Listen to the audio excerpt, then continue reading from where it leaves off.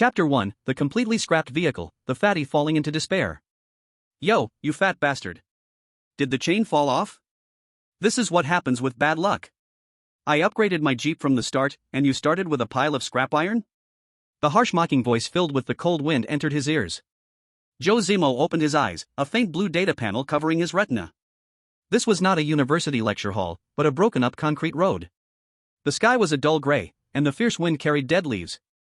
At the bottom right corner of his retina, system notifications were flashing wildly. Global digitization complete. Level 1 pollution zone will cover this area after 3 hours. Surviving is your only task. Vehicles are the only shelter. Starter pack has been delivered. All 42 students stood by the roadside, each with a vehicle next to them. The class leader's vehicle was an old, durable SUV. The sports committee member, Wang Kai, had a modified off-road Jeep, its bumpers big and menacing. But Zhou Zimo looked down at his side. A rusty, old bicycle with a broken chain hanging limply on the ground. The worst part was, the chain had snapped into 2 pieces, uselessly lying on the ground. Hey! I'm talking to you. A hand pushed hard on Zhou Zimo's shoulder. Wang Kai stepped on the Jeep's bumper, playing with a tactical knife that had just been drawn. He shouted loudly, as if worried the people around wouldn't hear him. I've left the front seat for the campus goddess, but there's still space in the trunk for a pig, as long as you call me Dad. The surrounding lackeys burst into laughter. Zhou Zimo remained expressionless, his fingers gently rubbing inside his sleeve. He was calculating.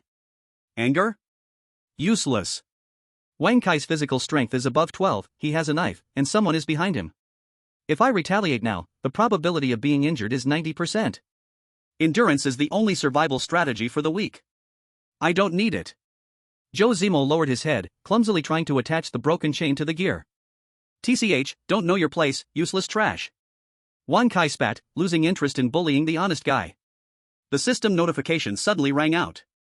Reminder, survivors with damaged vehicles can choose to abandon their vehicle and become a passenger for another vehicle owner. As soon as the system prompt finished, chaos broke out on the scene. Everyone lost their composure. The girls with broken cars started crying, while the boys without vehicles desperately rushed towards the new elites with cars.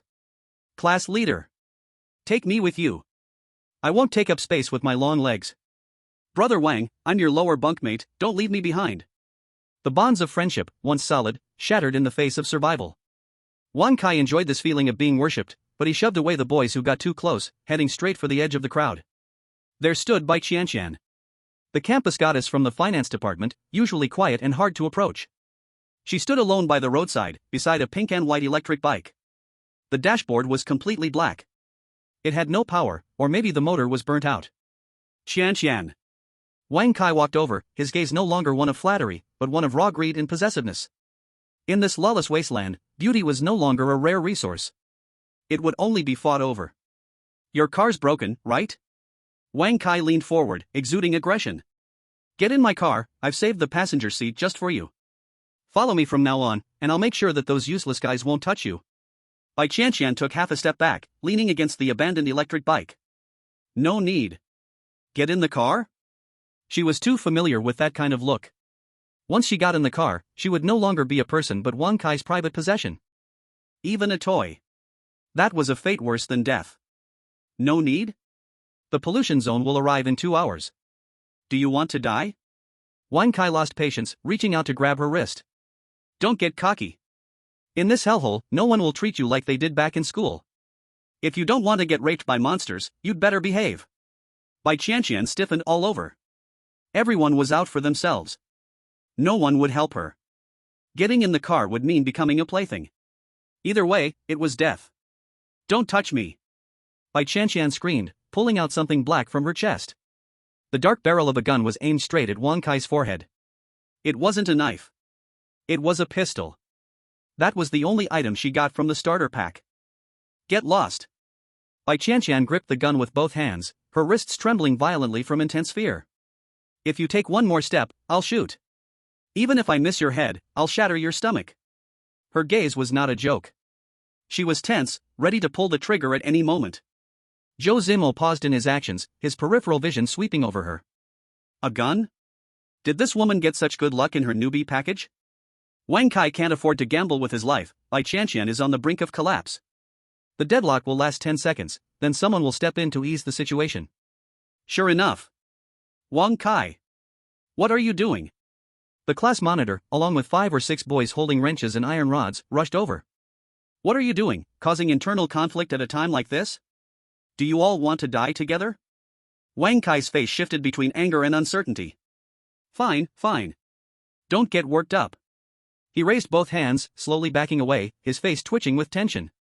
He was afraid of the gun, and of the moral line that hadn't fully collapsed yet. All right. Bai Qianqian, you're something. Wang Kai gritted his teeth, viciously scanning the crowd, his gaze finally resting on Zhou Zimo. I want to see how the two of you useless trash survived the first night. We're leaving. The jeep roared to life, kicking up a cloud of dust as it sped off into the distance. Other students with cars, afraid of getting involved, quickly started their engines and left. Hurry up. We're running out of time. Don't get involved. Class monitor Zhao sighed, glancing at Bai Qianqian, then at Zhou Zimo, who was still fixing the bike. In the end, he shook his head, stepped on the gas, and drove away. In just 5 minutes. The road was left with nothing but the sound of the wind, dry leaves rolling across the cracked cement. Only 2 people remained. One was a fat man squatting on the ground, fixing a broken bicycle. The other was a school beauty holding a gun, her back against a broken electric bike, her eyes red, biting her lip in silence. Click. Zhou Zimo finally managed to attach the chain. He stood up, wiped his greasy hands, and pushed the bike past Bai Qianqian. He glanced at her. Just one glance. Bai Qianqian, however, like a frightened cat, turned the gun towards him and hoarsely shouted. Get lost. Do you want to bully me too? Get out. Her mental defenses had completely collapsed. Now, anyone who got close to her would get shot. Zhou Zimo looked at her bloodshot eyes. No explanation, no comfort. Explaining is the most useless kind of socializing, saving words is like saving calories. Without a change of expression, he mounted the creaky bike, which only sounded except for the bell, and began to pedal forward with the squeal of the wheels. In this world, surviving is the only truth. Watching the chubby figure leave without a second glance, the wind whipped the dust into Bai Qianqian's face, making her body go cold. The coldness of being abandoned by the world. The sky grew darker. On the horizon, a massive wall of black fog was advancing at a visible speed. That was the pollution zone. Faint sounds of monsters' growls and chewing could be heard. Time to death, 0 hours 45 minutes 0 seconds. Zhou Zimo rode for 500 meters before stopping. Because the bike was broken again. This time, it wasn't the chain. It was the pedal's bearing that completely shattered. Crack. Zhou Zimo lost his balance and fell heavily onto the gravel road, his knee scraping and bleeding. Hiss. He flipped over and sat up, looking at the completely wrecked bike, his usually calm face finally showing some emotion. It's over. Walking speed, 5 km per hour. Pollution zone spread speed, 20 km per hour. The vehicle is completely ruined. This is a deadlock. Zhou Zimo sat on the ground, panting heavily, sweat soaking his shirt. What the hell? He stared at the broken bike, an unprecedented sense of unwillingness rising in his eyes. At that moment, a mechanical voice suddenly rang in the deepest part of his mind. Detected that the host is in a dire situation, the golden finger is activating. Golden finger activating. Fusion of objects, choose 2 similar items, fuse them to generate a high-quality new item. The mechanical voice echoed in his mind. Zhou Zimo sat in the gravel pile, his knees blood sticking his pants to his skin. He looked up, staring at that pile of broken 28-inch bicycle parts. In his retina, above the scrap metal, a semi-transparent box appeared. Target A, scrap 28-inch bicycle, vehicle, locked. 1 more to go. Zhou Zimo turned his head, his neck cracking with sharp snaps.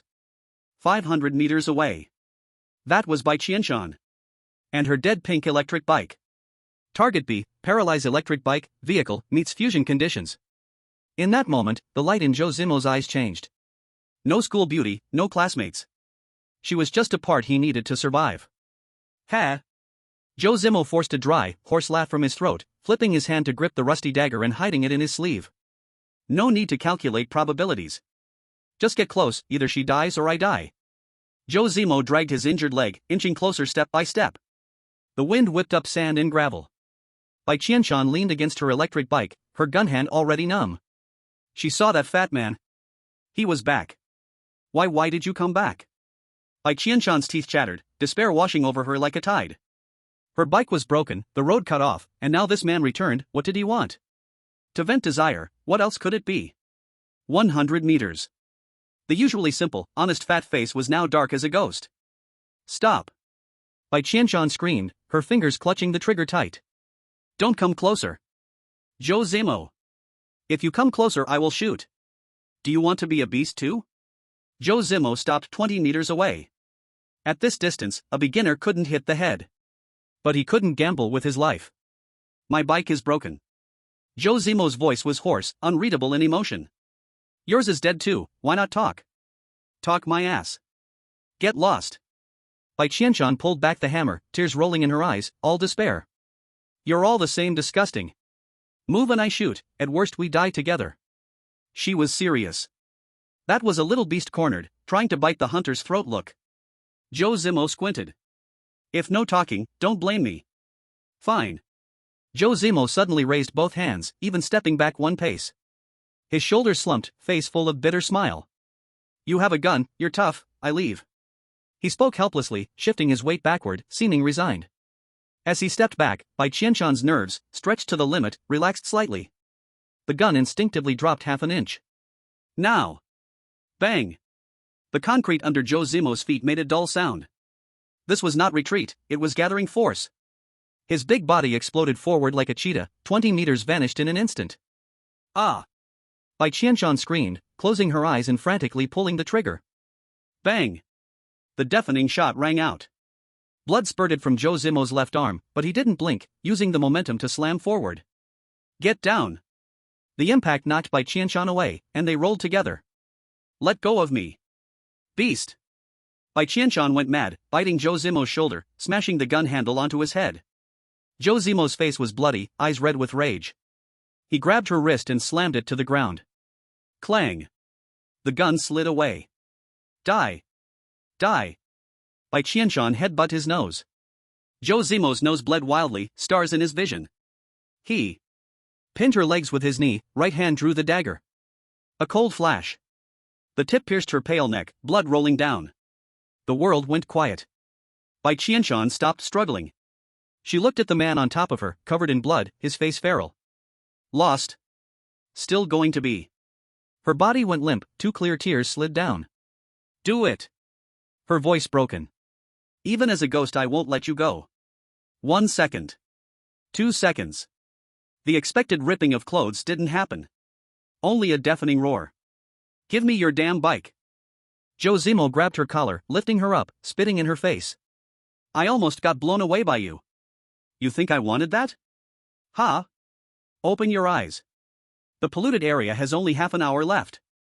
I just want to live. I just want my vehicle to work. She froze. Her brain blank. No person? Want a bike? This fat man ran through bullets, wasn't he coming to assault her?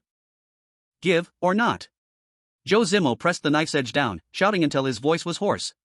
Give. I'll give. She trembled as she squeezed out a few words. Get out of the way. Zhou Zimo let go of her, pushing her aside like garbage. He scrambled towards the pink electric scooter, turned around, and dragged the broken 2-wheeled bike back.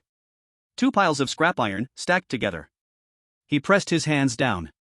Fusion target detected. Host, Zhou Zimo, plus authorizer, Bai Qianqian. Fuse for me. ZZZZZ. Bright blue electric currents enveloped the 2 vehicles. The steel twisted, softened, and reassembled like dough. The chain thickened and turned into a transmission shaft, the battery pack decomposed, restructured, and embedded into the frame. The 2 wheels turned into 3. 5 seconds later. A fierce-looking black tricycle appeared before them. Matte metal frame, with a bumper at the front and a semi-enclosed metal cockpit on the side. It still required pedaling, but there was an electric motor booster emitting a blue light. Fusion successful. Wasteland-Powered Tricycle, LV1. Features, human power/electric powered dual energy. With kinetic energy recovery charging. Done. Zhou Zimo's eyes exploded with joy. This was his lifeline. But before he could climb on, the system's notification threw cold water on him. Fusion material source detected. Main driver, Zhou Zimo, 100% authority. Co-driver, Bai Qianqian, bound. Warning, co-driver enjoys vehicle residence rights, cannot be separated or abandoned. Zhou Zimo froze. He turned around and looked at Bai Qianqian, still lying on the ground. Bai Qianqian also received the prompt, and the dim light in her eyes flickered with the desire to live. This vehicle. Zhou Zimo couldn't drive her away? As long as she was on it, Zhou Zimo couldn't kill her or drive her away. Damn it! The veins on Zhou Zimo's forehead bulged, almost crushing the handlebars. What is this? A buy one get one free deal? Forced bundling? I almost died to grab this car, and now I have to take care of this burden that almost killed me? Is this a co-driver? It's like having a ticking time bomb next to me. Boom. The black mist wall had already swallowed the last bit of sunlight, and the monster's roar was right nearby. There was no time to curse anymore. Zhou Zimo gritted his teeth and issued the final ultimatum to the woman on the ground. If you don't want to die, get up here. Bai Qianqian trembled, crawling to pick up the gun, stumbling into the cockpit. Hold on tight. Zhou Zimo stomped on the pedal. The motor hummed, and the tricycle charged into the wasteland like an angry bull. Zhou Zimo cursed the system and its ancestors to the 18th generation in his heart. Bai Qianqian curled up with the gun, peering through the observation window at the chubby back on the left. That was the person who had tried to kill her earlier. But now, he was the only one who could keep her alive. World announcement: Level 1 contaminated area has covered the starting point. Survivor count: global population 7,006.5 billion. Welcome to the apocalypse. Chapter 3: Do not support idlers, and definitely do not support the dead. The wind howled, and the metal cockpit rattled. This cobbled-together tricycle was running for its life. Zhou Zimo twisted the throttle, occasionally glancing at the rearview mirror. The black wall had stopped 2 kilometers away. For now, they weren't dead. Cough, cough. A coughing sound came from the back of the vehicle. Bai Qianqian curled up, holding the gun in her arms. She didn't look like a campus beauty now, more like a beggar running for her life. Stop playing dead. Zhou Zimo's voice was cold, not even sparing her a glance. Look at the panel, read it out. Bai Qianqian shivered. This fat guy is very rational. Earlier, when that knife was about to go into my neck, because I gave up the car, he immediately stopped. This means he is not crazy, he's a master of extreme benefit exchange. As long as I'm useful, I won't die. Vehicle, powered tricycle, LV1. Bai Qianqian forced herself to speak faster. Defense 100, with 5 cubic meters of storage space. Currently, no outsiders can open it except for you. She spoke quickly, afraid that if she slowed down, Zhou Zimo would throw her off. The chat channel is missing millions of people, all begging for help. Most people are lacking water and food. There's also the crafting page. It can make crossbow arrows, water filters, but it needs wood and metal materials. We have no materials. Bai Qianqian added. Zhou Zimo slammed on the brakes. The tricycle left a deep mark and stopped 50 meters away from an abandoned gas station. Get out. Bai Qianqian hurriedly climbed out. The gas station had long been abandoned, the convenience store glass shattered all over the ground, and it was dark inside. Go search. Zhou Zimo lifted his chin. Since you're hungry, go find something to eat yourself. After speaking, Zhou Zimo gripped a rusty dagger and strode toward the dark hole. Bai Qianqian bit her lip, tightly holding the gun, and followed. When they reached the door, Zhou Zimo suddenly stopped, turned around, and extended a dirty large hand toward her. Give me the gun. The air froze. Bai Qianqian's pupils contracted, she took half a step back, and the gun barrel subconsciously lifted an inch, her finger resting on the trigger. No. She stared into Zhou Zimo's eyes, her body tense. This was her last life-saving charm. If she handed over the gun, Zhou Zimo could kick her whenever he wanted. Maybe, he could do something else as well. Zhou Zimo squinted his small eyes, staring at Bai Qianqian for 3 seconds. He was calculating. 2 meters away. This woman is tense. If I go for it, the chance of misfire is very high. Betting my life on that broken gun is not worth it. Ha! Zhou Zimo suddenly withdrew his hand, snickering. All right, keep it. He turned and walked in, presenting his back to Bai Qianqian. Stay close. If a monster comes and you don't dare to shoot, we'll both die. Bai Qianqian looked at his broad back, her palms full of sweat. She had made the right bet. He didn't take it? This man, though brutal, was extremely rational. The killing before was forced, and the restraint now was because it wasn't worth it. Following a rational madman was 1,000 times safer than following a fool like Wang Kai, who acted on his impulses. As long as I listen and am useful. They're coming.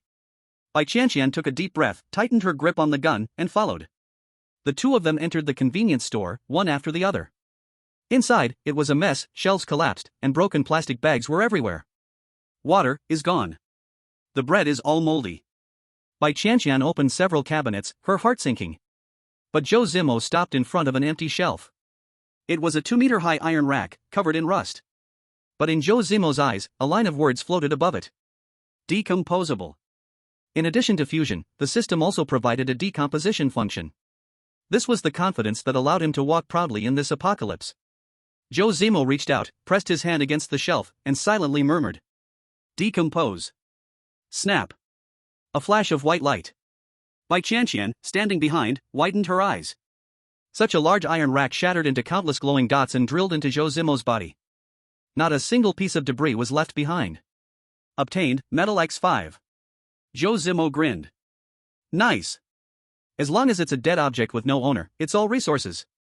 He didn't stop, turning and walking toward the cash register. Made of solid wood, press it, decompose.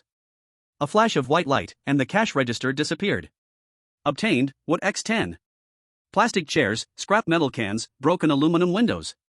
Wherever Zhou Zimo went, it was like locusts had passed, leaving no trace. Bai Qianqian covered her mouth, staring in horror at the empty shop. This is too perverse. Is he eating the building? But the next second, fear turned into ecstatic joy. Golden finger. This must be a power only the protagonist in a novel has. Earlier, the bicycle turned into a tricycle, it was the same. A glimmer of hope flashed in her eyes. Following him, not only could she live, but she could live well. But it would also be more dangerous. At this thought, Bai Qianqian shivered. That one's empty. Seeing Zhou Zimo walk toward several oil barrels, Bai Qianqian quickly reminded him. I just checked, there's no oil inside. Zhou Zimo ignored her, pressing his hand on it. A flash of white light, and the oil barrel disappeared. Obtained, metal X2, energy points, 0.1. Too little. Zhou Zimo frowned. Energy is life. He turned his head to look at the fuel pump outside. Stay inside, don't wander around. Zhou Zimo tossed out a sentence and turned to walk out. Bai Qianqian stood in the empty room, holding the gun, surrounded by nothing, not even a place to sit.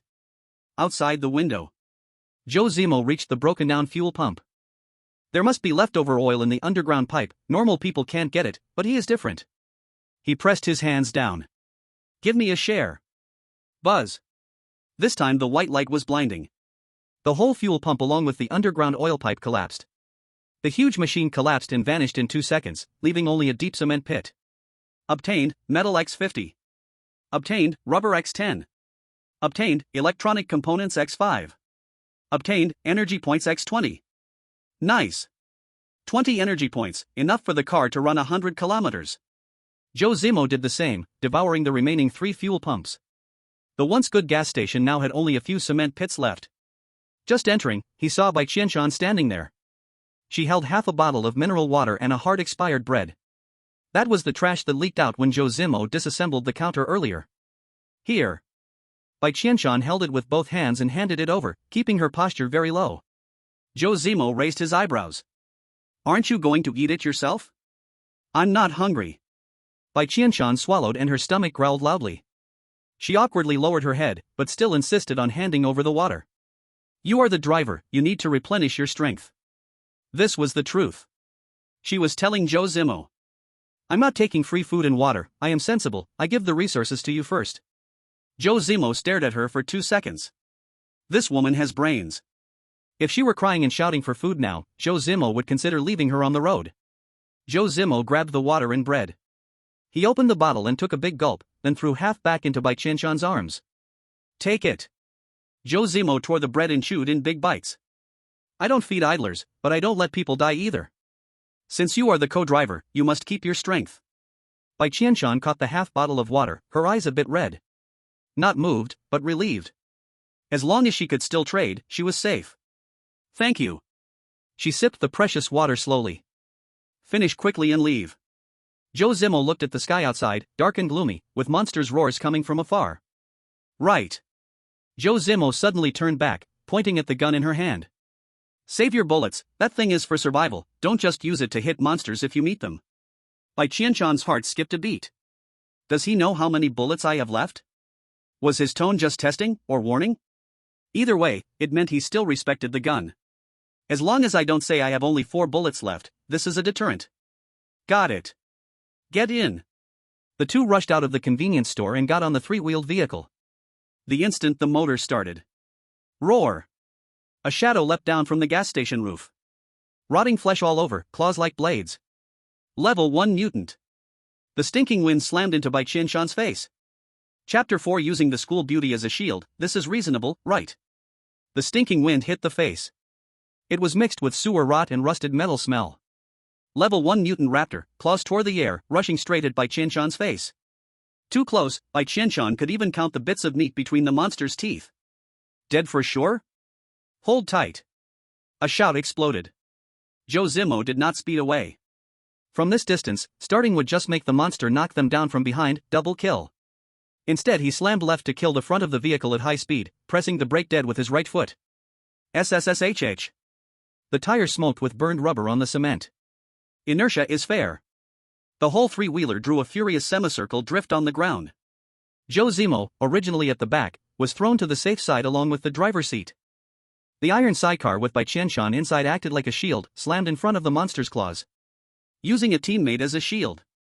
This was Zhou Zimo's best solution. Bang! A dull sound, sparks flew. The vehicle shook violently, the right wheel almost lifted and rolled. The monster's claws deeply embedded in the sidecar's anti-collision beam, that drooling rotten face less than 10 centimeters from Bai Qianqian. Through a thin layer of iron, death was staring face to face. Bai Qianqian was scared stupid, her mind blank. Shoot! Zhou Zimo tightly pressed the car's lifted front, veins bulging on his neck, roaring at the stunned woman. Don't close your eyes. Unless you want to be eaten like takeout. Shoot! The shout woke Bai Qianqian. She trembled all over, staring at the murky yellow eyes full of murderous intent, her survival instinct flaring up. She didn't want to die. Even if she was being used by this fat man, even if she lived like a dog, she didn't want to die here. Ah! Bai Qianqian let out a scream with a cry in her voice, gripping the Black Star pistol tightly, the barrel nearly pressed into the monster's mouth. She pulled the trigger. Bang! Bang! Bang! In the extremely narrow space, the gunfire was deafening. 3 bullets, each one hitting the head. A burst of black blood splashed from the monster's head, the huge impact making it lean backward, its claws slipping off the metal. But it was still moving. The vitality of this level 1 mutated creature was shockingly strong, half of its skull was torn open, and it still howled, trying to pounce again. Not dead. It's not dead. Bai Qianqian slumped in the seat, her palms cracked, her hands covered in blood. Move. Zhou Zimo let go of the steering wheel. Like an enraged wild boar, he shot up from the driver's seat and jumped over the connecting bar. Using the momentum of his weight, he slammed into the unsteady monster. He grabbed the knife with his other hand. The rusty dagger flashed with a cold light. Poochie! The blade plunged into the monster's left eye socket, all the way to the hilt. Not done. Zhou Zimo's face was expressionless, not even blinking an eye. He pulled it out and stabbed again. Poochie! He pulled it out and stabbed again. Poochie! Black blood sprayed on his face, warm and foul-smelling. Zhou Zimo's face remained expressionless, even his eyelids didn't flutter, mechanically repeating the stabbing motion. In this damned world, if you're not ruthless enough, the grass on your grave will be 2 meters high. Until the pleasant sound of a notification rang in his mind. Successfully killed a level 1 mutant, swift beast. Experience gained, Zhou Zimo 10, Bai Qianqian 10. Loot, white treasure chest X1. Only then did Zhou Zimo stop. He panted heavily, kicking the monster's chest and sending the bloody mess flying 2 meters away. Who? He wiped the blood off his face and glanced at the treasure chest next to him, glowing with a soft white light. That was the loot. It was also the capital to survive. Zhou Zimo. Bai Qianqian curled up in the corner of the truck bed, still gripping the gun tightly. She looked at Zhou Zimo, whose face was covered in blood, her expression complicated. In that instant, this man seemed more monstrous than the monster itself. What are you staring at? Zhou Zimo bent down and snatched the treasure chest, tossing it into Bai Qianqian's arms casually, as rough as throwing garbage. If you don't want to die in the polluted zone, use your 2 legs. Zhou Zimo jumped back into the driver's seat and glanced at the dashboard. TSK. Damn it, the electric motor's red and hot. That drift just now was too extreme, the system overloaded and temporarily can't start. Push. Zhou Zimo growled, his feet stomping on the pedals, his thigh muscles tensed, the chain creaking. Bai Qianqian held the treasure chest, still trembling. But the sound of the wind growing closer reminded her like a death bell. The black fog wall was coming. If she didn't want to die, she had to move. She stuffed the gun into her chest and placed her feet on the auxiliary pedal in the passenger seat, gritting her teeth and desperately trying to push. Screech, screech. The heavy tricycle crushed the gravel, racing down this desolate wasteland road, relying on the most primitive human power, speeding toward the distance. They ran wildly for 20 minutes. Both of them were soaked in sweat, as if they had just been pulled out of water. The black fog wall behind them was finally 2 kilometers away, and that suffocating sense of oppression finally eased a little. The car slowed down. Hiss. Zhou Zimo sucked in a breath of cold air, feeling a sharp pain in his left arm. When they were fighting just now, the adrenaline rush had masked the pain, but now that they had stopped, only then did he realize his left arm had been scratched by the monster's claws, the flesh was torn, and the bone was visible. If it had gone any deeper, his arm would have been useless. A delicate hand reached out, holding the cloth strips she scavenged earlier. Don't move. Bai Qianqian's voice trembled, but her hands were steady. She leaned forward, trying her best not to disturb Zhou Zimo's pedaling, carefully wrapping the wound. Zhou Zimo didn't refuse. While pedaling, he glanced coldly at her. If the bandage is too tight and cuts off circulation, I'll throw you off. Bai Qianqian's hand paused for a moment. Her head lowered, wet hair sticking to her pale face, looking especially disheveled. Earlier? She bit her lip, her voice very soft. If it wasn't for your sudden turn, I would have died just now. She wasn't stupid. Although Zhou Zimo used her as a shield, it was precisely that fierce drift that turned a certain death into a heavy injury for a life-saving exchange. In the apocalypse, no one had an obligation to act as a babysitter. You're overthinking. Zhou Zimo kept his eyes on the road, his tone flat. I was protecting my engine's meat shield. Without you, this car would lose half its power, and I'd be dead too. This is asset protection, understand? Bai Qianqian tightened the cloth strips, falling silent. Asset protection. What a cold-blooded term. But for some reason, hearing those 4 words, she felt a sense of relief. In this unreasonable world, discussing feelings was too extravagant, talking about interests was safer. As long as I'm useful, I can survive. It's done. Bai Qianqian sat back, still holding the treasure chest in her arms. She handed the chest to Zhou Zimo. You're the owner of the car, the trouble is yours to blame, the chest belongs to you. This was a gesture of goodwill, but also a test. Zhou Zimo turned his head, staring at the shining white chest. Of course, he wanted to open it. Back in the day, opening chests in games was the best part. But reality was... Zhou Zimo, male, 21 years old, luck, E-. Life achievements, bought noodles without seasoning packets, always hit big on card pulls, even walking could lead to bird droppings accurately hitting his head. Zhou Zimo's lips twitched. If he opened it himself, it was highly likely to be a few bottles of mineral water or a pack of expired napkins. That would be a great crime against resources. But he couldn't say he had bad luck. In front of this woman, he couldn't reveal any weaknesses, even something as mystical as bad luck. As the owner, giving the command for the tool to work due to dirty hands was the most reasonable logic. Take it back. Zhou Zimo turned his head in disdain, pushing the bike harder. My hands are dirty, don't feel like wiping them. You open it. Bai Qianqian froze. Me? No need for so much nonsense. Zhou Zimo urged impatiently, his voice carrying a cold edge. Open it quickly. If you open a pile of junk, I'll shove this broken chest into your mouth. Bai Qianqian was choked up for a second. This fat guy was so unpredictable, like a lunatic. Dirty hands? Why didn't he mind when he was killing monsters just now? She looked down at the chest, a sudden thought flashing through her mind. He cares about this chest, but he dares not open it. What is he afraid of? No matter what, this was an order. If you want me to open it, I will. Bai Qianqian placed her hand on the lid. God help me, please let something good come out. Otherwise, this madman really will throw me off. Click. The chest lid popped open. A soft white light illuminated the dim car trunk. Zhou Zimo, though claiming not to look, had already locked his gaze on it with his peripheral vision. The system prompt bounced wildly. Congratulations, you've received 500 milliliters purified water X3. Congratulations, you've received compressed biscuits X2. Congratulations, you've received energy X5. Zhou Zimo pursed his lips. Is this it? Food and water were precious, but these were just passing marks. This woman had a gun. She shouldn't just be a lucky one, right? There's one more thing. Bai Qianqian's voice trembled. She reached into the chest and pulled out a piece of parchment glowing faintly with a blue light. The moment the paper unfolded, Zhou Zimo slammed on the brakes. Screech. The tricycle stopped by the roadside. Zhou Zimo snatched the blueprint, his eyes locking onto it. Blueprint, internal combustion/electric hybrid engine module, white rare. Description: transforms human-powered transmission into hybrid power, completely saying goodbye to legs. Parameters: maximum speed 60 km per hour, dual fuel drive, kinetic energy recovery. Manufacturing requirements: 50 metal, 10 rubber, 5 electronic components. The air went quiet for 3 seconds. Zhou Zimo's fingers twitched slightly. 50 metal? 10 rubber? 5 electronic components? Wasn't that the total material from the few fuel pumps he had dismantled at the gas station earlier? This is not luck. This is simply a turtle in the wishing well, every wish granted. The newbie gift pack gave a handgun, and now it's giving the urgently needed blueprint. Is this woman a human-shaped lucky fish?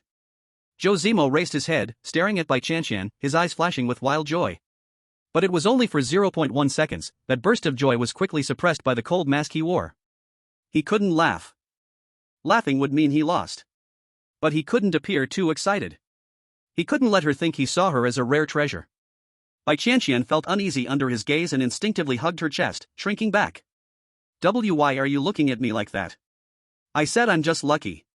She keenly noticed the fleeting surprise in Zhou Zimo's eyes just now. Is he really in need of this? That look. That was the look of someone seeing a scarce resource. Bai Qianqian's heart raced. She realized something. Zhou Zimo isn't lucky. Or rather, Zhou Zimo really needs this kind of luck. If she keeps getting good things, then she would no longer be the spare food that could be thrown away at any time, but an irreplaceable core component. Is this okay? Bai Qianqian asked cautiously, her voice tinged with a bit of flattery. It'll do. Zhou Zimo snorted coldly and slapped the blueprint onto the dashboard. It's barely usable, not too useless. He didn't say a word more, his fingers quickly clicking in the air. Upgrade it for me. V-Room. With the command given, the blue data stream appeared out of nowhere, instantly enveloping the trike. The crude chain drive structure began to twist and reassemble. Scrap metal, rubber, and electronic components in the space turned into streams of light, pouring into the body of the vehicle. Clack clack clack. The sound of metal biting was crisp and pleasant. The previously empty underbelly of the vehicle now had an engine compartment full of mechanical beauty. A thick exhaust pipe extended from the side, emitting a cold, hard sheen. The foot pedal disappeared. In its place were real throttle handles and a clutch. Modification complete. Current vehicle, Wasteland Hybrid Assault Trike, LV1. Remaining energy, 25 points, fuel/electricity autoswitch. It's done. Zhou Zimo stroked the cold handlebar. In this wasteland, mobility equals life. Relying on leg power before was a slow form of suicide. Now. Hold on. Zhou Zimo didn't look back, his voice carrying an unprecedented confidence. Let's go for a ride. His right hand twisted the throttle sharply. V-Room. No longer the buzzing sound of an electric motor. The deep, powerful roar of the engine echoed across the wasteland. A strong pushback feeling hit, and Bai Qianqian let out a surprised gasp as she was firmly pressed into the backrest. The exhaust pipe spewed out a hot wave, and the trike shot forward like an arrow from a bow. The wind howled, and with lightning speed, the withered trees flew past, the black mist wall behind them disappearing in the blink of an eye. Speeding at 60 km per hour. Bai Qianqian looked through the dust-covered windshield at the chubby figure in front. The engine's roar gave her a long-lost sense of safety. She touched the empty box and lowered her eyelids. I'm useful. Not just a passenger, but a lucky star. As long as I don't mess things up, he won't throw me away. I have to survive. Just as the two of them were immersed in the joy of narrowly escaping death, the sky suddenly darkened. It wasn't the black mist, but the real nightfall. A line of blood-red bold letters popped up on the retina, global announcement. Regional announcement, the first night is about to arrive. Warning, the temperature will drop to -20 degrees within 10 minutes. Warning, terror breeds in the darkness. Survivors who have not found a heat source or shelter will be frozen and hunted. Bitterly cold wind rushed into their collars. The sweat from earlier turned into ice shards, cold to the bone. Bai Qianqian shuddered, her face turning pale. Zhou Zimo. It's so cold. Zhou Zimo glanced at the thermometer on the dashboard, it was rapidly falling. 10 degrees. 5 degrees. 0 degrees. But he wasn't panicking. He looked ahead at the dark road, the corner of his mouth lifting into a smile. Cold is good. We have fuel, we have the car, we have supplies. Zhou Zimo twisted the throttle, the engine roaring provocatively. This damn apocalypse is just starting to get interesting. Chapter 6, saying resist but faster than anyone else. Countdown to cold wave, 0 hours 05 minutes 0 seconds. The wind didn't feel like it was blowing, it felt like it was cutting flesh with a dull knife. Frost crawled up along the edge of the tricycle's tire, that ghastly white color making the heart shiver. The car stopped in front of a ranger's cabin in the wasteland. Calling it a cabin was generous, it was really a leaky wooden box, with the only merit being it could block the deadly wind. Get out! Zhou Zimo's voice mixed with the wind, sounding a little distorted. The front passenger seat stayed silent. Bai Qianqian curled into a ball, ice crystals hanging from her eyelashes, trembling as if in vibration mode, lips purple and almost black. She wanted to move, but her joints were frozen, not even able to open the cabin door. Zhou Zimo didn't help her, didn't even glance. He jumped down, tightened his coat, and strode to the rotting wooden door. Bang! A fierce kick. The door, along with half the frame, collapsed with a crash, raising years of dust. This didn't look like coming for shelter, it looked like demolition. Zhou Zimo turned back, coldly throwing a line to the trembling woman in the car bed. If you don't want to freeze into an ice sculpture, crawl in yourself. I count to 3, the door waits for no one. Then he went in without looking back. Bai Qianqian bit her lip, the pain waking her numb senses. This fat man didn't argue. In Zhou Zimo's logic, there were only the living and the dead, no woman to care for. She rolled out of the car bed, using hands and feet, staggering into the dark hole of the cabin. Inside was very dark, only the winds whistling coming in. In the dim moonlight, she could see broken-legged wooden tables and 2 tattered stools. In the corner, there was even a big belly CRT TV. To Bai Qianqian, this was furniture to block the wind. But to Zhou Zimo, all of this was fuel full of data. Is this called empty walls? Zhou Zimo's lips curved slightly, both hands pressed on the heavy wooden table. Give it to me. Buzz. A ghostly blue light suddenly filled the dark cabin, with no wood chips flying. The heavy wooden table, along with the 2 chairs. Like pencil marks erased with a rubber, they collapsed into countless points of light, diving into Zhou Zimo's body. Next were the TV, metal cabinet, even the broken door on the ground. 10 seconds. The cabin, once with a hint of life, became cleaner than a bare new house. Decomposition complete. Obtained, high-quality wood X30, scrap rubber X5, metal X10, electronic components X2. Bai Qianqian crouched in the corner, eyes wide at the scene. If killing monsters was violence, this was plundering the very base of the material world. This man was like a locust, nothing would remain where he passed. Daydreaming? Can you start a fire? Zhou Zimo waved, and a pile of wood appeared in the central fireplace. I can. Bai Qianqian shivered, taking out a lighter, hands shaking like Parkinson's, and it took several tries before a flame appeared. The fire licked the dry wood, quickly making the crackling sound. The orange-red light lit Zhou Zimo's expressionless fat face, also driving away despair from Bai Qianqian's eyes. System notice, current temperature rises to 10 degrees Celsius. Say end drop has stopped. Alive again. They slumped by the fire, the exhaustion from near death making even moving a finger feel tiring. Zhou Zimo opened the panel. San, 80/100. The hallucination of countless buzzing flies in the brain was slowly fading as body temperature returned. Looking across, Bai Qianqian leaned against the wall, gaze blank, also showing critical SAN symptoms. Next. Zhou Zimo pulled out the last half bottle of water and a compressed biscuit from storage, tossing them over. Thud. Bai Qianqian was awakened, instinctively hugging the food, shoving it into her mouth ravenously. She choked and rolled her eyes, but dared not stop. Zhou Zimo ignored her, he was calculating. My car is a hybrid, 25 energy points can run 250 kilometers. I have decomposition ability, all the waste in the world is my gas station. As long as I don't die in this round, I can make a killing. Zhou Zimo's small eyes squinted into a slit under the firelight. This isn't a fight for survival in the apocalypse. This is clearly a cheat with unlimited resources. He opened the World Channel. At this moment, just as he expected, the channel had turned into a large-scale misery competition. Help! I'm freezing to death. Who has wood? I'll trade my Thompson E. Peen house for it. You idiot upstairs, right now, the house is worth less than the rags in this box. My car's out of fuel, if it doesn't start moving, it will freeze. Can someone lend me some energy? I don't want to die. I'm hungry, where's the guy selling water? Come out. I want to buy. Most people's starter packs only had a small amount of water and bread. Energy was a rare commodity, and dry wood for heating was even harder to find in the freezing snow. Without fire, tonight would be humanity's last night. Zhou Zimo sneered. Now isn't the time to play nice. If not now, should I wait to make dumplings for New Year's? His fingers moved quickly, and he directly posted a deal on the trading market. Seller, Zhou Zimo. Item for sale, Energy Point X1. Request, pure water 500 ml X2 or compressed biscuit/meat canned X2. Note, only accepts immediate payment, no credit, poor people, stay away. The price was practically holding a knife to their neck and robbing them. One energy point can barely make an ordinary vehicle run a few kilometers. And he wants to exchange it for 2 portions of life-saving food? As soon as the deal was posted, the World Channel exploded. 1 energy point for 2 bottles of water? Are you crazy for money? Don't buy it. This vampire, who profits from disaster, should be left to rot in their hands. Exactly. Boycott these profiteers. They're pushing us to our deaths. Zhou Zimo watched the curses roll in, his heart unchanged, even thinking about laughing.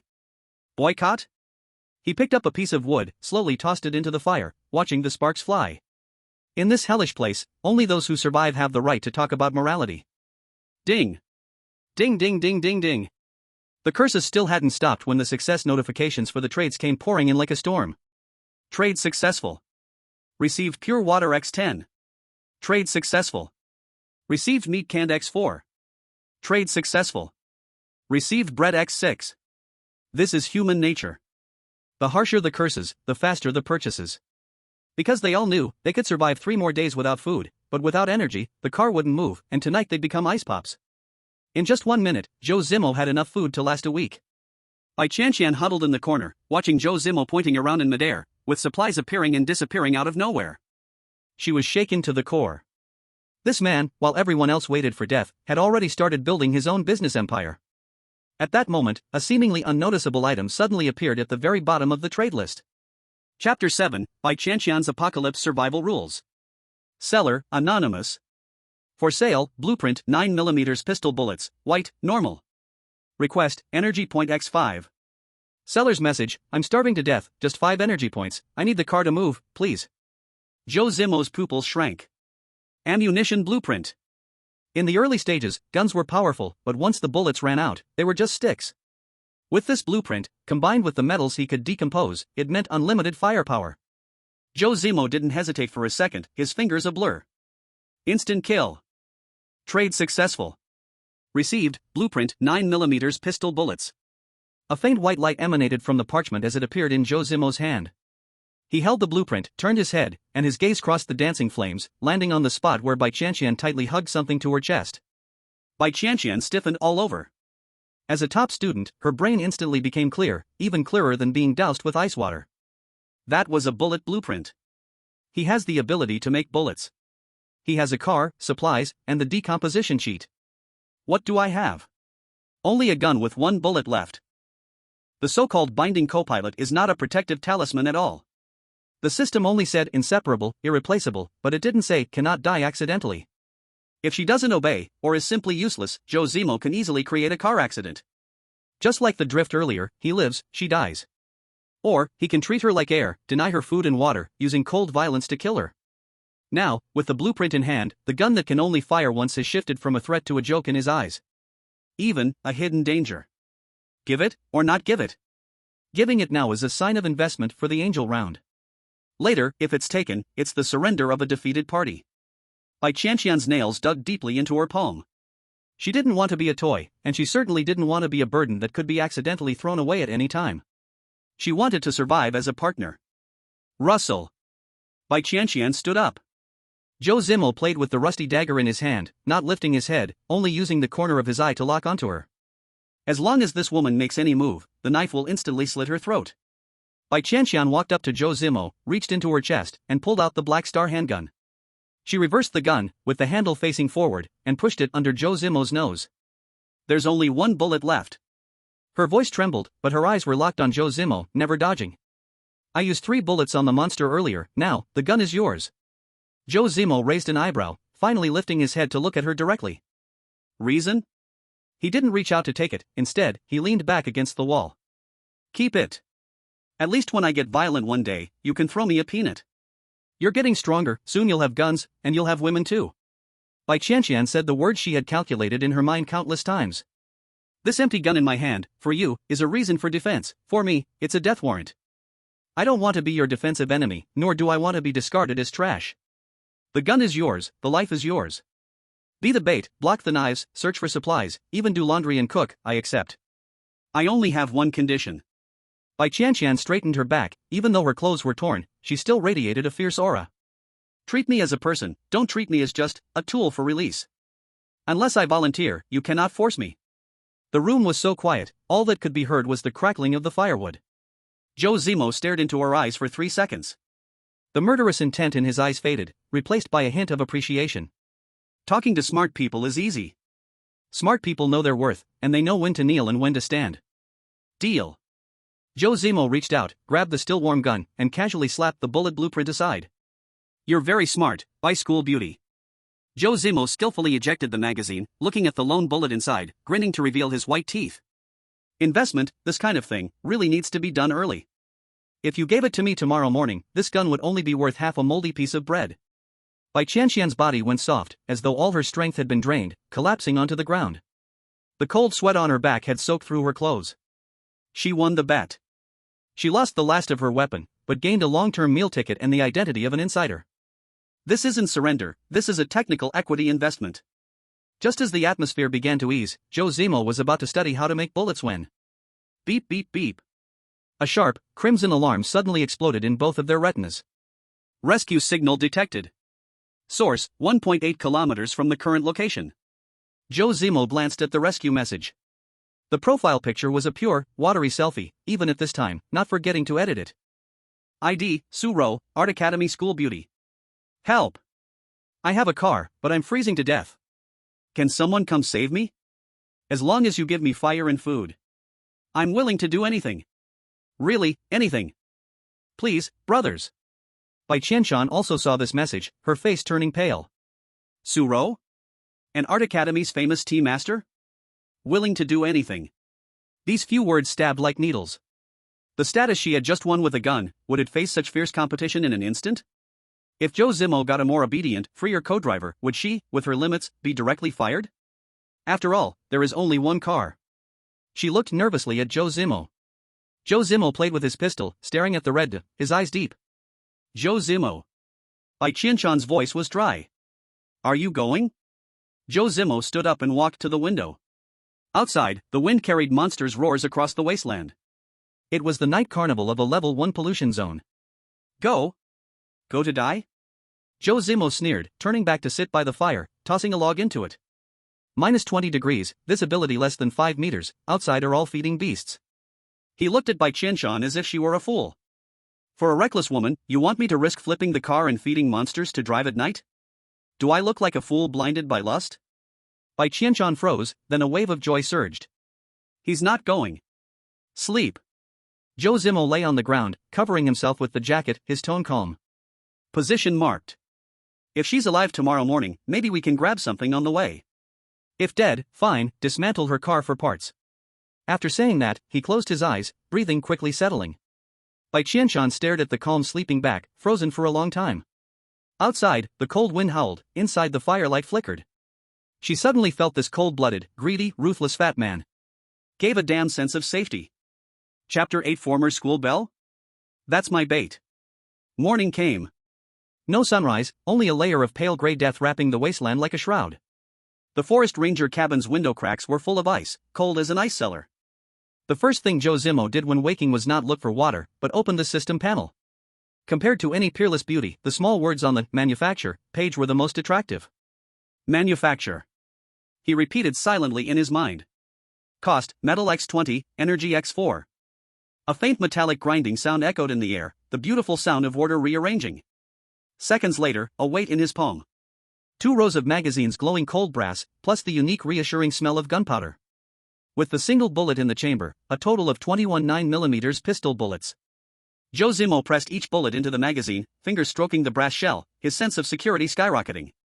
These days, people were still fighting with steel pipes. These 21 bullets were a death-controlling king's seal. Click.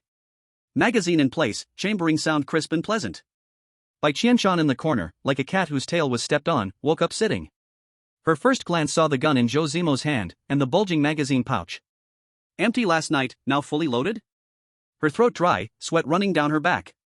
Luckily she had acted wisely last night, otherwise she would have been thrown out to feed the wolves. Even the body already cold. Eat if you're awake. Zhou Zimo casually tossed half a compressed biscuit, tore open a pack for himself, chewing, cheeks bulging. 2 minutes, pack up and go.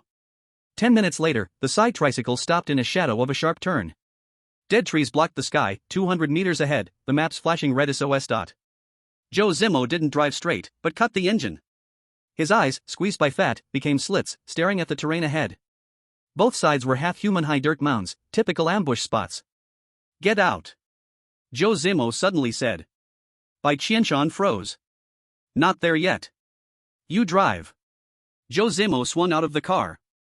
She shoved the dagger into her hand, her tone leaving no room for negotiation. Drive the vehicle over there. See her. Bai Qianqian took the dagger, her palms soaked with sweat. She was a top student, her mind sharp and fast. Zhou Zimo was treating her like a stone thrown to test the path, bait hanging on a hook. If. Bai Qianqian bit her pale lips, her voice trembling. If they have an ambush, or even guns? Zhou Zimo pulled the gun bolt, checked the safety, his voice calm. Then bet your life. Win, and in the future, you sit tight in the passenger seat. Lose, then bad luck for you. That was Zhou Zimo's logic. In this cursed place, trust was too luxurious, every status had to be paid with life. Bai Qianqian stared at that cold face for 2 seconds, then flipped into the driver's seat. She had no way back. Without Zhou Zimo, a beautiful woman like her was just walking food. If I don't die, you can't just leave me. She gritted her teeth, leaving a harsh warning, and twisted the throttle. Rat-a-ta-ta. The side tricycle, like a lonely iron beetle, charged toward the unknown 200 meters away. Turning the bend, the view suddenly opened. A silver Wuling Hongguan lay flipped in the ditch, its windows shattered all over. A woman in a floral dress curled by the tire, her body blue-purple from cold. Her face bruised, looking even worse than a beggar. It was Su Ro. The goddess once adored at the art academy, who didn't even glance at others. Hearing the engine, Su Ro lifted her head. Seeing the modified, fierce-looking side tricycle, her fear turned into wild joy. She rolled and crawled toward it. Help! Save me! Her voice suddenly stopped. Su Ro saw the person in the driver's seat clearly. Bai Qianqian? Su Ro's expression froze. Why is it you? She instinctively looked into the cargo bed, then scanned the surrounding woods, her eyes flickering. Just you alone? Su Ro's voice sharpened, full of disbelief. Bai Qianqian looked down at her former mortal enemy. She knew that look in Su Ro's eyes too well. It wasn't a look for help, it was a hunter checking if the prey had companions.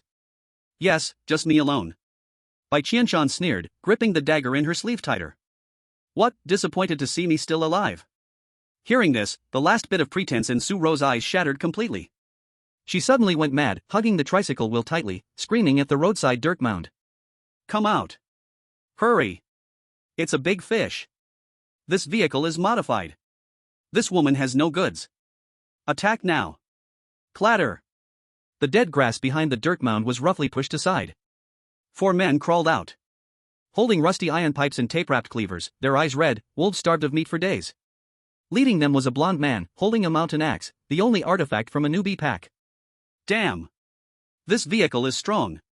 Blond immediately spotted the tricycle, saliva almost dripping. Then his gaze fell on Bai Qianqian, bursting into a lewd laugh. Yo-ho? Thought this was a poor fool coming to die, didn't expect a rare treasure? Blond slapped his palm with the back of the knife, stepping closer. This girl is way hotter than that trash Su Ro. Su Ro, this counts as your merit. Su Ro collapsed on the ground, grabbing Bai Qianqian's pant leg, her face twisted with pleasure. Bai Qianqian, don't blame me if I don't do this, they will kill me. We all have rotten lives, you can taste it too. Why should you live cleanly? Come down. You come down too. This is human nature. Being in the mud pit, not thinking to climb out, only wanting to pull those on the bank down to feel balanced. The 4 thugs formed a fan-shaped circle, closing in. However, the expected screaming and begging never came. Bai Qianqian sat in the vehicle, not even drawing the dagger. She looked at Blonde, her eyes even showing pity. You are really unlucky. Bai Qianqian said softly. If it were just me, you would win, but too bad. Blonde shivered under her gaze. Waving the axe and shouting to bluff. What are you showing off for? Get down. Or I'll scratch your face. The other 3 thugs also hesitated. This woman was too steady, unnaturally steady. Just as yellow hair lost patience and reached to grab Bai Qianqian's collar. Bai Qianqian suddenly closed her eyes, held her head, and bent down. Bang! A loud explosion tore through the morning. Yellowhair's outstretched left hand hadn't even touched the hem, and he screamed as he fell to the ground. A blood explosion erupted on his thigh, chunks of flesh mixed with cloth flying, even bone shards exposed. Ah! My leg! Yellowhair rolled in the mud holding his shattered leg. His screams instantly froze the remaining 3 thugs. That was a gunshot? Chapter 9 Rejecting the Saint. My co-driver doesn't keep idlers. At a time when everyone was still fighting for bread and picking up stones, someone actually had a firearm? Su-Ro's scream stuck in her throat, staring blankly at the other side of the road. A slightly chubby figure slowly walked out from behind a dead tree. Zhou Zimo held the gun with one hand, the barrel still smoking. His face showed no expression, his eyes calm, as if he had just shot a trash-digging rat, not a person. Gulp. Someone swallowed, the sound painfully loud. A gun, he has a gun. Clang, an iron pipe fell to the ground. Zhou Zimo stopped 5 meters away. Stay there. Don't move. His voice was soft, but the dark gun barrel felt like death's eye. Whoever it scanned, their legs went weak. 7 steps away, the gun was fast. Within 7 steps, the gun was accurate and fast. No one dared gamble whether this fat man was a master. Yellowhair writhing on the ground was the best lesson. Big brother, spare us. We were starving and lost our minds. One thug's knees buckled, he knelt, crying with snot running. We don't want the car. Just let us go, please. Zhou Zimo ignored the begging, tilting the gun toward their pockets. Take it out, don't make me say it twice. Looting. The 3 thugs shook as they pulled out a few flattened biscuit packs, 2 half-empty bottles of water, and half a damp pack of cigarettes. A bunch of poor fools. Zhou Zimo sneered, looking disgusted. He didn't pick up the trash on the ground, instead walked straight to the overturned Wuling Hongguang. This was his real feast. Detected unclaimed vehicle, driver incapacitated. Target, Wuling Hongguang S, scrapped. Fusion conditions met. Zhou Zimo turned to Bai Qianqian. Bai Qianqian understood, drove the 3-wheeler over, close to the van. Su-Ro on the ground was dumbfounded. What was the fat man doing? That was a scrapped car. Next second, a shocking scene unfolded. Zhou Zimo pressed the 3-wheeler with one hand, the van with the other, eyes flashing with frenzy. Fuse it for me. Zzz. A ghostly blue arc appeared out of nowhere, like countless snakes engulfing the 2 vehicles. The metal twisted and softened like dough. The van's thin, stuffed body quickly thickened, explosion-proof grids sealed the windows, and the 3-wheeler's powerful motor embedded into the chassis. The sound of metal tearing and recombining, caca, filled with violent industrial beauty. 5 seconds later. The blue light faded. A rugged heavy armored van appeared in place. The front bumper was replaced with a spiked icebreaker, windows sealed, solar panels added on top. 4 wheels gripped the ground firmly, like a steel beast. Fusion successful. Hybrid armored van, LV2. Features, gas-electric drive, climate control, 10 cubic meters storage, basic bulletproof armor. Review, congratulations, finally leaving the open windbagger life. Even if it's freezing outside, you can wear short sleeves inside. Air conditioning. Bai Qianqian looked at the thick car door, tears nearly falling. In the hellish -20 degrees at night, this meant leaving the cold behind, being able to sleep on real leather seats. This was stepping from the primitive age straight into civilization. Su-Ro knelt in the mud, jealousy making her eyes bleed. That was heaven. As long as you got up there, you could live like a real person. Roar. From the distant forest came dense snarls. The gunshots and screams just now were the best dinner bell. The corpse tide woke. Zhou Zimo opened the heavy car door of the driver's seat, and the intoxicating smell of new leather hit him. He tilted his head slightly at Bai Qianqian, who was already stunned. Get in. Bai Qianqian scrambled into the passenger seat, slamming the door with a bang. The heater turned on automatically, warm air blowing on her face, making her moan with comfort. Wait. A figure lunged forward, clutching the passenger window tightly. It was Su-Ro. She clawed at the anti-explosion grid with her nails, crying out in heart-wrenching screams. Take me. Please take me. Zhou Zimo. I'm useful. I can sing. I have a driver's license. I can be bait too. Looking at the warm light inside the car, Su-Ro's defense collapsed. I'll do anything. Better than Bai Qianqian. Don't leave me to the monsters. Please. Behind them, a dozen tattered zombies had already rushed out of the forest. The 4 thugs were scared out of their minds, but their legs were weak, and screams had already started. Zhou Zimo lowered the car window a bit, revealing only a pair of cold eyes. A cigarette he had just taken lit with a snap. In the smoke, he looked at Su-Ro's delicate but twisted face. Good skills, acting is okay too. Zhou Zimo blew out a smoke ring, his voice calm. Too bad, the car is full. As soon as the words fell, he kicked her body. Bang! The impact sent Su Ro flying, rolling in the muddy water. No! Amid Su Ro's desperate screams, Zhou Zimo shifted gears and floored the gas. Boom! The armored car roared, the tire crushing Huang Mao's intact leg, and with the sound of bones breaking, it sped away. In the rearview mirror, the black tide of corpses swallowed those tiny figures. The cabin was silent. Bai Qianqian wore a seatbelt, hands gripping the armrest tightly. Through the rearview mirror, she saw Su Ro's last gaze. It was the ultimate despair after hope had abandoned her. You won't save her? Bai Qianqian's voice was dry. Actually, in that situation, she had no choice. Zhou Zimo held the steering wheel with one hand, feeling the heavy control. No choice? He glanced at Bai Qianqian. Do you feel you have no choice too? If your hand holding the knife had loosened even a second in front of those people just now, you would be outside now, feeding the zombies with them. Remember, buy school flour. Zhou Zimo flicked the ash off his cigarette, eyes returning to the endless wasteland ahead. In this world, your position is earned with brains and life, not by kneeling on the ground and crying. People who put hope between their legs die fastest. Bai Qianqian shivered all over. After a long time, she let go of the armrest, took out half a cookie, bit it hard, her gaze gradually turning fierce. I remember. She said unclearly. These real leather seats are comfortable, I don't plan to get out. Zhou Zimo crushed the cigarette, pressing the gas hard. Ahead was the unknown wasteland, but with a gun in hand and fuel in the car. This was no longer running for life, this was a joyride. Detected leaving level 1 pollution spread center. Current environment rating, relatively safe. Zhou Zimo grinned, looking at the not-so-warm sunrise in the distance. Hold tight, bless my new bumper. Chapter 10 By School Flower realized, killing people is cheaper than bullets. The armored van was like a moving steel fortress, separating the outside wind, snow, and despair. The speed stayed steady at 60, calm and unhurried. Outside the window, abandoned buildings looked like bloodless corpses, giving off a deathly aura in the gray sky. Zhou Zimo held the steering wheel with one hand, a freshly taken cigarette in the other, occasionally reaching out the window to grab at the discarded vehicles on the roadside. ZZRR. No fancy light effects. A flash of electric blue streaked through the air. A rusted Santana under the roadbed instantly shattered, transforming into countless tiny glowing points, like eyes, drilling into Zhou Zimo's body. No need to stop, no need to unload, not even a need to get out and freeze. As long as within 5 meters, everything within sight is his private minefield. Scan the warehouse. Zhou Zimo exhaled a puff of smoke, his eyes still fixed ahead, without even a glance towards the passenger seat. Bai Qianqian sat up straight. She was staring at the virtual panel in front of her, her fingers moving quickly through the air, her expression focused as if she were managing the billion-dollar account of a listed company.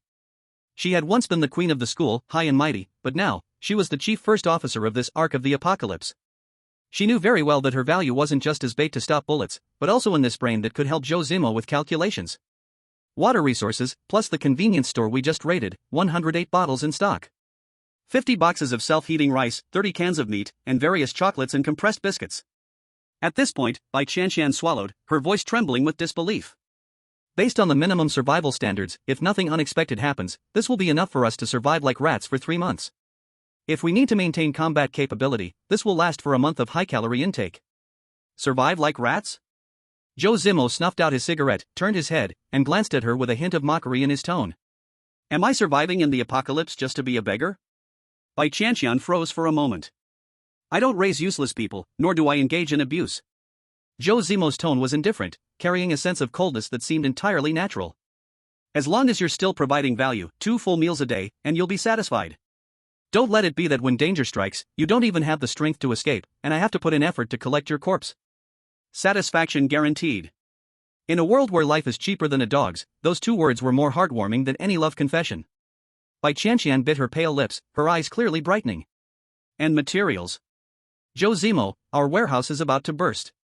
580 metal, 400 high-quality wood, 200 fabric, 150 rubber, the most outrageous thing is the energy. Bai Qianqian stared at the glaring number on the panel, her voice dry. 300 points, exactly 300 points of energy. In today's market, ordinary people would knife each other for just 1 point of energy, yet we have 300.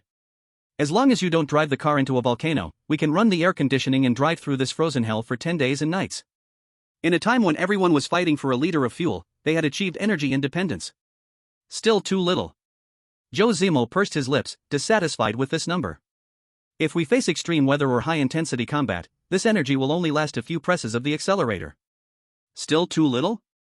Bai Qianqian couldn't help but raise her voice. Just how big was this fat man's appetite? You know, in the World Channel. Don't compare me with that bunch of useless people. Zhou Zimo sneered, directly cutting off her exclamation, casually opening the system panel. His finger hovered over the golden bullet icon, his eyes suddenly sharp. In the wasteland, there are only two things that are hard currency. One is energy, it's the life of the vehicle. The other is anything that can open someone's skull. Without hesitation, Zhou Zimo gave the order. Make bullets, I want 100. 100? Bai Qianqian almost dropped the pen in her hand, her heart bleeding. How much metal and energy would that consume? I told you to make them, not to ask so many questions. Zhou Zimo urged impatiently. He had a serious fear of insufficient firepower. In this hellhole, having only a few bullets in hand would keep him awake at night.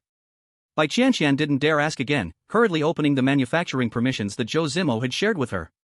9mm handgun bullet, standard consumes metal X1, energy X0.2. Confirmed to manufacture X100? Click. Buzz. The manufacturing bar flickered wildly. With the crisp and pleasant sound of metal hitting the pouch, in the storage space. A box after box of brand new 9mm handgun bullets appeared out of nowhere. Adding to the original stock, there were a total of 121 rounds. This is the King of Hell's order, controlling life and death. Summarize the experience from those zombies we ran over earlier. Zhou Zimo looked at the fully stocked ammunition warehouse and felt in high spirits. This reckless journey had already claimed numerous unfortunate souls under the modified car's front end, and the experience bar was long full. Current available experience points, Zhou Zimo, 130, Bai Qianqian, 130. Put it all into physical strength. Zhou Zimo did not hesitate for a moment. In this hellish place, a sharp mind was important, but if the body couldn't keep up, even the smartest brain was just a beautifully packaged snack. All right. Bai Qianqian actually wanted to add some to her mental strength to relieve the constant fear that made her want to scream, but she didn't dare to go against Zhou Zimo. With the attribute points injected. Crack, crack. The sound of bones cracking came from Zhou Zimo's body. A wave of scorching hot energy instantly washed over his entire body, and the previously loose fat felt as if it was reinforced with steel bars, instantly tightening. The overwhelming feeling of power made him feel like he could now tear the car door open with his bare hands. Zhou Zimo, physical strength 8-9, consumed 80 experience. Bai Qianqian, physical strength 5-7, consumed 110 experience. Just a little more, and she would reach the peak level of a normal adult male. How do you feel? Zhou Zimo moved his neck and glanced at the passenger seat. Very strong. Bai Qianqian looked at her palm in surprise, clenching it into a fist, her knuckles turning white. Before, carrying a box of water was exhausting, but now. I feel like I could punch Su Ro's teeth out. That's good. Zhou Zimo curved his lips into a meaningful smile and shifted gears to drive again. Since we leveled up, next time we run into someone like Su Ro or those punks. You can try handling it yourself, don't always rely on me to shoot. Zhou Zimo patted the holster at his waist and said faintly. After all, bullets are pretty expensive. Killing people is cheaper than bullets, understand? Bai Qianqian froze for a moment, then looked at his cold, emotionless profile before nodding seriously. Understood. Zhou Zimo raised an eyebrow. That's more like it. Not only did you learn to be ruthless, but you also learned to save money. That's what makes a good partner. Chapter 11, I sell bullets, you gnaw on sausages. At the same time, 200 kilometers away from the small town on Zhou Zimo's route, in an abandoned highway service area. The cold wind cut like a knife, whipping snowflakes that slapped the faces of a group of gaunt people. This was a patched-together convoy. Why? Wang Kai, are you even human? A furious shout broke the silence. Squad leader Zhao Kui stood in the wind, wrapped in a down jacket shedding feathers, his eyes bloodshot as he pointed at the man standing on the hood of a jeep. Wang Kai had a half-eaten sausage in his mouth, one he had just found in a dead corpse's pack. He looked down from above at Zhao Kui, his feet next to a violently modified jeep, its hood still covered with dried black blood. Why? Wang Kai chewed the sausage, laughing in a muffled voice. Just because I found this sausage, and just because this car is mine. And just because this axe in my hand is the T0 version of a current weapon. Behind him, 5 guys stood holding steel pipes and machetes. Each of them looked fierce, their eyes shining with a wolf-like gleam. Xiaye got injured and infected while helping you scout. Zhao Kui trembled with anger. Now she's burning with a fever, and you want to leave us behind? That's survival of the fittest, understand? Wang Kai finished his last bite of sausage and licked his fingers as if savoring the taste. A useless piece of trash that can't even find the right path? It's better if they die, at least it saves us food, that's a contribution. With that, he jumped off the hood of the car and kicked the door of Zhaoqua's dilapidated car. Bang! The iron door dented, and Zhaoqua staggered back 2 steps. Zhao, the squad leader, put away your self-pitying saint complex. Wang Kai twirled the glowing mountain axe in his hand, his gaze dark and ominous. This is the end of the world, I'll use the hardest strength, kill the most monsters. Why should I feed you bunch of giant babies who only open their mouths and wait? He spat a mouthful of saliva. Want to live? Go pick up the trash yourself. Want to live? Go dig through the garbage can yourself. Don't use morality to tie me down, I have no morality. From now on, each walks their own path. Talk nonsense again, I'll use you to test my axe. Brother Wang is right. The red-haired little brother behind waved his crossbow. What can these useless people do besides wasting fuel? Take them with us, we'll all be dragged to death. Zhaoqua clenched his fists, nails digging into flesh, but finally let go weakly. Can't win. Really can't win. Alright Wang Kai, you did it, don't regret it later. Regret? Ha ha ha ha. Wang Kai seemed to hear the world's biggest joke. With my current gear, I walk this road sideways, how do you write the word regret? He waved his big hand. Brothers, get in. Ahead is a small town, I heard there is a big supermarket there. Let's eat good, drink well, let these saints drink northwest wind here. Alright. Engines roared, the jeep rolled up a ground of snow mud, sprayed Zhaoqua in the face with exhaust, and drove off. Inside the car, the heater wasn't strong, but much better than outside. Wang Kai sat in the driver's seat, driving while not behaving, groping the passenger girl's legs. Damn, that sausage just now was a bit rotten. Wang Kai cursed. He casually opened the World Trade Channel, wanting to see if there were any fools selling cigarettes or alcohol. At that moment, a system-pinned trade message stabbed into his eyes. Seller, anonymous. For sale, 9mm bullets, small amount, extra energy points x10. Want, high-quality blueprints, special items, or somewhat valuable information. Note, bullets only exchange for rare goods, poor people stay away. Screech. Wang Kai slammed the brakes, the SUV drifted over 10 meters on the icy road before stopping. Brother Wang, what's wrong? The little brother in the back seat was terrified. Wang Kai ignored him, staring hard at that line, eyes bloodshot, full of extreme jealousy and greed. Shit. Who is this god? He slammed the horn, the sound distorted from excitement. I was still fighting those useless people for a rotten sausage. This person is actually selling bullets? And extra energy? It's like when you were still in the mud fighting for a bun, suddenly seeing someone throwing money from the sky, still thinking it's too heavy. This contrast made Wang Kai's mind explode. 9mm bullets, this person must have a gun. The girl in the passenger seat exclaimed. Nonsense. Real deal. Wang Kai's face was ferocious, gnashing teeth. Damn it, if I know who this person is. I will skin him alive. His car, his gun, his supplies, all mine. He could never have guessed, the rich god who made him jealous to the core. Was the dead fat guy Zhou Zimo who, in his eyes, should have already died by the roadside. Brother Wang, don't be mad. The red-haired little brother came closer, eyes flashing with fierceness. Ahead is the town. We may not have guns, but we have axes and crossbows. At this time, the bigger fist is the reason. Any living person, no matter who, if they have goods in hand, is our supply pack. The greed in Wang Kai's eyes overpowered reason. Right. He restarted the car, slammed the accelerator. Go to the town. Since no guns, then rob. I don't believe anyone in this apocalypse is tougher than me. 3 hours later. An armored van with crash spikes didn't rush into the intersection. Instead, it slowly stopped behind a high slope, 500 meters from the town. Engine off. Inside the car it was quiet, only the cold wind hitting the windows. Zhou Zimo didn't rush out, instead crouched low. Picked up the already loaded handgun, clipped it to his waist, moving carefully. Ahead is the town? Zhou Zimo's voice was very low.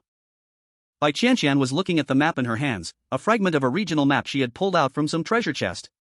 As a former top student, she quickly entered analysis mode. Yes, the only way. She pointed to a shadowed area on the map, her brows tightly furrowed. Zhou Zimo, things are not looking good. The map marks this town as a resource-rich area. That means opportunity, but also means the monster density will be several times that of the roads. And... Bai Qianqian paused, lifted her head, and looked into Zhou Zimo's eyes, her tone serious. Places like this are like a piece of meat placed in the middle of a wolf pack. There will definitely be more than just us watching here. If there are other survivors? No ifs, there definitely are. Zhou Zimo narrowed his eyes, observing the distant town streets through the gap in the car window. It was too quiet there. Monsters mean experience points. People mean there are moving transport convoy leaders. But that's not a reason for us to rush in now. Zhou Zimo turned his head to Bai Qianqian, pulling out a newly made backup steel pipe from under the seat, and shoved it into her hand. The gun is just the last trump card. Zhou Zimo seriously warned, his face no longer showing the arrogance from before, only calmness and calculation. Remember, shooting in a town full of monsters is asking for death. Once the gunshot sounds, all the zombies in the town will come for a meal. So, what do we do? Bai Qianqian gripped the steel pipe, her palms slightly sweating. Hide the car, and sneak in on foot. Zhou Zimo grinned, showing a set of white teeth, which looked particularly sinister under the dim sky. The first bird that sticks its head out gets shot. We're not the bird, we're the ones with the slingshot. If some self-righteous idiots are willing to go in first to scout the path and attract hatred, that's the best outcome. We'll just follow behind and pick up the scraps. Zhou Zimo adjusted his windbreaker, his eyes suddenly turning cold.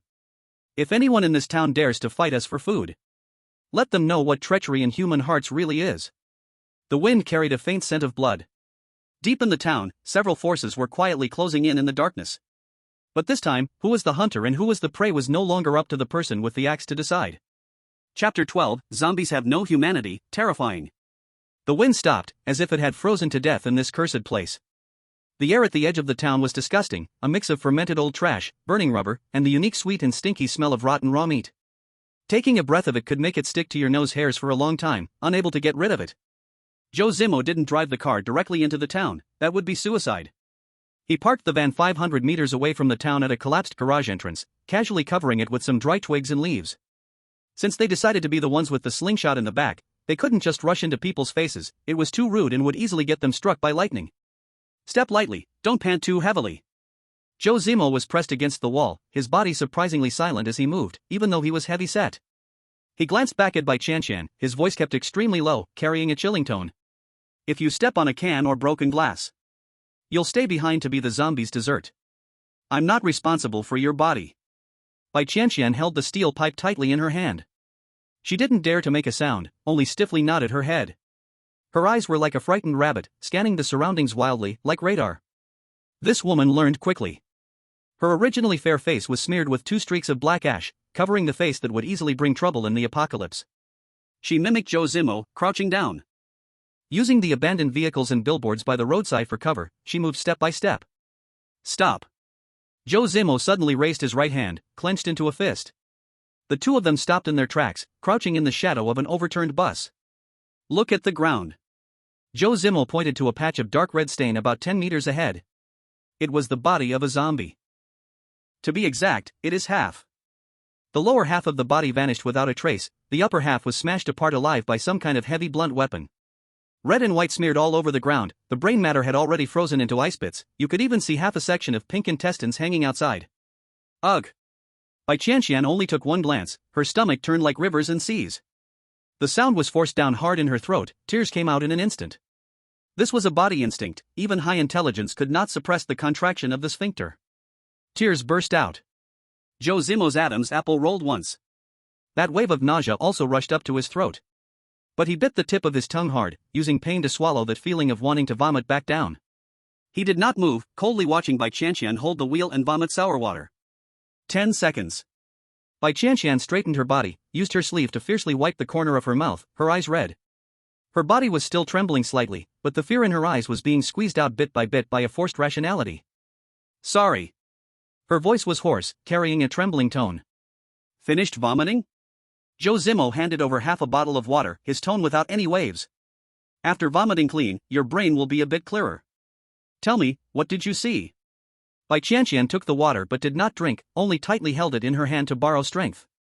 She took a deep breath, forced her gaze to fall again on that disgusting corpse. Not just died.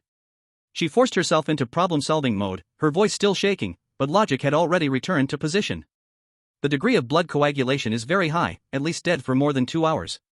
The fatal injury is on the head, but this wound is not right. The cut is rough but extremely deep, like an axe? Continue.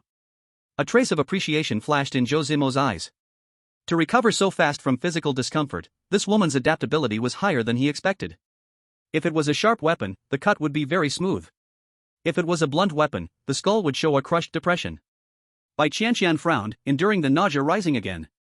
But this corpse, the head looks like it was directly split open by some huge force, the cut is rough but extremely deep. Like an axe? And it is a large heavy axe. There are also tire tracks. She pointed at the muddy ground beside the corpse, her speaking speed quickened. Although covered by a layer of snow, you can still see traces of tires pressing over. Very deep, the pattern is rough, not a normal sedan, it is an off-road vehicle or a modified vehicle. Conclusion?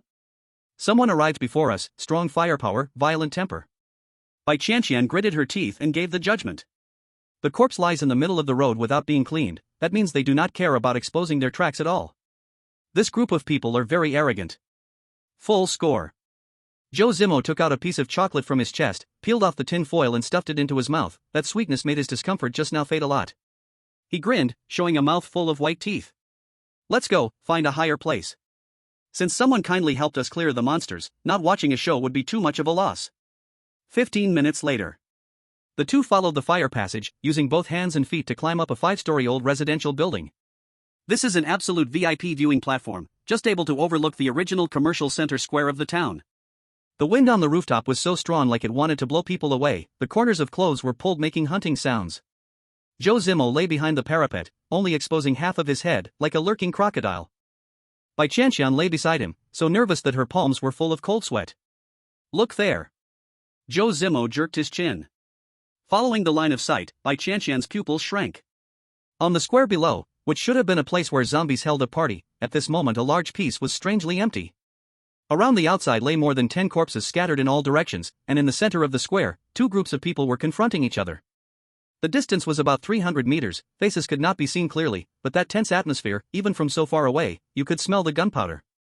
The group on the left, about 7 or 8 people. Back leaning against a modified jeep covered in black blood, holding all kinds of things in their hands. Steel pipes, machetes, even modified nail guns. Posture arrogant. Like bandits who had just raided a village. The man in the lead was standing on the hood of a jeep. He was holding a fire axe, slapping it against his thigh with a loud papa sound. The group on the right was in a much worse situation. 3 women and 2 men, holding weapons that were almost laughable. A mop handle tied to a fruit knife, a rusty shovel, and one even had a pot lid as a shield. They were crouching behind a broken-down SUV, shaking like leaves, but refusing to retreat. Is this the madman you were talking about? Zhou Zimo narrowed his eyes. Even from this distance, the violent aura of the man with the axe still made people uneasy. It was the foul stench of humanity unleashed after the collapse of order. What are they doing? Bai Qianqian lowered her voice, her breath quickening. The wind shifted. Following the wind, the intermittent sound of shouting drifted over. Hand over Xiaoya. In the crowd on the right, a young man wearing glasses screamed hoarsely, his voice tinged with a desperate sobbing tone. You robbers! She's injured. What do you want with her? Hand her over? Ha ha ha ha. The man with the axe on the jeep laughed loudly, his voice arrogant. Four-eyed kid, is there shit in your head? I'm here to save her. Chapter 13, Good people die fast, but idiots die even faster. The man jumped off the car, pointing the axe at the glasses-wearing boy, his tone full of mockery. She's scratched, and it's only a matter of time before she turns into a zombie. Rather than letting her bite you all, why don't we take her back for some physical therapy? I heard that in extreme excitement, immunity increases, right? This is a folk remedy, you know? Ha ha ha. The people behind him chuckled lewdly, their eyes filled with unhidden lust. Beast! The glasses-wearing boy trembled with anger, raising the shovel in his hand, about to charge and fight them. Don't be impulsive. The girl next to him grabbed him tightly, crying out. There are too many of them. And that axe. Oh? There's one more? The man with the axe stepped forward, his gaze shamelessly sweeping over the girl who was trying to stop them. This girl isn't bad either. Since you're so loyal, why not come over here with us? Our car's big, it'll be warmer if we squeeze in. In your dreams. The girl screamed. You're asking for it. The man's smile disappeared, replaced by a sinister sneer. Brothers, since these useless fools don't appreciate our kindness, let's not be polite. Break the men's legs and throw them here to feed the zombies. Take the women with us. Perfect, it's cold tonight, and we're short a few warm beds. Roar. The group raised their weapons and was about to charge forward. On the rooftop. Bai Qianqian's fingers dug into the cracks in the cement wall, her nails almost breaking. She stared at the man with the axe, gritting her teeth and forcing out 2 words. Wang Kai. Even if he turned to ash, she'd still recognize him. When the apocalypse began, it was this scum who tried to drag her into the car. Wang Kai? Zhou Zimo chewed on the name, his eyes frighteningly calm. So it's an old acquaintance. Yes, it's him. Bai Qianqian's eyes were full of hatred, and her body even trembled slightly. I didn't expect him to be here, and that he's completely lost his mind. Not surprising. Zhou Zimo commented indifferently, his tone as calm as ever. Some people are trash in a civilized society, and in the apocalypse, they're beasts. The change in environment only peeled off his human skin. Zhou Zimo.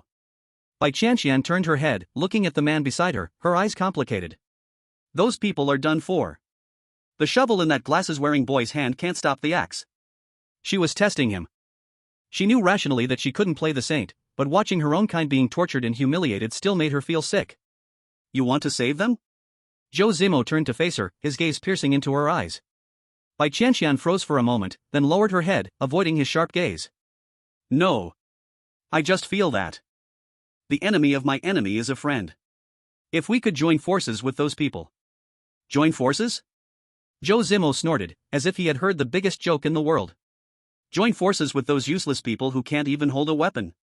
He pointed at the glasses-wearing man still crying and shouting below, his tone cold.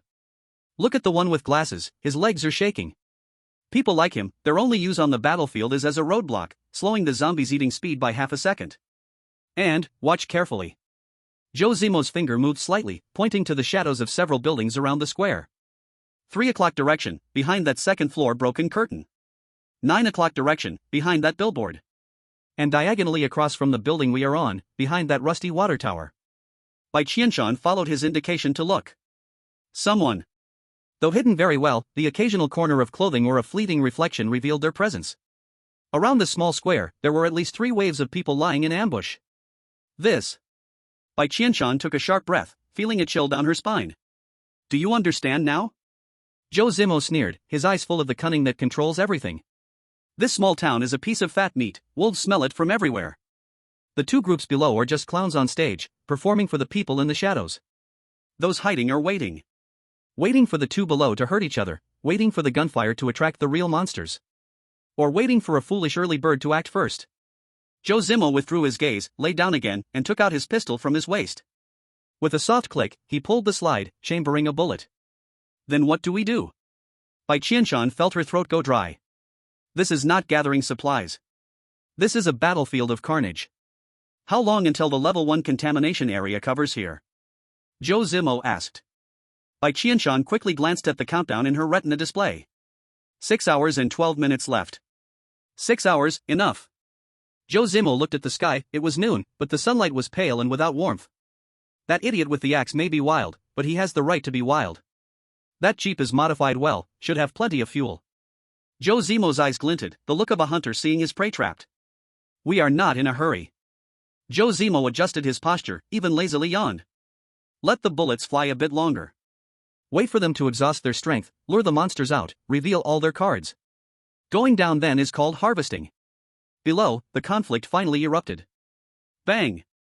A muffled sound. The glasses-wearing man was kicked 3 meters away by Wang Kai, his shovel flying from his hand, tumbling like a rolling gourd in the snow. Shameless! Wang Kai sneered, raising his axe, the blade stained with dark red dried blood. Since you don't want to live, I'll grant it to you. Ah!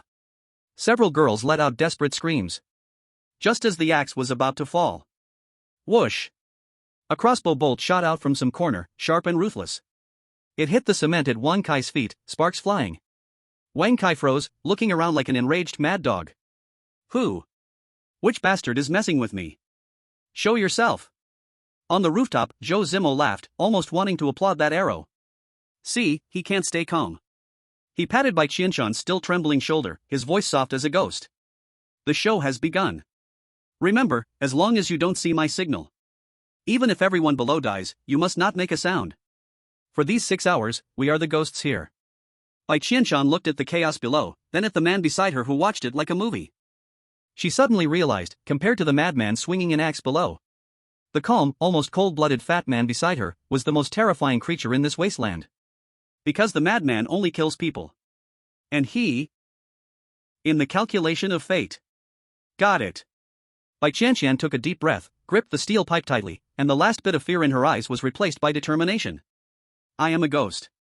Very good. Zhou Zimo closed his eyes and began to construct the entire model of the small town in his mind, his fingers lightly tapping the air.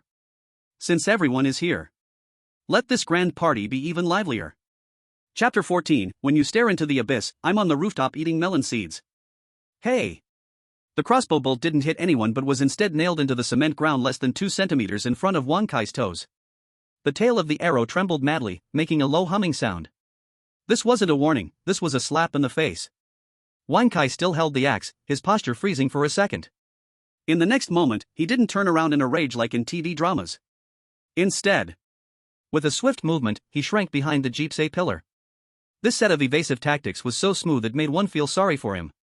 On the rooftop, Zhou Zimo squinted his eyes, chewing on chocolate, mumbling a vague comment. Seems like this mad dog has been beaten up by society a lot these days. He's got muscle memory now. Who the hell ambushed us? Behind the jeep, the small gang finally reacted. One by one, they frantically raised their watermelon knives and steel pipes, forming a circle, their backs against each other, staring at the shadow on the other side of the street. Step, step, step. The orderly footsteps shattered the dead silence. A group of people walked out from the side corridor of a shop. A total of 12. At the front was a woman. She wore a dark gray tactical jacket, her work pants tucked into military boots, exuding an air of "don't come near me" rustiness. Her face looked mature, but those eyes were so cold, as if she was looking at a pile of dead meat. She held a well-crafted military crossbow, the barrel slightly lowered, but her fingers rested on the trigger guard. This woman had something about her. Behind her were 7 women and 4 men. Though the men held spears and looked fierce, the ones who really caught the eye were the women. They weren't like Su Ro, who could only scream, holding mop handles with fruit knives tied to them. Some even held sharpened steel pipes, their eyes showing the ferocity of those who had seen blood. 12 people. Bai Qianqian crouched by the rooftop edge, quickly calculating in her head. The guy with glasses has 5 remaining men, plus these 12. In terms of numbers, they completely outnumber Wang Kai. Numbers don't represent combat strength. Zhou Zimo curled his lips, his tone indifferent. Wang Kai has 6 young men. If it comes to a fight, this group of women might not have the upper hand. Especially Wang Kai, this guy, has no bottom line. At this point, the atmosphere in the square had dropped to freezing point. Wang Kai peeked half of his head out from behind the car, his bloodshot eyes locking onto the female leader. Oh? Another group of couriers? After realizing the enemy's configuration was more women than men, Wang Kai's tense nerves relaxed by half, and his arrogant attitude returned. He swung the axe from behind the car and leered suggestively at the female leader.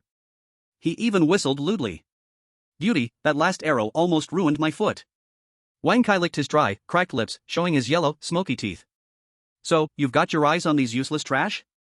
Nowadays, if you want to be a hero, you've got to pay the entry fee.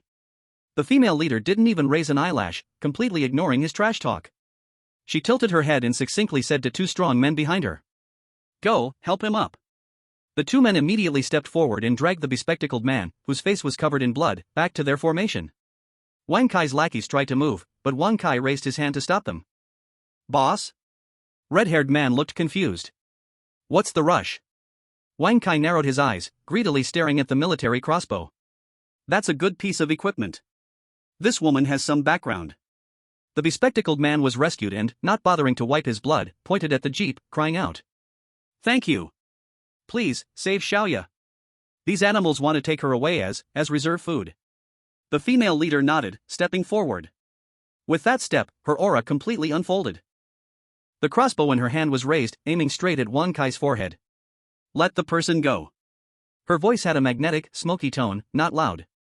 I don't like to say things twice. Let them go? Wang Kai looked like he had just heard the biggest joke, scratching his ear, with a carefree expression. Beautiful lady, you're being unreasonable here, aren't you? He pointed at the figure still struggling in the car behind him. This is my prize. Now, it's the apocalypse version, where the one with the bigger fist is the one who is right. You think you can make me spit out the meat I've already tasted with just a broken crossbow? And besides. Wang Kai took a step forward, and the 6 thugs behind him all raised their weapons, roaring in unison. Roar! The roar carried a strong scent of blood, clearly from someone who had killed before. The group of girls in front flinched visibly, but only the female leader remained still. We 6 big guys here are all experts at tearing zombies apart. Wang Kai sneered, his eyes filled with venom. If we start fighting, how long do you think your little girls will last? Though you outnumber us, I bet my axe will split your skull before you shoot me dead. I've got this worthless life. Are you willing to trade yours for it? This is the typical barefoot people aren't afraid of those wearing shoes.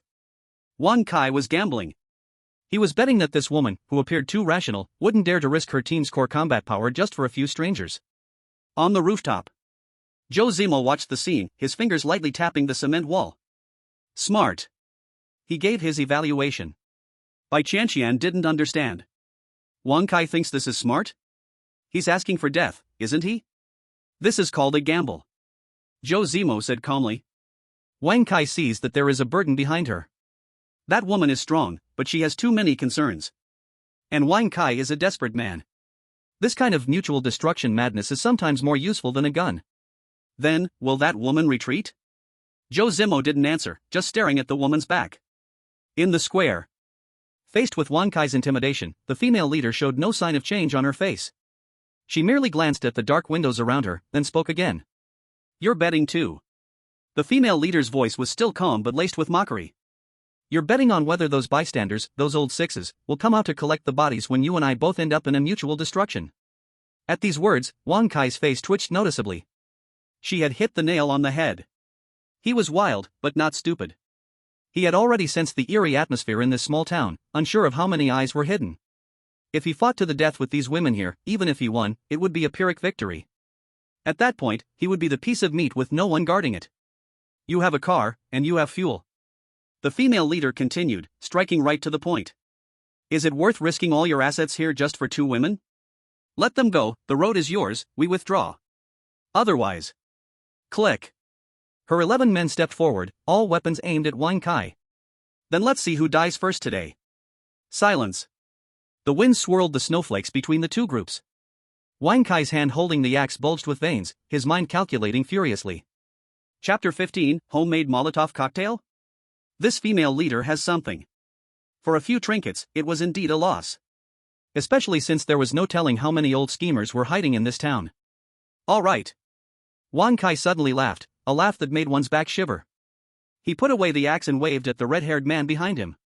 Go, get the one from the car too. Boss? That one is. The red-haired man froze. I told you to go. No more nonsense. Wang Kai kicked the red-haired man in the butt. Soon, the jeep's back door opened. Apart from the girl named Xiaoya being pushed out, another woman was dragged out like a dead dog by the red-haired man. Since you all like picking up scraps, then I'll give this one to you. Wang Kai pointed at the woman lying on the ground, his face twisted with a sickening sense of revenge. She's a big star, you know? Usually, you'd have to buy a ticket just to see her, and now she's being given to you for free. The woman lay motionless in the snow. Her once expensive custom-made gown was torn into strips, large patches of her skin bruised and purple. Her once delicate waves of hair were tangled like dry grass. Even from this distance, you could see the horrifying cigarette burns on the inner side of her thighs. That's... The moment Bai Qianqian recognized her face, her pupils contracted, instinctively covering her mouth. Zhao, what was her name again? That second-tier idol drama actress? Although her face was swollen from being beaten, you could still vaguely make out her features. Zhou Zimo showed little reaction, his gaze turning colder. Looks like Wang Kai really plays around, not afraid of catching anything. On the plaza, the female team leader's face finally changed. It was an uncontrollable fury. Beast. The girls behind her trembled with anger, tears brimming in their eyes. As women themselves, this kind of humiliation hurt more than death. Ha ha ha. What's wrong? You don't like it? Wang Kai, seeing their angry faces, only laughed more recklessly. He wanted to discuss them, to let everyone know that if you crossed Wang Kai, even stars would meet this kind of fate. The woman's yours now. Wang Kai jumped onto the hood of the car, looking down at them and waving his hand dismissively, as if shooing away a beggar. Before I change my mind, take this garbage and get out. You. One man behind the female team leader couldn't hold himself back and was about to charge, but the team leader stopped him with all her strength. Her hands shook, desperately holding back the impulse to drive a crossbow into Wang Kai's throat. But she was the leader, she had to be responsible for the lives of the others. At that moment. Ha! Ha ha! A deep, wind-blown howl drifted into the plaza. It wasn't just one. It was a chorus of screams, gathering into a low-frequency noise that made one's scalp tingle. On the rooftop, Zhou Zimo stood tall, his gaze locked on several entrances to the town. Dark, oppressive shadows. The once lifeless creatures that had been lurking in the shadows were drawn by the scream and the arrow's movement, now swarming from all directions toward the plaza. Time to eat. Zhou Zimo's voice was calm, glancing at the time on his retina. 10 minutes earlier than expected. He grabbed the still-dazed Bai Qianqian by the arm. Stop staring, let's go. Where to? Bai Qianqian hadn't come to her senses yet. To the VIP box. Zhou Zimo pointed to the taller clock tower across the street. This place is about to turn into a meat grinder. On the plaza, the female team leader's ears twitched, her face changing drastically. This sound, she was too familiar with it. A horde of corpses. Everyone. Grab the wounded. Retreat. Head west. The female team leader made a snap decision, shouting to break the deadlock. But. No buts. Move now. She didn't have time to talk tough, she immediately picked up the unconscious actress from the ground and threw her over her shoulder, running. The group of men with glasses quickly reacted, lifting the wounded and stumbling into the alley. Damn it! Bad luck! Wang Kai, seeing the zombies flooding in around him, felt his arrogance turn into panic. Get in the car! Hurry up! He jumped into the driver's seat, frantically twisting the key. Boom! The modified jeep roared to life, but the zombies were faster than they had imagined. Several fast-moving raptors had already dashed into the plaza, but they didn't care about the people fleeing into the alley. Instead, they went straight for the bigger target, the jeep. Bang! One zombie slammed into the car door, its claws scraping the glass with a sound that made your teeth ache. Get off! Wang Kai's eyes were bloodshot as he slammed the gas pedal. The jeep charged forward like a mad bull, crushing the zombie under its wheels and splattering blood and flesh everywhere as it raced away. The plaza became chaos. But this was just the beginning. Zhou Zimo, leading Bai Qianqian, moved quickly across the rooftops, following the escape route. His eyes remained fixed on the female team leader's retreating figure. The woman, carrying someone on her shoulder and still directing others, was running faster than anyone expected. And the route she chose was extremely tricky, deliberately picking narrow alleys with fewer zombies. The crossbow in his hands never missed, each arrow pinned a zombie that lunged at him. A master, Zhou Zimo noted silently in his heart. Zhou Zimo, they will be caught, Bai Qianqian gasped, unable to resist looking back. The horde of corpses was like a tail that could not be shaken off, growing thicker and thicker. That's none of our business. Zhou Zimo stopped, standing in the shadow of the clock tower. Here, the view was wide, and it was safe. He took out a bottle of water and drank, his gaze cold as ice. Remember, the biggest taboo in the apocalypse is a heart full of mercy. If you dare to be a hero, you must be ready to pay the price. However, just as he finished speaking, the battle below suddenly changed. The female leader was pressed to the limit. She suddenly stopped, handed the person on her shoulder to a companion, and turned alone. Facing the approaching horde, she did not use a crossbow, but pulled out a glass bottle from her waist. The bottle mouth was stuffed with cloth, filled with murky yellow liquid. That is... Zhou Zimo's pupils shrank slightly. With additives? Boom! The glass bottle exploded at the alley entrance. There was no normal explosion, only a muffled sound. Then, a mass of orange-red flame spread like poured water. The flame was extremely sticky, impossible to shake off. It was homemade gasoline mixed with rubber and sugar. 7 or 8 zombies in the front turned into torches, their shrill screams echoed through the street. The wall of fire cut off the horde's chase path. Taking advantage of the gap, the female leader led her people rapidly into the depths of the ruins. Interesting. Zhou Zimo smirked coldly. Good skills, brains, and this kind of wide-range weapon in hand. This small town was more lively than he imagined. Seems this little yellow sparrow is not easy to catch. Zhou Zimo put away the water bottle, dusted off his hands. Let's go. The show is over, now it's our turn to loot. Where to? Chapter 16, Space Full? Then throw away the trash. Rumble. A muffled crash knocked down a concrete wall. Then, the small town went crazy. It was not firecrackers, but hundreds of monsters with throats blocked by rotting flesh screaming together. The sound was like black tide, pushing along the main road, the air reeking of stench. Over there. Run over there. That's the supermarket. Get in and hold. Hurry. Among the screams were sharp human voices. Wang Kai's modified jeep drifted in an S-shape on the snow, tires throwing 2-meter-high snow. Behind the car, the 3 squads who originally hid to be the Yellow Sparrow were forced out by the horde. Along with some unlucky stragglers, about 40 or 50 people, like scared sheep, rushed crazily toward the two-story supermarket in the town.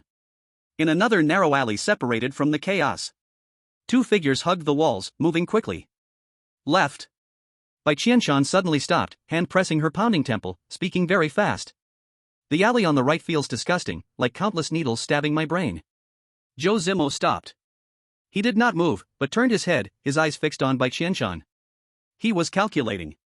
The right road was wide and flat, the left filled with trash. Normally, the right would be the choice. Trust, or not trust. It was the fourth day of the apocalypse, trust was worth more than diamonds. Mental power 15 points. Zhou Zimo murmured the data in his heart, quickly weighing pros and cons. Normal people only had 10 points, this extra 50% was not a decoration, the system would not highlight it for nothing. 3 seconds later. Take the left. Zhou Zimo withdrew his gaze, voice low. If you feel wrong, then your value must be re-evaluated. Bai Qianqian bit her lip, nodded firmly, no argument, gripping the steel pipe and following. She knew very well that by this man's side, useful was the only path to survive. The two dove into the dark path on the left, full of trash cans. On the main street next door, killing sounds shook the air, screams. The sound of curses and engine roars echoed, a meat grinder scene from behind a wall. And on their side, apart from the wind and the two suppressed breaths, it was eerily quiet. We're here. 3 minutes later, Zhou Zimo stopped in front of a thick, dark green iron door. This was the supermarket's back delivery entrance. A fist-sized U-shaped lock hung on the door, and two steel bars, as thick as a thumb, were welded on the door gap. Clearly, at the start of the apocalypse, the supermarket employees had made their last efforts to protect themselves. The door is locked, and it's welded shut from the inside. Bai Qianqian leaned in to take a look, her heart sinking. With steel plates this thick, without tools, it's impossible. Before she could finish her sentence, she saw Zhou Zimo press his chubby hands onto the door. Tools? Those things are too slow. In this version, sometimes the physical rules have to give way to the hanging player. He silently chanted in his heart. Decompose. ZZZT. A dark blue electric arc swirled over the iron door, making no sharp sound. The anti-theft iron door, along with the rusty lock and welded steel bars, disintegrated into countless blue dots of light, which finally gathered into a flow of light and entered Zhou Zimo's body. Acquired, Metal X30, Electronic Components X1. The once indestructible obstacle turned into thin air. A mixture of cold air and the smell of decaying fresh produce rushed towards them. Go in. Zhou Zimo stepped forward, his gun always held level, the muzzle quickly scanning the dark passage as his eyes moved.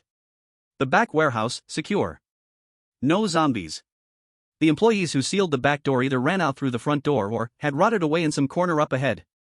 Move the wooden pallet over there, block the hole. Zhou Zimo pointed to the stacked pallets in the corner. Don't let the smell of the living float out. We're here to stock up, not to deliver takeout. Bai Qianqian immediately got to work, moving quickly and silently.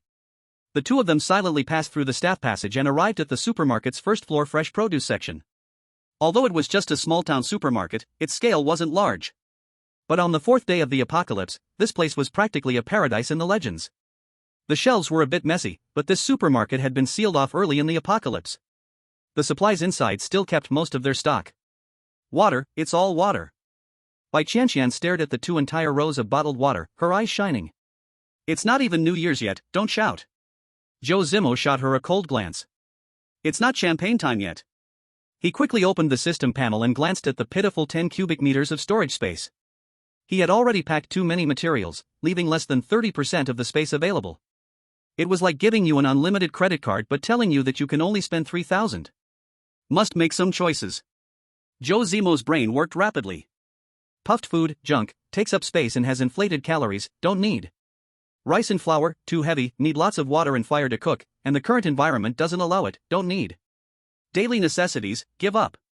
He skipped over the colorful packaging and directly locked onto the frozen food and alcohol sections. Bai Qianqian. Zhou Zimo called sharply. Here. Bai Qianqian jolted slightly. Take this. Zhou Zimo tossed her a large woven bag he had taken from the checkout counter. Go get the stainless steel cookware, knives, and portable butane gas canisters from over there, stuff them in as much as you can. Only take what's useful, leave the trash. Move quickly. If you hear glass shattering ahead, stop immediately and find cover. Got it. Bai Qianqian said without hesitation, crouching low and rushing toward the daily goods area. Zhou Zimo, on the other hand, walked directly to the already powered-off freezer. The meat inside had begun to thaw, emitting a faint fishy smell. But to the people of the apocalypse, this was even considered top-quality sashimi. Decompose. It wasn't the meat he was decomposing, but the troublesome glass lid on the freezer.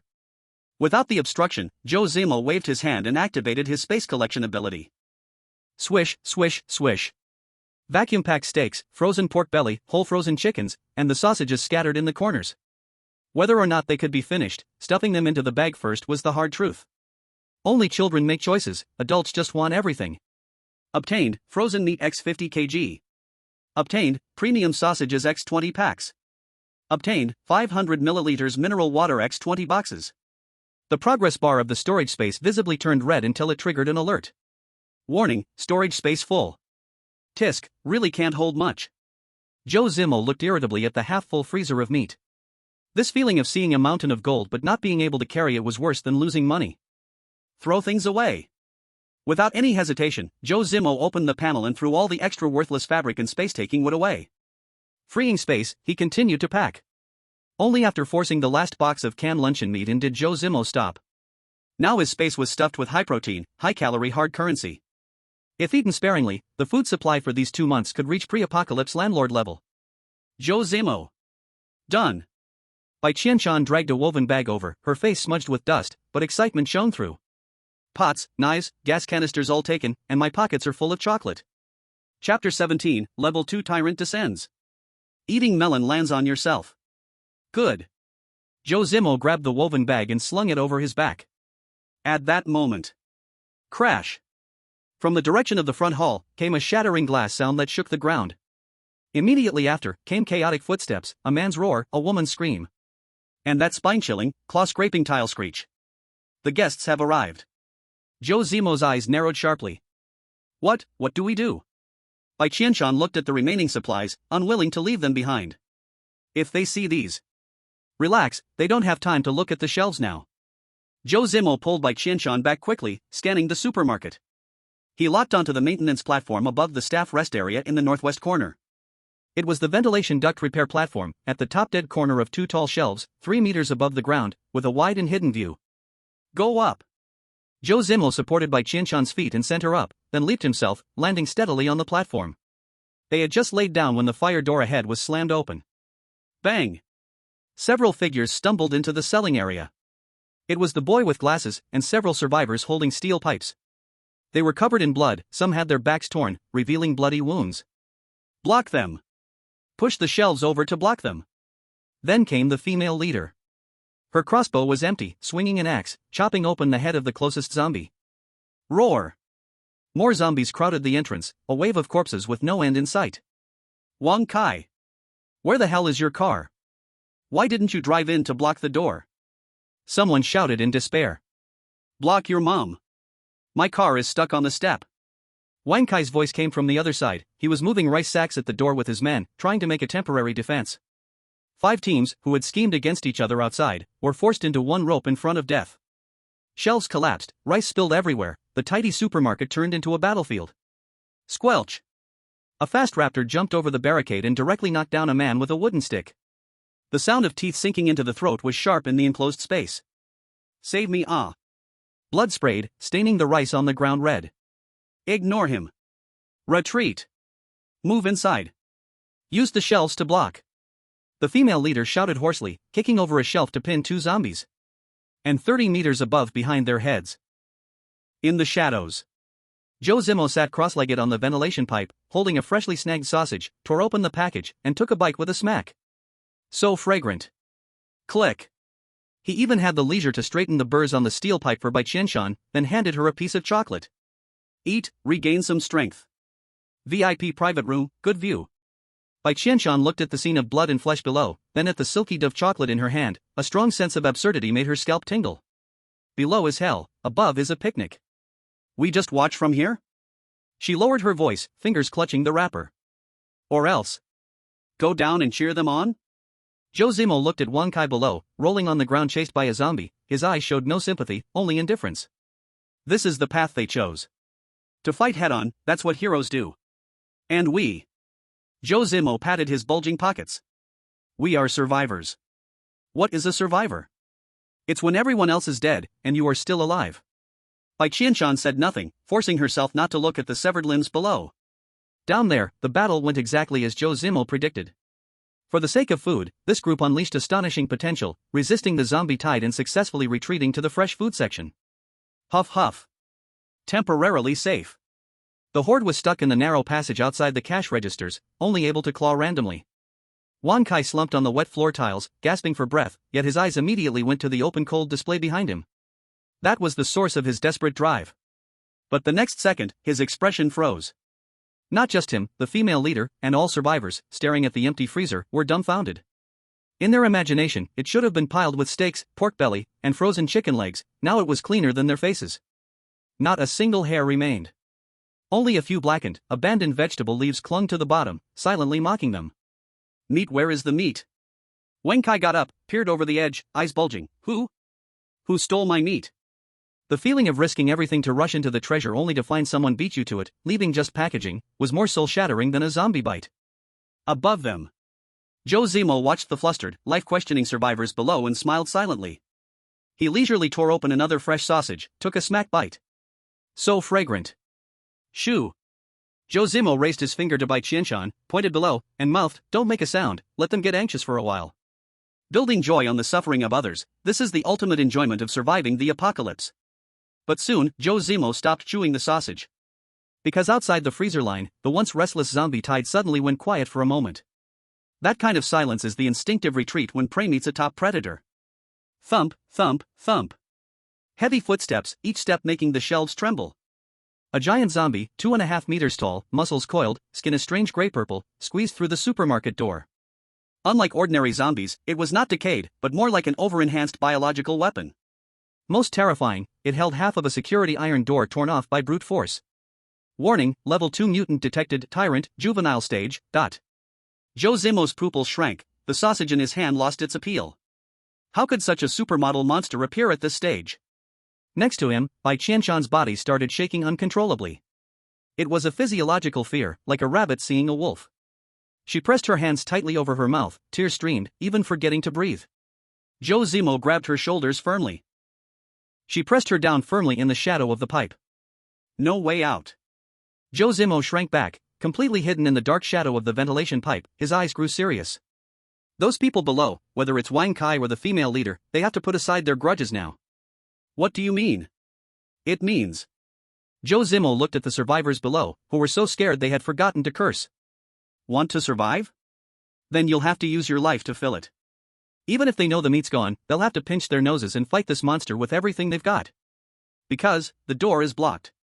Chapter 18, Use Your Life to Drain the Health Bar, Harvest Time. The air was thick with the smell of blood and decay, as if a dead fish was soaked in formalin. The 2.5-meter-tall tyrant young creature stood in front of the shelves, holding a deformed iron door in its hand.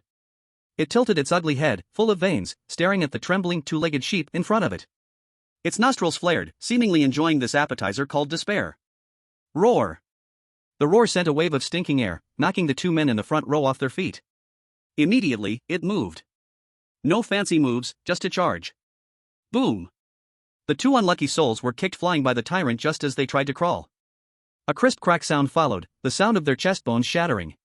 The entire row of shelves crashed down with a thunderous roar, cans and soy sauce bottles scattered everywhere.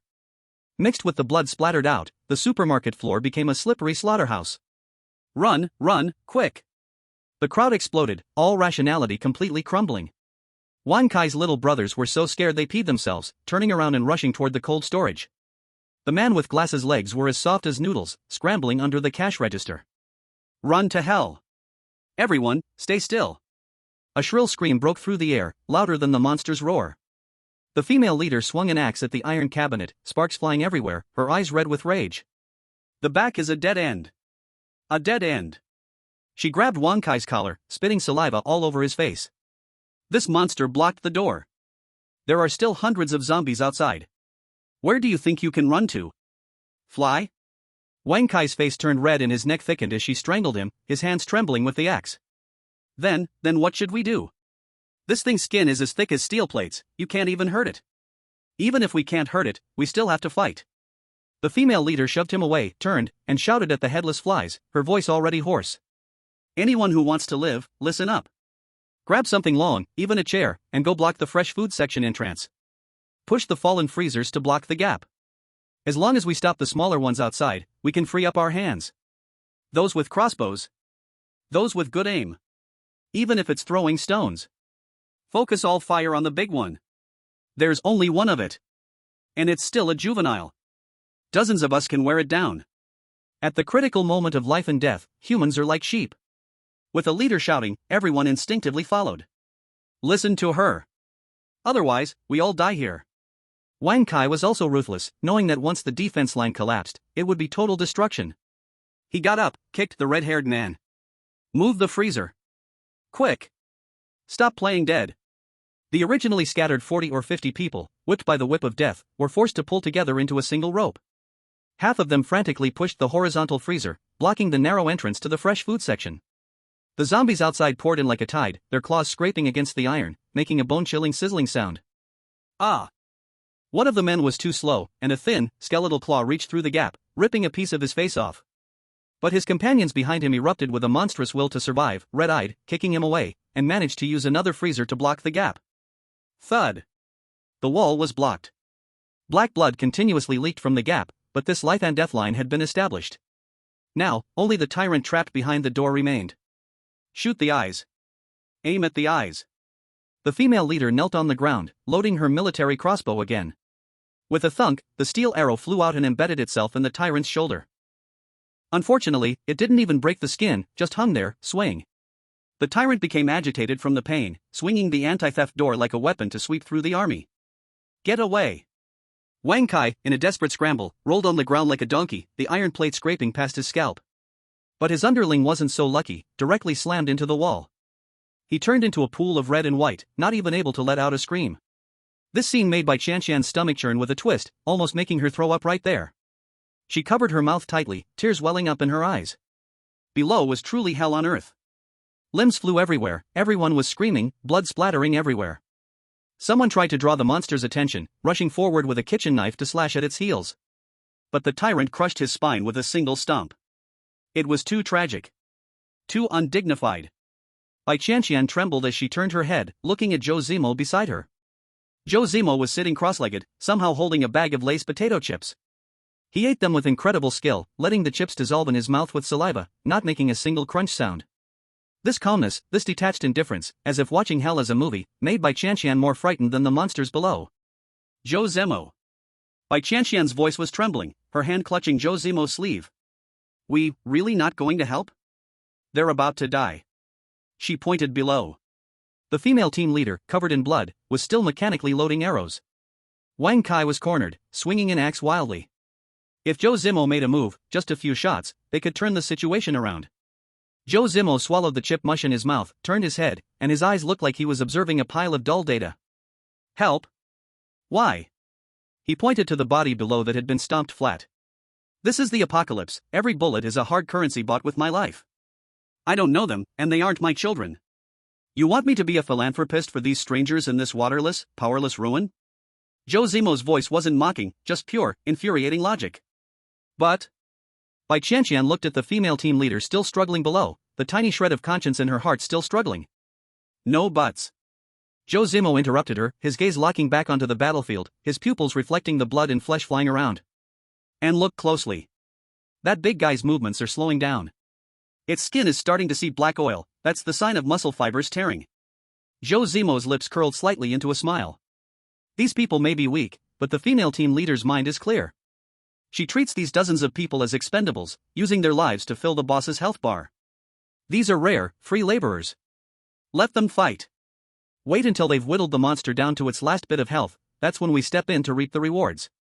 Bai Qianqian froze. She looked at Zhou Zimo's shadowed profile and suddenly understood. To this man, the living people below are no different from that zombie, they're just resources, just data. If you have no value, you're the one who gets discarded. She closed her mouth, swallowing the rest of her saintly thoughts back down. She didn't want to become the next corpse. Time passed second by second, like a dull knife cutting through flesh. The battlefield below had reached its limit. Of the more than 40 people, fewer than 30 were still standing. Chapter 19, All the Laborers, I accept the first kill with tears. The blood on the ground mixed with spilled rice and soy sauce, turning into dark red mud, covering their ankles. But the once invincible tyrant finally flashed its red warning light. Its body was filled with arrows and steel pipes, like a porcupine. Its left eye was shot blind by the female team leader's last arrow, black blood spurted out. Its right knee was half severed by Wang Kai in the chaos, now it could only drag its leg and howl. It's done for. Wang Kai, excited, his voice turning into a duck's quack, his face full of greedy joy. He also received a system notification: target is critically injured. Kill it, that's a massive amount of experience. It might even drop epic gear. Everyone, charge. Don't be afraid to die. Kill it. Wang Kai, full of energy as if injected with adrenaline, stopped dodging and charged forward, holding an axe. At this moment, whoever lands the final blow will get the biggest reward. Online game rule: whoever lands the final blow gets the biggest reward. The female leader clearly understood this. She spat out a mouthful of blood, her gaze cold, and threw away her empty crossbow. She drew the tactical knife from her thigh and launched a side charge. Even the man with glasses raised his shovel with a curled edge, shouting wildly as he rushed forward to grab the kill. Everyone was fighting for the kill. This was a frenzy over the first kill. The tyrant let out a desperate roar, raising a half door to make a final struggle. Just then. Click. From the dark corner above, a very light, crisp metallic sound echoed, unnoticed by everyone until now. It was the sound of a handgun's chamber resetting. In the noisy battlefield, the sound drilled into everyone's ears. Then. Bang. The first gunshot. The bullet tore through the air, shooting straight into the tyrant's intact right eye. The monster froze, its body tilting back. Bang. Bang. Bang. Bang. Without any pause, a rhythmic 4-round burst. Each shot hit the same hole, tearing into the brain matter. The flames of the muzzle lit up the dim supermarket like mocking fireworks. The tyrant's massive body fell like a machine with its power cut off, the red light in its eyes extinguished. It didn't even get a final scream, toppling straight backward. Boom. Dust flew up, and the ground shook 3 times. A golden light prompt, visible only to Zhou Zimo, flashed wildly on his retina. Kill level 2 mutant, tyrant, larval stage. Experience gained, 500 points. Loot dropped, green chest X1. Zhou Zimo looked at the green light rising from the tyrant's corpse. Nice feel, wasn't a waste of waiting. The entire supermarket was dead silent. Except for heavy breathing, even the sound of a needle dropping could be heard. Wang Kai's charging stance froze in midair, the axe raised above his head, looking like a comical clown statue. The female leader stopped 3 meters away, holding up her dagger, her chest heaving violently, her eyes blank. Everyone was stunned. They fought desperately, lost over 10 people, bled out, and had just about reduced the boss to a sliver of health. But in the end, someone stole their kill? And they took the whole reward? This sense of disparity made the air smell like gunpowder. Dozens of eyes slowly lifted, staring at the ventilation platform above. There, Zhou Zimo slowly stood up, looking down at this disheveled group of people. Bai Qianqian's legs trembled a bit, but she gritted her teeth, holding the steel pipe, standing next to him. Who? Wang Kai's eyes turned bloodshot, veins popping on his neck, and he let out a hysterical roar. Which bastard stole my monster? Come out. Zhou Zimo said nothing, only playing with the black pistol in his hand and taking a step forward. He let his slightly plump, simple yet indifferent face be illuminated by the emergency lights. Wang Kai saw that face, and his expression was priceless, like he had swallowed a live fly. From rage, to shock, to extreme distortion and disbelief. Zhou Zimo? Wang Kai's voice turned shrill, cracking as he yelled. You fat bastard? His mind exploded. The Zhou Zimo who had started out riding a broken bicycle, humiliated under his foot as lowly trash? Now holding a gun, standing high, looking down on him like garbage? How are you here? Where did you get the gun? That was my monster. That was my experience. Wang Kai completely lost it, his jealousy turning him into a monster. He raised the axe, pointing it at Zhou Zimo, spitting and cursing. Get down. Hand over the gun and the chest. Otherwise, I'll kill your whole family. I'll kill you. Bang. This shot was even more sudden, even more decisive. Wang Kai's cursing stopped immediately. Aya. The next second, he grabbed his right thigh and rolled around on the ground in agony. He let out a scream that sounded like the death cry of a pig. There was a bloody hole in his thigh, with blood oozing out in thick streams. Your mouth is too foul, let me disinfect it for you. Zhou Zimo lowered the muzzle of his gun slightly, his eyes showing no emotion. If you say one more word, the next bullet will be in your forehead. The scream turned into a sob in his throat. Wang Kai rolled on the ground in pain, but covered his mouth tightly, looking fearfully at the man above. He really dared to shoot. This guy really dares to kill. And with no hesitation. The survivors, who were originally planning to join in and curse, fell silent one by one, lowering their heads. In the early days of this apocalypse, truth only existed within shooting range. The female leader, who had been silent, finally moved. She glanced deeply at the tyrant's body, then looked up at Zhou Zimo and Bai Qianqian beside him. Her eyes were cold but complicated. She didn't erupt in helpless fury like Wang Kai, not even making a sound.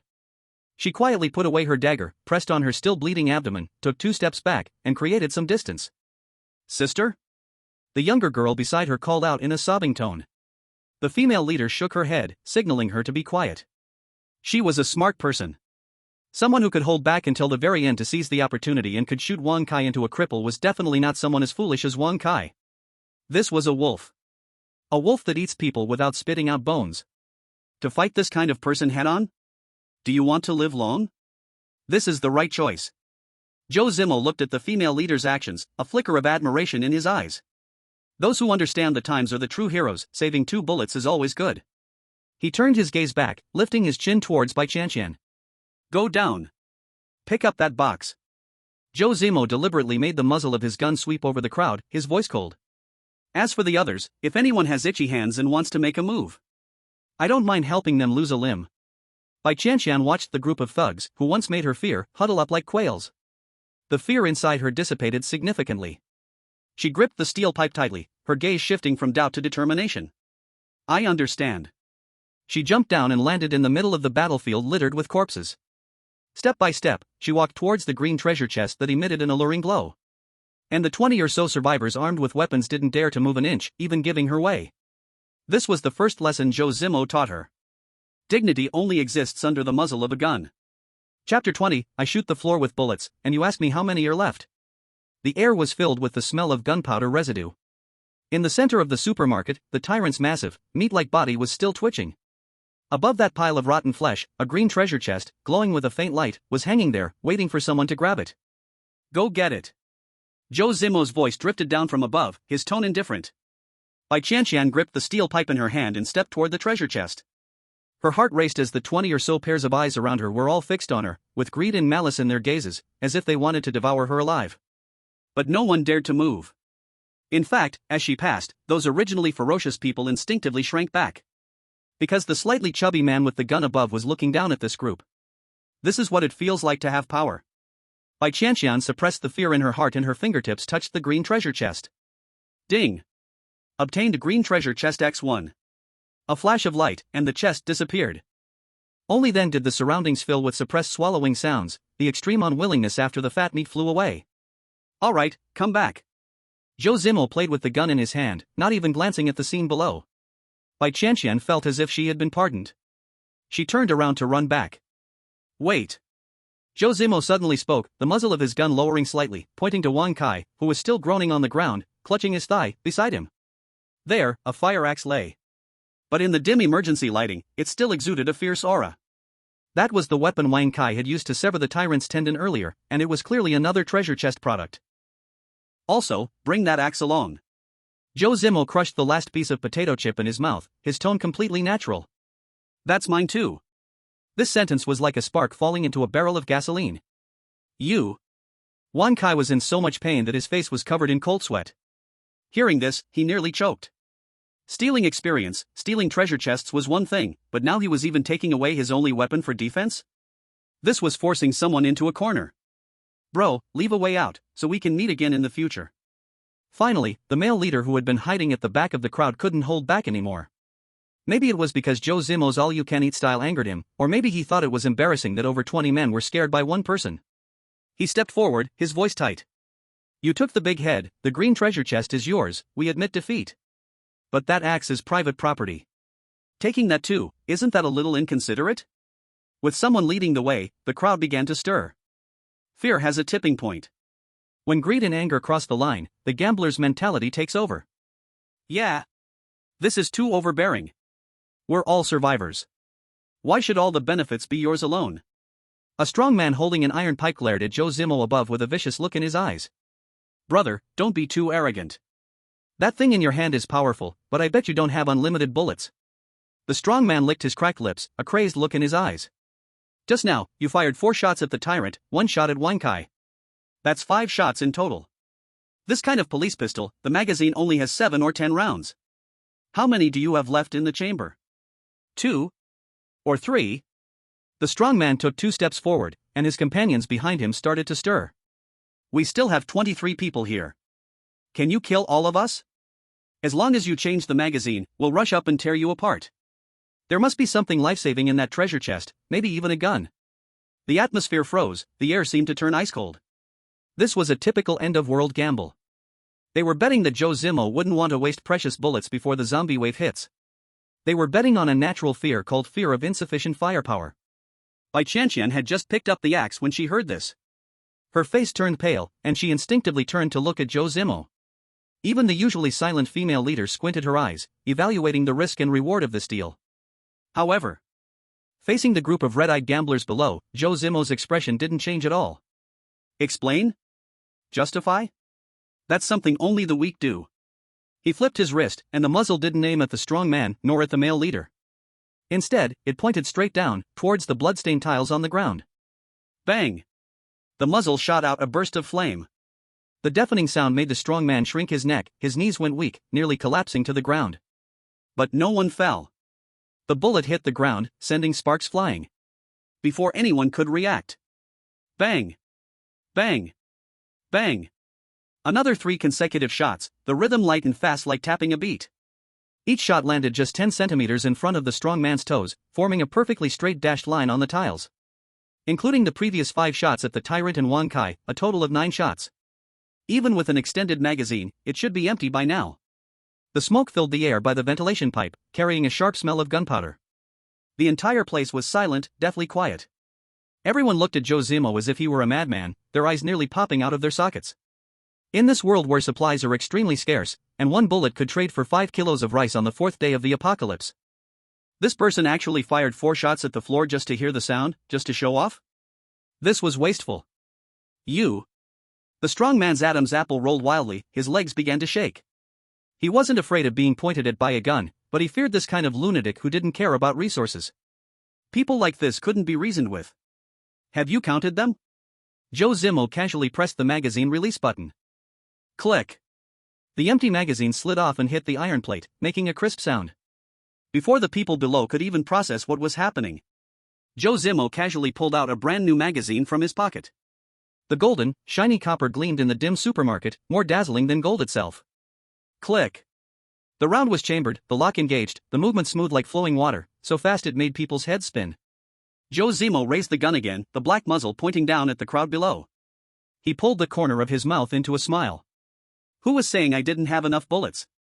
Here, I've loaded the new magazine. Let's make another bet. Zhou Zimo shook the handgun in his hand, its deadly aura making him appear as cold as ice. Bet whether I have a 3rd or 4th magazine in my pocket.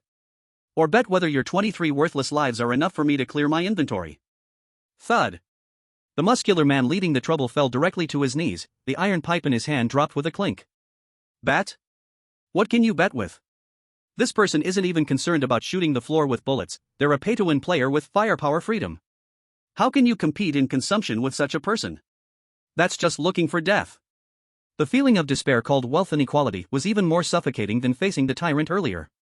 At that moment, the female team leader, who had been coldly watching, suddenly took a step forward.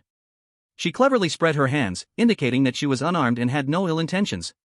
Her eyes locked onto the new magazine in Zhou Zimo's hand, confirming a certain guess. You're the anonymous seller? The voice of the female team leader was hoarse but certain. As soon as these words were spoken, several quick-witted people around them reacted, gasping in shock. I knew you looked familiar. The madman who traded bullets for blueprints on the World Channel. Holy crap. It's him. No wonder he's wasting bullets. He's a wholesaler. Everyone's gaze toward Zhou Zimo changed. If they were just afraid of violence earlier, now it was off for the tycoon. In this world, anyone who can sell bullets is someone who controls the rules, a person of high status. Zhou Zimo raised an eyebrow, neither confirming nor denying. What do you think? That was an implied confirmation.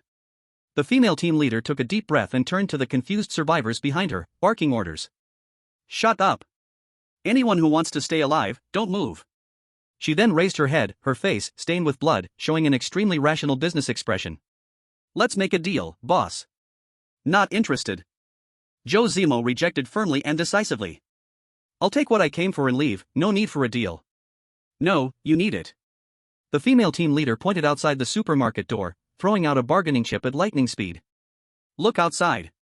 The gunshots and the tyrant's roars have already attracted all the zombies within a 2-kilometer radius. Apart from this vent, this place has already become a steel can. But that's not the worst part. She raised her wrist, pointing to the tactical watch on her arm. There are 58 minutes left until the first-level contamination zone completely covers this area. Once the black fog arrives, not only will the zombies be a problem, even the air here will turn toxic. How long can you last? 10 minutes? Or half an hour? Zhou Zimo's eyes flickered slightly. This was within his calculations, but he wanted to hear what this woman had to offer. Get to the point. Cooperative breakout. The female team leader said firmly. The 20 or so of us will be your meat shields.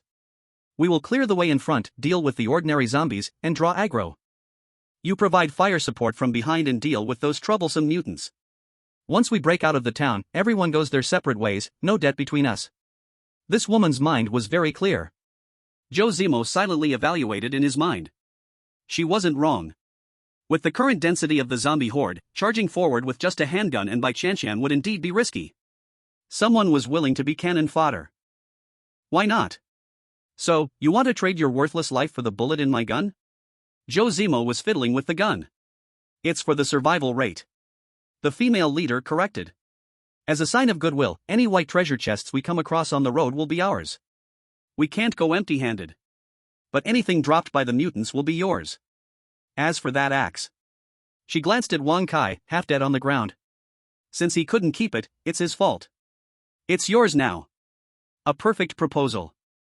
Clear benefits, clear divisions of labor. She hit the nail on the head with Zhou Zimo's no-risk mindset and used these people's basic instinct to survive. If they didn't cooperate, they'd all die together from the poison. If they cooperated, some of them might live. Zhou Zimo looked at the woman in front of him, covered in blood but standing straight. He had to admit, those who made it this far weren't easy targets. You really know how to play your cards. Zhou Zimo jumped down and landed next to Bai Qianqian, casually taking the heavy fire axe. He didn't even glance at Wang Kai, directly hanging the axe on his backpack. Then, he looked up at the female leader, a mysterious smile curling at the corner of his mouth. Deal. But the formation needs to be changed. Zhou Zimo pointed to the back of the group. I won't be in charge of guarding the rear, nor leading the way. I'll stay in the middle, toward the back. The road ahead, you go clear it. The tail, you shake it off. I'll only deal with problems that might lead to total annihilation. If anyone gets left behind and eaten. Zhou Zimo shrugged, his gaze cold. That's survival of the fittest. Don't expect me to waste a bullet saving someone who's doomed. This was Zhou Zimo's logic. He would never place himself at the most dangerous tip of the group, nor would he let himself be in the easily ambushed tail. The middle, that's the safe zone wrapped up in the meat shields. You. A few survivors gritted their teeth upon hearing this. This was simply treating them as cannon fodder. Fine. The female leader didn't hesitate for a second and immediately agreed. Because she knew, there was no room for negotiation. Having Zhou Zimo's gun in the team was far better than these people running into death with wooden sticks. Form up. Help the ones who can still move. The female leader showed incredible execution and quickly reorganized the scattered team. Those with pot lids and wooden planks stood at the very front, while those with long weapons formed the inner circle. Zhou Zimo and Bai Qianqian walked confidently into the core protection zone of the group. Go! With the female leader's command, the rolling shutter on the side of the supermarket was pulled open. Crash! A bone-chilling wind mixed with snowflakes rushed in. The outside world was already a white wasteland. In the distance, a dark sea of corpses surged like a tide, and at the edge of the skyline. A vast black fog, reaching from earth to sky, slowly advanced toward them. Roar! The zombie horde discovered the living, instantly boiling with frenzy. Fight our way out. No one knew who shouted, but the will to survive sparked the last bit of courage in these ragtag survivors. A chaotic battle was about to erupt. Zhou Zimo walked at the center of the group, holding the gun with one hand, his gaze not focused on the zombies ahead. Instead, his eyes were always subtly fixed on the female leader's back. Zhou Zimo. Bai Qianqian closely followed behind him, watching the survivors who had just been vicious and terrifying. Now they were forced to shield them from zombies, and a sudden sense of absurd pleasure rose in her heart. She lowered her voice and asked. Are we really going to trust them? Trust? Zhou Zimo sneered, opening the system panel in his mind, watching the countdown ticking down rapidly. In this damn place, trust anyone but the bullets in your pocket. But that doesn't stop us from cooperating. After all. Before Zhou Zimo could finish, a quick-moving zombie dog suddenly shot out from the side. It leaped over the outer defenses and lunged straight at the injured glasses-wearing man. Ah! The glasses-wearing man was so scared that he collapsed to the ground, hopelessly closing his eyes. Bang! A gunshot rang out. The zombie dog was blown in the head midair, its stinking blood splashing all over the glasses-wearing man. The glasses-wearing man shivered, opening his eyes to see Zhou Zimo calmly pulling back the gun. Facing the shocked people turning around, Zhou Zimo looked coldly indifferent. What are you staring at? Keep moving. This first shot is a free trial. The next one will cost. Chapter 22 The joy of paying players, you can't imagine. Hold steady. Don't panic. The female leader's voice was hoarse from shouting. The fire axe in her hand was already sharp, each swing bringing up a splash of black blood. Beside her, the survivors with pot lids and wooden boards. They were risking their lives, holding the line against the zombies trying to rush in. Roar! From the side alley, a fast zombie with rotting skin suddenly leaped out. It used the abandoned car roof for leverage, smashing like a cannonball toward the team's weak spot. Too fast. The glasses-wearing man in that direction had just raised his shovel when the rotten hands were already in front of him. It's over. His mind went blank, his pants grew hot. Bang! 2 gunshots. No miraculous prediction, no desperate block. The zombie in midair trembled, 2 clouds of blood spraying from its chest and shoulder, losing balance. Not a headshot, but enough. The unbalanced zombie fell at the glasses-wearing man's feet, not yet struggling. The female leader added a swing, brain matter bursting. The glasses-wearing man shivered, wiping blood and brains off his face, and instinctively looked back. In the middle of the group. Zhou Zimo held the gun in one hand, smoke still rising from the muzzle. He didn't even glance at the corpse. 12th shot. The number escaped his mouth, his eyes cold as ice. Daydreaming? Keep up. This careless attitude filled the desperate survivors around him with hopelessness. This is called running for your life? This is clearly a paying player farming newbies. The team moved forward, each step in the blood. The gunfire attracted more monsters. Left. Big one's coming. The female leader screamed a warning. A fat zombie, oozing yellow pus. Spitter, plowing through the corpse pile like a bulldozer. Its mouth full of fangs opened wide, about to spit poison. So close, one spray could kill the 5 or 6 in front. Bang bang bang bang. Zhou Zimo gave it no time to prepare, raising his hand for 4 shots in a row. No precise aim, just spraying at the massive body. 1 shot to the leg, 2 to the stomach, last one lucky hitting the neck. The fat zombie retreated, finally collapsing, poison trapped inside. This damn. Wang Kai, at the back, stared in disbelief. Not because of skill. But because of the pain in his heart. Changing magazine. He's changing magazine again and again. Someone whispered in pain. Zhou Zimo flicked the empty magazine, letting it fall, and smoothly loaded a new one with a click. Motion fluid, effortless, radiating superiority. Third magazine 30 bullets. A big brother nearby swinging a steel pipe calculated in his heart while mechanically poking zombies.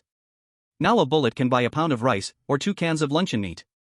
On this path, this master has already spent 30 pounds of rice. This is class-crushing. While they struggled for moldy bread, Zhou Zimo paved the way with expensive brass bullets. Ah! Help me! A scream came from the back. A girl exhausted slipped, falling into the snow. 2 zombies pounced, biting her legs hard. Don't leave me! Sis! Save me! The girl desperately reached for someone nearby. The man beside her, who usually called her brother. Like being shocked by electricity, she jerked her hand away. To gain some force, she even kicked her in the stomach with all her might, using the recoil to rush forward a few steps. The evil of human nature, at this moment, was even more vicious than the zombies. The female leader turned around, her axe just raised, and the gap was immediately filled by 5 or 6 zombies. The girl didn't even finish her scream before being devoured by the tide of corpses, leaving only the chilling sound of chewing and bone cracking. The female leader gritted her teeth, her eyes red, but it was only for a second. Plug the gap. Block it up. Those who don't want to die, don't stop. Zhou Zimo walked in the middle, hearing the screams behind him, but he didn't even turn his head. Bai Qianqian clearly saw Zhou Zimo's finger already pressing on the trigger, the gun barrel actually already pointing in that direction. But after a second of data processing, Zhou Zimo chose to give up. Why? Bai Qianqian gasped, following Zhou Zimo, and the logic Zhou Zimo taught her quickly flashed through her mind. Distance, 15 meters, exceeded. Condition, major artery bitten, certain death. Rescue cost, at least 3 bullets plus risk of exposing the flank. Conclusion, the cost-to-benefit ratio is negative, recommend giving up. This is Zhou Zimo's algorithm. Don't save those who are certain to die, don't make a losing deal. 30 minutes later. When the last agile one attempting to chase was hacked in the skull by the female leader's axe. This broken team finally broke out of that death street, collapsing into the snow at the edge of the town. Huff. Huff. Everyone was breathing heavily, like a group of fish thrown onto the shore. 48 people entered the supermarket. 23 decided to break through. Now, only 17 remained standing. The other 6, along with their names, pasts, and dreams, were forever rotting on that 200-meter-long street. We're here. The female leader wiped the blood and brain matter from her face with the back of her hand and pointed to a few vehicles parked in the snow ahead, just a few dozen meters away. Those were their vehicles, and also their last hope. The life and death tension from earlier disappeared, replaced by a quiet sense of mutual distrust. Everyone subconsciously looked at Zhou Zimo, who was standing in the middle of the group. Or rather, they looked at the hot pistol in his hand. During this escape, Zhou Zimo fired a total of 34 shots. He killed 3 mutated creatures, and 21 zombies that charged into the inner circle. Not a single bullet was wasted, and not a single bullet was used to save a certain death person. This terrifyingly precise killing efficiency created a deep fear in the survivors towards him. This extreme rationality was chilling. All right. Zhou Zimo raised his eyelids, glanced at these startled birds, and spoke calmly. Since we're here, the deal is over. He raised the muzzle of his gun and casually pointed to the side, making a pleased gesture. If you don't want to die, get out of the way, don't block the road. Chapter 23, Letting him live is the greatest cruelty. No pleasantries, no see you again in the future. The female leader deeply looked at Zhou Zimo, engraving his image into her mind. She knew very well that Zhou Zimo letting them go first was not out of gentlemanly conduct, but simply. He didn't trust anyone. He wouldn't turn his back to the dead, and certainly not to the living. Gear up, get in the vehicle. The female leader didn't waste any words, not even mentioning the green chest. That was her promise to Zhou Zimo, and she wasn't foolish enough to provoke trouble at this point. The crowd began to move. The survivors helped each other, quickly pulling away from Zhou Zimo, rushing toward their vehicles. Brother Wang, hang in there. The 2 subordinates who had originally been with Wang Kai. It was the same 2 guys who tried to force Bai Qianqian into the car earlier, one on each side, supporting Wang Kai. They stumbled forward toward the modified jeep. Wang Kai's leg was wrapped in a blood-soaked rag. That was the shot Zhou Zimo gave him. With every step, blood dripped down his pants. When passing by Zhou Zimo, Wang Kai stopped. He raised his head, his face pale from blood loss, features twisted in pain. No harsh words, no shouting. He just stared at Zhou Zimo, eyes dark, full of hate, unwilling to die peacefully. Zhou Zimo. Each word from Wang Kai's throat was squeezed out between his teeth. This is not over. Bai Qianqian stood beside Zhou Zimo, her scalp tingling under that gaze, instinctively gripping the fire axe in her hands. But Zhou Zimo smiled. He even put the gun back in his holster, hands in pockets, looking at Wang Kai warmly. Keep it up, I'm rooting for you. His tone was as careless as encouraging a fool who wanted to enter Tsinghua University. Wang Kai's chest heaved violently with anger. If ice could kill, Zhou Zimo would already have been torn apart. Go! The 2 boys supporting him seemed afraid Zhou Zimo would shoot again, and half-dragged, half-pulled Wang Kai away. Only when the cars started their engines and disappeared into the snowstorm did Bai Qianqian finally exhale. She turned and looked at Zhou Zimo, checking his magazine, and finally asked the question she had held in all the way. Zhou Zimo, why didn't you kill him? Cutting the grass to the root, leaving no trouble for later. Since the feud was deadly, and Zhou Zimo had just shot his legs, why did he let him go in the end? Kill him? Zhou Zimo looked up at the direction the cars had vanished, a mocking curve on his lips. Bai Qianqian, have you gone silly from reading too much? Bullets are expensive, even I don't want to waste them on a corpse destined to be dead. Corpse? Bai Qianqian froze. Zhou Zimo turned, stepping on the snow, walking toward their armored van not far away.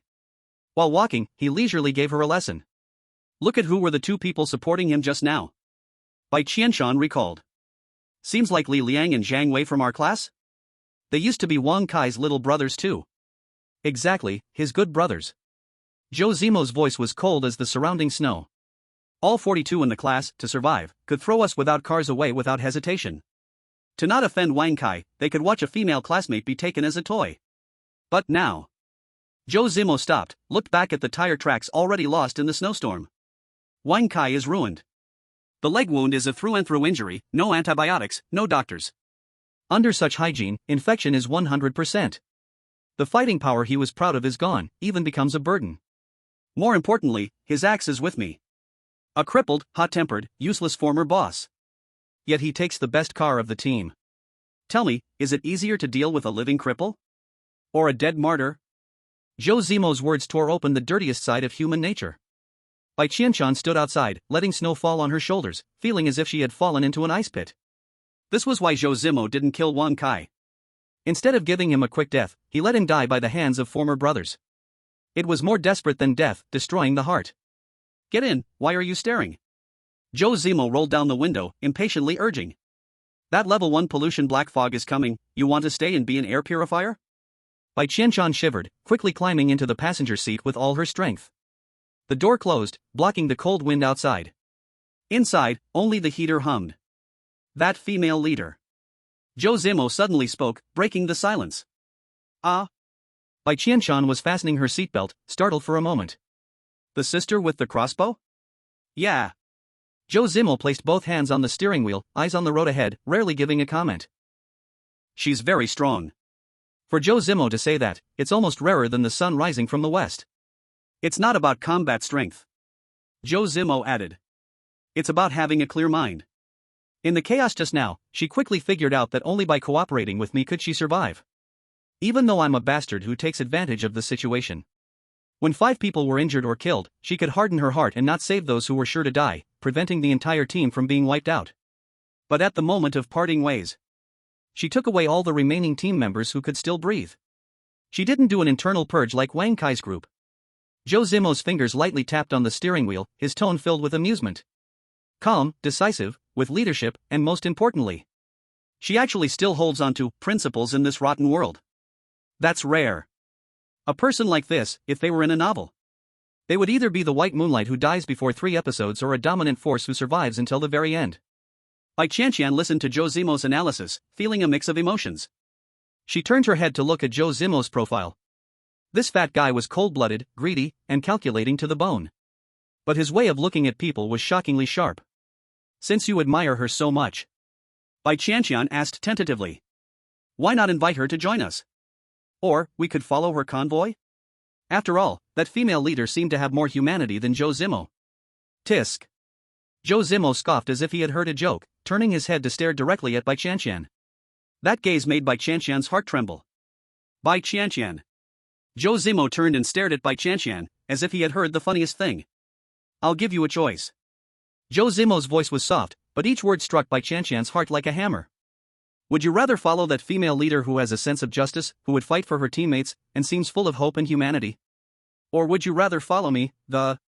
Zhou Zimo pointed to himself, a sneer hanging at the corner of his mouth. Selfish, cold-blooded, always ready to throw you out as bait, only recognizing profit and not people. Madman? The car wheel rolled over a piece of gravel, and the car shook a little. With an expression that seemed ready to cast a spell, she shrank her neck in fear. Just a little operation for my old buddy. Zhou Zimo couldn't be bothered to explain, and with a thought, he activated it. Decompose. A ghostly blue light engulfed the fire axe. The hard steel collapsed like a sand tower, turning into countless ashes that scattered away. And above the ashes, a pale green, complex rune floated in midair, slowly spinning. Extraction successful, affix rune never wears out. Go. Zhou Zimo's finger pointed in the air, and the rune shot into the Glock like flowing light. Buzz. The gun body gave a crisp metallic tremor. The worn grip, the red-hot barrel. Renewed, glowing with cold hardness, as if just taken out from a sealed factory crate.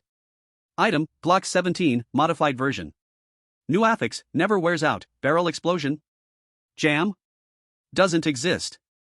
As long as your fingers don't cramp, it can fight with you till the end of the world. That's more like it.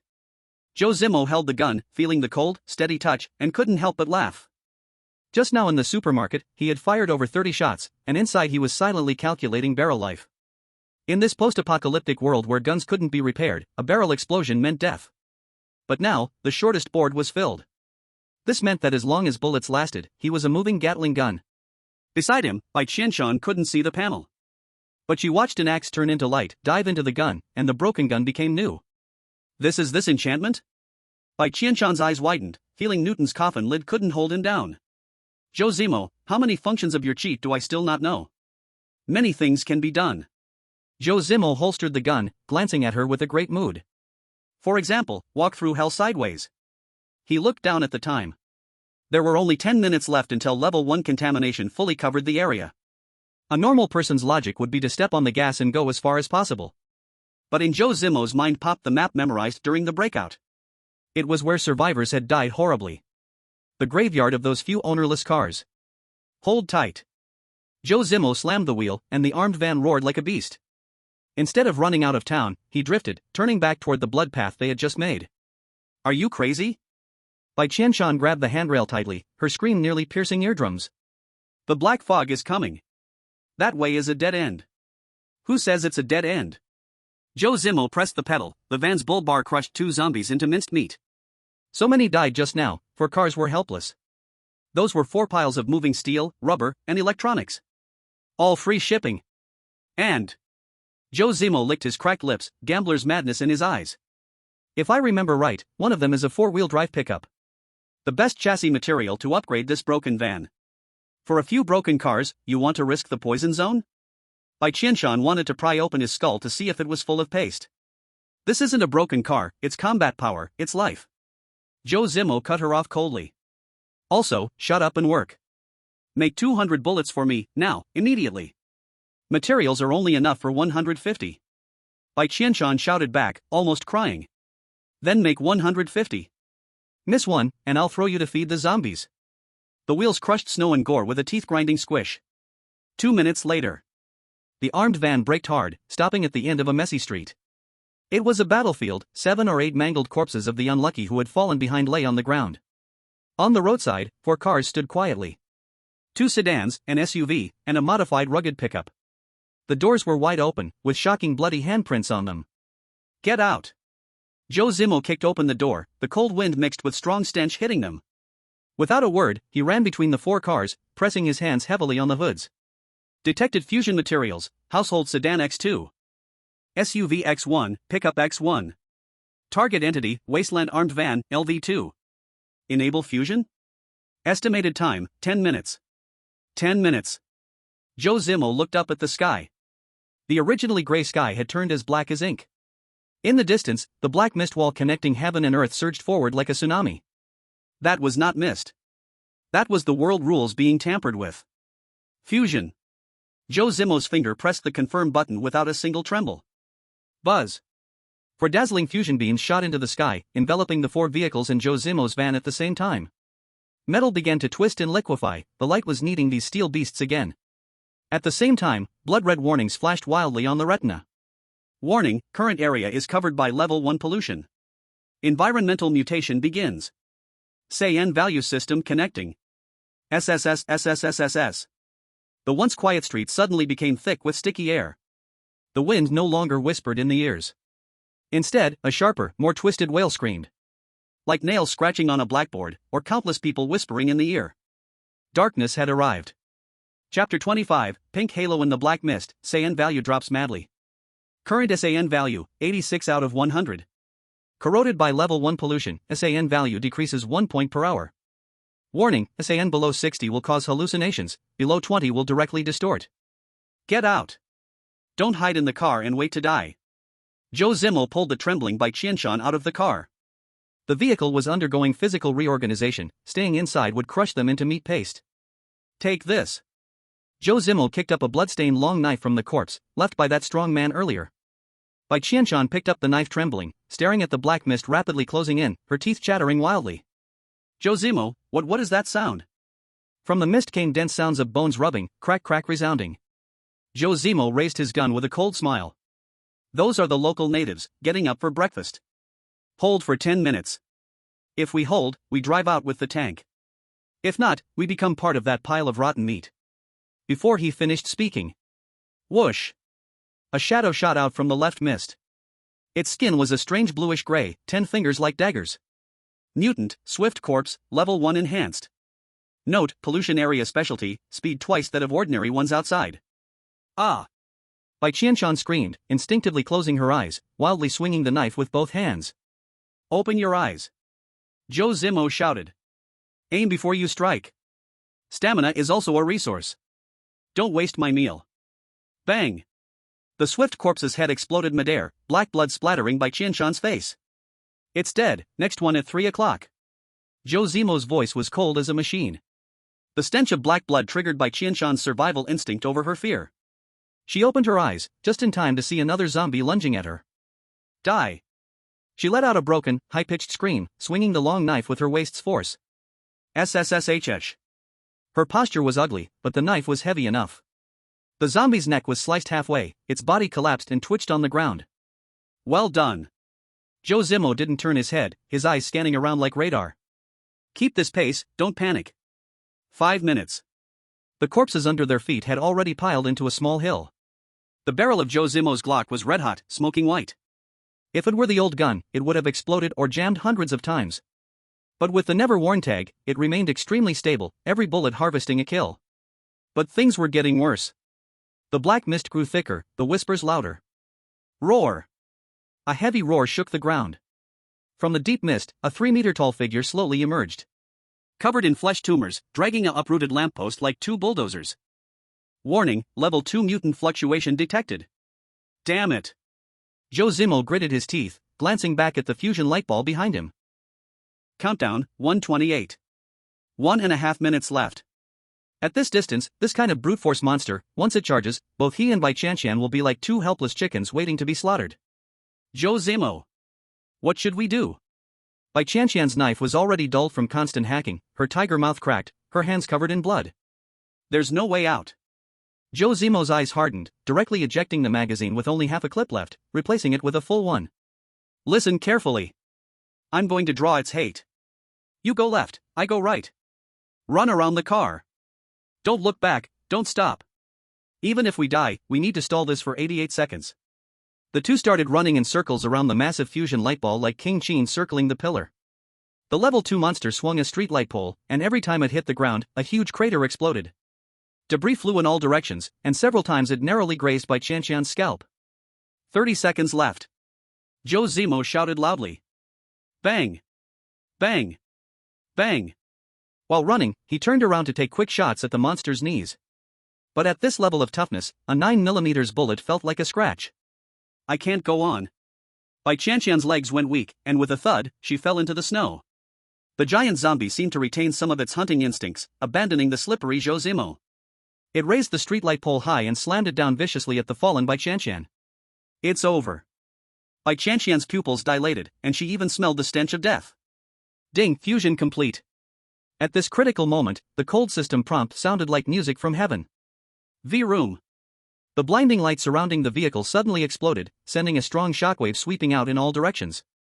The giant zombie was knocked off balance, and the streetlight pole tilted a few inches, crashing with a thud into the ground beside Bai Qianqian's face, dirt splattering into her mouth. A brand new, terrifying steel beast revealed its true form from the light. The van shape completely disappeared. In its place was a widened and heightened heavy-duty RV, with 8 off-road wheels, fully covered in composite armor. On the roof was a lookout tower, and the front of the vehicle had a terrifying V-shaped icebreaker. Vehicle, heavy armored RV, LV3. Special traits, all-terrain adaptability, bulletproof armor, larger space, with a bed. Get in the car. Zhou Zimo lunged forward, yanked the car door open, and pulled the stunned Bai Qianqian inside like a little chicken. Thud. The giant zombie's second strike hit the roof, causing the vehicle to shake violently. But that thick armor only dented slightly, it didn't penetrate. Goodbye, you big fool. Zhou Zimo sneered, shifted gears, and slammed the gas pedal to the floor. This monster, combining the horsepower of 4 vehicles, roared in anger.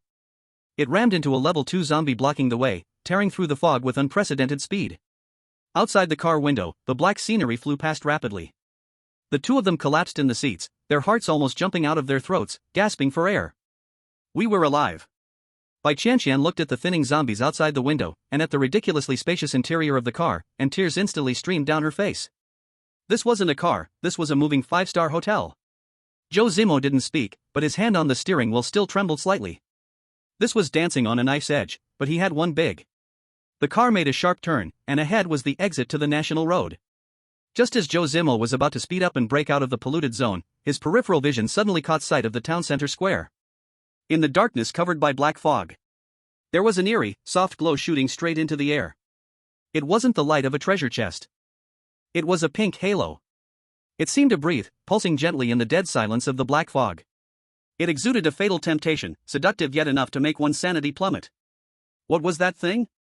Zhou Zimo, what are you looking at? Bai Qianqian noticed the car slowed down and asked in terror. Zhou Zimo snapped back to reality, biting his tongue hard to suppress the strange urge to turn back. Turning back now meant certain death. From the feeling alone, there were at least dozens of level 2 mutated creatures guarding that spot. Nothing. Zhou Zimo forced himself to turn his head. One push of the pedal to the floor, rushing onto the highway. Remember that spot. He silently told himself, eyes deep as an abyss. That will be our reason to come back next time. Chapter 26, This is not a car, this is a moving fortress.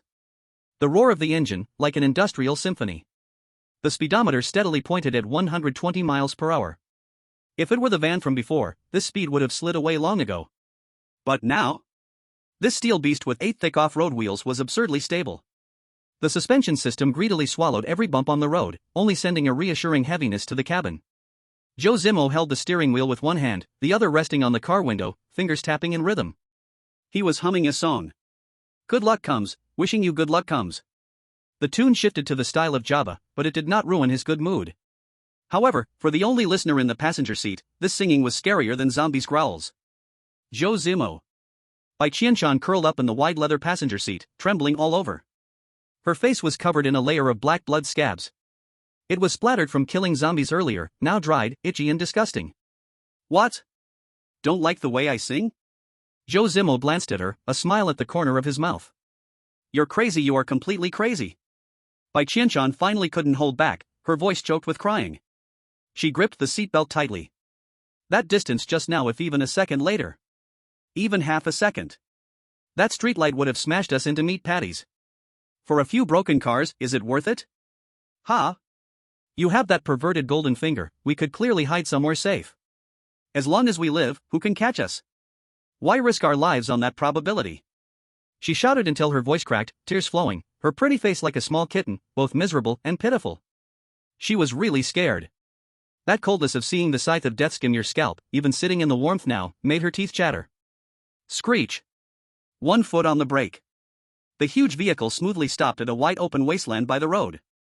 50 kilometers away from the black fog, temporarily safe. Zhou Zimo unbuckled his seatbelt, turned sideways, looking at the collapsing Bai Qianqian with a half-smile. He didn't argue, didn't comfort, just raised one finger.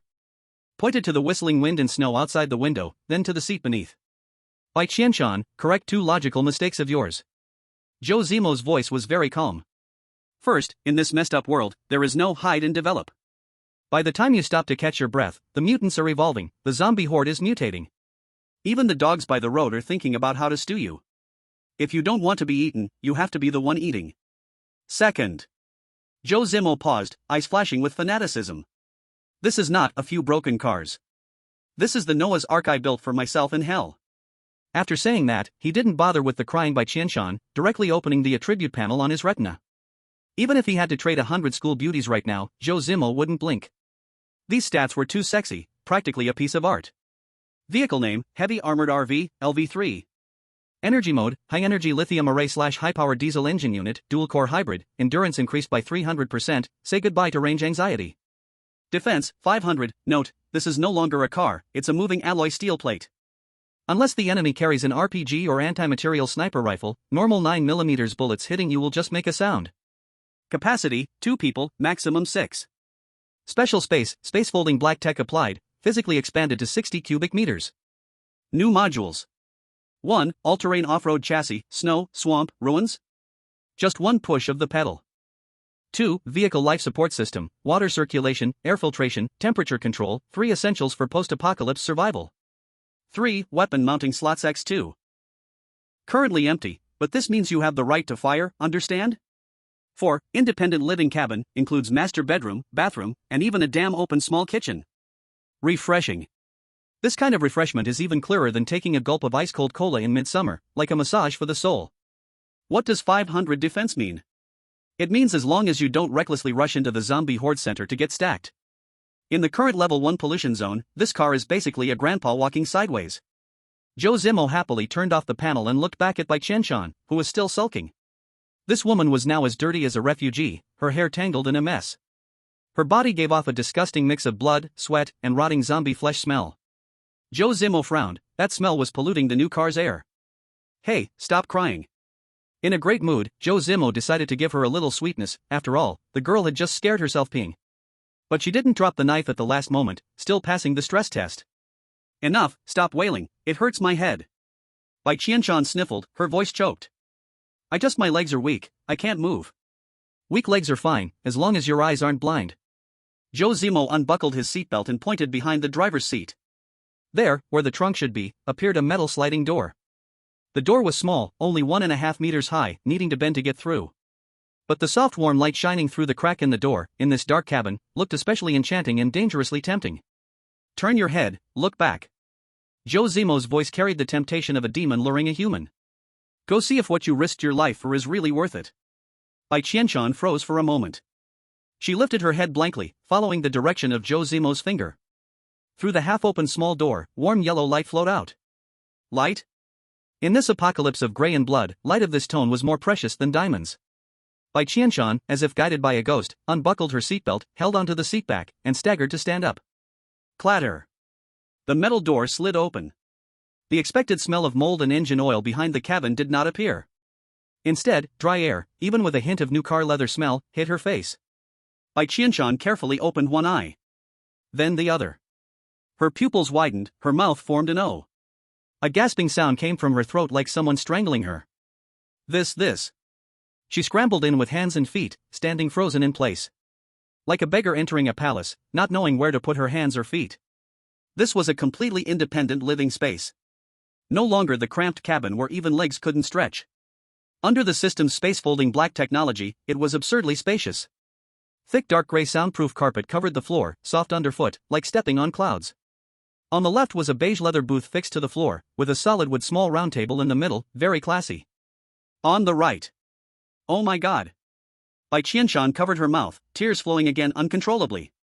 It was a small L-shaped kitchen counter. It had a black crystal induction stove, and even a microwave beside it. They looked like old goods combined, but under the system's reconstruction.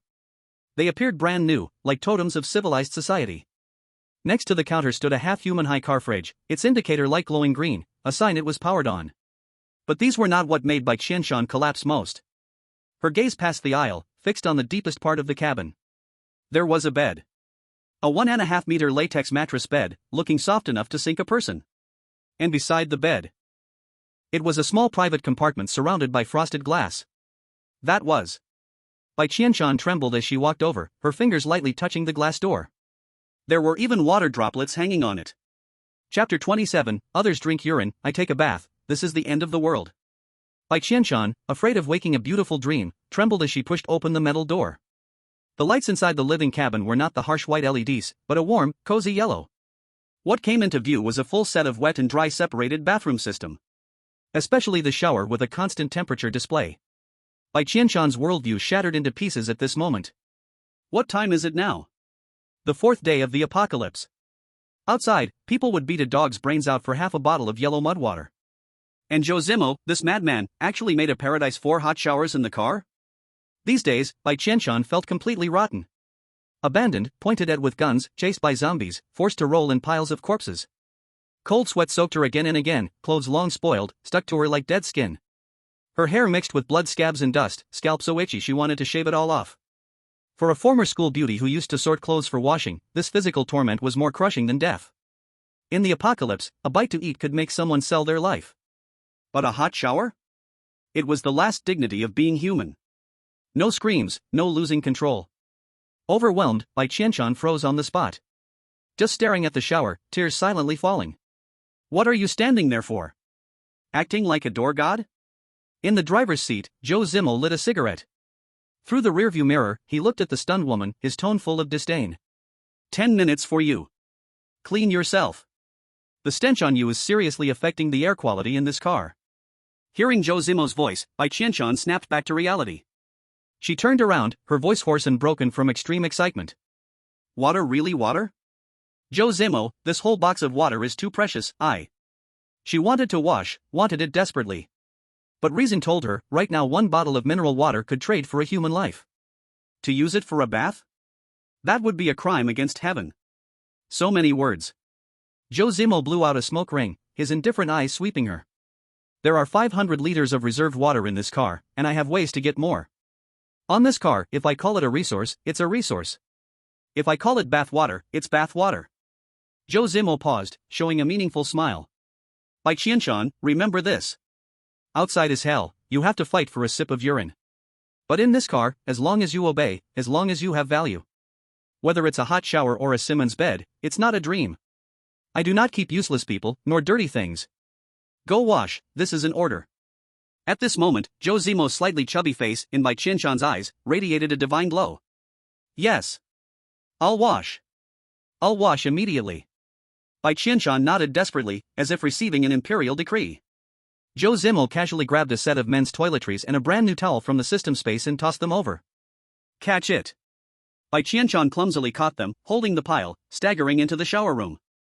With a bang, the door was locked from inside. Immediately, the sound of clothes falling and the gush of water erupted inside. Faintly, the suppressed sobs could be heard, a release from surviving disaster and extreme comfort. Zhou Zimo sat in the driver's seat, listening to the gushing water, fingers lightly tapping the steering wheel. Luxurious? Indeed luxurious. But that was exactly the effect he wanted. To tame a person, mere violence is the lowest method. Give her hope, give her pleasures she cannot refuse, give her the only paradise in this hell. When her body gets used to hot showers, soft beds, and a sense of safety. Let her leave this car. She would bite anyone trying to make her get out with all her strength. 10 minutes later. The sound of water stopped. As the bathroom door opened, hot white steam with the scent of lemon shower gel poured out, chasing away the smell of engine oil and blood in the cabin. Washed. The voice was as small as a mosquito. Zhou Zimo looked back. He saw Bai Qianqian wrapped in an oversized men's white t-shirt, the one she had taken casually from the supermarket before. Because she had no clean pants to change into, the hem of the t-shirt just covered the top of her thighs. Two straight and long legs were exposed to the air, steamed by the hot water until they glowed with a tempting pink. Her wet long hair fell over her shoulders, water droplets sliding down her delicate chin, dripping into the hollow of her collarbones. Washing away the dirt and blood scabs, this divine face who had topped the Art Academy charts for 3 years finally revealed her true appearance. Her skin was white and shining, her features bright and moving, especially those eyes that had just cried. The mist was blurry, carrying a heart-shaking sense of fragility.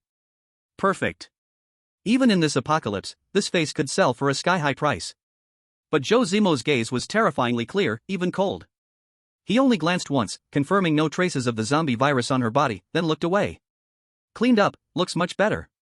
Zhou Zimo pointed to the double-door big fridge in the corner of the living cabin. Hungry? Bai Qianqian instinctively held her stomach, blushing as she nodded. Go open the fridge. Zhou Zimo's voice was commanding.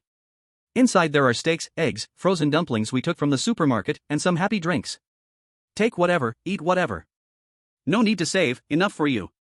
Bai Qianqian looked up, full of disbelief. Really eat whatever? For real?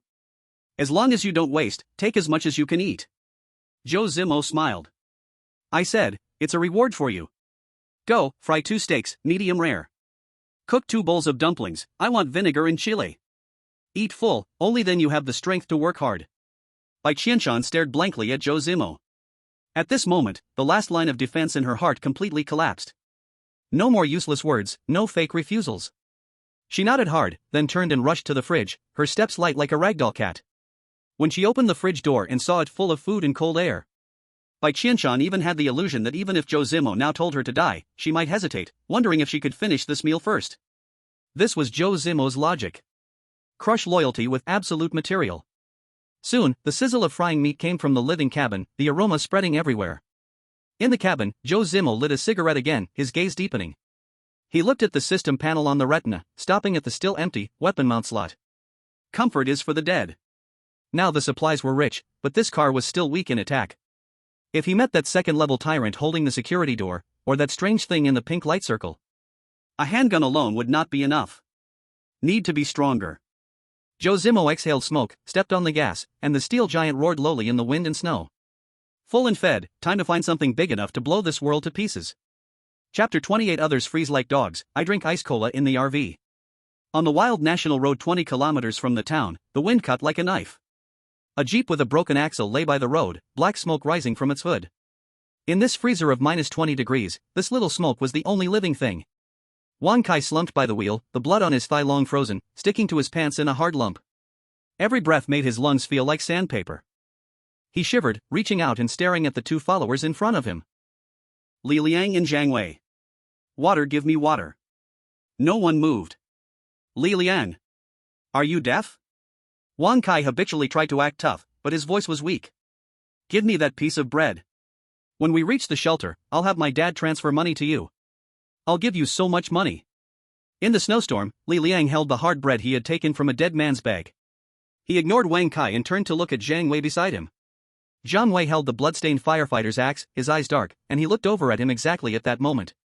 Their eyes met in the air, no words spoken, but they understood each other. Act. Brother Kai. Zhang Wei suddenly smiled, a little creepily. Your leg is useless now, right? Wang Kai's heart skipped a beat. Nonsense. It's just a through wound. With medicine it will heal. Quick, help me into the car, it's warm inside. Into the car? In front of Wang Kai, Li Liang took a big bite of the bread, chewing loudly. It's warm in the car, but this car doesn't recognize us. What do you want to do? I'm the owner, without my authorization you can't get in. Wang Kai panicked, crawling toward the driver's cabin with hands and feet.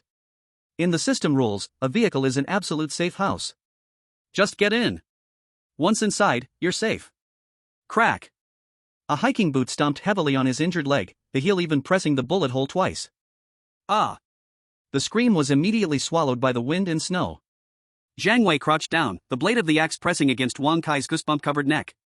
You know you're the car owner too? Zhang Wei's voice was very soft. Transfer the permission, now. You're robbing. Put.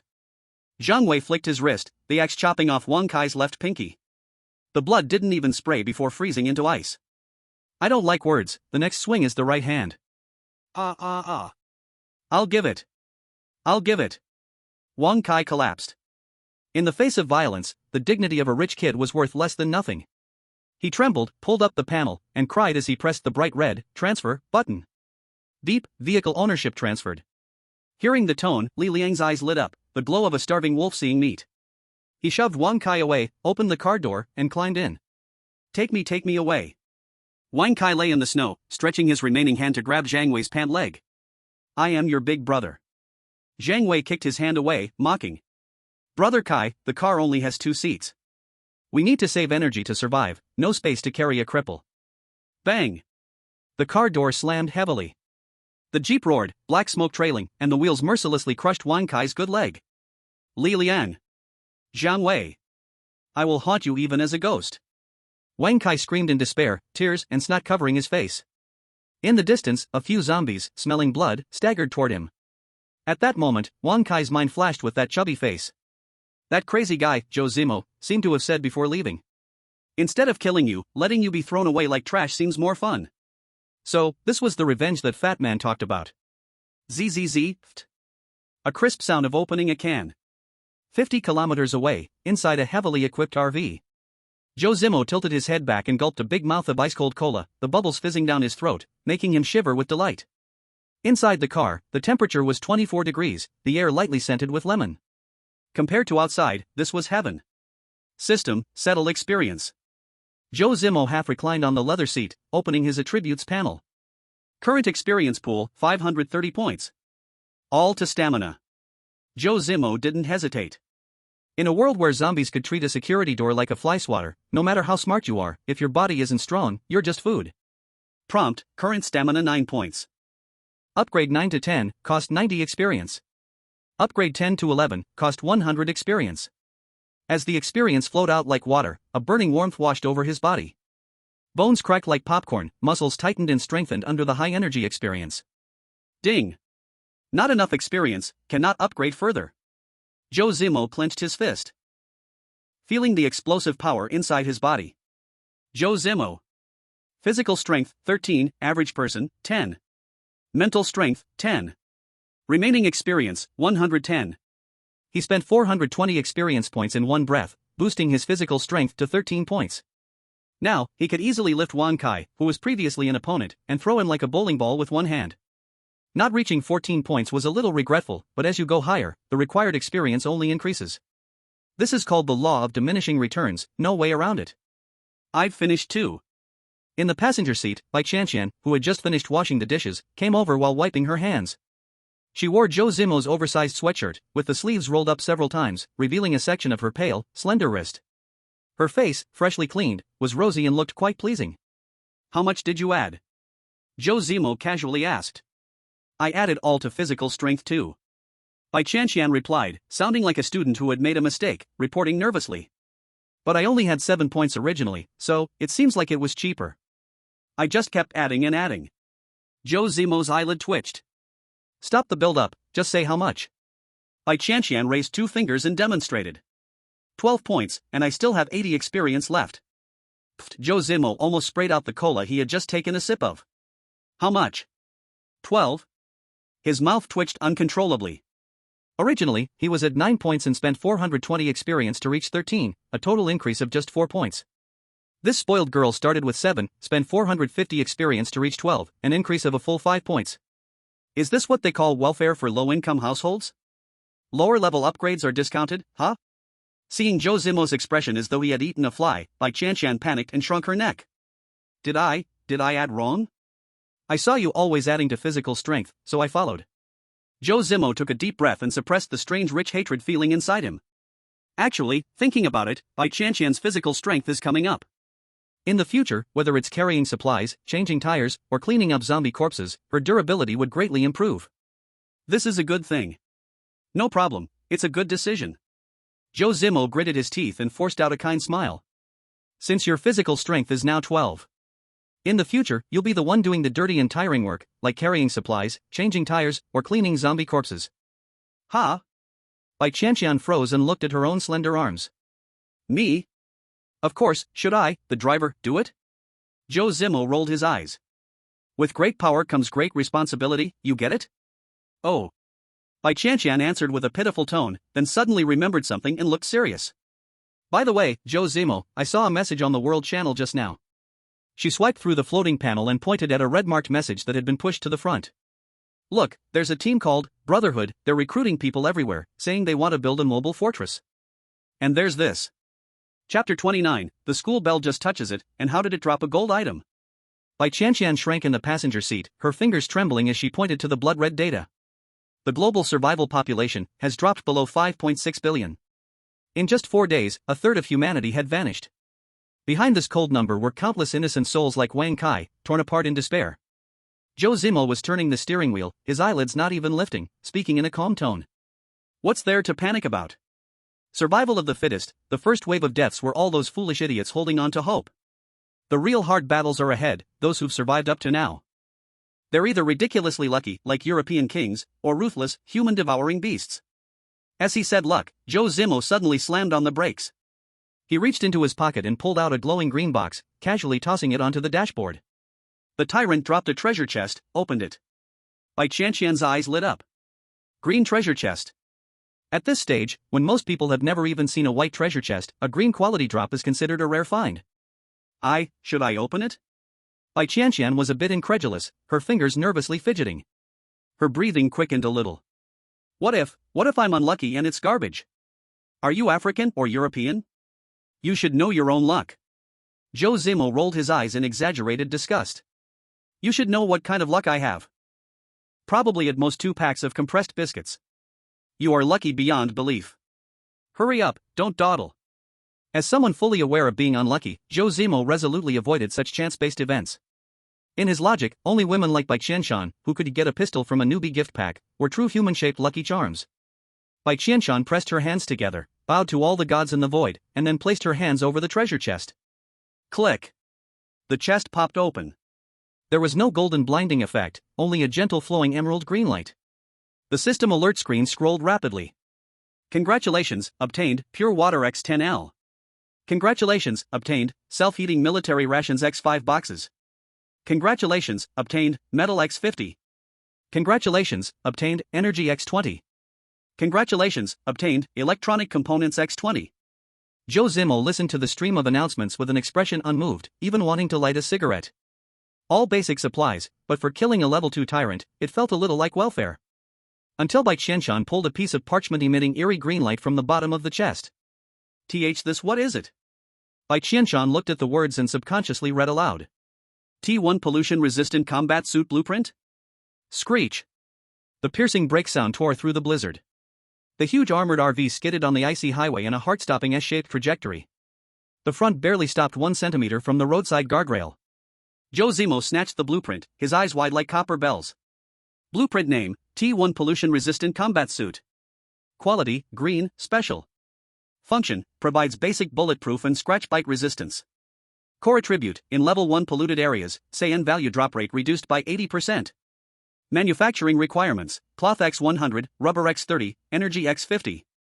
The cabin fell into deadly silence, only the engine's low hum spinning. Zhou Zimo's fingers trembled as he held the blueprint. He turned to stare at Bai Qianqian, his eyes like he was looking at a monster, yet like a mountain of gold. You call this luck? Zhou Zimo's voice floated, a lost tone from extreme excitement. Reduce CN value drop by 80%. You think fast, tell me, what does this mean? Bai Qianqian shrank back from his devouring gaze, but her survival instinct made her brain race. She was smart, if not, Zhou Zimo would have discarded her long ago as a burden. It means. Bai Qianqian swallowed, her voice trembling. Ordinary people go crazy after an hour in the black mist. With this on, we can stay 5 hours or even longer. We can go in and out of those places others can't enter? Bingo! Correct, but no reward. Zhou Zimo slammed the steering wheel, a nearly insane grin spreading on his face. This is not just a suit, it's a ticket. It's a VIP pass. This system Fox is forcing us to make a choice. Zhou Zimo pointed at the night outside the window, his tone grim. Everyone is desperately fleeing polluted zones, because that's hell, a forbidden area. But this blueprint's appearance proves one thing. The real top-tier resources are at the center of hell. Remember the pink light circle in the town center when we evacuated? Zhou Zimo licked his cracked lips, greed unhidden in his eyes. There's definitely something good there. 10 times, 100 times better than this green chest. Only there deserves the title, God's gift. Without this blueprint, Zhou Zimo would have fled as far as possible. But now, with this pollution-resistant ace up his sleeve, the forbidden zone that kills ordinary people at a touch became, in his eyes, an unwatched Swiss bank vault. This is not luck. This is fate putting a gun in his hands, forcing him to rob God. To continue wandering the wilderness like a stray dog, fighting billions of survivors for moldy bread? Or go against the current, return to hell, and take the top-tier resources only madmen dare touch? The air in the car cabin froze. Bai Qianqian looked at Zhou Zimo's unpredictable profile, her heart pounding wildly. She knew that this madman had already been moved. She was terrified to death. The psychological shadow left by that tyrant was still fresh, and now she had to go back? Go back to that place where even the air was poisonous? But she dared not cry nor dare to make a scene. Because she knew Zhou Zimo too well. In this man's logic, if you don't dare to take that gift belonging to the devil, you can only wait to be eaten by the devil.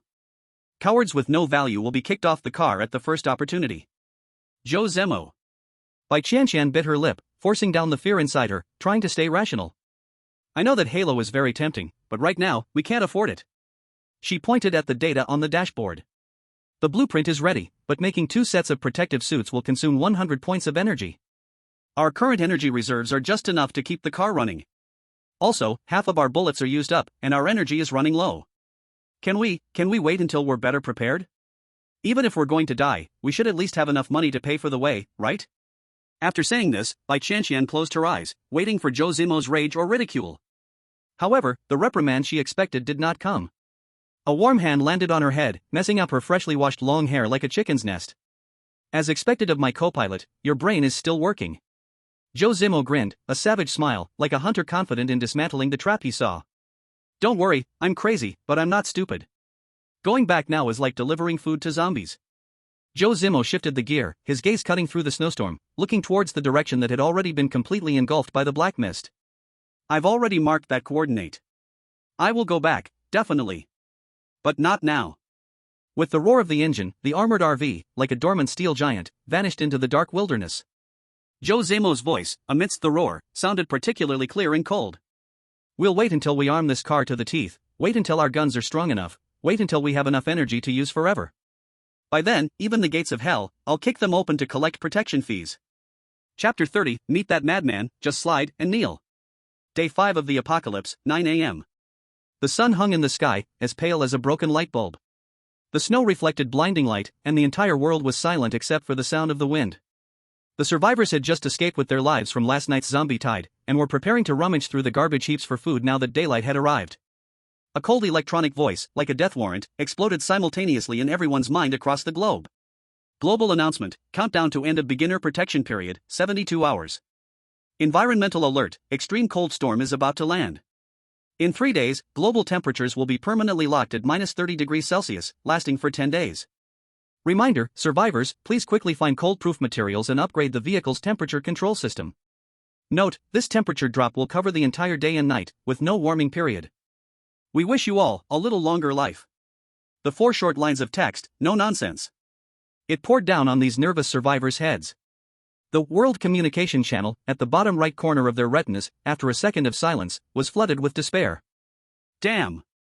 -30 degrees? And all day? Is this hell mode? I'm wearing just a torn t-shirt, last night I was barely shaking to stay warm. In 3 days, -30 degrees, just tell us to kill ourselves already.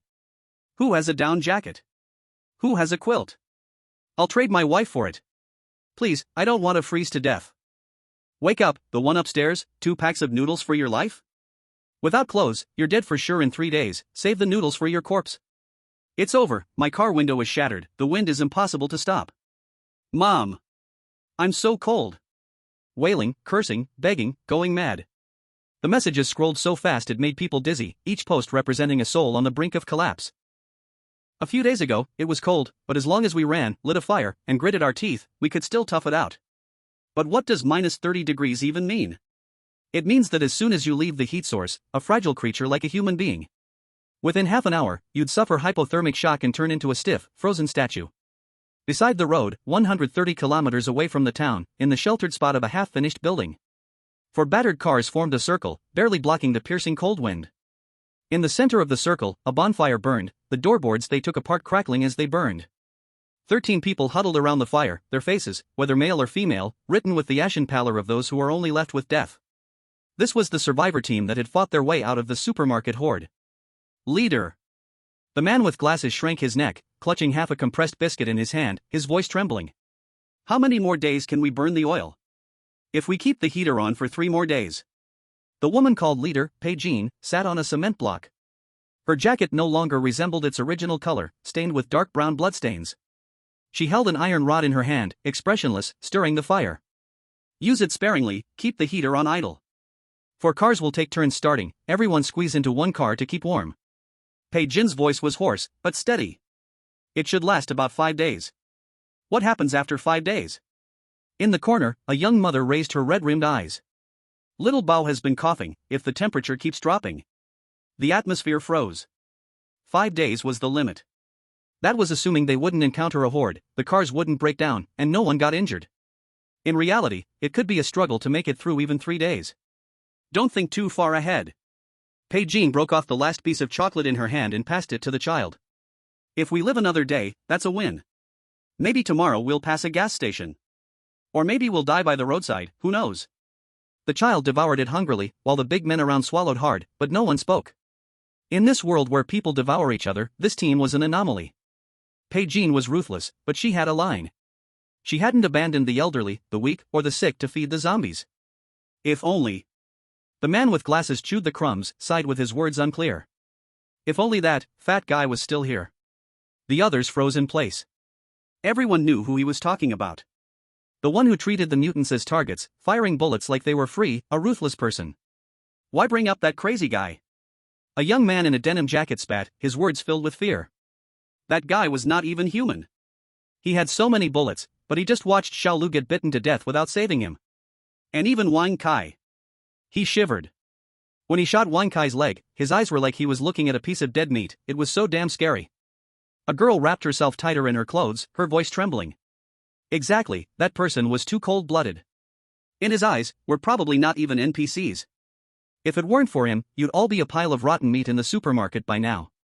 A cold voice sharply interrupted the complaints of the group. Bai Qianqian stood up, slamming the iron rod onto the ground with a loud clang. She scanned the group, her gaze colder than the snowstorm outside. You think he's cold-blooded? You think he's heartless? Bai Qianqian sneered, her tone dripping with undisguised sarcasm.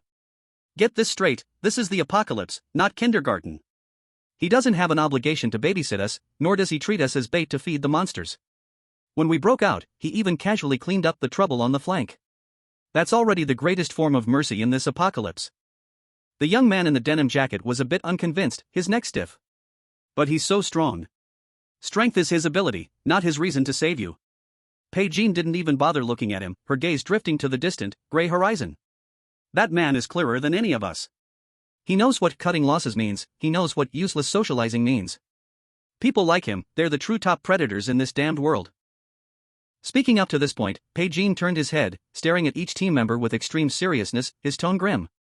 All of you remember this, put away your ridiculous moral blackmail. If you meet him again, stay as far away as you can. If you can't avoid him, lower your head, act like a fool. Don't provoke him, and don't expect him to show mercy. The barrel of this kind of person never distinguishes between zombies and idiots. Everyone was stunned by Bai Qianqian's aura, no one dared to speak again. In fact, everyone knew in their hearts, the young cowboys were more afraid than angry. Afraid of the helpless feeling of being treated like grass by the strong. The camp fell into a death-like silence, only the cold wind howled. At that moment, a faint vibration suddenly came from the ground. The water cup on the table rippled, and then, from afar, came a low and violent roar of an engine. Buzz. Chapter 31. Their despair is only my passing scenery. The ground was trembling. Not an illusion, the water cup with a thin layer of ice on the table was violently shaking. The low, violent roar traveled through the frozen ground to everyone's feet, making their scalps tingle. Something's happening. Bai Qianqian's face changed suddenly, bouncing up from that half-dead state. Everyone alert. Grab your weapons. Protect the children in the center. Clatter. Those who were lying on the ground were struck as if by electricity. They scrambled up, grabbing steel pipes, even half-bricks nearby. Some were so nervous their hands shaking, the slingshot rubber snapped with a pop. In the apocalypse, an unfamiliar engine sound usually meant only two things. Either monsters, or thugs more terrifying than monsters. Everyone's eyes were fixed on the corner at the end of the national road, forgetting to breathe. It was getting closer. The sound came nearer and nearer. It wasn't the sharp friction of a normal car, but a crushing sound that could grind bones to dust. At that moment, on the national road 200 meters from the camp, a steel giant was breaking through the wind and snow fiercely. Outside the car was hell, inside was heaven. The central screen showed a comfortable indoor temperature, 24 degrees Celsius. There was no smell of blood, no stench of corpses, only coffee aroma, mixed with faint fruity wood scent. Zhou Zimo rested one hand on the leather-wrapped steering wheel, the other holding half a cigarette, looking relaxed. He had just slept for 4 hours, feeling incredibly energetic. Cold protection? Not needed. He wore his open jacket, only a thin cotton long-sleeve shirt inside. If those outside wrapped in old blankets, still with runny noses, saw this, their minds would break instantly. Minus 30 degrees? Zhou Zimo glanced at the flashing red warning on the retina display, a playful smile on his lips.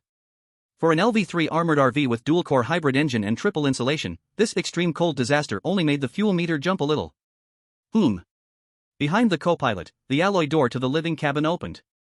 Bai Qianqian rubbed her sleepy eyes and came out. She wore an oversized gray hoodie of Zhou Zimo's, the hem covering her thighs. Her hair was messy like a bird's nest, yet giving a rare sense of ease in the apocalypse. Smells so good, Zhou Zimo, did you make coffee?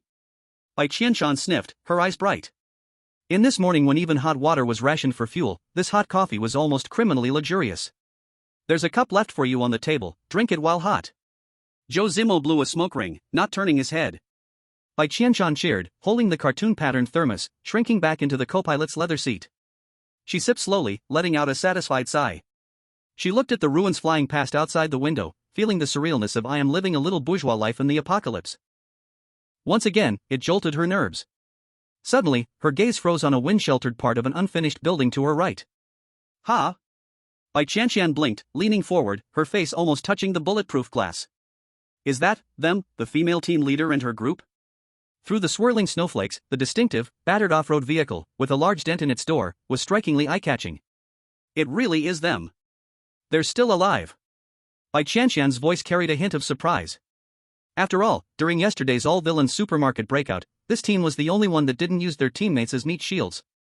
In today's world, where people devour each other, seeing familiar faces still breathing was, to say the least, unexpected. Instinctively, she turned to look at Zhou Zimo, her lips moving, but she didn't dare speak directly. She was smart. She didn't ask for a stop, nor did she dare mention rescue.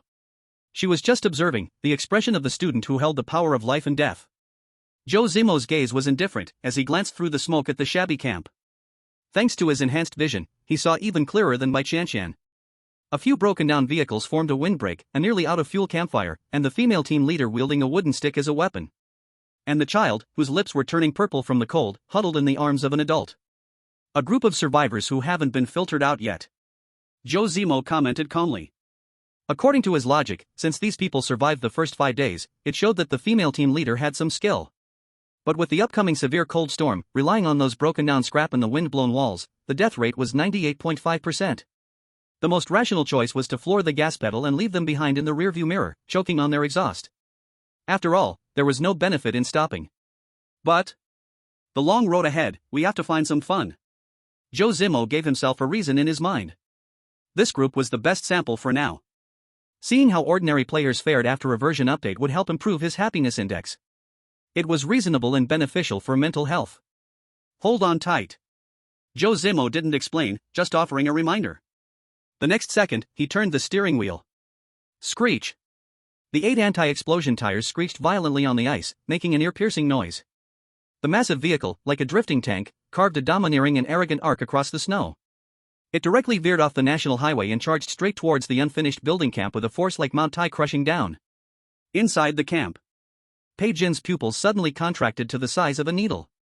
As the snow and wind were pushed aside, she finally saw the true face of that big guy. What the hell, that's not a car? This is a moving alloy fortress. A black giant beast over 3 meters tall and 6 meters long, covered in composite armor with industrial violent aesthetics. The V-shaped alloy bumper at the front gleamed with a bloodthirsty cold light under the dim light, as if it was born to tear through any obstacle. The 8 exaggeratedly thick off-road tires, each half the height of a person. They sank deeply into the snow. The visual shock was like violating everyone's eyeballs. Is this a military vehicle?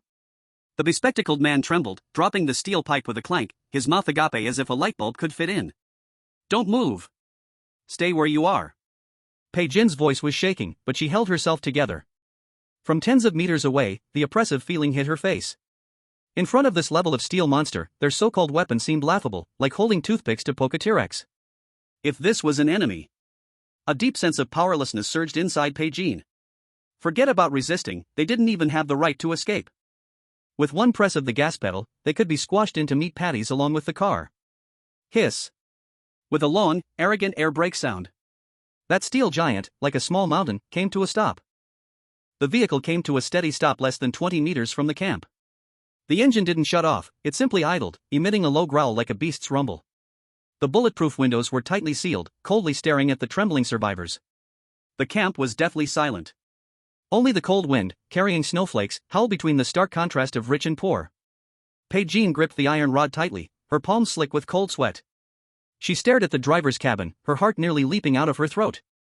On this desperate morning, what would this suddenly arrived divine car bring destruction, or that madman whose cruelty made life worse than death? Chapter 32, The Test for the School Beauty. Go see what hell looks like. Inside the car, the temperature system displayed 24 degrees Celsius, with the faint scent of milk shower gel drifting in the air. Outside, the wind and snow, with temperatures below -10, sliced through the dilapidated building like dull knives. Separated only by a layer of bulletproof glass, the inside and outside were 2 entirely different worlds. Zhou Zimo leaned against the genuine leather driver's seat, the half-burnt cigarette between his fingers glowing brightly. He turned his head and glanced at the glamorous woman in the passenger seat. He lifted his chin towards the trembling survivors outside the window. Get out of the car. 2 words, without emotion, casually tossed like trash. Bai Qianqian, holding a steaming coffee cup, froze for a moment, her eyes blank. What? Haven't you always looked up to Bai Jin? Zhou Zimo exhaled a puff of smoke, the gray mist blurring the coldness at the corner of his mouth. Here's your chance. Go out and catch up with her. Let your old friend see what kind of godly life you're living now. Zhou Zimo, you. Bai Qianqian instinctively tightened her grip on the cup. She wasn't stupid, she understood immediately. This wasn't about catching up at all. It was about putting her on a roasting spit. It was a cruel, twisted lesson in humanity. He still remembered that life or death question. Starve to death with the good guys, or eat meat with the madman.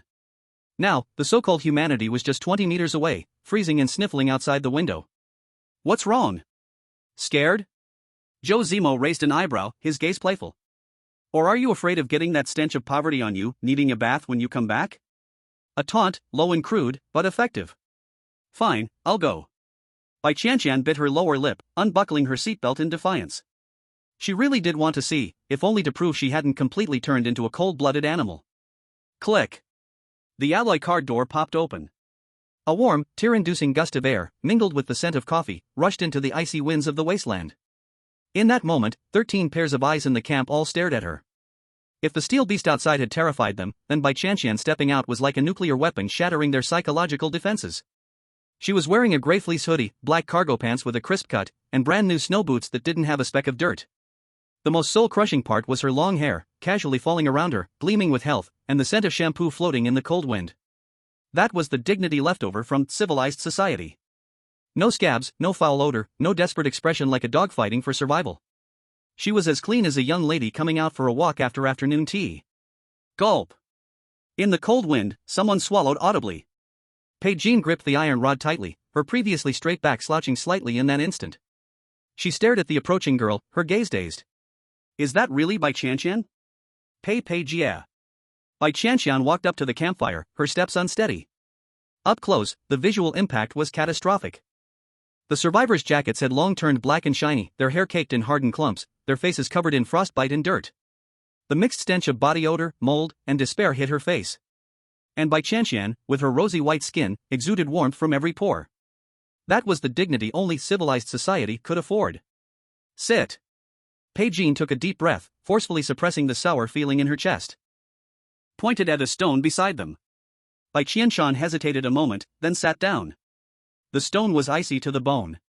She instinctively shrank her neck, quietly hiding her fair clean hands inside her sleeves. It was this shrinking that made her notice everyone around staring at her. Or rather, staring at the wrist of her hand peeking out of her sleeve. The atmosphere was painfully awkward. Is that your car? The glasses man shrank his neck, eyes glued greedily past Bai Qianqian to the giant beast still steaming, his voice trembling. Is this the rumored armored RV? Bai Qianqian nodded stiffly, not daring to answer. Is it warm inside? The young mother holding a child asked shakily. Horror. Lips were cracked from the cold, blood seeping from the corners as she spoke. Bai Qianqian's throat felt blocked with cotton. How could she answer that? Say it was a constant 24 degrees inside? Say she was just debating coffee with sugar or milk? Say she took a hot bath for half an hour last night to get rid of bad luck? Every truth here would feel like torture to these people. It's okay, passable. Bai Qianqian lowered her head, voice like a mosquito hum, not daring to meet the woman's expectant eyes. Enough, don't ask. Bai Qianqian broke the group's fantasies, throwing a dry branch into the barely alive fire.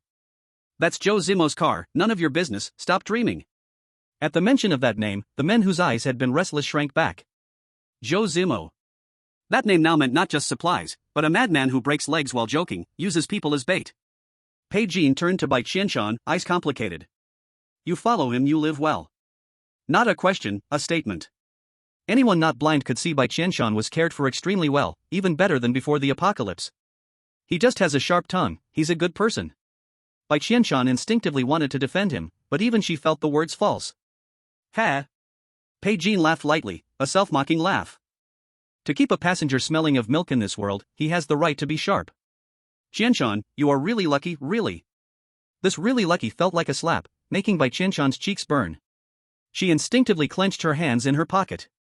Yes, if not for that gun back then, if not for that damned binding system. She would probably be worse off than these people, maybe rotting in some gutter already. At that moment. Cough cough cough. A heart-wrenching coughing broke the night. Bai Qianqian followed the sound. The young mother hugged a 7 or 8-year-old boy, face burning bright red. Breathing fast, each cough like it would rip out his insides. Behind the cowboy youth, a little girl hid. Wrapped in an oversized ragged down coat, eyes shut, trembling, forehead covered in cold sweat. This is. Bai Qianqian's pupils shrank slightly. Fever turned into pneumonia. Bai Qianqian's voice, calm enough to make one desperate. Caught a cold last night, almost gone this morning. Did you give him medicine? Bai Qianqian blurted out. As soon as the words left her mouth, she regretted it, wanting to bite her tongue off. Sure enough, the gazes around her looked at her like she was an idiot. Medicine? The cowboy youth, who had not spoken, scoffed, eyes bloodshot, looking at Bai Qianqian. Young lady, are you still asleep? At a time like this, we have almost eaten all the tree bark, and you ask us for medicine? Do you see our rotten lives? Even if we chopped them up to sell, could it buy half a pill of antibiotics? Bai Qianqian felt nailed to the spot. The little boy, face red from fever, clutched his mother's stiffened clothes with dry fingers, mumbling, "Mom, cold." The young mother didn't dare cry out, only buried her face in the child's burning forehead, body trembling violently. Beside her, the 7-year-old girl curled up, not making a sound. Brother and sister? Bai Qianqian felt a piece of lead blocking her throat. Picked them up. Pigeon held half a stiff sausage in his hand, not even daring to tear much of the wrapper. Picked up 4 on the road, 2 froze last night, only these 2 left. In this world, even a dog is considered wasteful, yet Pigeon picked up 4 burdens. Bai Qianqian looked at Pigeon's face, full of dirt and blood yet cold and hard, and all her so-called superiority shattered. This was the kind of person she wanted to be. Even rolling in the mud, they still want to reach out to pull others up. But 3 days later, minus 30 degrees. Bai Qianqian's voice trembled. She tried to control it, but couldn't. No medicine, no clothes, they won't survive. This sentence smashed the last dignity of the young mother. Please, I beg you. The woman lunged forward, the explosive strength of someone near death. Those hands grabbed Bai Qianqian's clean work pants tightly. You have a big car, a big RV. You must have medicine. All rich people have medicine. The woman babbled, her eyes bulging. Save little treasure. I will kowtow to you. I can do laundry. I can do anything. Give me medicine, even half a pill. I beg you to. The young cowboy beside her, even with a foul mouth, knelt down with red eyes and a thud. His head hit the frozen ground hard, thumping loudly. Miss. Please. That girl is only 7. Give her a chance to live. Even just a sip of hot water will do. For a moment, the camp was full of suppressed wails and kowtowing. Bai Qianqian froze, her mind blank. She instinctively put her hand into her hoodie pocket. Empty. She reached for her pants pocket. Still empty. Not just antibiotics or fever medicine, she couldn't even find a single bandage. She wanted to save them, really wanted to save them. If it were food or drink, even that expensive red wine in Zhou Zimo's car, she would dare to steal a little.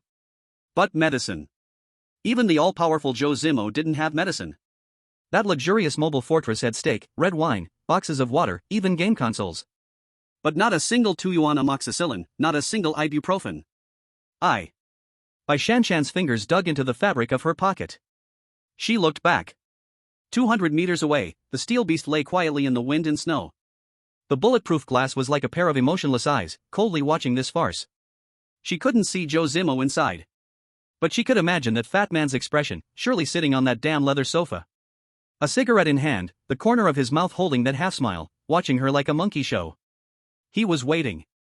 Waiting for this vase to fully face reality, waiting for her saintly heart to be crushed by reality. Bai Qianqian's eyes reddened, helplessness flooding over her like a tide. She had no right to save anyone. Without Zhou Zimo, without that car, Bai Qianqian didn't even have the right to kneel here and beg for help. She might die faster and worse than these people. I have no medicine. Tears finally fell, scalding, but warming no one. Bai Qianqian tried to help the mother, her hand halfway out, then dropped it helplessly. I have no medicine. She gritted her teeth, each word squeezed out from her throat. We have no medicine, really none. The young mother froze. The madness in her eyes, like a cigarette stub, extinguished. She let go, her body collapsing like a pile of mud. Holding the still twitching child, no longer crying, no longer struggling. It was resignation. At this moment, Bai Qianqian felt she was an executioner. In this shitty apocalypse, goodness without strength was more cruel than direct killing. Pigeon glanced at Bai Qianqian, then looked up at the motionless RV in the distance. A bitter smile twisted at the corner of her mouth. The car didn't even turn off its engine, it stayed idling. As long as that man wanted, one push on the gas could crush them all to mud. Go back. Pigeon picked up the iron rod again and tapped it on the ground, the sound cold and hard. Don't let him wait in the car too long. That man has no patience. Bai Qianqian didn't know how she walked back to the car. Every step felt like stepping on cotton, soft and useless. The broken, intermittent coughs behind her pricked her back like needles. She opened the car door, got in, and closed it. Click.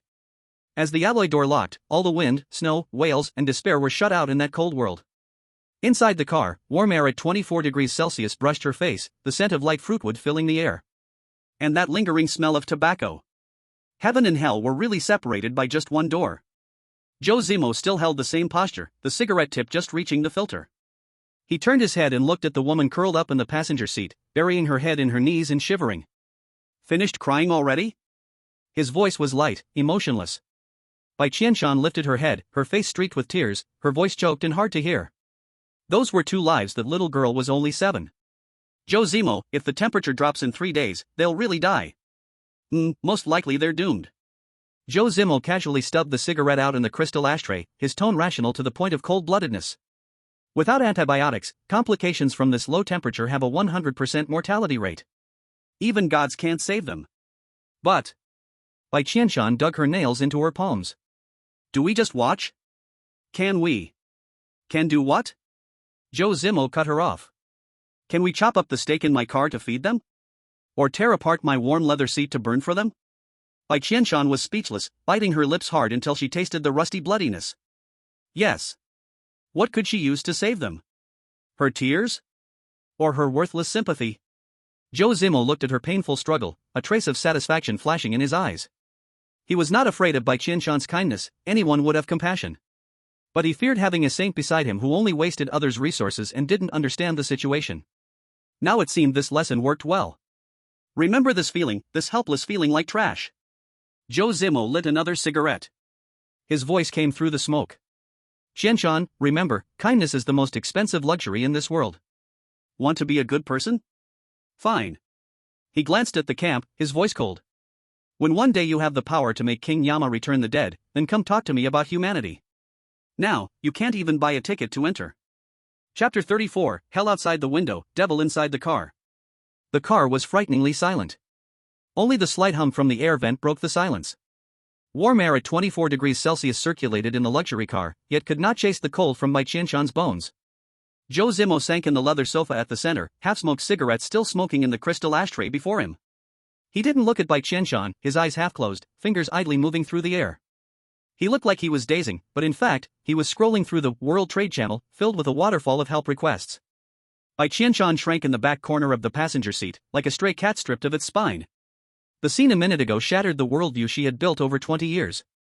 People kneeling in the snow, the mother's cracked, bloody lips. And the child, face burnt red, gasping like a broken bellows.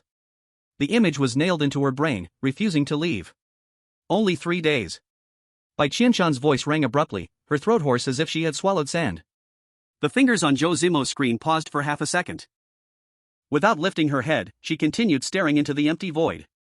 3 days from now, the temperature will drop suddenly to minus 30 degrees. Bai Qianqian lifted her head, her eyes, which had once dared to glare back at the muzzle of a gun, were now filled with red blood vessels. Without medicine, those 2 kids won't survive tonight. So what? Zhou Zimo let out a grunt through his nose and finally raised his eyelids to glance at her. His gaze was so cold it could freeze, as though he was looking at a defective NPC that hadn't even loaded its logic module. Bai, the campus beauty, didn't you have enough of that lesson just now? Do you want to go cool off in the snow again, clear your mind? I know I can't save everyone. Bai Qianqian suddenly straightened her back, the motion too abrupt, knocking over half a cup of hot coffee. The brown liquid spilled onto the expensive wool carpet, but she didn't even glance at it. That injured person, nearly frozen to death, even that leader named Pigeon. Whether they live or die is their fate, it's their own ability. In this world, I have no right to beg for anything on their behalf. She took a deep breath, her nails digging hard into her palm, using the pain to force herself to stay awake. But Zhou Zimo, the children are innocent.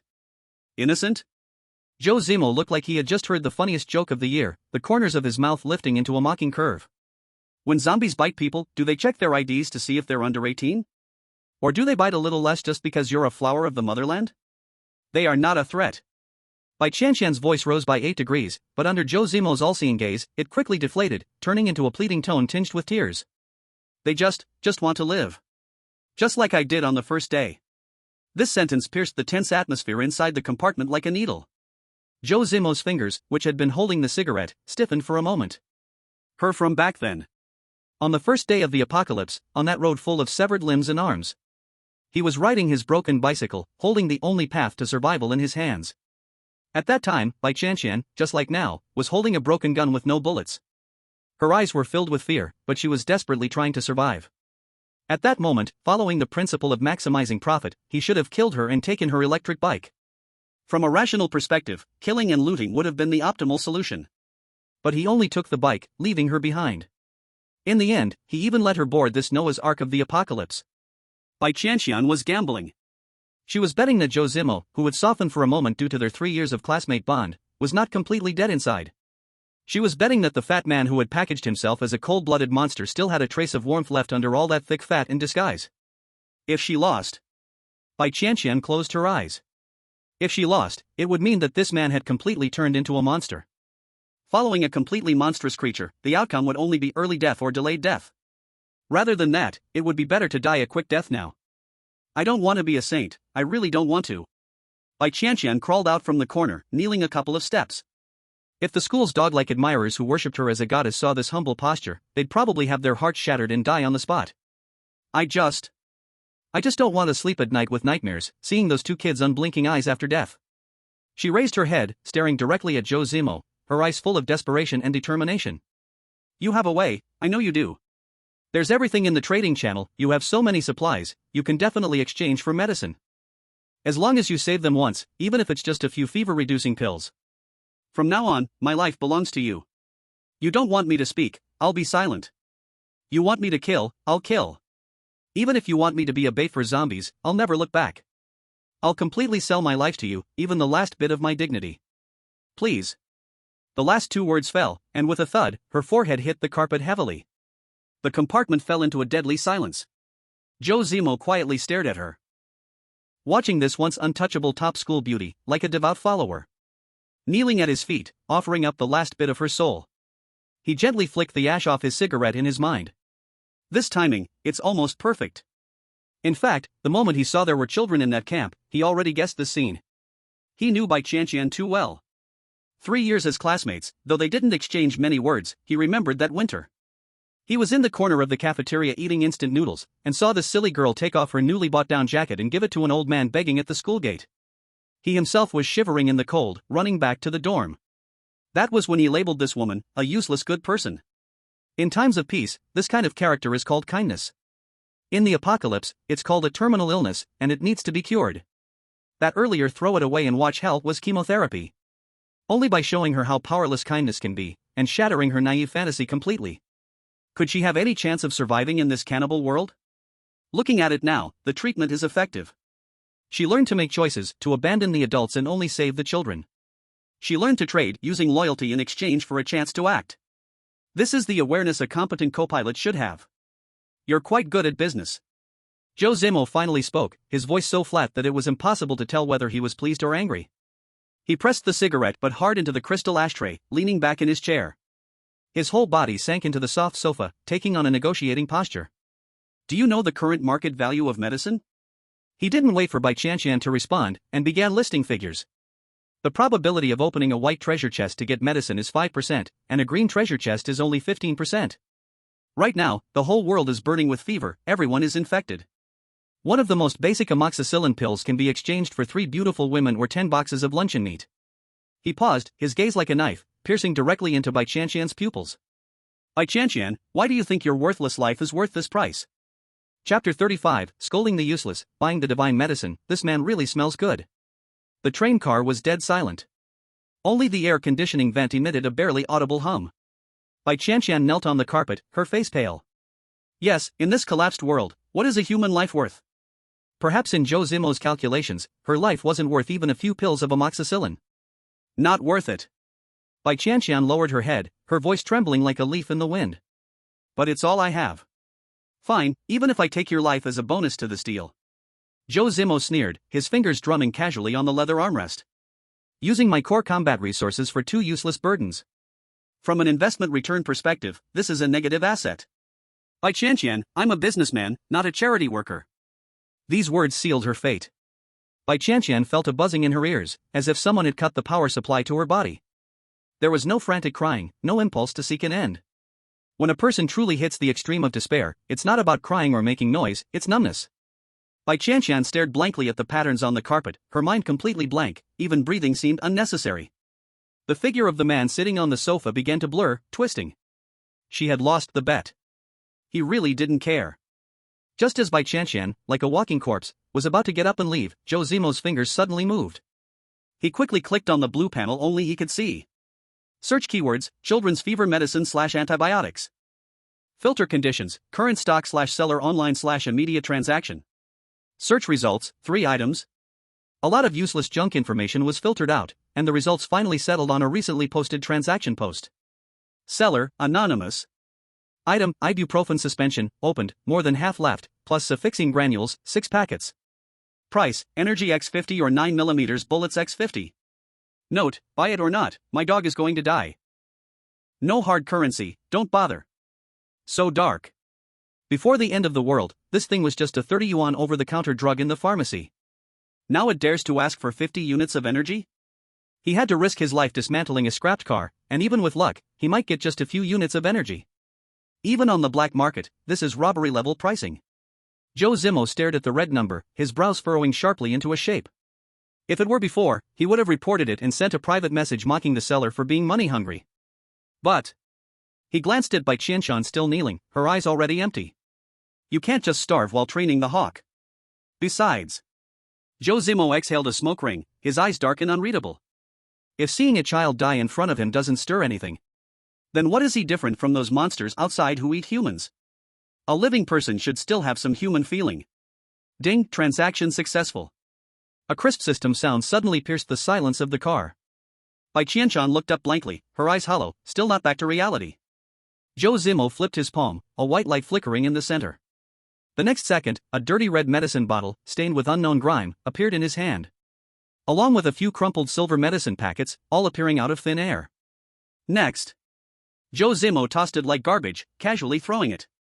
The bottle, enough to cause a 100-person fight outside, traced a careless arc through the air.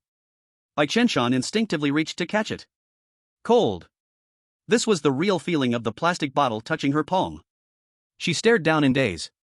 Malin cephalosporin. Even strawberry-flavored, for children. The impact hit her like a hammer, smashing her long-stalled brain cortex. 1 second she was at the gates of hell, the next pulled back to life. This roller coaster drop left her muscles rigid, even forgetting to breathe. This is. Her teeth chattered loudly. This bottle is really dirty, probably dug from some corpse pile.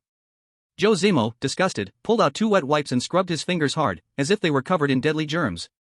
I don't like unknown trash bacteria in my car. 10 minutes, deal with it. Zimo. Bai Qianqian's fingers clenched hard, gripping the half bottle, her knuckles whitening from force. He bought it. He really bought it.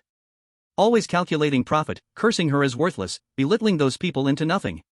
But just now, in her 1 minute of despair, this man silently spent a fortune to buy the medicine back. And for children. What are you still staring for? Waiting for the new year? Zhou Zimo clicked his tongue impatiently, crumpled the wet wipes, and threw them into the trash perfectly. 10 minutes to depart. If those poor people's germs get in my car, you go roll outside and be zombie bait yourself. Yes. I know. Bai Qianqian sprang up, nearly falling from the sudden motion. She wiped her dry tears on her face, messy like a madwoman, yet a fire burned in her eyes. She rushed to the car door, hand on the handle, then froze. She looked back at the slightly fat man sunk in the sofa. Warm air blew inside the car, his face saying don't touch me. But beneath that cold, hard fat, seemed to hide something burning. Thank you. Voice hoarse, every word dripping blood. Less talk, go. Zhou Zimo didn't turn his head, waving his hand like shooing flies. The door opened, fierce wind and snow rushed in, then were blocked as the door slammed shut. Until the passenger seat was empty, Zhou Zimo slowly turned. He glanced at the system panel showing the glaring, Energy 50. The corner of his mouth twitched violently. Damn, this is really expensive. He held his chest, painfully grimacing, and lit another cigarette. That was enough energy to keep the steel beast running with full heat for 2 days. And now it was gone. This is a huge loss, I need to figure out how to make it up later. He cursed under his breath, but his eyes stared through the bulletproof glass. Looking at that figure, stumbling through the snow, running toward the camp like an idiot. Amid the swirling smoke, his gaze became somewhat deep. This gamble wasn't just Bai Qianqian's. Actually, he was also gambling. Gambling that in this human-eating apocalypse, a woman willing to kneel and bow for a stranger's child was worth giving his back to. If one day I fall in a pool of blood too. Zhou Zimo exhaled a ring of smoke, his eyes cold and distant. Would you, like you saved those 2 children, risk everything to carry me out of hell too? Bai Qianqian. Chapter 36, A Few Fever Pills for a Mobile Arsenal. The snowstorm grew stronger. Bai Qianqian trudged through the snow, step by step, and reached the bonfire. She didn't speak, just shoved the half-warmed bottle of Malin and a few bags of cephalosporin straight into Pei Jin's hands. At that moment, the unfinished building was silent except for the wind. Pei Jin's hands, full of frostbite, trembled violently, as if touched by a hot iron. In the dim firelight, the red medicine bottle with a strawberry pattern was glaringly bright. Real medicine. Not expired flour buns, not a placebo. This was fever medicine for children. On the 4th day after order collapsed, this thing was life itself, a hard currency 100 times more precious than gold. For me? The young mother knelt on the ground, bloodshot eyes fixed on the bottle. Her hands trembled, too afraid to take it, fearing it was just a hallucination from the extreme cold. Take it. Bai Qianqian's voice was a little dry, not wanting to be sentimental. 5 milliliters each time, half for the little one. Antibiotics too, don't overuse. Pei Jin clenched the bottle, knuckles turning blue from pressure. She looked up, past Bai Qianqian's shoulder, at the silent steel beast 200 meters away. The car windows were shut, black as a hole, but she knew the fat man was watching. Pei Jin knew exactly what kind of man the fat man was. A madman who bangs bullets on the floor in a supermarket for fun, a tyrant who calculates lives as numbers. Someone like that, how could he ever do charity? What's the price? Pei Jin's voice was hoarse, no sudden joy from a free gift, only a fear that reached the bone. She looked at Bai Qianqian's face, still clean and delicate in the snow, and thought of the warm paradise inside that car. In this world where people betray their principles for half a moldy bun. What must she pay to exchange for this life-saving medicine? Humiliation? Being treated as a toy? Or something even more painful? Don't look at me like that, it's not as dirty as you think. Bai Qianqian read the mixed sympathy and fear in Pei Jin's eyes. She pulled her thick coat tighter and twitched her lips. He is indeed a cunning merchant who calculates profits to the bone, doesn't keep idlers. But, he's still a human. After saying this, Bai Qianqian didn't explain further. She didn't want to reveal the embarrassment of kneeling to beg for medicine, her last shred of modesty. Let's go. Bai Qianqian turned, waved to the people with her back to them. If you survive, don't ever disappoint me. The young mother rushed forward crazily, trembling, giving medicine to the children. The men around had red eyes, clutching rusted iron rods, wanting to say thank you, but the words felt too light. This was a rare beam of light in the apocalypse. But it was only a beam of light. Bai Qianqian walked quickly, not daring to look back. Zhou Zimo was right, sympathy like this. In this world, it's like a slow poison. Just as her hand was about to touch the RV's door handle. Wait. A voice came from behind her, it was Pei Jin's voice. It wasn't the weak tone from before, but a low sound of someone who had made a decision. Bai Qianqian stopped, but didn't turn around. Is there something else? I really don't have any food left to give you. I, Pei Jin, will remember this favor. But I can't repay you with supplies. All I can give you is a piece of news. Bai Qianqian furrowed her brows and turned around. What news? Pei Jin licked her cracked, bleeding lips and raised a hand, pointing to a range of barren mountains to the northwest of the national road. About 15 kilometers west, there's a place not marked on the map. Pei Jin lowered her voice and cautiously scanned her surroundings. That's where we passed when we retreated. We originally wanted to go in to hide from the snow, but were scared away at the entrance. It's a military-controlled area, probably a former weapons station for the armed police. A weapons station? Bai Qianqian's eyelid twitched. Having been with Zhou Zimo for so long, she knew the weight of these words all too well. This meant arms. Why didn't you go in? Bai Qianqian asked in return. Can't go in. Pei Jin smiled bitterly, the rebar in her hand drooping weakly. Half of the outer wall has collapsed, and the yard is full of zombies, at least a few hundred of them. And... She paused, a fearful memory flashing in her eyes. I saw a big vehicle in the middle of the yard. And, something that didn't quite look human, wandering around there. What kind of big vehicle? A man's voice suddenly interrupted. It was low, with the distinct click sound of a metal lighter being flicked. Pei Jin shuddered, looking up. She hadn't noticed when the RV door had opened. A man wearing a black windbreaker and slightly overweight stood on the vehicle step. He had a half-lit cigarette in his mouth, playing with a Zippo in his hand, the flame flickering in the wind and snow. Zhou Zimo. This was Pei Jin's first time seeing this man up close. There was no oily, nouveau riche look, nor any hysterical madness. He looked as calm as someone admiring the snow from their own balcony. But that gaze, it was like a predator at the top of the food chain, smelling blood. Casual, yet sending a chill down one's spine. Mr. Zhou. Bai Qianqian instinctively straightened her back, a natural reflex when facing a stronger person. Zhou Zimo jumped down from the vehicle, the expensive hiking boots making a dull sound as they hit the snow. He ignored the wary and avoiding looks of the others, walking straight to the campfire. He casually pulled over a broken wooden box to sit down, his posture as if this place was his domain. Continue. Zhou Zimo lit his cigarette, took a deep drag, and the glow briefly illuminated the sharpness in his eyes. Describe that big vehicle you saw in detail. Bai Qianqian swallowed, forcing herself to calm down. It's black, with 4 large wheels, fully armored, explosion-proof. There's a rotating turret on top. I couldn't tell if it was a machine gun or a water cannon. Cough cough. Bai Qianqian, who had just walked over, slipped and almost fell face-first into the snow pile. An armored riot-controlled vehicle with a weapon turret on the roof? If this is true, Zhou Zimo would definitely go crazy. Right now, the RV was sturdy, but it was basically a turtle shell, all its attacks depended on ramming. If they had a military vehicle with a built-in weapon system. Sure enough. Zhou Zimo's fingers, which were holding the cigarette, paused mid-air. He squinted slightly, and his mind's calculation module instantly went into overdrive. No markings on the map. Military-controlled area. Armored riot vehicle. If this is a story Bai Qianqian made up, then she's a genius writer. If it's true. Zhou Zimo's lips curled up slightly, revealing a smile that belonged to a hoarder in the final stages. This isn't just news. This is a gold mine. A few fever-reducing pills, in exchange for a lead on an armored vehicle. Zhou Zimo exhaled a puff of smoke, his gaze passing through the swirling mist. He glanced at Bai Qianqian beside him, silently thinking. This damn European king physique, even bankrupting can bring out European luck. This trade was a huge win. Chapter 37, not only not saving people, but also charging high-interest loans? Zhou Zimo did not show the ecstatic joy that Bai Qianqian had expected. He just flicked off the ash from his cigarette, the faint glow of the ember flickering in the wind and snow, illuminating his face. Since it's a big fat piece of meat, why aren't you eating it? Just a few hundred zombies, using the terrain to slowly wear them down, we can kill them eventually, right? Can't kill them. Bai Qianqian answered quickly, her voice still carrying a lingering chill. There's a big guy in that yard. Bai Qianqian was recalling a terrifying scene. About 2.5 meters tall, covered in a grayish-brown outer layer, like it's wearing a layer of rock armor. In its hand, it was dragging a broken cement support column. I saw it swing the column, not tearing, but smashing. 3 zombies blocking its way turned directly into a puddle of mud.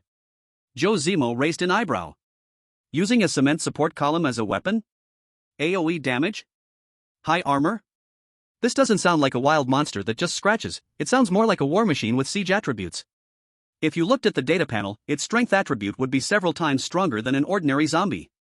A mutant? Zhou Zimo gently tapped his knee with his finger. This is getting interesting. To evolve into such a form at the start of the apocalypse, it's definitely an elite monster, or even a rare boss. But the calculations in his mind were clicking like crazy. This thing is even stronger than the tyrant with the stolen door. With the current firepower, fighting in alleyways would be like a crushing defeat. But charging into a military base guarded by such a heavy tank would be like lighting a lamp in the toilet, suicide. The rewards are high, but the risks are directly zero. Since it's so dangerous, why are you telling me this? Zhou Zimo looked at Bai Qianqian with a half-smile, his eyes playful. Do you want to trick me into dying so you can inherit my RV? Not daring. Bai Qianqian stared directly into Zhou Zimo's eyes, not flinching, but stepping forward by half a step. She knew that showing weakness here meant death. I'm telling you this because it's the only way to survive. We lack supplies, lack weapons, and even lack a piece of clothing to keep warm. In 3 days, the extreme cold will arrive, and out of the 13 of us here, at least 10 will freeze to death. Bai Qianqian pointed to the RV in the distance, standing in the snowstorm, her tone not full of jealousy, but a kind of extreme clarity. And you, Boss Zhou. You're strong, but you only have 2 people. If you want to take that base, just relying on a handgun isn't enough. You need cannon fodder, you need someone to attract fire for you. Help you lead those few hundred small monsters away, give you a chance to fight the boss one-on-one. So, this is a deal. We give our rotten lives, you give firepower. After we capture it, the RV is yours, the big share is yours. We only want the leftovers inside. Zhou Zimo laughed. Ha! He stood up, dusting off the snow from his pants, hearing what sounded like the biggest joke in the world. Pay big leader, you've smashed your abacus right in my face. Zhou Zimo pointed at the group of survivors around them, thin and hungry, holding rusty pipes. You want me to take you guys on an adventure? Dream on. Look at these guys. They're so hungry they can't even walk straight, and all their weapons are scrap. Let them lead the monsters? They'll probably be served up as a buffet before the zombies even get a good look at them. These aren't teammates, these are burdens. If I bring you guys along, my death rate will jump from 10% to 90%. I'm here to fight monsters, not to do targeted poverty alleviation. Bai Qianqian's face turned red. Although harsh, this was the damn truth.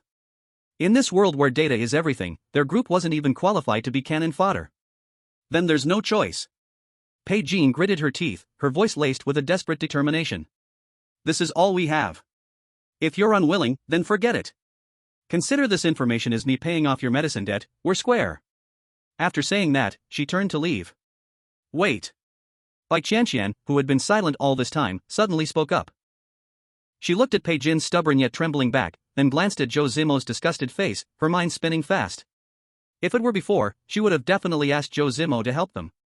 But now, she knew this fat man too well. Talking about feelings with him was asking for death, talking about benefits was the right way. Zimo. Bai Qianqian walked to Zhou Zimo's side, lowering her voice, with a sharpness in her tone that had never been there before. That stronghold must be taken. With heavy weapons, only after extreme cold will we have the initiative. Of course, I know that. Zhou Zimo rolled his eyes. The problem is these people are useless, I want bait, not feed. Then turn them into proper bait. Bai Qianqian's gaze grew firm. She pointed at the RV, speaking very fast. Your warehouse is full of basic materials. Those are dead things, can't be converted.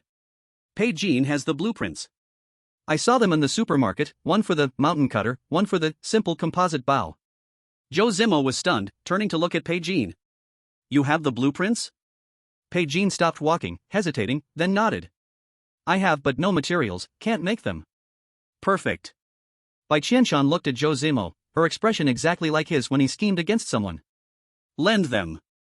We provide the materials, let them make the weapons themselves. Give them some high-calorie compressed biscuits, so they have strength to run. Bai Qianqian paused, then said 4 words. This is angel investment.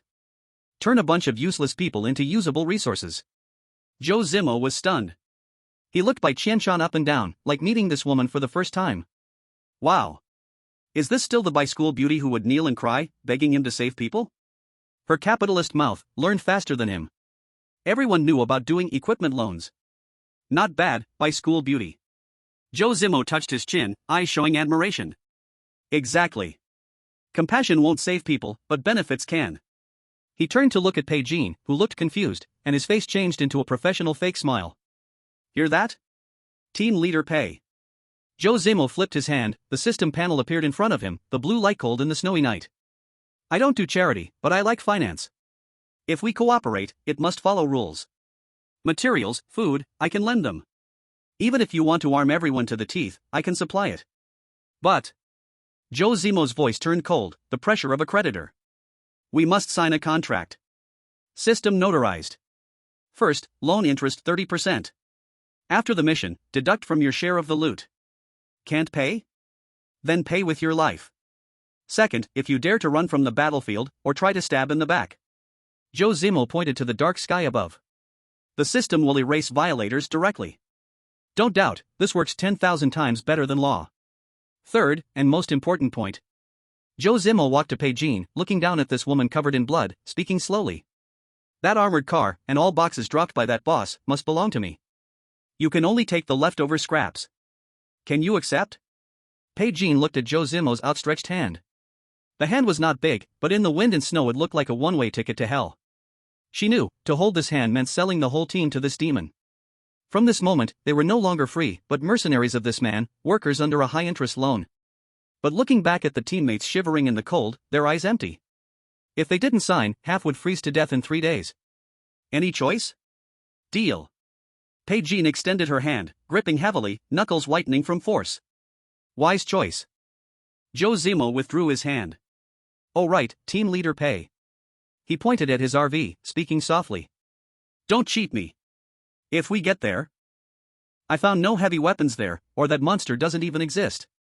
Trust me. Zhou Zimo moved closer, his eyes flashing with a beast-like glow. I will break every one of your legs and throw you into the snow. Let the zombies slowly eat you alive. That kind of death is much more painful than being shot in the head.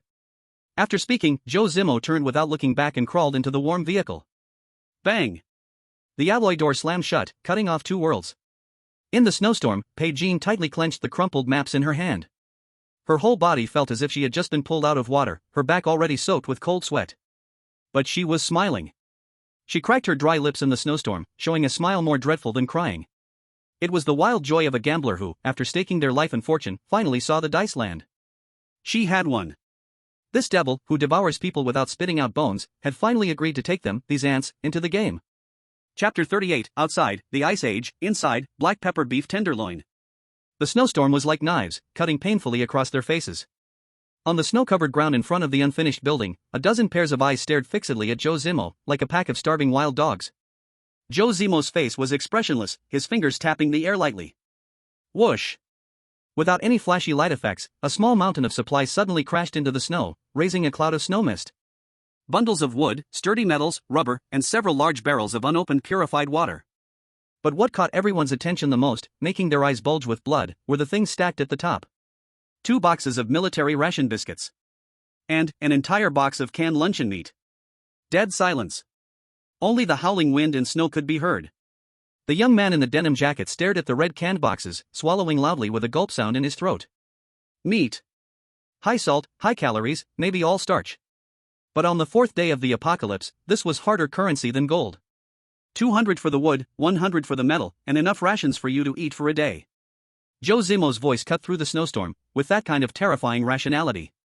Let me be clear first, this is angel investment. He glanced at Bai Qianqian, whose face was covered in frostbite, a mocking curve forming at the corner of his mouth. Leader Bai, since you signed the contract, remember this. I have the right to withdraw the investment at any time, of course, with your lives as collateral. Bai Qianqian looked at the pile of things by her feet, her breathing coming in ragged gasps like a broken bellows. She didn't gently caress the supplies but lunged forward, pressing down on the box of luncheon meat. The cold metal texture told her this was not a hallucination. With these, this group of people about to freeze to death could become warriors. Got it. Bai Qianqian raised her head, her eyes so bright they were almost terrifying, her voice hoarse. As long as there's one breath left, the principal and interest, not a penny less. It better be that way. Zhou Zimo scanned the group of thin, sickly survivors. His gaze finally fell on the burly man who had tried to chop him with an axe, his expression filled with disdain. Don't die. Leaving those 3 words, he turned and walked towards the steel beast lurking in the darkness behind him. You have 24 hours. If, by this time tomorrow, you're still in this sorry state, unable to even kill a chicken. The car door slid open, and a wave of warmth, mixed with the scent of bath lotion, slammed into everyone's faces. Then I'll consider this investment as feeding dogs. Bang!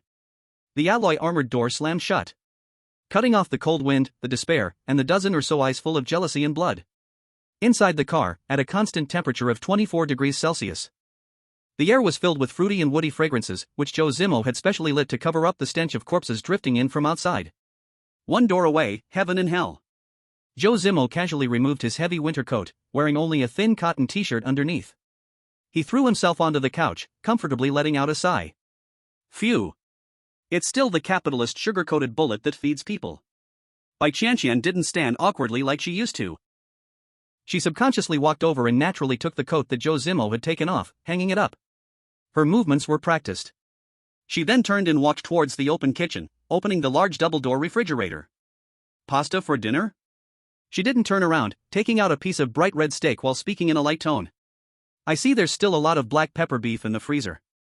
Should I put more meat in for you and make it a bit more tender? Zhou Zimo glanced at her back, where she was wearing an apron, and a playful gleam flashed in his eyes. This woman, she's quick to get into the role. Before, he had to force her to work, but now, she even takes the initiative to prepare meals. That's the power of habit. Alright, put in more tomato sauce. Zhou Zimo casually responded, then quickly began calculating in his mind the windfall from earlier. The wood and metal came from scrap, cost 0. The compressed biscuits tasted like bricks, and the luncheon meat was all starch. He had already bought better versions from the System Mall. Using a bunch of worthless trash to exchange for a group of desperados to take the brunt and scout ahead. This deal was a huge profit. He opened the system panel, his gaze locking onto an icon that had just lit up. T1 type individual defense suit. Required materials, fabric X100, rubber X30, energy X50. Effect: isolates black fog erosion from level 1 contaminated areas, reduces cyan value loss by 80%, provides basic bulletproof and anti-bite protection. This was the trump card for the military base. Without this thing, staying in that hellhole for half an hour would drive anyone crazy. Manufacture. Zhou Zimo did not hesitate at all and clicked rapidly. Ding. Manufacture successful. 2 sets of dark black combat suits appeared out of thin air on the table, emitting the unique matte texture of high-tech materials. Zhou Zimo touched the fabric, the corner of his mouth curling up. With this layer of protection, in the black fog, he and Bai Qianqian would be like VIP players with cheat codes. No need to worry about losing SAN value and turning into lunatics like ordinary people. Sizzle. The crisp sound of oil splattering came from the kitchen. The fragrant smell of sizzling onions mixed with the rich scent of charred beef filled the entire compartment. Zhou Zimo sniffed the air, and his stomach appropriately protested with a growl. He turned his head and looked at Bai Qianqian, busy under the warm yellow light, and for a moment, he felt a strange sense of absurd contentment. Outside was hell, but inside the vehicle was like heaven. Zhou Zimo walked over to the window with his coffee, looking out through the one-way bulletproof glass. The snowstorm outside was getting stronger in front of the unfinished building. The survivors did not cheer upon receiving the supplies. On the contrary, the atmosphere was so oppressive that it was suffocating. Bai Qianqian held a rusty steel bar in her hand, standing in front of the pile of supplies, her eyes colder than the wind and snow. Listen up. She didn't waste words and directly tore open a package of compressed biscuits, stuffing one into her mouth and chewing a large bite. The dry, hard crumbs fell from her mouth as she chewed, but it was like she was chewing the bones of an enemy. This pile of stuff is money for our lives. Bai Qianqian swallowed the dry food that nearly choked her, pointing to the RV with its lights on in the distance, her voice hoarse but fierce. That person named Zhou is a madman, a devil. But he gave us a way to live. If we don't make what he wants, tomorrow. You don't even need to wait for the zombies to bite us, he'll drive the car and crush us into meat paste. A stir ran through the crowd, and a few timid women shrank their necks, their eyes filled with fear. Afraid of dying? Bai Qianqian sneered and kicked a box of metal pipes to the ground, making a loud, jarring noise. If you're afraid of dying, then get moving. Old Zhao. This pile of metal is yours. Tomorrow morning, I want to see everyone holding a spear that can pierce a skull. Old Zhao, the middle-aged man with a receding hairline, trembled as he grabbed a steel pipe, a green light suddenly appearing in his murky eyes. All right. Even if I don't sleep, I can grind it out. Good. Bai Qianqian turned and pointed at the young man in cowboy clothes, shouting. Xiao Zhang. Take 2 strong guys and seal off half the windows. The rest of the planks, turn them into shields for me. Even if you have to tie them with hemp ropes, tie them tightly. Women, cut those canvases. Clothes, knee pads, wrist guards. I don't care if it looks good, I just want it thick. Anyone who doesn't want their toes to freeze off tomorrow, so like your life depends on it. Bai Qianqian's voice roared in the wind and snow, breaking, but he didn't care. It was a survival instinct exploding from the bones, forced by desperation. No one complained, no one slacked off. Everyone rushed at the pile of supplies like crazy, as if grabbing the only straw to survive. Chapter 39, Women only slow down my shooting speed. The firelight flickered wildly in the fierce wind. No sentimental BGM, only the harsh noise of stone scraping steel pipes and canvas being torn by teeth. The young mother held her child, fingers pierced with needles, bleeding. Yet she didn't frown, desperately sewing a few pieces of tattered cloth into simple knee pads. A few men nearby were gobbling down canned meat, just handed out by Zhou Zimo. They ate so fast they choked, rolling their eyes, forcing it down mixed with snot and tears. This was the cheap labor of the apocalypse. Just give a bite of starch-filled synthetic meat, a little hope to survive until tomorrow night. This group could explode with productivity that would make any capitalist weep. Zhou Zimo stood behind the bulletproof window, shaking a half bottle of ice cola, watching coldly. Interesting. He tilted his head and gulped the soda, carbon bubbles exploding in his throat. This is it. Fear is the first productivity, hunger is the best whip. This is your bait cultivation plan? Behind him came the light sound of ceramic plates clinking. Bai Qianqian came over carrying 2 plates of pasta. The black pepper beef strips steamed hot, meat smell fiercely invading the nose. She followed Zhou Zimo's gaze. Outside were ragged survivors. Inside the window was a 24-degree paradise filled with fruity wood fragrance. The contrast made her breathing almost stop. They are desperate. Bai Qianqian said softly, with a complex tone. Desperate because they don't want to die. Zhou Zimo took the plate, too lazy to twirl with a fork, and directly stuffed a big piece of beef into his mouth. Juices burst, black pepper spice waking his taste buds. This beef is cooked well. He swallowed, pointed at the fierce-eyed cowboy outside the window with his fork. See that kid? His eyes changed. By tomorrow, even if his legs are broken, he will crawl to bite a zombie twice. That's enough. That's a qualified, consumable. Bai Qianqian was silent. She looked at her steaming cup of freshly ground coffee, then at the people outside gnawing dry brick biscuits in the northwest wind. A ridiculous yet extremely real sense of relief pierced her moral bottom line. If she hadn't thought fast that day and handed over the gun. If she hadn't been lucky to get that damn blueprint. Now, she probably wouldn't even qualify to gnaw bricks outside. She would already be some thug's toy or a frozen corpse in the snow. What dignity, what pride, meant nothing compared to black pepper beef strips. In that moment, she suddenly understood. Zhou Zimo was not a demon, he was just an extreme capitalist. He gave feed to make pigs work. And her job was to try to be the most useful, obedient pig that would never be served on a table. Zhou the skinflint. Bai Qianqian suddenly mumbled without thinking. Zhou Zimo, busy with noodles on the plate, mumbled back indistinctly. Who are you cursing? Remember to wash the bowl, I don't feed idlers. Bai Qianqian looked at his messy eating, snorted and laughed. At this moment, she found this man, who calculated profit to the bone. Actually a little cute? Night deepened. The wind and snow outside raged more violently, whining like countless wronged souls hitting the car window. The car headlights were already off. Only a warm yellow ambient light remained. Zhou Zimo leaned against the real leather booth, playing with the Glock 17 in his hand, enhanced with the never-wears-out property. A faint blue system screen floated before him, and messages from the world channel scrolled rapidly. Anonymous user 9527, does anyone understand this? I'm in Siberia, and it sounds like there's a whale calling in the black mist? Am I hallucinating? Grumpy bro, the one upstairs, I suggest you directly confront the whale.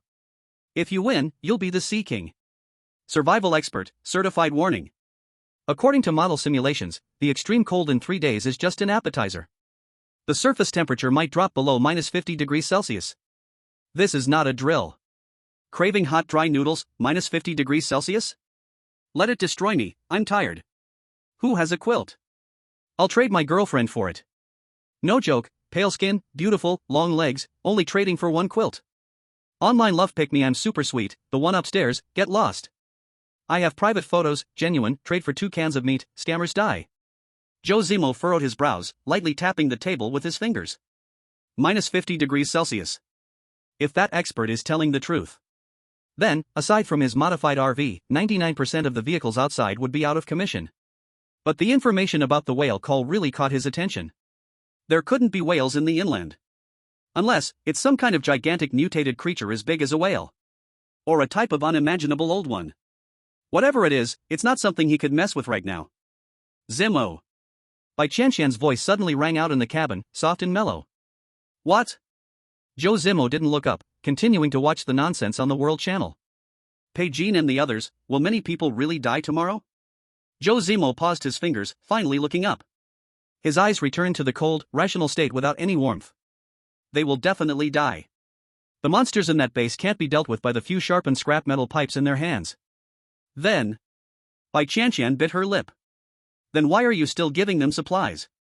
Zhou Zimo's fingers paused, then he turned off the panel and stretched. Because I want to see how much surplus value this group of people can create for me in a situation where they are certain to die. Besides, if I really get that truckload of arms, how much would it tire me to carry it all alone? Someone has to be the labor, and by the way, help me feed the zombies and buy me some time. He said it casually, as if the lives of those people were just disposable tissues. But Bai Qianqian smiled. She was too smart, she understood the unspoken meaning behind this demon logic. If it was really just to feed the zombies, he could have easily tricked people into becoming meat shields. But he gave them supplies, food, and a chance to arm themselves. He was giving these people, who were certain to die, even just a 1% chance of turning things around. This man had a bottom line buried deep within him, one that even he despised. That. Seeing Zhou Zimo getting up to leave, Bai Qianqian suddenly called out to him, a natural blush appearing on her cheeks. She pointed towards the soft, spacious latex bed deep within the living compartment. Tonight, do you want to sleep on the bed? Tomorrow we'll be fighting hard, it's important to rest well, the sofa isn't really comfortable. Her voice grew softer, but her eyes carried a certain desperate hint. She moved to the side of the bed, leaving most of it empty. In the warm, closed, and fragrant cabin, this invitation was almost as obvious as a direct offer. Zhou Zimo was stunned for a moment. His gaze swept over the big bed, then landed on Bai Qianqian's body under the loose t-shirt, where curves were faintly visible. Was he moved? Of course, he wasn't a eunuch. But the calculator in his brain started working furiously. The physical energy consumption of engaging at this moment would be about 300 calories, and relaxation would cause a 40% decrease in alertness. If he falls into deep sleep, the reaction time to a surprise night attack will increase by 1.5 seconds. Tomorrow's operation has an extremely low margin for error, any slight drop in condition could be fatal. Conclusion, a losing deal. No need. Zhou Zimo withdrew his gaze, his voice cold. He stood up and directly pulled the thick curtain of the cockpit closed. I'm not used to crowding with people. You sleep alone, don't snore, don't grind your teeth. Also, lock the door, I'm afraid you'll sleepwalk and attack me at night. Shoo. The sound of the curtain sliding in the silent cabin was especially sharp. It ruthlessly cut off all the beauty in the room and the stunned beauty standing there. Sitting in the driver's seat, Zhou Zimo took a deep breath.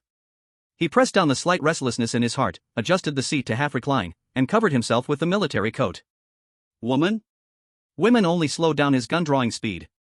Especially those who make legs weak. In the living cabin, Bai Qianqian stared at the tightly closed curtain for several seconds.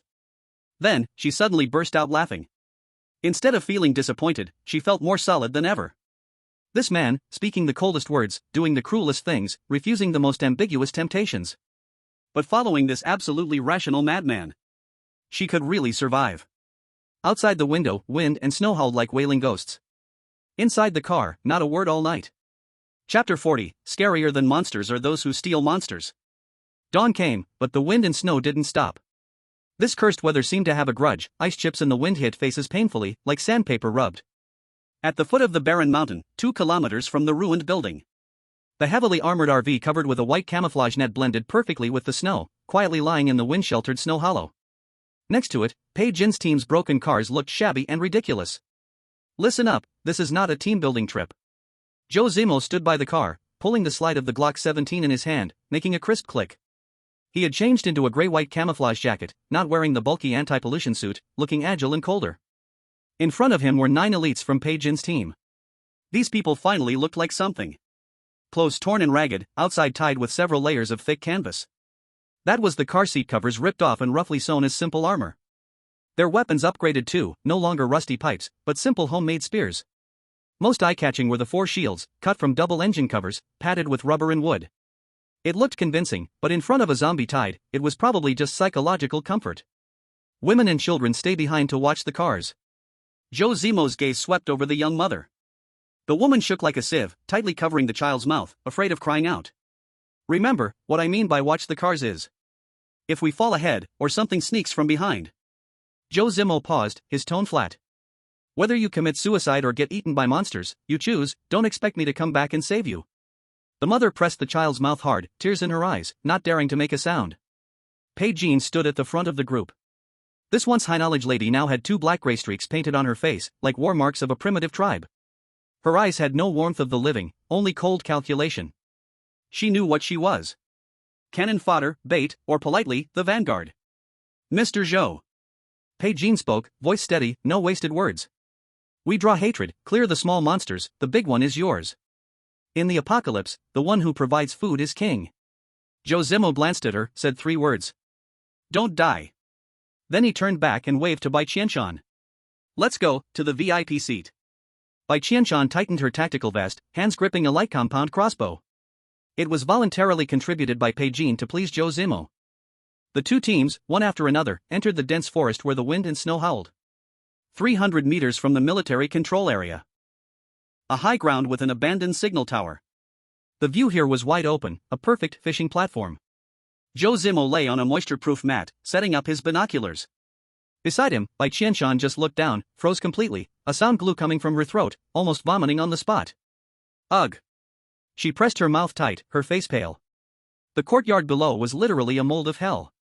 From a rough estimate, a yard half the size of a soccer field was packed with black heads. At least 300 zombies wandered in the snow like caged livestock. And in the center of the yard, next to that black armored vehicle that made Zhou Zimo drool, squatted a monster. 3 meters tall, covered all over with gray-brown keratin, like wearing a layer of rock armor. Its right arm ridiculously thick, holding a broken half-concrete pillar, gnawing on something. It was gnawing on a dead person. Like chewing sugarcane, crunching through bones and meat, blood dripping from the corner of its mouth. Tyrant, juvenile mutated. Attributes, strength 62, enough to smash you into pulp. Skills, heavy strike, throw, war roar. Note, even as a juvenile, destroying your broken car is like tearing paper. Zhou Zimo's pupils shrank slightly. If this thing really charged, swinging that half pillar, not enough people could fill the space. No wonder Bai Qianqian said this place was a dead end. This wasn't a dead end, this was the king of hell's dining hall. This is the big guy? Bai Qianqian's voice shook, her physiological fear wanting her to turn and run. We are going to fight this monster? Correction. Zhou Zimo adjusted the binoculars, moving his view from the eating tyrant to the small forest on the side. It's not that we fight, someone is going to help us die. In the lens, Bai Qianqian and her 9-person team had already reached the gap in the wall. Their movements were light, using the abandoned guard post as cover, for men with shields in front, spearmen protecting both wings. Although the gear was trash, their coordination clearly came from risking their lives in practice. The look in their eyes toward the high ground was complicated. There was fear, but more of a humble dependence. Like a drowning person seeing the only straw on shore. This woman is born to lead soldiers. Zhou Zimo muttered in his heart, if not for the heavy fire monster in the way, Bai Qianqian could dominate a region easily. Just as Bai Qianqian raised her hand to signal the team to stop, Zhou Zimo frowned suddenly. Something's wrong. What's wrong? Bai Qianqian felt the air pressure drop beside her. Put your head down. Don't move. Zhou Zimo pressed Bai Qianqian's head down, forcing her face into the snow. Look at 3 o'clock, behind that pile of discarded tires. Bai Qianqian strained her eyes, peeking through the bushes. Instantly, her hair stood on end.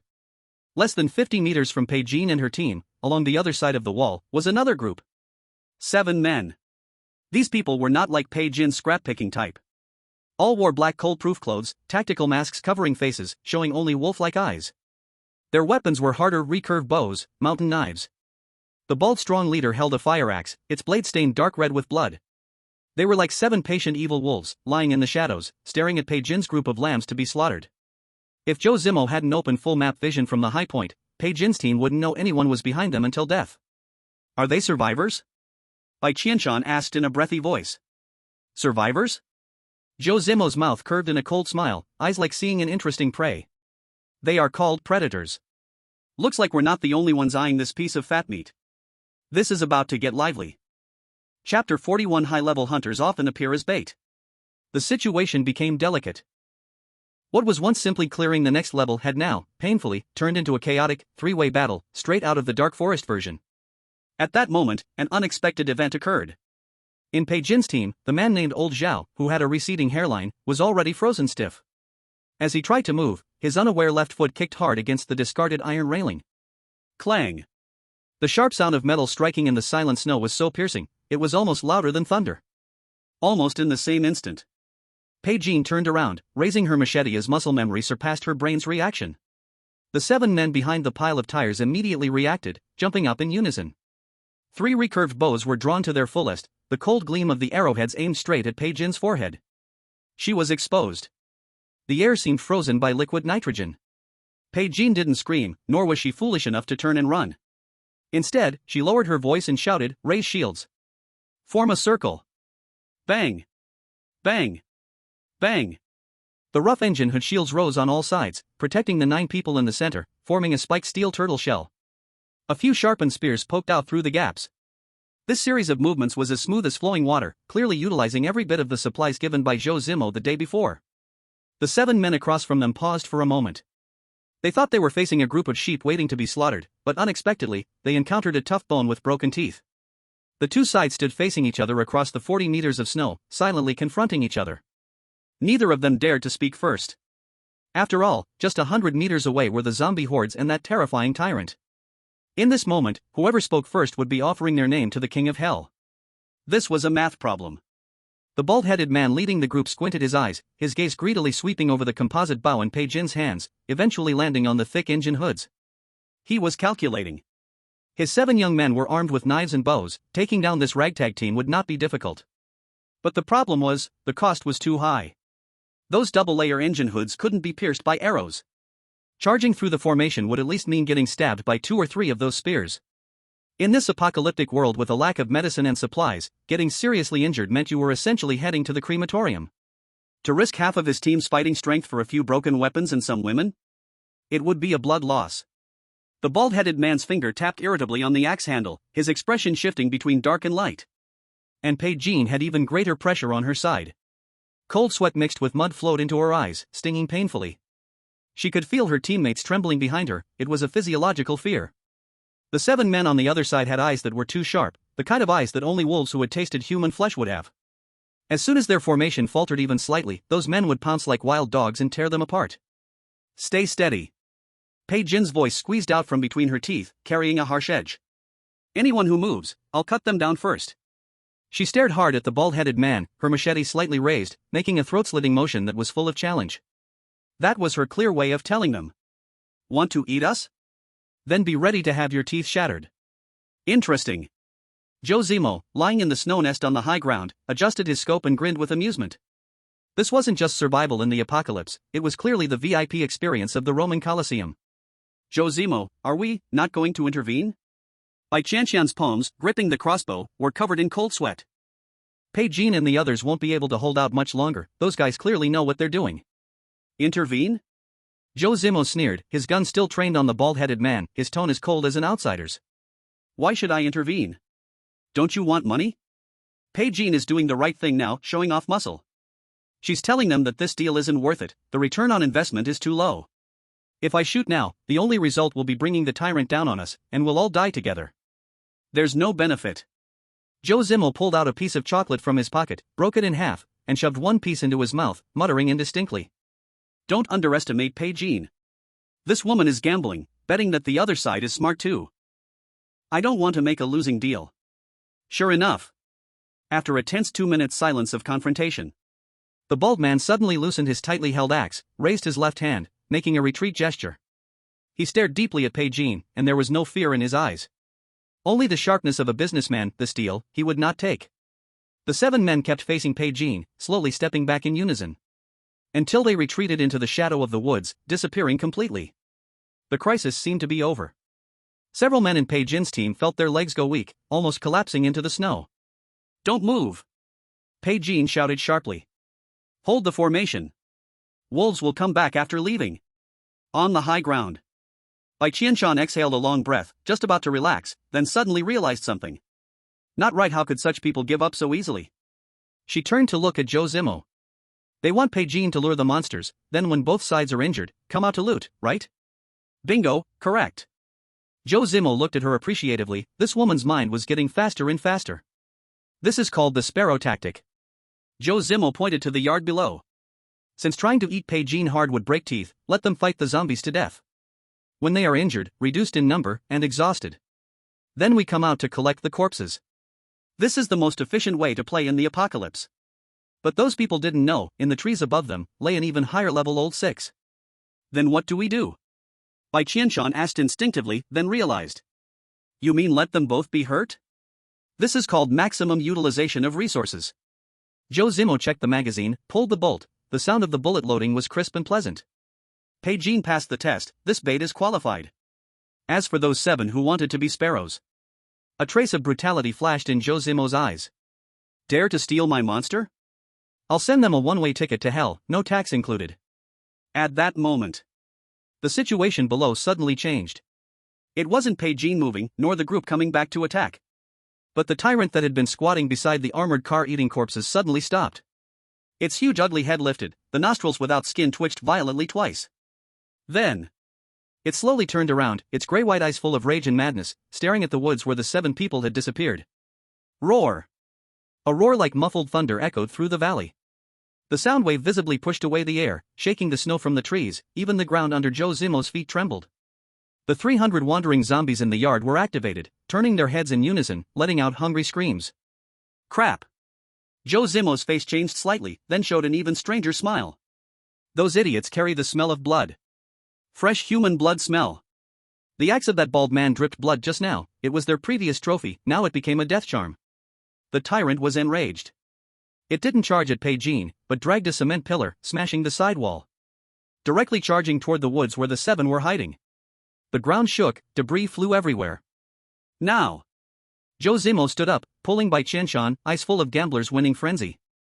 Thanks to nature's gift. Someone is actively helping us lure the monsters. Signal it. Let Bai Qianqian move. While the tyrant chases those idiots, we steal the car.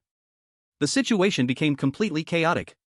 The original three-way game instantly turned into a chaotic battlefield. This is not a stealth mission anymore. This is a desperate run dancing on the edge of a knife. Chapter 42. As long as the hoe swings well, the tyrant's home is full of treasure. Crunch. From the distant woods, a crisp sound came. Like chewing a hard bone, or biting a strong sugarcane in one bite. That was the tyrant eating. With each crunch, it was all the Grim Reaper pressing a stopwatch once. According to those useless fools' physique, the tyrant would need about 3 minutes to eat, plus a minute to digest and daydream. Zhou Zimo glanced at his wristwatch, his eyes calm. That means, we only have 4 minutes. The next second, he shot up from the snow pit and gestured to Bai Qianqian below. Get in. Empty it out. Hurry. Move it. If you don't want to die, move faster. Bai Qianqian's voice was low but carried a crazy intensity. The survivors behind her had bloodshot eyes. Fear? In the face of supplies, what's fear worth? In front of all these supplies, what's fear worth? As long as they could take the stuff back, even if it meant stealing offerings right under the nose of the King of Hell, they would dare to do it. Zhou Zimo took the lead, his shoes scraping against the ruined walls, swiftly sliding into the military control area. There were no zombies rushing at him. The scream just now had not only sent away the 7 unlucky fools who wanted to be the little bird but also attracted all the zombies in the yard to a buffet. Now is the time to take it, not later. Don't care what it is, as long as the system shows it can be taken, even a brick, put it in. Zhou Zimo kicked open the nearest warehouse door. What came into view were neatly arranged dark green military wooden boxes, exuding the enticing scent of gun oil. Obtained, Type 95 assault rifle. Obtained, 5.56mm rifle bullets X500. Obtained, military compressed rations, whole box, X20. Obtained, emergency medical kits X10. Obtained, energy, diesel, X500. There were no flashy magical items, but this was the real deal, a military-grade supply depot. My God. The members of Bai Qianqian's team, who followed closely, had their eyes turn green. A young woman let out a gulping sound, trembling as she reached for the box of biscuits. Stop if you don't want to die. Bai Qianqian kicked the woman in the butt, her face as dark as a pot bottom. This is stealing from the tiger's mouth. Pack everything. Get it into the space. But reality soon gave these rural bumpkins a loud slap across the face. Ding. Your vehicle storage space is full. A man, holding 2 barrels of diesel, was sweating profusely in a panic. Their vehicle was just a low-level LV1 junk car, and the attached storage space was a pitiful 10 cubic meters. A few barrels of oil, a few boxes of biscuits, once stuffed in, the system immediately popped up the red storage full message. Looking at the still half-full room, the painful feeling of entering the vault without bringing a sack made several people stamp their feet in frustration. Move aside. A cold voice came from behind. Zhou Zimo walked over, his palm gently brushing past the mountain of boxes. Swish. Swish. Swish. The supplies that had just stumped everyone disappeared like magic. 5 barrels of diesel? Got it. 20 boxes of canned food? Got it. Even the row of backup batteries, weighing several hundred pounds, Zhou Zimo didn't even blink and just cleared it all out. Bai Qianqian stood beside, her pupils trembling violently. She glanced at her own space, which was packed full, then at Zhou Zimo's seemingly bottomless method. This wasn't just space, was it? This was like moving the warehouse onto his body. How big is your space?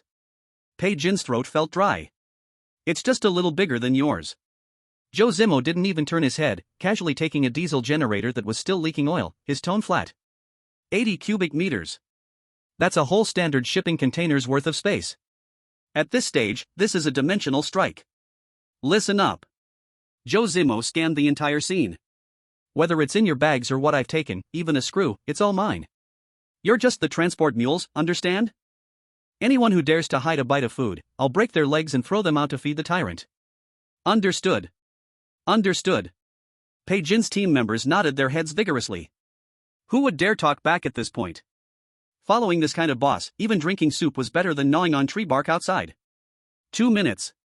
In just 2 minutes, the entire warehouse was cleaner than if a dog had licked it. But Zhou Zimo showed no trace of joy on his face. This little thing was just an appetizer, his eyes were fixed on the black beast in the center of the yard, covered in snow. That was the real main course today.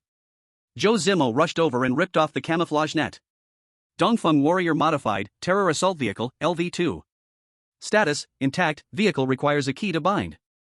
The entire car was armored with bulletproof steel, the roof mounted a remote weapon station, and 6 thick blast-proof tires radiated a heavy sense of security. If he could get this thing, whether dismantled to upgrade the RV's armor or used as a secondary vehicle, it would be a treasure. Click. The chewing sounds from the woods grew louder, even hearing the tyrant's low satisfied roar. Time was running out. Zhou Zimo pulled hard on the car door. Not a bit of movement. System notice, this vehicle is in electronic lock state. Note, this is military-grade anti-theft. You think this is GTA? Without the key, it's just a solid big iron chunk. Be a law-abiding good person. Damn. Zhou Zimo couldn't help cursing. The system's broken mouth was still so annoying. Force break-in? No, vehicles of this level have anti-violence self-destruct programs. And physically breaking it would take at least half an hour. By then, the tyrant would have eaten them as an after-meal snack. Qianqian. Search the bodies. Find the key. Zhou Zimo shouted. Bai Qianqian ignored any cleanliness, diving into the snow to frantically search the incomplete corpses. The soldiers originally stationed here had long become a buffet, torn apart by the tyrant. Nothing, this one doesn't have it either.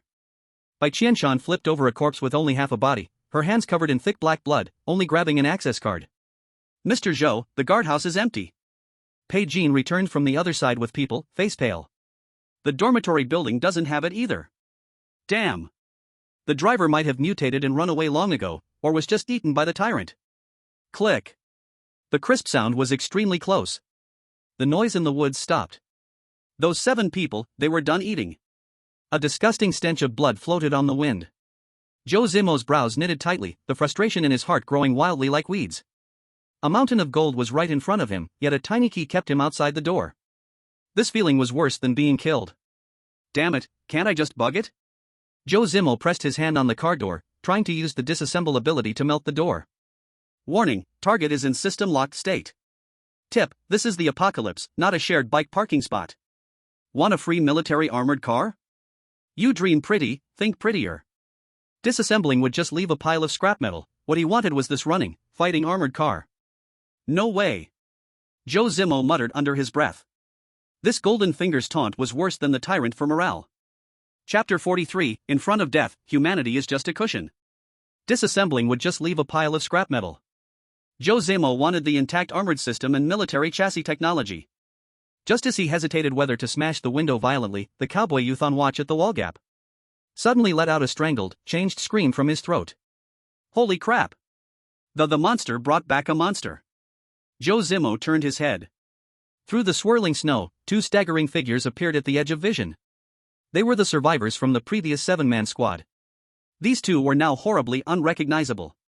The one running ahead had his left arm completely severed, blood gushing from the stump, dragging a shocking red trail on the white snow.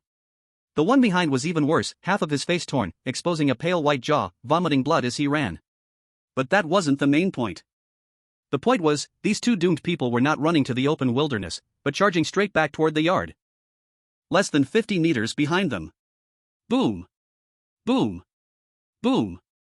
The earth trembled. That 3-meter-tall tyrant, dragging a cement pillar covered in shredded flesh, was crushing forward at a speed that defied physical law. Behind the tyrant were over 300 corpses, driven mad by the fresh meat and blood. Shit! Even someone as extremely rational as Zhou Zimo couldn't help but curse. This wasn't running for their lives. This was delivering a package. A rush delivery straight to the king of hell. The 2 survivors had obviously seen the people in the courtyard. The man with the broken arm showed a grotesque, twisted grin. His lungs were about to burst, but the moment he saw Zhou Zimo and the others, he somehow accelerated as if in a last flash of life. Want a free catch? Dream on. If I can't live, you won't either. No save me nonsense, this was pure malice. If I'm going to hell, I'll block the road and drag all of you down with me. The man with the rotten face let out a piercing howl, using his last strength to smash a bleeding water bottle into the courtyard. Clang! The clear sound echoed through the empty yard. That sound was the dinner bell. The next second, the tyrant's cloudy, brutal eyes ignored the 2 little ants in front. They locked onto the center of the courtyard where there were more people, fresher meat, and stronger smell. Roar! The roar mixed with a stench wave, making the broken arm man bleed from every orifice. The tyrant didn't even glance at him before bringing his foot down. Splat! Like crushing a rotten watermelon, red and white matter splattered everywhere. Then the giant bent its knees and jumped. It ignored the 3-meter-high wall and smashed toward the center of the courtyard with the force to destroy everything. Retreat! Zhou Zimo shouted, his voice icy cold. At this moment, thinking about car keys was madness. He grabbed the dazed Bai Qianqian with one hand, snatched the last 2 high-value medical kits from the ground with the other, and ran. Run to the back mountain. Don't look back if you want to live. He didn't choose to shoot. What a joke, the tyrant's hate was maxed, whoever shot would become the brightest star in the night sky. And those 2 bastards who lured the monster were going to pay the price for trying to use others as bait.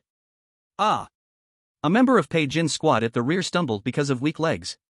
Rocks kicked up by the tyrant's landing pierced his calves like bullets.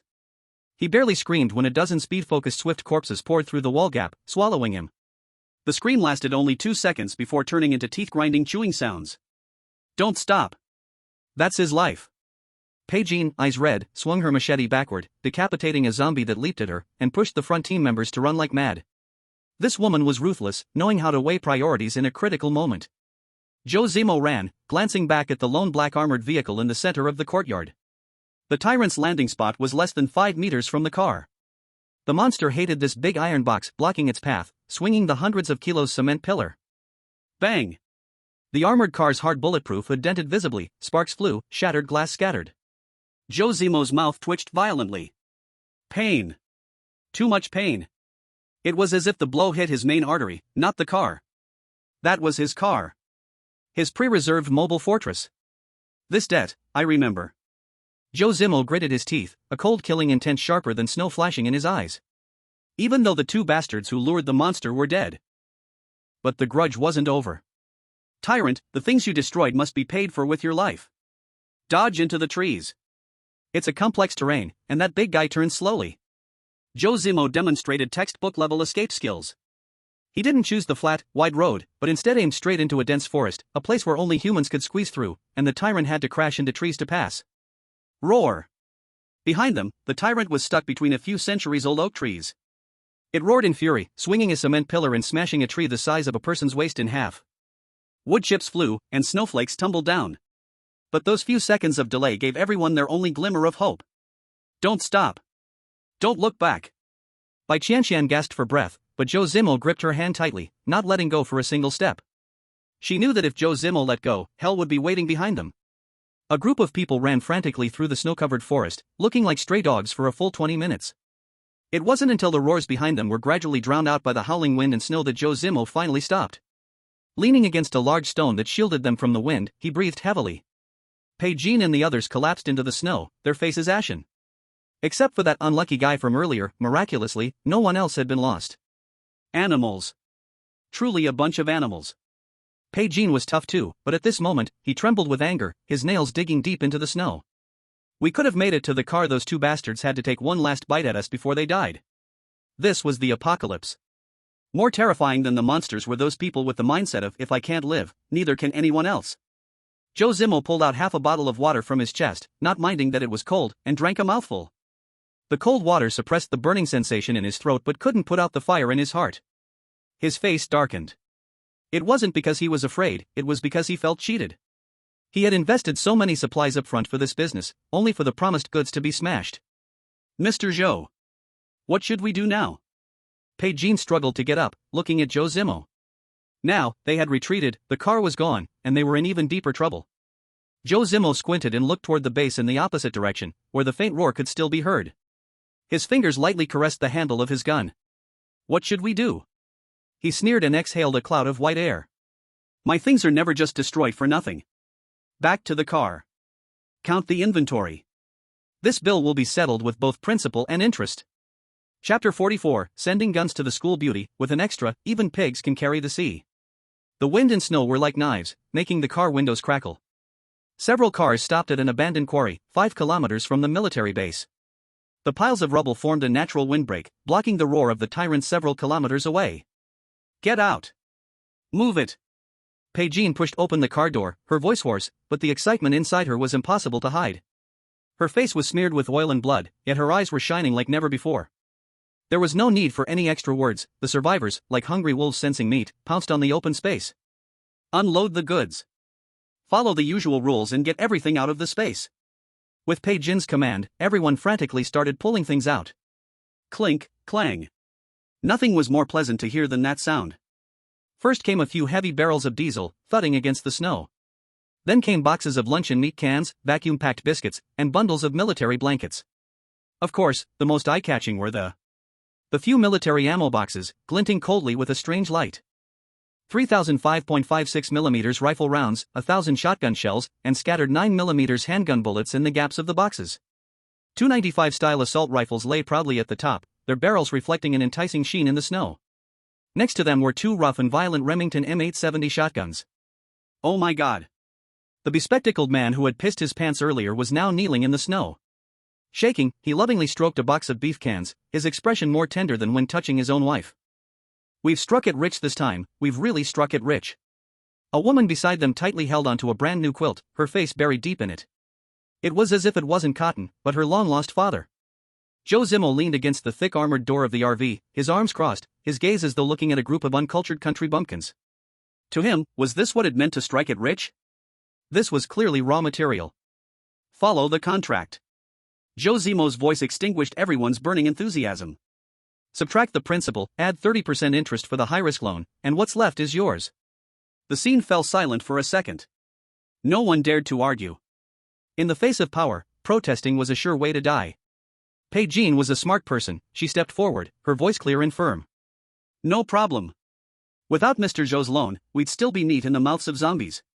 Everyone, move quickly, let's split the money.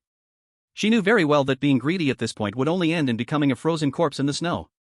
The process of splitting the money was shockingly fast. Zhou Zimo took all the heavy artillery, rifles, shotguns, rifle ammo, shotgun shells, plus 80% of the fuel and the generator. What was left for Bai Qianqian's team were 292 Type pistols, 200 rounds of pistol ammo, and a quarter of the food and winter supplies. Was this fair? Of course not. But looking at the two pistols tightly gripped in Bai Qianqian's hands, with that expression of someone who had found treasure, you knew they felt like they had hit the jackpot. In a world where human lives were worth less than grass, these few things were enough for them to rise from refugees to armed thugs. Mr. Zhou, everything has been counted. Bai Qianqian wiped the snow from her face, watching Zhou Zimo store those deadly weapons in his space, her eyes full of mixed emotions.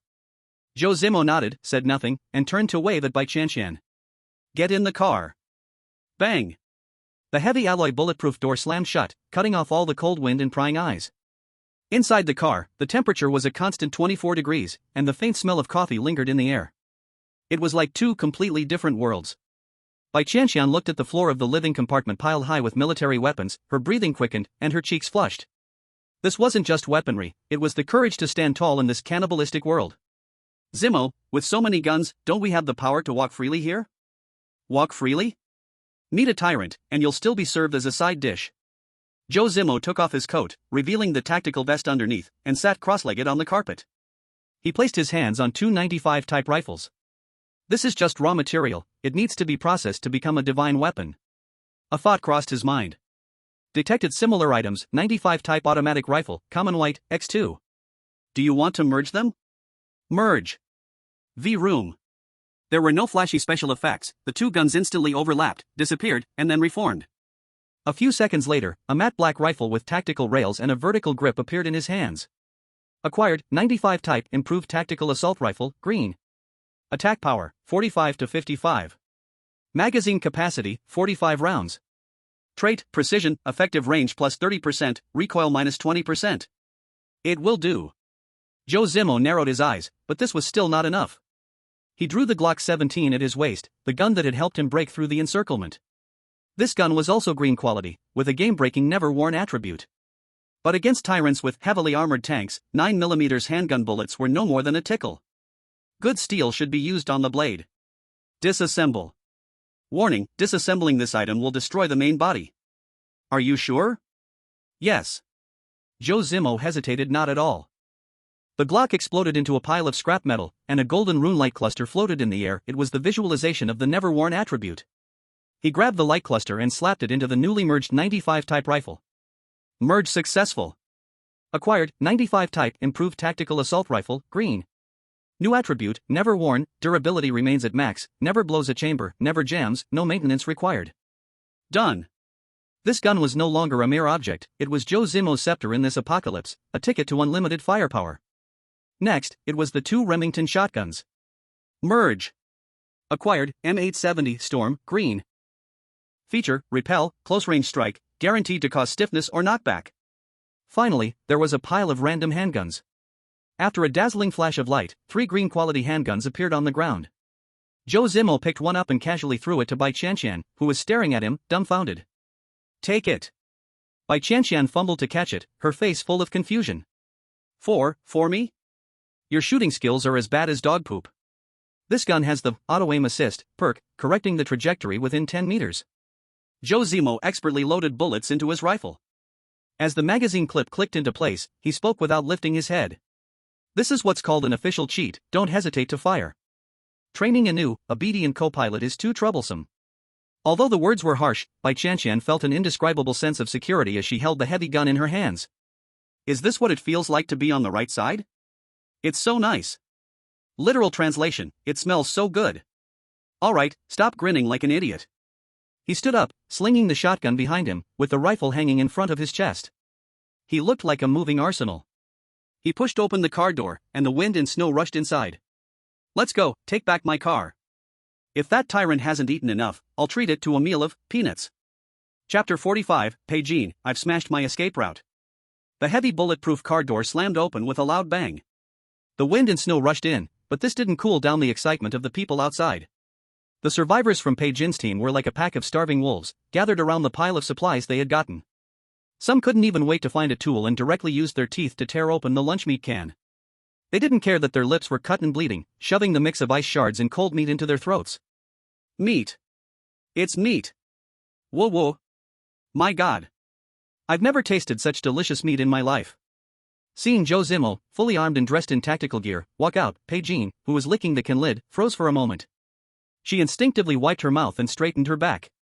Zhou Zimo's method of using people as bait and killing enemies with others' hands was really dirty, but it was also so powerful. This is what the apocalypse should look like. Let's settle up. Zhou Zimo stood on the RV's steps, looking down from above. Action target, armored vehicle. Status, not obtained. Upon hearing this, the cowboy youth clutching the biscuit box shrank his neck, afraid that Zhou Zimo would change his mind and take back the supplies. However, I don't like to go back on my word. Zhou Zimo's tone shifted. After deducting interest and damages, the remaining trash is yours. As soon as he finished speaking, an uncontrollable burst of joy erupted from the crowd. Trash? In their eyes, this was a life-saving treasure. Boss Joe is generous. With these metals, we can seal the car windows. As long as we don't act recklessly, we can definitely survive this wave of cold. Bai Qianqian did not join in the cheering. She keenly noticed that Zhou Zimo was making the final adjustments to his new gun. This was combat mode. The transaction is settled. Zhou Zimo adjusted his cuffs, his gaze passing over the group of beggars. He looked towards the distant military base where the faint sound of roaring could be heard. Next is personal revenge. With a crisp click, he loaded the green glowing rifle in his hands, his tone indifferent. I'm going back to kill that big guy. The air froze. The man with glasses, still stuffing meat into his mouth, froze as well, his cheeks puffed out as he stammered. What? Go back? Go where? The military base. Zhou Zimo didn't even lift his eyelids. It smashed my backup vehicle, so it has to pay with its life. Is that logic so hard to understand? A madman. A pure madman. This was the first thought that popped into everyone's mind. That's a tyrant. A monster that could crush your skull with one punch. And it had hundreds of zombie minions. Any normal person would have long been hiding in a hole with their supplies, but this guy was going back to die? I'm not going. The cowboy youth was the first to jump in rebellion, tightly protecting the box of biscuits in his arms, retreating quickly. Boss Joe, the contract is over. We are even. If you want to go. I still want to live a few more days. Don't be foolish, that is a tyrant. A tyrant who can crush a person into meat with one punch. Human nature is just this real. When starving to death, people dare to snatch meat from a tiger. Once there is a little fat in the belly, a dog's bark can scare them to death. The so-called discipline, in front of warmth and fullness, shatters without a trace. Zhou Zimo was not surprised at all, he didn't even bother with a trace of disappointment. Sorting trash, well, very normal. I also didn't plan to take you burdens. Since you are afraid of death, then get far away, don't block me from grinding monsters. He dropped these words, didn't even look at this group again, and turned to beckon Bai Qianqian. Carrying the deadly rifle, he strode into the deep snow. His back lonely and absolute, not caring if any flock followed behind. Bai Qianqian took a deep breath. She glanced at the survivors holding cans and stupidly smiling, pity flickered in her eyes, but more was a resolute understanding of truth. This group, in this life, will only be survivors. And following that madman in front, there is a chance to live. She tightened her gun, stepped into Zhou Zimo's footprints, and followed without looking back. Sister Pei, he left, this killer star finally left. The glasses man exhaled, wiping cold sweat from his forehead. We better retreat, find a basement to hide in. With these things, we can survive at least a month. Yes, Sister Pei, let's go fast, if that tyrant smells it and comes. Pei Jean stood still, staring at Zhou Zimo's back disappearing into the snow. Reason told her, the teammates are right. The supplies in hand are enough for these dozen mouths to survive a month on little. If they can hide, maybe they can live. Going back to fight the tyrant? That is 9 deaths in 1 life. But Pei Jean looked down at the broken pistol with only a few bullets, her mind filled with the transformed divine weapon Zhou Zimo held. If she didn't follow today, this would be her ceiling for life. In this data world, a slow step makes every step slow. Stopping today for a few cans of luncheon meat, tomorrow there will be fiercer people, fiercer monsters, stepping over her corpse. Hide and survive? In this cursed apocalypse, if you don't fight to climb, you don't even have the right to be a dog. Sister Pei? The cowboy youth shouted. Pei Jean closed her eyes, and when opening them, hesitation was replaced by a gambler's madness. She turned to the group of burdens who followed her all the way. Opened the system panel, fingers moving fast. Beep. Vehicle permission unbound. Beep. Supply ownership transferred. She threw the LV1 broken car key, with her share of supplies, onto the snow. Pei, Sister Pei? You are crazy? The cowboy youth was completely stunned, didn't even notice the cookie fell from his hand. The car is yours, the supplies are yours. Pei Jean pulled a simple compound ball from the supply pile, and put a military dagger into her boot. Other than that, alone. I won't be a babysitter anymore. Pei Jean carried the bow, tied her messy long hair, showing a face stained with dirty blood but strangely cold and beautiful. You want to survive by hiding, I want to live standing. Good luck. She dropped these words, didn't look at the teammates she shared life and death with. Turned and ran toward the direction Zhou Zimo left. No sentimental goodbye, only resolute cutting. Crazy, all damn crazy. The cowboy youth picked up the car key, watching Pei Jean's departing back, murmuring. For that madman, even life is worthless? The calls of teammates came from behind, but in Pei Jean's ears, those voices were already the noise of another world. She didn't look back. She smashed her own retreat. In this world that devours people, you either die on the charging path, or become that man's right hand and left hand. Ahead, the wind and snow blurred everything. Zhou Zimo's steps didn't stop, but his ears twitched, hearing the stumbling footsteps behind. Interesting. The corner of his mouth curved into a faint smile. Thought it was a bronze, didn't expect it to be a king in the making. Not too stupid yet. He didn't stop to wait, nor did he make a sound to drive her away, just kept moving at the same pace. But for Pei Jean, this was already the best ticket to enter. System prompt, Survivor Pei Jean detected, vehicle unbound, left original squad. Zhou Zimo looked at the panel prompt, fingers lightly rubbing the gun, casually said to Bai Qianqian beside him. Time to work, Qianqian. And the one behind who doesn't want to be sheep the wild wolf. Chapter 46, the big sister joins the team, offering her life, exchange life for a long-term meal ticket. Pei Jean stepped on Zhou Zimo's footprints, finally catching up to the two behind a rock wall halfway up the mountain. Her jacket had long frozen stiff, face full of red cuts from wind and snow. But her eyes shone terrifyingly, with a ruthless spark not yet extinguished. Bai Qianqian glanced back, instinctively reached into her backpack, touching the unopened chocolate. But after a second's hesitation, she withdrew her hand.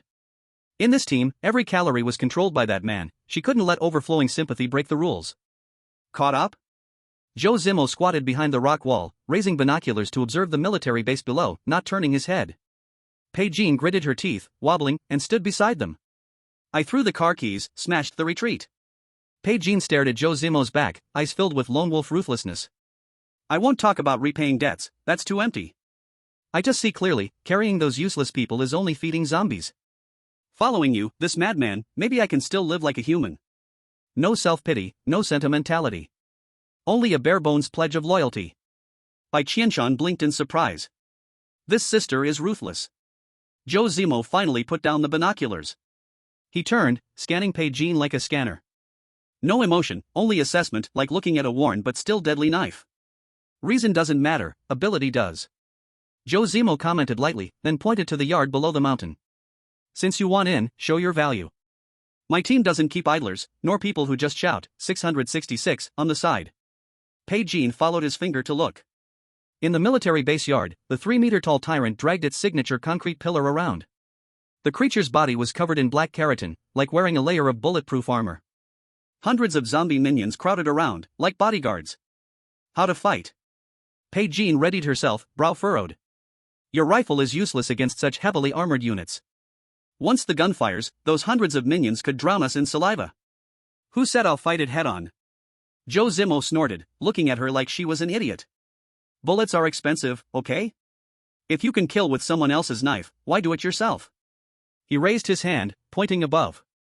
Bai Qianqian and Bai Qianqian looked up at the same time. 50 meters above them, a massive granite jutted out at the cliff edge. It looked like a rotten tooth about to fall, connected to the mountain only at its base.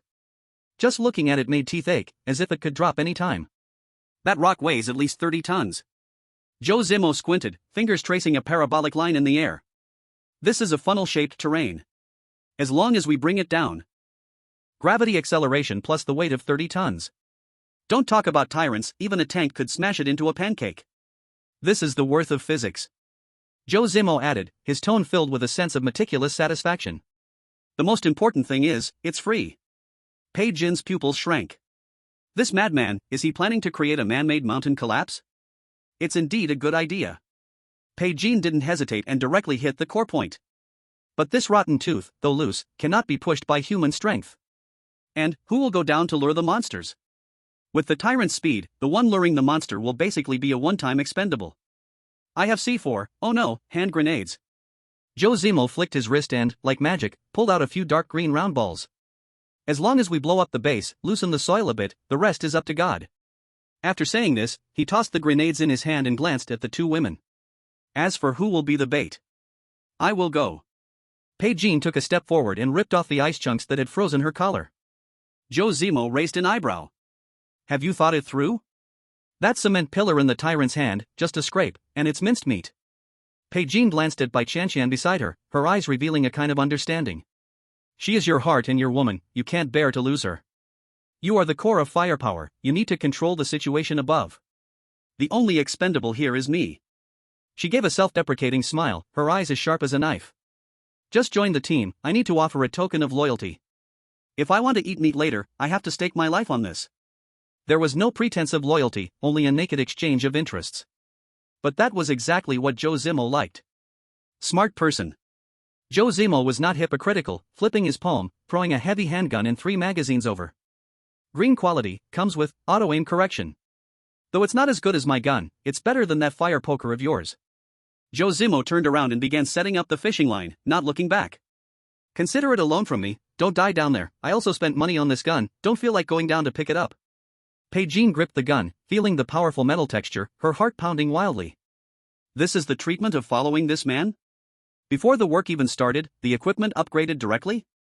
Don't worry. Bai Qianqian clicked the gun into place. For this gun, I will climb back. 10 minutes later. On the cliff, the cold wind scraped at their faces painfully. Zhou Zimo had already stuffed 5 grenades into the crevices of a giant rock, with the fuses attached to a fishing line, extending to a shelter in the rear. After finishing everything, he patted the dust off his hands and looked at Bai Qianqian, who was lying in the snow. Bai Qianqian gripped the fishing line so tightly that her knuckles turned white as paper. Her whole body was shaking uncontrollably. Listen carefully, Qianqian. Zhou Zimo squatted down, staring into her eyes, his tone rarely serious. When Bai Qianqian leads the monsters to the red circle position, I will signal. You only have one chance, pull the line, detonate. Bai Qianqian looked at the hideous monster below, her face turning pale, her teeth chattering. I'm scared. She was truly scared. It was a primal fear, her legs softening. It's good to be afraid, those who aren't afraid are already dead. Zhou Zimo reached out and helped her tuck her messy bangs behind her ear, his voice deep. But you have to remember, if you fail, Bai Qianqian will die, and I might not make it back. Upon hearing Zhou Zimo might not make it back, Bai Qianqian's once dazed pupils suddenly focused. She took a deep breath, wrapping the fishing line tightly around her wrist, the skin turning purple. I won't let go. Her eyes red, her voice trembling but exceptionally firm. As long as you're not back, I won't let go even if I break my hand. Chapter 47, The Non-Lucky One's Calculation, let the European king pull the line. Whether this rock hits, theoretically it depends on wind speed and rock structure. There's a 30% chance it will miss. Zhou Zimo stared into Bai Qianqian's eyes. Simply put, this thing depends on luck. He paused, pointed at himself, then at Bai Qianqian. I'm the unlucky one. You are lucky, only you can do this gambling face thing. I believe in your luck, just like I believe in you. Bai Qianqian looked at those eyes so close, her racing heartbeat was suddenly pressed down. Not because of trust. It was because she knew, if this pull went wrong, Zhou Zimo might never come back. In this apocalypse, without this man, she wouldn't even have the right to be cannon fodder. I understand. Bai Qianqian gritted her teeth tightly, her gaze completely hardened. I will watch Sister Pigeon. Once she is in place, I will pull the line. If I fail, I will die with you. Good, but I prefer to win alive. Zhou Zimo stood up, checked the rifle safety, and turned into the wind and snow. I'll go to assist. Remember, there's only one chance. If we miss, we must run. Military base, inner yard. The smell of blood made people want to vomit. The unlucky ones who wanted to be hawks before, now not even a whole bone was left. That over 3-meter tall tyrant was squatting in the blood pool, happily gnawing on half a thigh. Hey, ugly, look here. A clear mocking shout cut through the silence. The tyrant paused in eating, turning its ugly head. 50 meters away, on top of a scrap jeep, Pigeon held a gun with one hand. Her ponytail whipped wildly in the cold wind, like a blood-red rose blooming on ruins. Not full? Let's eat something bigger. Pigeon raised a cold smile, her hand fired 3 shots in a row. Bang! Bang! Bang! The pistol's auto-aim made the bullets seem like they had eyes, piercing the tyrant's cloudy single eye in a perfect triangle. The power was normal, but the mockery was maxed out. Roar! The tyrant let out a deep roar like thunder, shaking the surrounding snow to collapse. It threw away the limb in its hand, grabbed a cement support column embedded in the ground, smashed blocking zombies, and rushed straight at Pigeon. The ground trembled, stones flew. So damn fast. Pigeon's eyelid twitched. At the moment of firing she had already stepped back and leapt from the jeep into the shadow of the ruins. She had no time to sigh, only wind under her feet, each breath like ice cutting the throat. Behind came impacts and the sound of the cement column smashing through walls. That was the sound of death grinding teeth behind her. 300 zombies were awakened by the tyrant's roar, turning into a black stinking wave, biting hard behind. Closer. Even closer. Pigeon could even feel the wind on her back cutting like pain. She dared not look back, only relying on survival instinct, weaving S-shape through abandoned covers. Her lungs felt like filled with hot sawdust, each breath carrying the smell of blood. 100 meters ahead, the red-marked point, the wreck of a flipped fire truck. 50 meters left. 30 meters left. The stinking hot breath from the tyrant's mouth seemed to spray onto her neck. At that moment, a nimble zombie leaped from the debris, grabbing Pigeon's ankle tightly. Get off! Pigeon didn't even look back, firing a shot backward. Bang! The zombie's head exploded, but her step was forced to pause half a second. In that half second, a huge shadow instantly fell from above. The tyrant had caught up. The cement column with whistling wind smashed toward her back of the head. Now! On the cliff, Bai Qianqian's pupils shrank to the size of a needlepoint. Her mind went blank, the only thought. Zhou Zimo cannot die. I cannot die. Fall down. Bai Qianqian let out a shrill scream, almost crashing her whole body backward. All her weight pressed on the thin fishing line. Boom! Boom! Boom! A series of dull explosions connected along the mountainside. The 5 grenades preset by Zhou Zimo precisely broke the last support points of the boulder. The earth groaned. That piece of granite, weighing more than 30 tons, slowly tilted under the roar of gravity, then. Boom! It carried the power to crush everything, bringing ice shards and rubble flying, smashing down onto the center of the stronghold below like Mount Tai falling from the sky. Below, Pigeon felt the thunderous noise above, his body hairs standing on end. Instinctively, he lunged forward and rolled, sliding hard into a nearby gap. Boom! The cement pillar hit the ground, smashing a deep hole into the already broken asphalt road. Immediately, true hell arrived. The tyrant felt that threat above its head, a threat that made its very genes shiver. It stopped, raised its head, and let out one last furious roar at the colossal object falling from the sky. It actually tried to lift the cement pillar to block that giant stone. This was like a mantis trying to stop a chariot. Dong! A dull sound, enough to stop hearts, exploded through the valley. A 30-ton object combined with gravity's acceleration released kinetic energy like a small meteor. Smoke shot into the sky, and the shockwave blew every zombie within 30 meters into pieces. Even Pigeon, hiding far away, was thrown across the snow several times, his mouth full of blood. The world fell silent. Bai Qianqian lay at the cliff edge, staring at the smoke below, forgetting even to breathe. Did it hit? The dust slowly cleared. The giant stone had not shattered, but wedged into the ground like a nail. Under the stone, the once arrogant tyrant's lower body had been smashed into a blur of rotten flesh. Its originally hard carapace completely shattered, dark blood gushed out like a fountain, and the cement pillar had broken into more than 10 pieces. Roar, roar. Terrifyingly, the monster was not dead yet. Its last arm clutched the ground, veins bulging on its forehead, still trying to pull its body from the stone fissure. That kind of wild life force sent chills down the spine. This damn thing won't die? Bai Qianqian, face covered in blood, pushed himself up from the snow, looking at the struggling horror, cursing uncontrollably. At that moment, a black shadow appeared not far away. Zhou Zimo had already been in position for some time. He knelt on one knee, raising the ghostly glowing Type 95 modified. Through the scope, the muzzle steadily locked onto the tyrant's already half-destroyed head. Strong vitality is a good thing. Zhou Zimo's finger rested on the trigger. Finishing off the week, double experience, that's just common sense. Chapter 48, this thigh can secure the ending. Smoke and stone dust spread below the quarry cliff, cold wind rushing up the valley, mixed with the disgusting smell of blood. Under the giant stone, the tyrant's lower body had been crushed into mud. Yet its last huge hand still clawed the frozen earth, nails broken, dark blood gushing along its arm. It was still trying to crawl out. Zhou Zimo knelt on one knee, the cold stock of the Type 95 modified pressed against his shoulder. Through the tactical scope, the crosshair steadily framed the monster's cracked skull. Incredible vitality, these mutated creatures are something else. Zhou Zimo spoke calmly, finger on the trigger.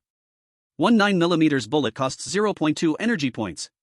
First kill plus base, 800 experience. He tilted his head slightly, a cold curve at the corner of his mouth. 4,000 times profit, this is pure gain. Bang! The muzzle spit a blazing flame. The bullet with precision tore through the air, entering the brainstem through the skull crack, blowing out a large chunk of gray-white brain matter. The giant hand clinging to the ground below froze, smashed into the muddy water, completely still. The system's green text popped up on time. Killed tyrant, juvenile mutated, experience plus 800. Zhou Zimo smoothly retracted the gun, ejected the hot shell, and glanced back at the two women behind him. Go harvest the chives. The three slid down the steep snow slope, straight into the inner courtyard of the military base. The tyrant was dead, but its dying roar and the sharp gunshot just now had completely stirred up the hornet's nest. Over 300 leaderless zombies, freed from control, locked onto the fresh flesh of the three. They stepped over the broken limbs of their companions, roaring madly like a black tide as they charged. The distance was less than 80 meters. Bai Qianqian felt her scalp tingle and reflexively drew the Type 92 pistol she had just received. Looking at the empty magazine, she shouted out loud. Too many monsters. Fall back to that choke point and shoot. This was the instinct of a survivor in the apocalypse, earned with life. Bullets are more precious than life, not finding cover is death. But Zhou Zimo rooted to the spot, not moving an inch. Looking at the dense sea of zombies, all he saw were rows of shiny green experience bars. The armory was emptied, why wait to cash in now? Hide? You want me to hide with experience all over the ground? Without turning his head, Zhou Zimo casually grabbed two heavy fully loaded magazines from his space and threw them into Bai Qianqian's arms. Don't care about accuracy, just shoot them to death. Bullets enough. Bai Qianqian fumbled to catch the magazines, about to scold this madman for risking his life. The next second, Zhou Zimo switched the selector to full auto, holding his rifle with both hands. Ta-ta-ta-ta-ta-ta. The violent storm of metal instantly tore through the snow and wind. 30 bullets formed a dazzling line of fire, slashing into the densest part of the zombie horde. The precision attribute reduced recoil by 20%, Zhou Zimo didn't even need to control the gun. Zombies in the front fell like cut wheat, legs broken, flesh flying, tripping up a large group behind them. Bai Qianqian took a deep breath, holding her auto-aim corrected pistol with both hands.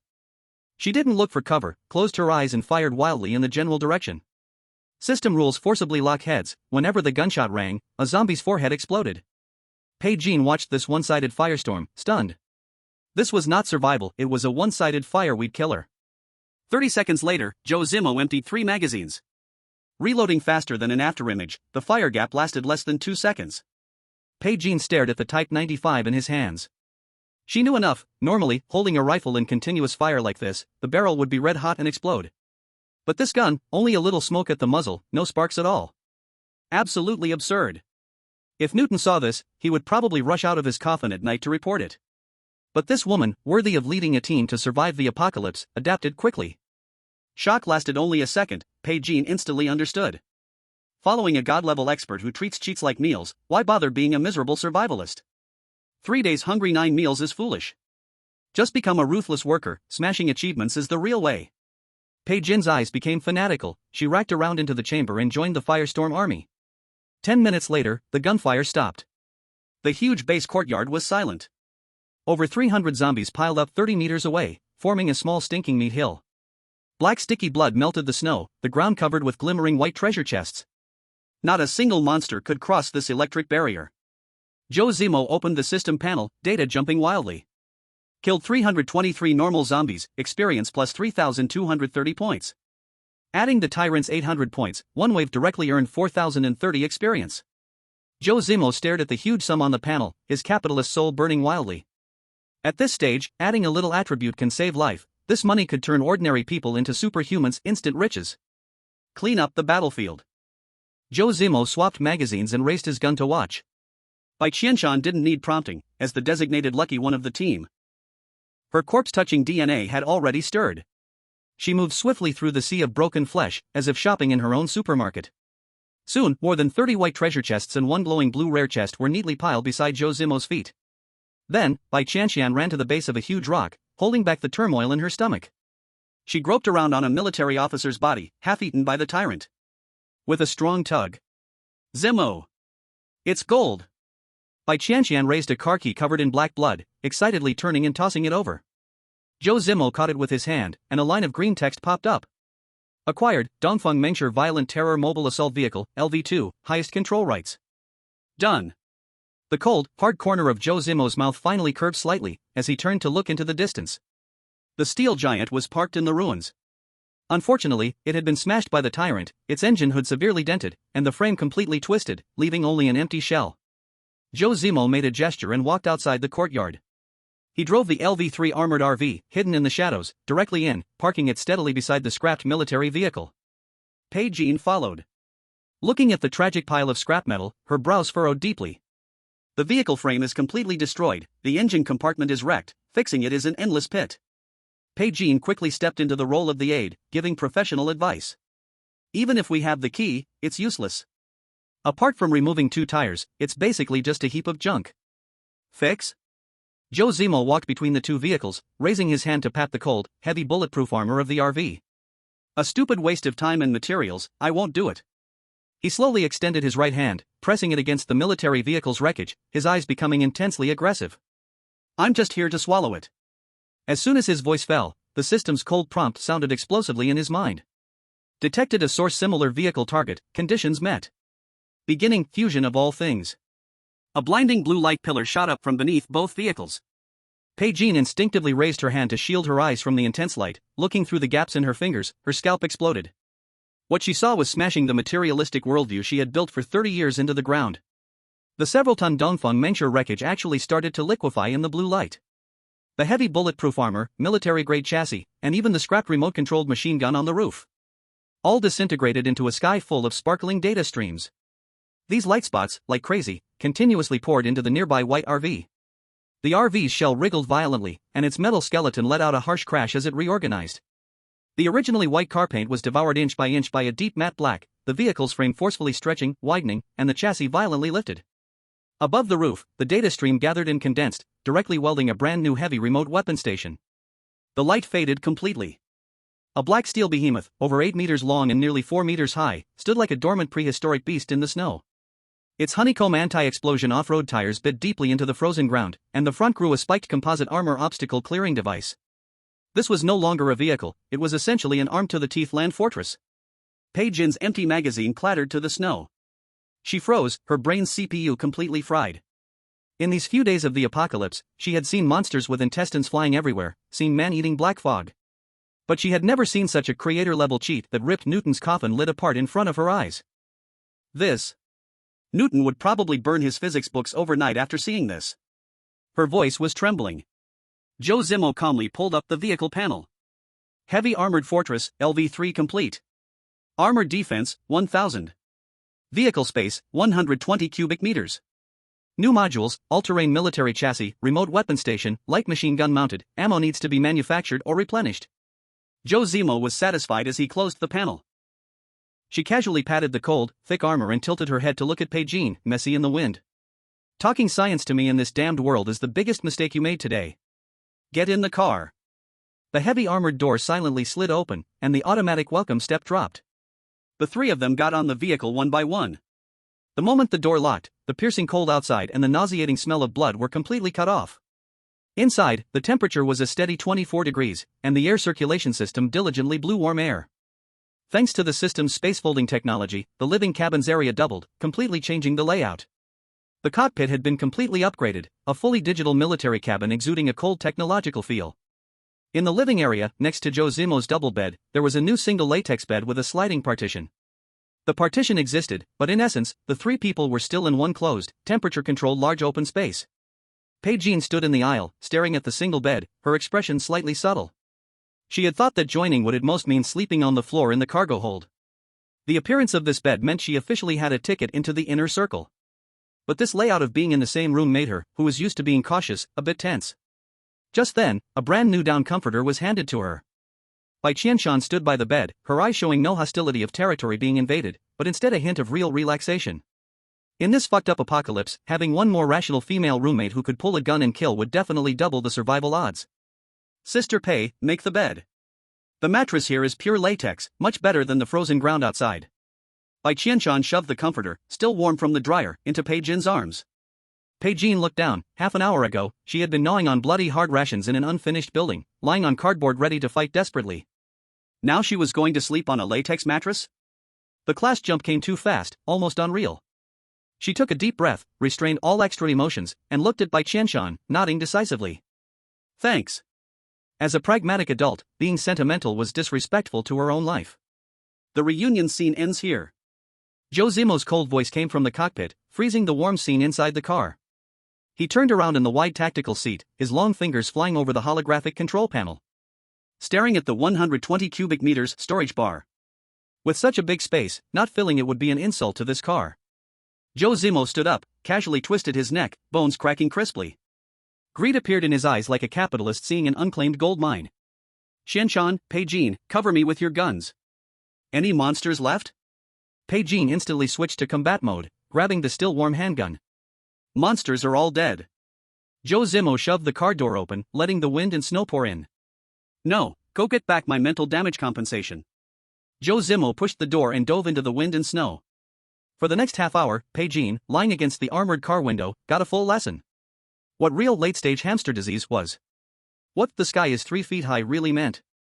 In front of Zhou Zimo's godlike portable space, the previously plentiful supply warehouse visibly turned into a shell. Hundreds of barrels of sealed combat diesel disappeared. 2 heavy diesel generators, stronger than an ox, vanished. The most absurd part was even the half-ton alloy workbench, full sets of wrenches, jacks, and the spotlight in the corner of the repair workshop. All were broken down into raw materials on the spot by Zhou Zimo. Bai Qianqian's eye twitched uncontrollably. She had originally thought that prying 2 handguns and a few cans of luncheon meat from this madman made her a business genius.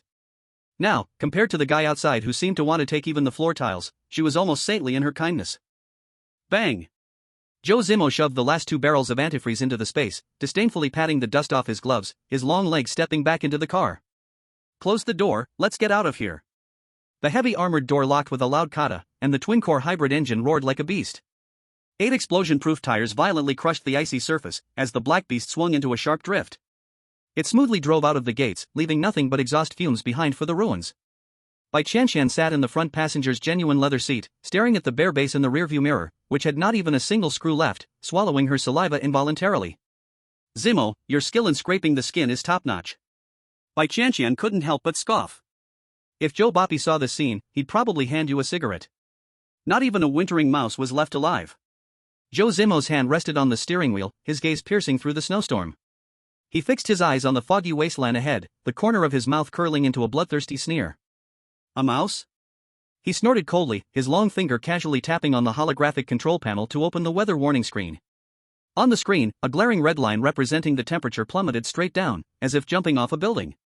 In this lawless world, do you think a mouse deserves to live through tonight? Zhou Zimo's finger tapped heavily on the bottom of the screen, his voice so calm that it sent a chill straight into the bones. The system countdown has 10 hours left. When the extreme cold storm fully arrives, the temperature will lock at -50 degrees. By then, don't even mention the mice. Zhou Zimo's cold gaze swept over the back seat through the rearview mirror, landing on Bai Qianqian. Those living people outside who didn't get fuel or food will definitely turn into monsters that are hungrier and crazier than zombies. Chapter 50, The European Emperor Shows His Power. Opening Rare Bullet Blueprints. The heavily armored fortress stopped at the wind-sheltered corner of a rock wall.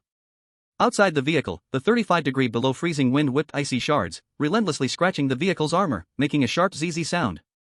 This was the countdown to the death of extreme cold. Inside the vehicle, however, was a completely different scene. Warm light filled the living cabin, the air locked at 24 degrees by the thermostat system, and the rich aroma of coffee was even floating in the air. The loot. Zhou Zimo leaned back in the genuine leather seat, not even lifting his head, his fingers casually swiping across the floating holographic panel.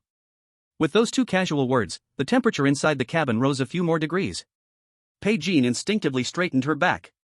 In this mobile fortress, she was currently an outsider, more so, a top worker who owed a mountain of high-interest debt. Since you're in my car, the rules have to be mine. Zhou Zimo lifted his eyelids, his gaze sweeping over the two women in front of him. I don't raise vases, and I don't raise weaknesses. In this damned place, your attribute panel is your life. He first looked at Bai Qianqian. Qianqian, you gain 1423 points of experience. Apart from luck, you're as fragile as paper. Increase your stamina to 15, ensure you can run without gasping, and the rest of the experience, all of it, goes into mental strength. Zhou Zimo paused, his tone without a shred of emotion. This unreasonable European luck of yours is the asset I value the most right now. I don't want to be in a position where I have to change your diapers when we run into a mental contamination monster next time. Bai Qianqian's face flushed red, but even though she was scolded, her heart was sweet. She understood, this cold-blooded man was planning the safest survival route for her. I'll listen to you. Bai Qianqian closed her eyes and started operating. Consumed 1240 experience points, stamina increased to 15, mental strength increased to 20. Remaining experience, 183 points. A wave of warmth surged through her body. Bai Qianqian's body lightened, her mind clearer than ever, even the frame rate of her vision was elevated a notch. After finishing with the talisman, Zhou Zimo's gaze fell on Bai Qianqian. Bai Qianqian's throat went dry. She was holding the 1363 points of experience she just received, her palm slightly sweaty. In the apocalypse, it's common for leaders to guard against uprisings from their subordinates, and she was prepared to be extracted. Bai Qianqian. Your role is to be the tank. Zhou Zimo pointed at the injury wrapped on her thigh. All the experience points should go into physical strength, don't leave any. Bai Qianqian's eyelid twitched. All of them? Aren't you afraid Afraid you'd turn on me? Zhou Zimo saw through her thoughts and sneered mercilessly. You can try, and see if you can draw your knife faster, or if I can turn you into a puddle under a car wheel faster. The arrogance in his attitude was extreme, but there was an undeniable strength backing it up. Bai Qianqian stopped talking. In this world, being pretentious meant looking for death. She directly communicated with the system through her mind and started adding points like crazy. Spent 1320 experience points, physical strength increased from 13 to 21. Remaining experience, 43 points. Boom! The bones made a crisp sound, and Bai Qianqian's muscles tightened. With 21 points in physical strength, she had surpassed the human limit by twice. Now, she could even crush a zombie's skull with her bare hands. As for me... Zhou Zimo glanced at his own experience pool, which had reached 1454 points. He casually spent 1320 points, pushing his physical strength to a terrifying 21 points. In just 2 minutes, the 3 people in the car had completely transformed into beasts wearing human skins. Alright, stop basking in your own glory. Zhou Zimo interrupted Bai Qianqian, who was clenching her fists, feeling the power. He pointed his chin at the spoils on the ground. 30 white chests, plus the rare blue first kill chest glowing faintly at the top. Open the chests. Zhou Zimo took out a bottle of no-rinse hand sanitizer and tossed it to Bai Qianqian. Go ahead. Bai Qianqian couldn't help but ask in confusion. With such a big reward, aren't you going to do it yourself? I have a cleanliness obsession. Zhou Zimo lied without blinking. In fact, he was cursing in his heart. With my luck as a pureblood non-chosen, what if I open a bunch of moldy underwear or zombie dentures? No chance left in this apocalypse. Bai Qianqian squeezed a large amount of hand sanitizer, rubbing her hands carefully, then winked at Bai Qianqian. Paige, yeah, you don't understand, Zimo is a lifetime VIP of the Non-Chosen Protection Association. Stop talking nonsense. Zhou Zimo's face darkened.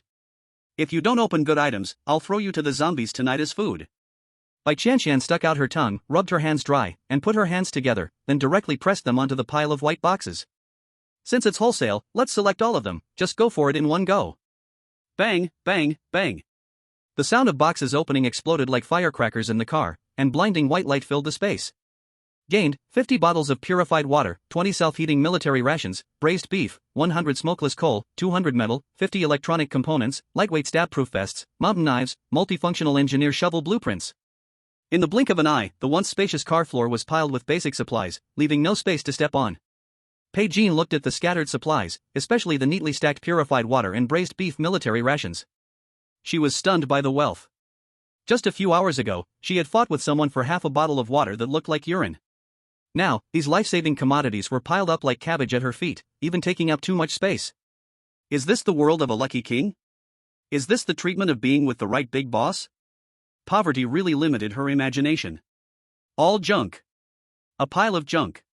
Zhou Zimo disdainfully kicked aside the mountain knife on the floor, his eyes fixed on the last blue chest. Qianqian, open the blue one. Bai Qianqian took a deep breath, seriously pressing her hand on the blue chest lid. Click. A deep blue light radiated, illuminating the faces of the three of them in a ghostly blue. Gained, 416 Hong Kong dollars assault rifle, green fine, X1. Gained, 5.56mm regular bullet blueprint, blue rare, X1. Gained, 5 boxes of purified water. Absolute silence. 1 second later, Zhou Zimo suddenly jumped up from the couch. He didn't even look at the Special Forces standard issue rifle, but grabbed the glowing blueprint for the 5.56mm bullets. 5.56 bullet blueprint. Zhou Zimo's voice was hoarse from extreme excitement. In this damn wasteland, guns were easy to find, but every bullet was precious. Whoever controlled the arms factory. Who is the only person in charge in this wasteland? This is the infinite firepower he has been thinking about non-stop. Ha ha ha ha. Zhou Zimo's usual cold and distant attitude shattered to pieces. He strode over, grabbing Bai Qianqian's cheeks with both hands, rubbing them violently. I knew it. You women are just an unreasonable living cheat. This wave is crazy profitable. Bai Qianqian's cheeks hurt from being squeezed, yet she laughed foolishly, her eyes full of I am the best in the world pride. Bai Qianqian stood in the corner, watching this cold-blooded tyrant who always treats human lives as numbers. At this moment, he was excited like a madman, his worldview shocked again. After a brief frenzy, Zhou Zimo regained his reason. He released his hands, picked up the sleek black 416 Hong Kong dollars, and skillfully pulled the bolt to check the gun. Click. The crisp sound of metal locking. Green quality meant this gun had higher accuracy, would never jam, and had a very long life. Bai Qianqian looked at the gun, her desire impossible to hide, almost choking on her saliva. That was a 416, standard for special forces. With this gun, if she went out into the wasteland, she could easily take 100 lives. This opportunity was insanely worth it. Chapter 51, The EU Emperor's Emotional Game, The Mature Woman Completely Returns. Zhou Zimo weighed the 416 Hong Kong dollars in his hand, turned around, gun pointing down. He directly handed the gun to Bai Qianqian. Take it. His tone was natural and commanding. This 416 has less recoil than the 95, more stable, suitable for you. Even though you are lucky, you must have the ability to protect yourself. Bai Qianqian gasped from the side. That was a green legendary weapon. And he casually handed it to a woman who might not even understand the safety mechanism properly? How terrifying is this man's depth of skill and power? Bai Qianqian looked at the gun, her fingers slightly moved. Of course, she wanted it, it represented Zhou Zimo's obvious favor and trust. But the next second, her peripheral vision caught Bai Qianqian in the corner with a complex gaze. Bai Qianqian quickly calculated in her mind. She knew her own strength, if she faced a real hard case, even with the legendary gun, it would be useless. In this cursed world, a rookie with few lives in hand holding such a deadly weapon was like a child holding a gold brick. It was better to go with the flow and do a favor, binding the powerful new enforcer to the car while gaining a reputation for strategy. This move guaranteed profit without loss. Bai Qianqian smiled. She gently pushed the barrel back, her eyes clear. Zimo, giving it to me is useless. Bai Qianqian patted the handgun at her waist. This gun with auto-aim correction is enough, the rifle is too heavy and tiring to carry. She smiled, pointing at Bai Qianqian. Sister Pei's shooting skill is 10,000 times better than mine. Right now, she needs this gun more than I do. Give it to her, then our car's firepower network has no blind spots. You will be safer too, won't you? Every word was airtight. She praised Bai Qianqian, showed loyalty, and framed it all as for your safety. Zhou Zimo looked deeply at Bai Qianqian. This woman's survival wisdom was like a rocket shooting upwards. Smart. Zhou Zimo gave high praise, then flicked his wrist. The heavy 416 Hong Kong dollars arced through the air, landing precisely in Bai Qianqian's hands. Catch it. Bai Qianqian clumsily held the rifle, the metal touch making her mind freeze. This is for me? Her voice was dry. Not because she lacked experience, but because this generosity made her heart tremble. This is green gear, aren't you afraid I will take it? Same as I said. Zhou Zimo sat back in the command chair, crossed his legs, and lit a cigarette. If you have the guts, you can try. But I suggest you first figure out who holds the bullet blueprint now. Bai Qianqian shivered all over. Yes, the gun was dead, but Zhou Zimo tightly controlled the source of bullets. This was an open strategy. She rubbed the rifle with her fingertip, her eyes growing increasingly wild and determined. Thanks, boss. Less talking. Zhou Zimo exhaled a puff of smoke and pointed with his cigarette-holding finger at the central island counter. Go cook. Tonight, extra meal. Fry steak, steam ice. You assist Qianqian.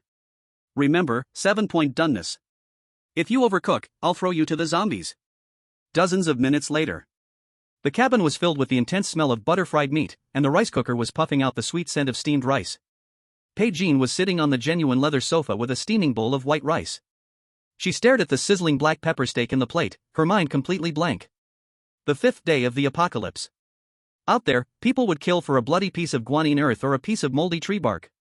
But here she was, sitting in a mobile fortress with a constant temperature of 24 degrees, eating a Michelin-level dinner. She picked up a piece of beef with blood on it and stuffed it into her mouth. The aroma of fat mixed with the spiciness of black pepper burned its way down her throat and into her stomach. No pretensions, no tears. Bai Qianqian lowered her head and ate her rice in big mouthfuls, her eyes filled with a kind of insane gratitude deep in her bones. This was the class privilege brought by power and force. While others were eating shit, she was eating meat with this madman. Joining this group, she was winning big. If it's good, eat more. Zhou Zimo was cutting the steak, his head not even lifting. Eat enough, then you'll have the energy to be cannon fodder. The words were still harsh, but Bai Qianqian remained unaffected, instead lowering her head further and eating more fiercely. After the meal. Let's sort out the sleeping arrangements. Bai Qianqian's heart tightened. Here it came. The apocalypse's unspoken rule, body trade. She had mentally prepared for this. Eating his meat, taking the best military weapons, paying with her body was a perfectly normal transaction. She instinctively straightened her back, she was not repulsed by Zhou Zimo, this top predator. You two girls, sleep on the big bed. Zhou Zimo stood up and, without turning his head, walked towards the narrow bed that was hard to turn in. I'll sleep on the small one. Ha! Bai Qianqian almost sprayed out the soup she had just swallowed. Her eyes went wide, staring at Zhou Zimo like he was an alien. This man who controlled life and death, who had everything, was voluntarily going to sleep in a tiny bed like a dog's den? Was he not planning to touch Bai Qianqian? Was he not planning to touch her? What are you thinking? Zhou Zimo saw through her thoughts, sneering, and yanked open the operation table next to the narrow bed. The screen lit up, filled with dense surveillance footage. I need to keep an eye on the perimeter radar and work through the night making bullets. I don't have time to squeeze with you two. Zhou Zimo dropped a cold remark. Also, don't snore while you sleep, it affects my speed when drawing my gun. Swish. The divider curtain was violently pulled shut, leaving the two women staring at each other in the big bed. Late night. Outside the car, the wind howled fiercely, and the temperature dropped to below -40 degrees. Inside the car, it was as warm as spring. Bai Qianqian was lying on the soft pure latex mattress, wrapped in a down blanket, listening to the metallic knocking sound from the other side of the curtain. It was Zhou Zimo making 5.56mm bullets through the night. He has always been like this? Bai Qianqian lowered her voice, as if exchanging some confidential information. Watching such a beautiful woman like you, and not doing anything? He doesn't have the time for that. Bai Qianqian was lying flat, staring at the car ceiling. In his eyes, women only slow down his speed in drawing his gun. Getting involved wastes calories, it's a bad deal. Bai Qianqian's lips twitched slightly. Is this person a robot? I used to think he was a cold-blooded monster. Bai Qianqian turned her head, glancing at Bai Qianqian in the dim light. Paige, yeah, do you remember the child with a high fever in the unfinished building? Bai Qianqian's eyes darkened slightly. I was kneeling on the ground, begging him for 2 pills. Bai Qianqian took a deep breath. He cursed me for being useless trash, said my life wasn't even worth half a pill of antibiotics. The light in Bai Qianqian's eyes flickered. But when buying a bottle of medicine would cost 50 energy points, enough to buy a bunch of life-threatening bullets. He cursed me while throwing the fever medicine at my face. The cabin fell into silence. Bai Qianqian looked towards the blurry figure behind the divider curtain. The twists and turns in his mind became clear. What boundaries between good and evil? In this cannibalistic world, it's all nonsense. Zhou Zimo's logic is simple. As long as you have value, as long as you're his asset, even if he's losing out, he will fiercely protect his things. Rather than follow the hypocrites who speak of righteousness and morality while stabbing you in the back at any moment. It's better to stick with this short-tempered tyrant who calculates benefits to the bone. This is the strongest talisman in the apocalypse. Bai Qianqian closed her eyes and tightly wrapped herself in the down comforter. She had completely sold her life to this vehicle. Behind the partition curtain, Zhou Zimo stopped the movement of his hands. With his terrifying physical stamina at 21 o'clock, he heard every word of the whispered conversation. Protecting the weak? Zhou Zimo sneered, rolling his eyes without mercy in his heart. Really adding drama to himself. Was I protecting the weak? No, I was securing assets. A European emperor's constitution is rare, and it's not easy to train high-level thugs. I've invested so many resources to cultivate these quality consumables, how could I let the king of hell take them so easily? Even capitalists don't make such unprofitable deals. He placed the 5.56mm brass bullet that he had just pressed onto the table, his gaze cold. As long as these two women can continue to create value, he can play the role of a good man for life. Beep. On the holographic screen, the crimson countdown finally reached 0. Warning, the extreme cold storm has fully covered this area. Current outdoor temperature, minus 52 degrees Celsius. Zhou Zimo turned his head to look at the bulletproof glass outside. On the pitch-black ice field, hundreds or even thousands of miserable green eyes vaguely lit up. The mutated monsters, unable to withstand the extreme cold, were desperately gathering around the heat source of the heavily armored fortress. The real hell has just opened its door. Zhou Zimo stubbed out his cigarette and grabbed the rifle at his feet. Chapter 52, The Queen is furious, the campus beauty understands the trick. Outside the car window is the true winter hell. The minus 52 degrees Celsius extreme cold storm is like full-screen physical true damage, crazily cutting through everything in the wilderness. Even the wandering zombies are now frozen stiff, their joints locked, moving sluggishly like a group of rusty wind-up toys. But these things have no sense of pain, only an unhealthy obsession with heat sources. The heat emitted by the heavily armored RV, at idle speed is like a walking star in their thermal imaging vision. Thud. Thud. Screech. The sharp scraping sound like nails on a blackboard came repeatedly from outside the vehicle. A dozen level 1 swift ones, not yet completely frozen, were forcefully wedging their claws into the gaps of the composite armor, trying to pry open this warm metal can. Inside the cockpit, Zhou Zimo, with half a cigarette in his mouth, didn't even lift his eyelids. On the radar screen, the red dots representing hostile targets were densely surrounding the battle vehicle. It's a bit bumpy, hold on tight. Zhou Zimo casually blew out a smoke ring, his right hand pushing the electronic gear shift into S. His foot slammed down on the gas pedal. Roar! The steel behemoth let out a roar like an ancient mammoth, and the 8 explosion-proof wide tires kicked up a storm of snow and dust. The armored RV didn't bother to take a detour, directly transforming into a black mudslide, charging straight into the zombie horde ahead. Boom! Boom! Boom! The continuous muffled sounds exploded outside the windshield. The zombies, attempting to block the battle vehicle with their bodies, were instantly smashed into red-black icy blood mist as soon as they came in contact with the V-shaped alloy ramming corner. The filthy blood splashed on the thick bulletproof glass, and before it could slide off, it was frozen into ice by the extreme cold. The next second, the high-powered wipers ruthlessly swiped, with a crack sound, wiping away the remnants of these lives completely. This is industrial brutalist aesthetics. In front of this LV3 level complete fortress, the so-called zombie siege is just a roadblock clearing job with a bit of pushback. Inside the living compartment, Bai Qianqian was thrown off balance by the sudden acceleration inertia, her body tilting. She almost spilled the warm water in her hand onto the latex mattress. Instinctively, she gripped the armrest tightly, her heart pounding wildly. What's happening? Are we under attack? Bai Qianqian quickly flipped over and sat up, the ingrained sense of danger making her first glance go straight to the holographic control screen on the wall. On the left side of the screen was the real-time scrolling bar of the World Channel. The information on it was shocking. Help! The car broke down, something is grabbing at the door outside. 10 pieces of wood for help. The black fog is spreading. The original safe zone is gone. Run south, don't look back. Is that bastard Zhou Zimo still accepting orders? I'll trade my whole fortune for 1 liter of diesel. Wails of despair filled the air. This was the real misery of a 50-degree below zero apocalypse. For the sake of survival, human dignity was nothing at all. Even though the temperature inside the car was a constant 24 degrees Celsius, Bai Qianqian shuddered as she looked at these bloody pleas for help. She felt incredibly lucky that just a few hours ago, she had smashed the escape route and forcibly hitched a ride on this car. But this feeling of luck lasted only 3 seconds. When her eyes swept across the tactical navigation map, on the right, her pupils contracted. The green dot representing the RV was speeding at 80 miles per hour across the ice field. But the direction was wrong. It was not heading towards the southern safe zone, nor the western wilderness. This car was heading straight and without hesitation into the area on the map marked with a black skull. That was the place they had barely escaped from a few days ago. A level 1 contaminated zone. In other words, the small town. Zhou Zimo, did the navigation bug out? Bai Qianqian sprang out of bed, stumbling toward the isolation door of the cockpit, her voice cracking in shock. We're going back. Ahead is the source of the black fog spreading.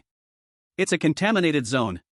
Zhou Zimo, sitting in the driver's seat, held the steering wheel with one hand, the other pressing his cigarette into the crystal ashtray.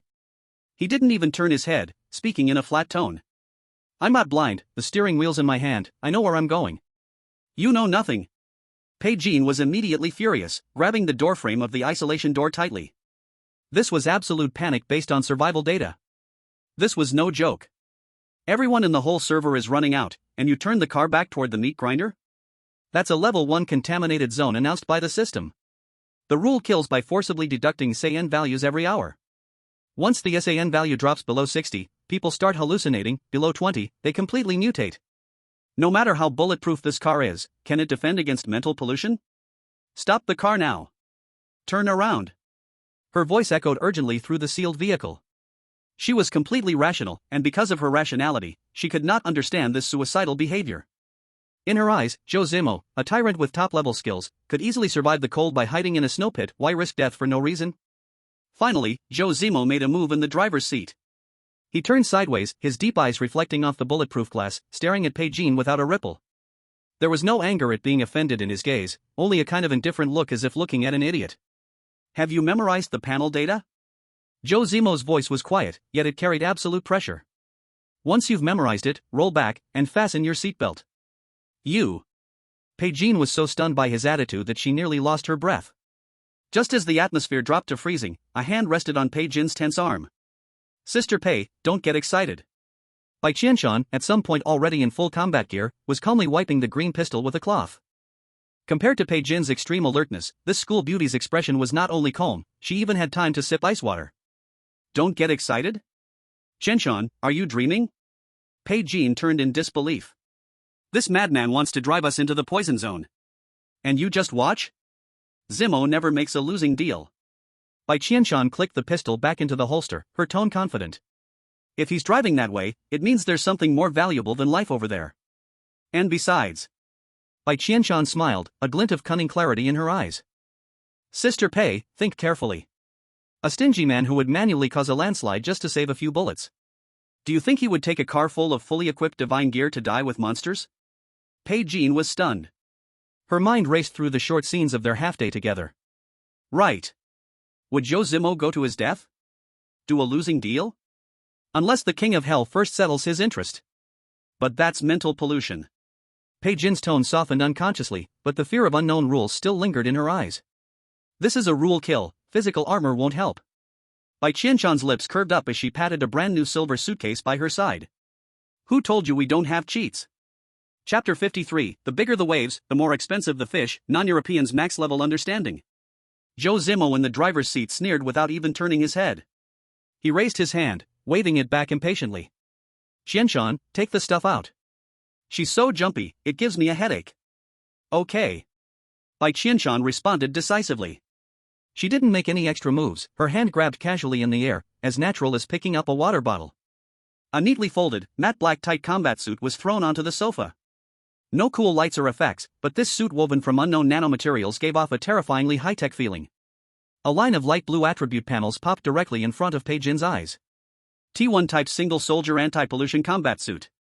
Core feature, reduces SAN loss rate by 80% in level 1 polluted areas. Bai Qianqian's pupils shrank instantly, her gaze locked on the words reduces by 80%, mouth half open. At this stage, anyone surviving the server would fight over a moldy piece of bread, and finding a single ruined coat would make them ecstatic. Who the hell could get this kind of conceptual divine gear? Even if some extremely lucky European got it, they would guard it tightly, afraid anyone would know. And now, this VIP pass that allows walking safely in a polluted area was casually thrown in front of her. This isn't a suicide charge. It's clearly opening God mode, going to the no man's zone to grab goods. Where did this come from? Bai Qianqian swallowed, voice a bit unsteady. From a blind box. Bai Qianqian shrugged, her tone as plain as talking about eating cabbage today. The last green box. Zimo didn't want to touch it, so I opened it, and just grabbed it casually. Bai Qianqian. At that moment, she deeply felt the helplessness of being dominated by a human cheat. She thought she was on the third floor, desperately persuading her boss not to die. But her boss was in the atmosphere, holding red wine watching the show. Had enough? Zhou Zimo tapped the steering wheel with his finger. Qianqian, make her a set. I brought you into work, not to go crazy. If your SAN drops to 0 and you shoot me in the back of the head, I will have no hesitation to turn you into minced meat. A faint glow of creation skill appeared in Bai Qianqian's palm. In less than 2 seconds, a set of warm new equipment was directly thrown into Bai Qianqian's arms. Put it on, Sister Bai, tight fit, shows your figure. Bai Qianqian smiled. Bai Qianqian held this divine gear that others would risk their lives for, feeling all sorts of emotions. No long lectures, no threats or temptations. Not a word wasted, raw strength smashed all doubts to pieces. This style of action, so Zhou Zimo. Thanks. Bai Qianqian took a deep breath, turned around, and unzipped her coat without hesitation. Since she wouldn't die with a talisman, she was going to ride this wave of fortune. Half an hour later. Bang! The heavily armored fortress slowed not at all, 8 explosion-proof wide tires violently crushed the frozen toll gate barrier at the town entrance. The iron station sign was smashed and flew into the snow. All 3 of their system panels simultaneously popped up blinding red warnings. Warning, you have entered a level 1 contamination zone. Environmental SAN value force deduction in effect. Detecting T1 combat suit. Exemption barrier activated. Current deduction rate, 0.2 points per hour. Crossing that invisible boundary, the world outside the car window instantly changed its appearance. In the biting cold wind, black, fluffy particles visible to the naked eye twisted in the air like living creatures. Even though the streetlights still flickered, the halo cast was a decayed dark purple. Stop. Look at the 2 o'clock direction. Just after putting on the tight combat suit, Bai Qianqian slammed his body against the bulletproof glass, his voice trembling. A zombie that was chewing on an abandoned car turned its head. This thing was at least 2 meters tall, with grayish-white skin that had completely torn apart, exposing muscle fibers twisted like old tree roots. The most terrifying part was its spine, with thick, pale bone spikes sticking out of its back, piercing through the flesh and sticking into the air. With a casual swing, the car door of the abandoned vehicle was torn off like paper.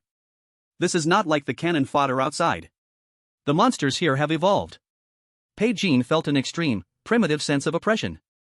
If this power hit an ordinary car, it would shatter both the car and the people inside with a single blow.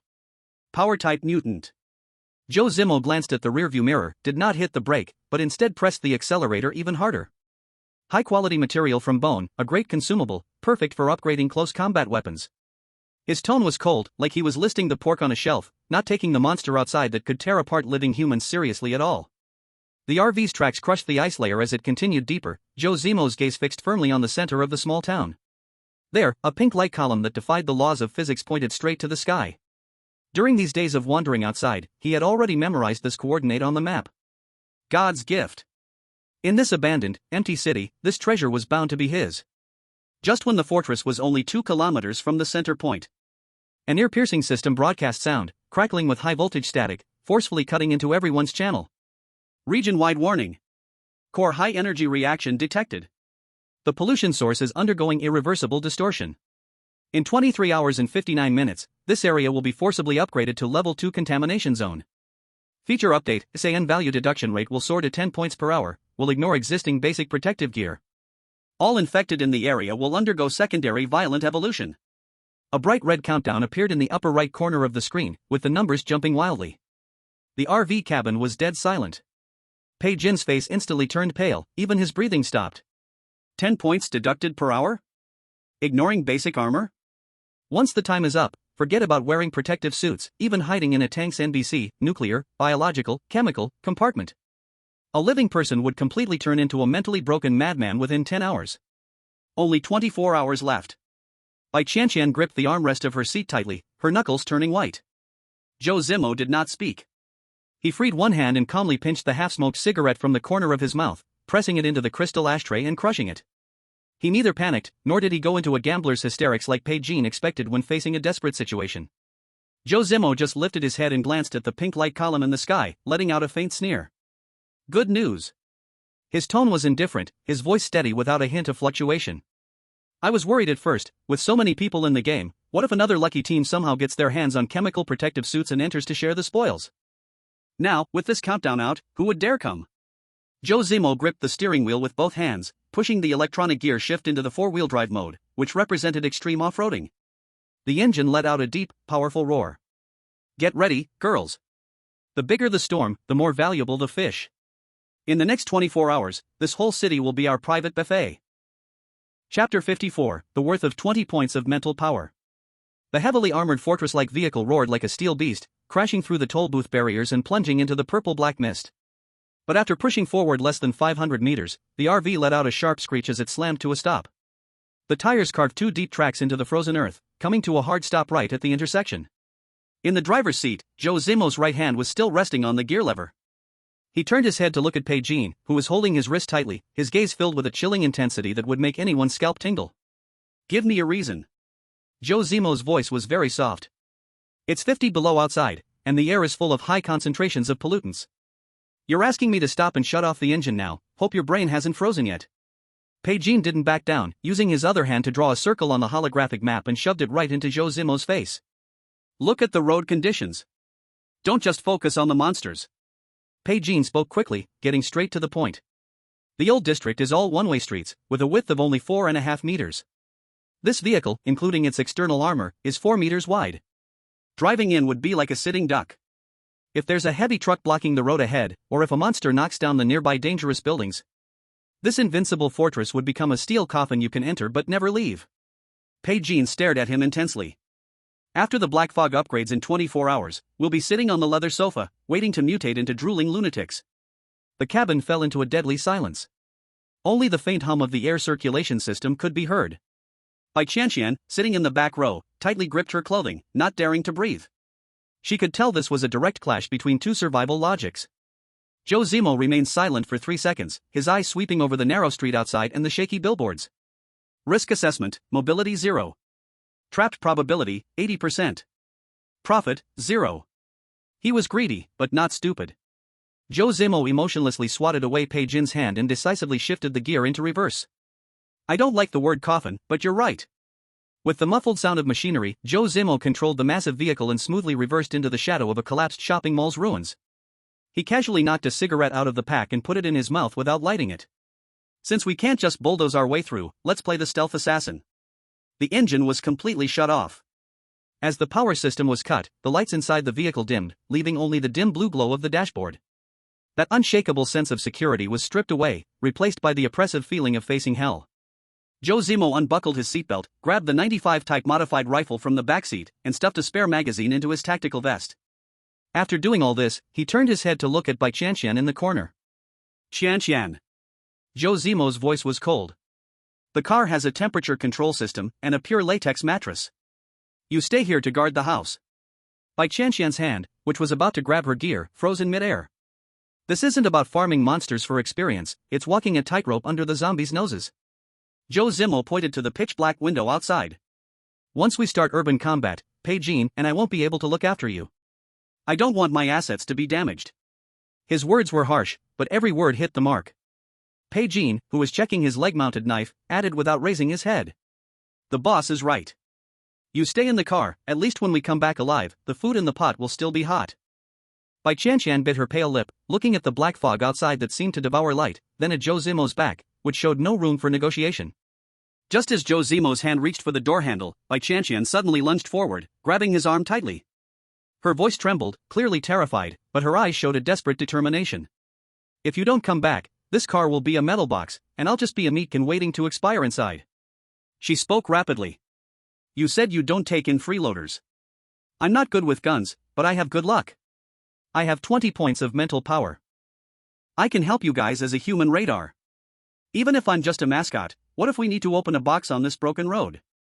I don't want to wait until you die, only for me to wait to die in the car. The cabin fell eerily silent for 2 seconds. Zhou Zimo lowered his head and looked at the girl who had been trembling from her shaky gun aim just a few days ago. Suddenly, he felt a little intrigued. Rather than leave my fate to chance, it's better to tie it firmly to her thigh. This woman has figured out the survival logic of the apocalypse. Put. Bai Qianqian, with arms crossed, laughed, a look of amusement on her face. Hey boss, listen to this. You've tied your life to her belt, and you still have the nerve to chase her off? Her eyes shifted, her tone turning more serious. 20 points of mental power might really be useful. Take her, if something happens, at worst, I'll carry her and run. Zhou Zimo glanced at Bai Qianqian, expressionless, then turned and pushed open the heavy armored vehicle door. Stick close, if you fall behind, I'm not responsible for collecting the body. Bai Qianqian felt as if she had been pardoned, grabbed the green pistol, and darted out like a small tail. Click. As the sealed door closed, the three of them were fully immersed in the deep heart of the level 1 contaminated zone. Without the constant temperature protection, the minus 50 degrees Celsius cold felt like countless ice knives, drilling into their protective suits through every tiny gap. But that wasn't the most dangerous part. The most dangerous was the black mist here. The mist was as thick as undissolved ink, carrying a pungent smell of rust and rotting flesh. Visibility was reduced to the extreme, the beam of the tactical flashlight barely cutting through even 5 or 6 meters. It was eerily quiet around them. But in this dead silence, they could hear countless tiny noises that made their scalp tingle. The sticky chewing sound, the scratch of nails on frozen soil, and the brittle crunching of bones when some large creature walked by. It was as if those monsters were breathing right behind their ears. Zhou Zimo, holding the 95 type rifle in his hands, walked in the lead, carefully avoiding the shattered glass and ice shards on the ground. Bai Qianqian held her silenced pistol, keeping watch behind, while Bai Qianqian was sandwiched in the middle, her whole body tense with nervousness. Up ahead is a crossroads. Zhou Zimo stopped by the wall, glancing at the offline tactical terminal on his wrist. Though the map signal flickered in and out, the route was clear. Cross the street to the left, it's a shortcut directly to the central plaza. He made a forward gesture, about to step forward. From the side, a hand stretched out and grabbed Zhou Zimo's forearm. Zhou Zimo's eyes narrowed, his body instinctively responding to the attack, his right elbow tightening, almost smashing into the assailant. But he stopped himself. It was Bai Qianqian. Don't go left, don't go there. Bai Qianqian's voice came through the bone conduction headset, carrying a sense of deathly fear under extreme terror. The map shows that it's a shortcut. Zhou Zimo frowned and lowered his voice. Taking the detour will add 10 more minutes of exposure, and the danger will multiply. You can't go left, don't go. Bai Qianqian was shaking all over, gasping for air in huge breaths. I can feel it, my head feels like it's being twisted by hundreds of rusty steel needles. Something's wrong in the black mist over there. It's like there's a huge pile of rotting flesh all squeezed together, all heavy breathing sounds. She pointed at the seemingly silent black mist on the left, her voice trembling uncontrollably. It's thick, and they're all staring over here. Chapter 55, The World's First Talent Tree. Zhou Zimo and Bai Qianqian exchanged a glance. If anyone else had dared to pull him at this moment, Zhou Zimo would have already smashed their teeth in with his rifle butt. But this was the human koi with 20 points of mental power. Without hesitation, Zhou Zimo swiftly pulled back his foot from midair. He signaled for the team to retreat and press tightly against the shadow of the ruins on the right. The two of them had just concealed themselves when a gust of wind blew by, dispersing the black mist at the left junction. As the scene inside became clear, Bai Qianqian's scalp went numb, and she instinctively gripped the knife handle tightly. The intersection, which had originally seemed empty, now revealed. The place was packed with people. Hundreds of zombies, dressed in tattered winter clothes, shoulder to shoulder, sat lifelessly in the shadows, resting. Their grayish-white eyes rolled back, showing only a sliver of white. If there was even the slightest noise just now, these monsters would swarm like hornets whose nest had been disturbed. The real dormant zombie horde. Without Bai Qianqian pulling them, there wouldn't even be any bone fragments left of them now. Bai Qianqian turned his head stiffly, looking at Bai Qianqian, who was crouched in the corner, shaking with her head in her hands, and his gaze completely changed. This wasn't some vase that could only open blind boxes. This was a human radar with full map view, a walking radar. Zhou Zimo's eyes also lit up, he whispered. Well done, this is a blood prophet. Next, you'll be the navigator. Hearing this rare praise, a little color finally appeared on Bai Qianqian's pale face. She closed her eyes, carefully feeling the intense malice trying to worm its way into her brain. After a few seconds, she shakily pointed toward the alley on the right. Go right. The feeling from the left is too strong, like an ice pick stirring my brain. The right side is cleaner. The next 10 minutes were completely Bai Qianqian's shining moment. Stop. There's heavy energy behind that wall ahead. Turn left. There's something breathing in the trash can on the right. Under her guidance, which was like a physical cheat code, the three of them moved through the ruins like ghosts. Perfectly avoiding the zombie horde's gathering points, it felt like a total win. Of course, there were also unavoidable dead ends. There are 3 at the end of the alley, blocking the way. Bai Qianqian reported in a low voice, her palms soaked with cold sweat. Kill them. Zhou Zimo's voice was cold. As soon as the words were out, he and Pigeon dashed out like 2 shadows at the same time. The terrifying explosive power brought by their level 21 stamina was fully demonstrated. Zhou Zimo silently approached, holding his tactical dagger in reverse, and before the first zombie could even open its mouth, the blade pierced directly through its eye socket, twisting his wrist with brutal precision. Crack! The sound of the bones cracking was covered by the wind and snow, and Zhou Zimo gently caught the collapsing body, silently lowering it.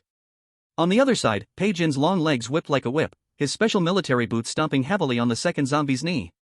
The zombie collapsed to its knees, and before it could react, Pigeon's knife swiftly severed its neck. The third zombie, just as it smelled blood and turned around, was already face to face with Zhou Zimo. He locked its head with both hands, and with a twist of his waist, sent it on its way. The entire process took less than 3 seconds, without a single shot fired, and not even a big noise was made. With top-level attributes crushing them in deadly force, this was a dimensional strike in the apocalypse. With Bai Qianqian's living radar and the violent output of these two, they carved out a path to survival in this death zone, which ordinary people would never dare to enter. Half an hour later, the 3 of them climbed over the last ruins of an office building and reached a second-floor observation deck with an excellent view. We're here. Zhou Zimo suppressed his breath, ripping open the ice-crusted curtains. The scene outside entered their view the instant the curtain was pulled back. All 3 of them froze, holding their breath. Even Pigeon, who was usually calm, stared wide-eyed, completely losing his ability to speak. It was the town's central square. All the sculptures and fountains were gone, and in the center, there was a tree. A giant pink tree, 10 meters tall, completely transparent, stood there. It wasn't growing from the ground, the thick roots, like coiling dragons, were tightly embedded in a mountain of flesh made of thousands of zombie bodies. The bodies had been sucked dry, leaving only withered skins. The pink giant tree emitted a dreamy glow, looking both sacred and nauseatingly eerie in the oppressive black mist. This is the blessing of the gods? Bai Qianqian's eyes went blank as she mumbled to herself. Immediately after, a crisp sound rang out. A glaring golden prompt appeared on their retinas. This wasn't a server-wide announcement, but a hidden prompt for the first kill level. Congratulations, survivors! You have discovered the world's first tree of talent. Current global talent awakening progress, 0/5.2 billion. Detected that you are among the first contact group in the world, and there are no other competitors in the area at this moment. The tree of talent has borne talent fruits, 3 pieces. Hint, consuming the fruit will unlock the genetic lock, granting you a unique talent. This is the only key for mortals to ascend to a new human species. After reading these few lines, Zhou Zimo felt like his heart was violently struck by a heavy hammer. Talent fruits. Genetic lock. His breath grew heavy, and the veins on the back of his hand holding the gun bulged. No matter how clever his calculations were, he never expected that what was hidden here wasn't some rare equipment, but rather, the very core underlying logic of the entire apocalypse. Having a gun and driving a tank, you're still a mortal who can bleed. But this fruit, it's the ticket to break through the species barrier. It's the pass to the grand finale. This is a win beyond measure. Gulch. Pigeon swallowed hard, his throat dry as if on fire. Boss, the people outside are still killing each other over a piece of wood. If we eat these 3. Pigeon's ambition flared up completely. If we eat these, won't we be completely out of their food chain? Exactly. He stared at the 3 ruby-like fruits glowing on the tree crown, not more, not less, just 3. No matter how thick the armor on the vehicle, it's still just iron. True power comes from within. Zhou Zimo suppressed the gambler's fervor deep within him, his voice hoarse and filled with determination. Whoever dares to snatch this thing today, I'll make sure they vanish without a trace. He pulled the bolt back and was about to lean out of the window to reap the fruits of victory. Wait! Bai Qianqian suddenly gasped, as if she had seen a ghost, and tightly grabbed Zhou Zimo's arm. She shrank her neck, trembling all over, pointing below. Don't go down. Under the tree. In the shadow of the pile of corpses, something just stood up. Zhou Zimo's heart skipped a beat, and he immediately pulled back his body. He quickly raised the assault rifle with an 8x scope and looked in the direction Bai Qianqian was pointing. In the shifting light and shadow. At the bottom of the mountain of corpses, in the fantastical shadow of the talent tree, a figure slowly stood up. It wore a tattered black security guard uniform, its body not tall, even thinner and more frail than an average person. It gave no impression of the brutal, muscular mutated zombies from the outer areas. But the moment Zhou Zimo saw it through the 8x scope, a chill shot up his spine, exploding violently from the base of his tailbone. Why was it standing at the core area when the hundreds of terrifying mutants outside were all dormant? Through the sight, Zhou Zimo clearly saw its face. It was a pale, shriveled face, yet its features were strangely intact.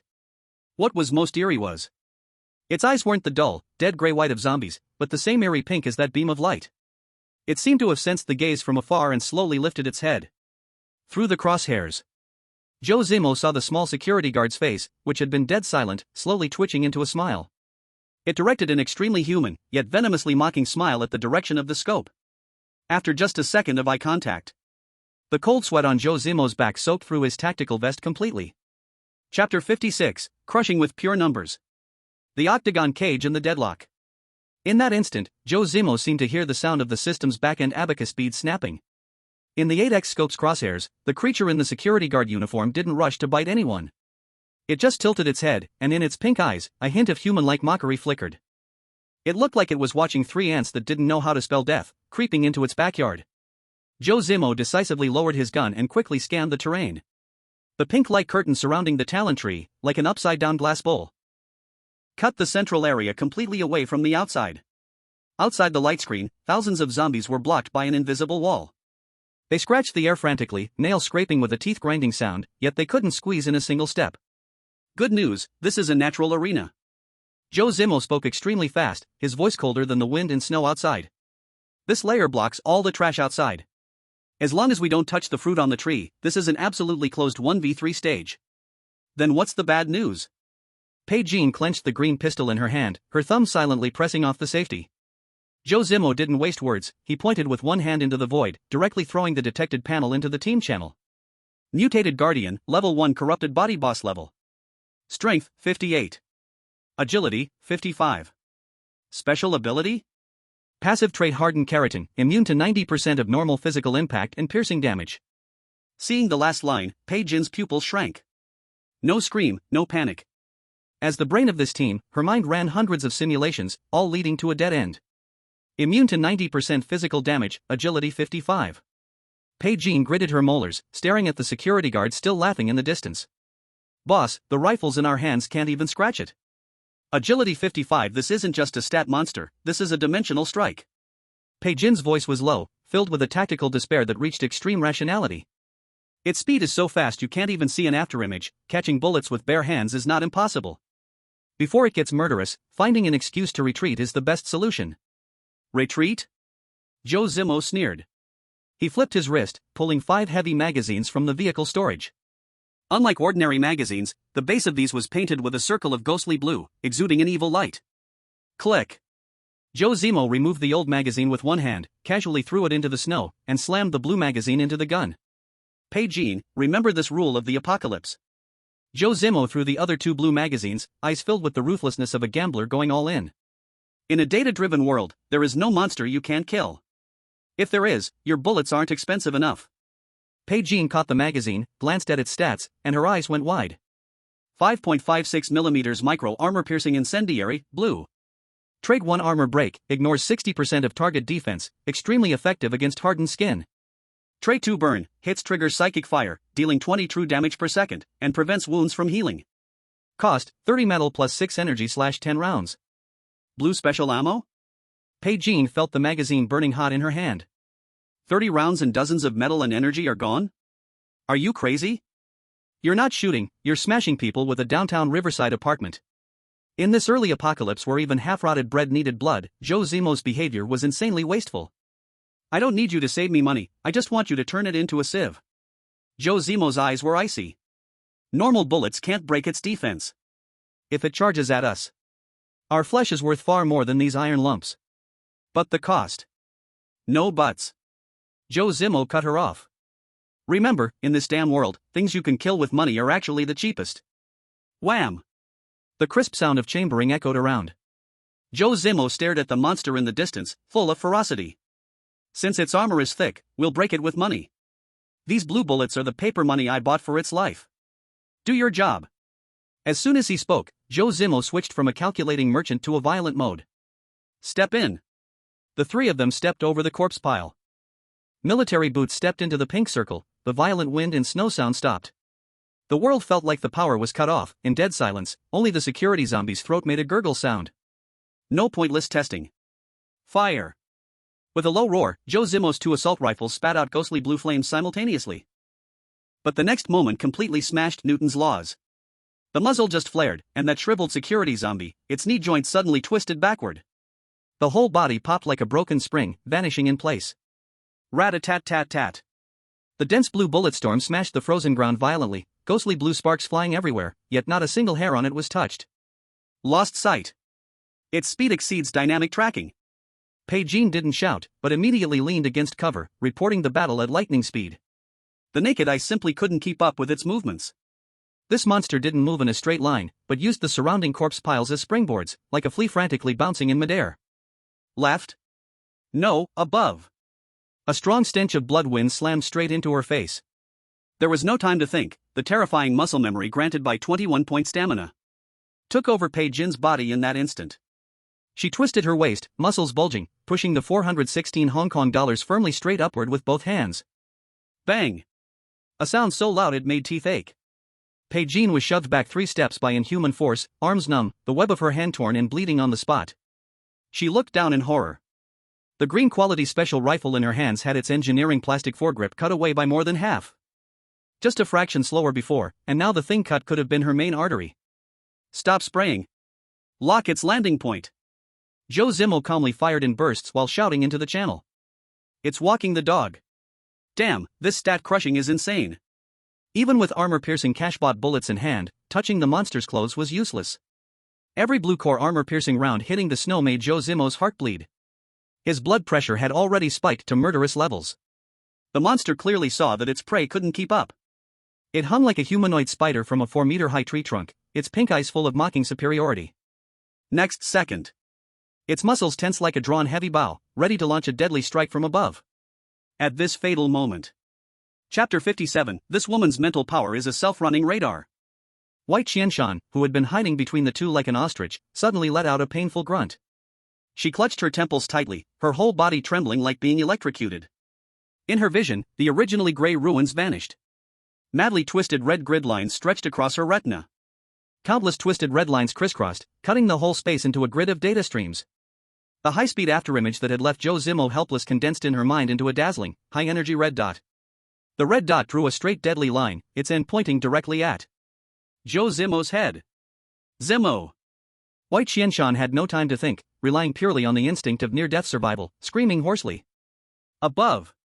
11 o'clock direction. Fire. At the moment she yelled. Zhou Zimo didn't hesitate at all. Even though to the naked eye it was just a patch of still air. Extreme rationality made him go all in, trusting this human radar completely. He twisted his wrist, raised the muzzle sharply, and pressed the trigger hard into the empty midair. Die for me. Rat-a-tat-tat. Ghostly blue flames tore through the pitch-black night. Next second, at the intersection of the trajectories, a bloody mist exploded in midair out of nowhere. In the spot that was originally empty, the monster slammed into the muzzle, its left shoulder blade pierced instantly by the blue armor-piercing bullet. The terrifying kinetic energy violently cut off its attack path, smashing it to the ground like a broken sack from midair. Aya! A piercing scream echoed across the square. Blue bullet effects triggered, the bullet hole showed no sign of healing, instead burning with ghostly blue fire. The real pain burned so badly that the monster rolled wildly on the ground. It can even hit that? Bai Qianqian's eye twitched violently, staring at the blue fire in disbelief. She turned to look at Bai Qianqian, whose face was pale as a ghost, eyes like she had seen a demon. Predict its landing point? How did you do that? This damn thing is not a mascot at all. It is clearly a human-shaped moving radar with full map vision. Bai Qianqian's face was deathly pale, cold sweat soaking her bangs. But her eyes completely changed. Fear disappeared, replaced by absolute focus to fight to survive. The red line of death was still jumping. Don't stop. 3 meters behind the corpse pile on the left. It's coming out. Bai Qianqian pointed at a shadow, speaking so fast it sounded like she was gritting her teeth. Listen to her. Zhou Zimo's eyes exploded with the joy of a hunter fully controlling the situation, his hands moving with ghost-like speed to reload. She is our fire control radar. Bai Qianqian, seal the left route. Received. Bai Qianqian finally reacted completely, feeling the thrill of a poor person suddenly rich, straight to the top of her head. She didn't need to use her eyes to catch that ghost-like shadow. She just needed to close her eyes and blindly empty the magazine in the direction Bai Qianqian pointed. Rat-a-tat-tat. The monster just poked half its head out from behind the corpse pile, trying to sneak in, but was met with Bai Jin's deadly accurate short bursts. Put. Half its face was torn apart by armor-piercing bullets, the ghostly blue fire burning through its eye socket. The balance of attack and defense changed. The originally one-sided slaughter turned into a one-way fire trap by them. Bai Qianqian, with her godlike view, had stripped the monster's every micromove in advance. Stone pillar at the back right. It's charging. Zhou Zimo spun and fired a preemptive burst, sealing the blind spot, forcing the monster to stop awkwardly. It jumped. Landing point is 4 meters to Bai Jin's left. Exactly what I was waiting for. Bai Jin sneered, pre-aiming her gun. As soon as the monster landed, its knee was smashed into a pile of fragments. This was a wild celebration of rich spenders and wall-hack cheaters. The monster's proud extreme agility became a huge joke in front of the human radar. Every time it tried a rapid assault, it looked like a fool putting its face into the gun barrel. Keep running. Zhou Zimo coldly reloaded a glowing blue magazine with one hand. He stared at the monster covered in ghost fire, stumbling, voice icy. Aren't you fast?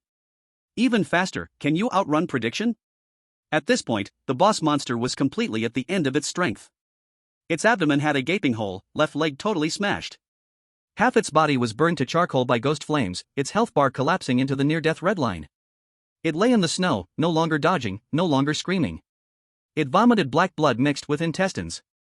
Those strange pink eyes, all mockery gone, only the extreme madness of a high-intelligence beast driven to desperation remained. It stopped meaningless struggling, no longer dodging, no longer roaring. Those bloodshot eyes locked past the 2 flamethrower gun nests. Like a venomous snake, it fixed on the woman in the middle, holding a small pistol and trembling. As a basic intelligence boss, its core logic quickly recalculated the hate value. Those 2 guns were just output devices, the real target was the woman in the middle, always beeping. The monster's facial muscles twitched strangely, revealing a twisted, cruel grin. If it could remove this radar, it could survive with its agility. Roar! A piercing shriek blasted eardrums. The boss monster's shriveled body bloated like inflated, dark red thick veins crawling wildly under the skin. Berserk mechanism triggered. Second phase near-death counterattack. Bai Jin had no time to warn, muscle memory made her instinctively hold the trigger tight. Trying to seal off the monster with firepower. Click. The crisp sound of an empty magazine echoed through the dead silence of the ruins. Out of bullets. Despair instantly enveloped Bai Jin. Taking advantage of this split-second window of no fire, the monster suddenly leapt into action. Its massive body left behind a blurry afterimage as it lunged straight toward the fiercest gunfire, Zhou Zimo on the right. Zhou Zimo snorted coldly, slightly lowering the muzzle, locking onto its landing point. But this was a feint. In midair, the monster, paying a brutal price as its thigh muscles snapped, stubbornly defied the laws of physics. It forcibly executed a bizarre 90-degree sharp turn in midair. Its true target had never been Zhou Zimo from the beginning. With a gaping bloody hole in its chest from Zhou Zimo's shot, it opened its massive jaws, dripping with putrid saliva and jagged, flesh-covered fangs. Carrying a pungent stench, it pounced directly at Bai Qianqian in the center. Time seemed to stretch in that moment. Zhou Zimo yanked the gun's barrel desperately, but he was still half a beat too slow due to the inertia of the shot. Bai Jin's mind went blank. No matter how fast the tactical movement, it couldn't beat the speed of the new magazine being loaded. Bai Qianqian's beautiful pupils contracted to the size of needles. In her vision grid, that crimson death ray flew straight toward her forehead without a single curve. A rotting demon face filled her entire view, and the nauseating stench of death hit her face. 1/2 meter. There was no escaping. It's over. With only these 2 words left in her mind, Bai Qianqian helplessly closed her eyes. Chapter 58, The Iron Rooster no longer cares for its life. The stench-filled wind split the air. Bai Qianqian could clearly feel the monster's bone spurs scraping against her eyelashes. The red death line in her mind was so crimson it felt like it would bleed. She could not avoid it. Bang! A dull, grating crash exploded like a bomb in the air. The scene of her brain matter splattering didn't appear. Instead, the violent force crashed into her from the side, sending Bai Qianqian flying 3 meters away. She tumbled into the snowbank, her mouth full of ice shards, rolling and crawling as she opened her eyes. In her vision, Zhou Zimo was like a wild boar, stubbornly cutting into the monster's deadly ambush path. In the extreme burst of 0.1 seconds, his left shoulder crashed hard into the leader monster's spiked ribcage. With the force of inertia, both man and monster tumbled together and slammed onto the ice, sliding along the slope for several meters. Zimo! Bai Qianqian's scream was sharp and broken. Zhou Zimo didn't have time to pay attention to her. His mind was consumed only with pure calmness and excruciating pain. In the moment of impact, he heard 3 of his left ribs snap like dry twigs. The broken bones punctured into his lung tissue, and every breath felt like he was swallowing broken glass, his mouth full of intense rust. Warning, vital signs damaged, stamina reduced by 30%. Red text flickered wildly on his retina, but the determination in Zhou Zimo's eyes burned hotter than ever. In that split second, his hyper-intelligent brain came up with the optimal solution. Dodge, use the monster's distraction to finish the counterattack. As long as he had a gun, a RV, a woman or a radar, there were replacements all over this wasteland. But his damn body ignored his brain's commands and stubbornly made this disastrous trade-off. Roar! The leader monster struggled wildly in his arms, its mutated claws like bone knives. They dug deep into Zhou Zimo's back, through the anti-contamination suit. Even with top-tier equipment to reduce damage, the excruciating pain of being skinned alive made him see stars. Bai Qianqian. Reload. Bai Qianqian. If you dare shed a tear, I'll strangle you right here. Zhou Zimo locked the monster's lower body, denying it any room to jump, and squeezed out a beastly growl from between his teeth. Bai Qianqian's brain froze for only a moment, but her decisive, cold-blooded nature quickly kicked in. Click. A new magazine loaded, shadows flicker fast. But Zhou Zimo and the monster are stuck together, she can't fire at all. Move. Zimo, move. Bai Qianqian holds the 416 Hong Kong dollars, eyes bloodshot, stomping in panic. Stop talking. Fire. Zhou Zimo spits a mouthful of blood onto the monster's face, voice hoarse. Bai Qianqian. Grab the gun. Aim at its eye socket, shoot. Bai Qianqian, shivering on the snow, stares at the blood racing down Zhou Zimo's back. The string in her mind called reason snaps completely. Extreme fear is instantly devoured by a nearly hopeless rage. This stingy iron rooster usually counts every half bottle of water, every bullet with me. This profit-crazy madman just now didn't even count his life, directly used his body to block the knife for me? Aha! Bai Qianqian, like a crazy old woman, rolls and crawls on the snow, snatching the Type 95 modified. Recoil control? Burst fire? Tactical moves? All gone to hell. Her mind has only one thought left. Kill it. I must kill it. The cold gun barrel ruthlessly pokes straight into the leader monster's torn mouth. Die. Die. Die. Die. Die for me. Bai Qianqian grips the trigger with both hands, not letting go for a second. Tat tat tat tat tat. Flames blast close to her face. The blue armor-piercing incendiary shells explode wildly in the monster's head. Too close, the monster's dark green blood mixed with bone fragments sprays Bai Qianqian's face like a shower. She doesn't even blink. Her usually watery beautiful eyes are full of life and death ferocity. Wild fists kill the master. Not knowing recoil control, the fierce kickback drives the muzzle down. In 3 seconds, the armor-piercing rounds from the magazine forcibly split this arrogant leader monster into a stinking, charred puddle of flesh. Poor mutated monster didn't even finish its second phase frenzy, crushed by brutal physics. Gunfire stops abruptly. The empty click of the dry magazine is piercing in the dead silence of the ruins. Bai Qianqian's knees weaken, she kneels in the blood, breathing heavily, hands shaking on the gun. But her gaze is so cold that even Bai Qianqian behind her feels a chill on his scalp. Congratulations, player, Zhou Zimo's team, first kill of level 1 leader zombie mutated guardian. Over level kill. Experience gained, 3000. First kill over level challenge success. Special explosive loot triggered. Warning, area lord dead, pink barrier about to collapse. Warning, outer zombie horde hate fully locked. Damn. Hearing the experience gained, Zhou Zimo finally loses it. Releasing the monster's remains, he collapses onto the blood-stained snow. Looking at Bai Qianqian's blood-smeared, miserable face, he struggles to smile, but vomits dark blood. Zimo. Don't die. Take any energy points you want, I'll never steal lunch and meat again. Bai Qianqian throws the gun and rushes over, helpless, wanting to touch him but too afraid. Tears streak white through her blood-smeared face. Cry my ass. Zhou Zimo gasps in pain, voice so weak it vanishes in the wind. Fruit quickly grabbed the talent fruit. This life for trade deal, if someone else gets it. I'd rather die angry than alive. Life is almost gone, and you still care about that crappy fruit. Bai Qianqian slides over, taking out the last medkit. The pink light curtain covering the square emitted a harsh sound of breaking glass. Crack, crash. The light curtain completely shattered. The moment the barrier vanished, a tsunami-like roar of zombies surged. Mixed with a corpse stench 10 times stronger, it hit the three squarely on their skulls. Bai Qianqian shuddered as if electrified, and the red grid in her vision screamed the death alarm again. Countless red dots pressed toward the center at a despairing speed. 2 o'clock direction 500, less than 80 meters away. 10 o'clock direction over 1,000. Only 50 meters left.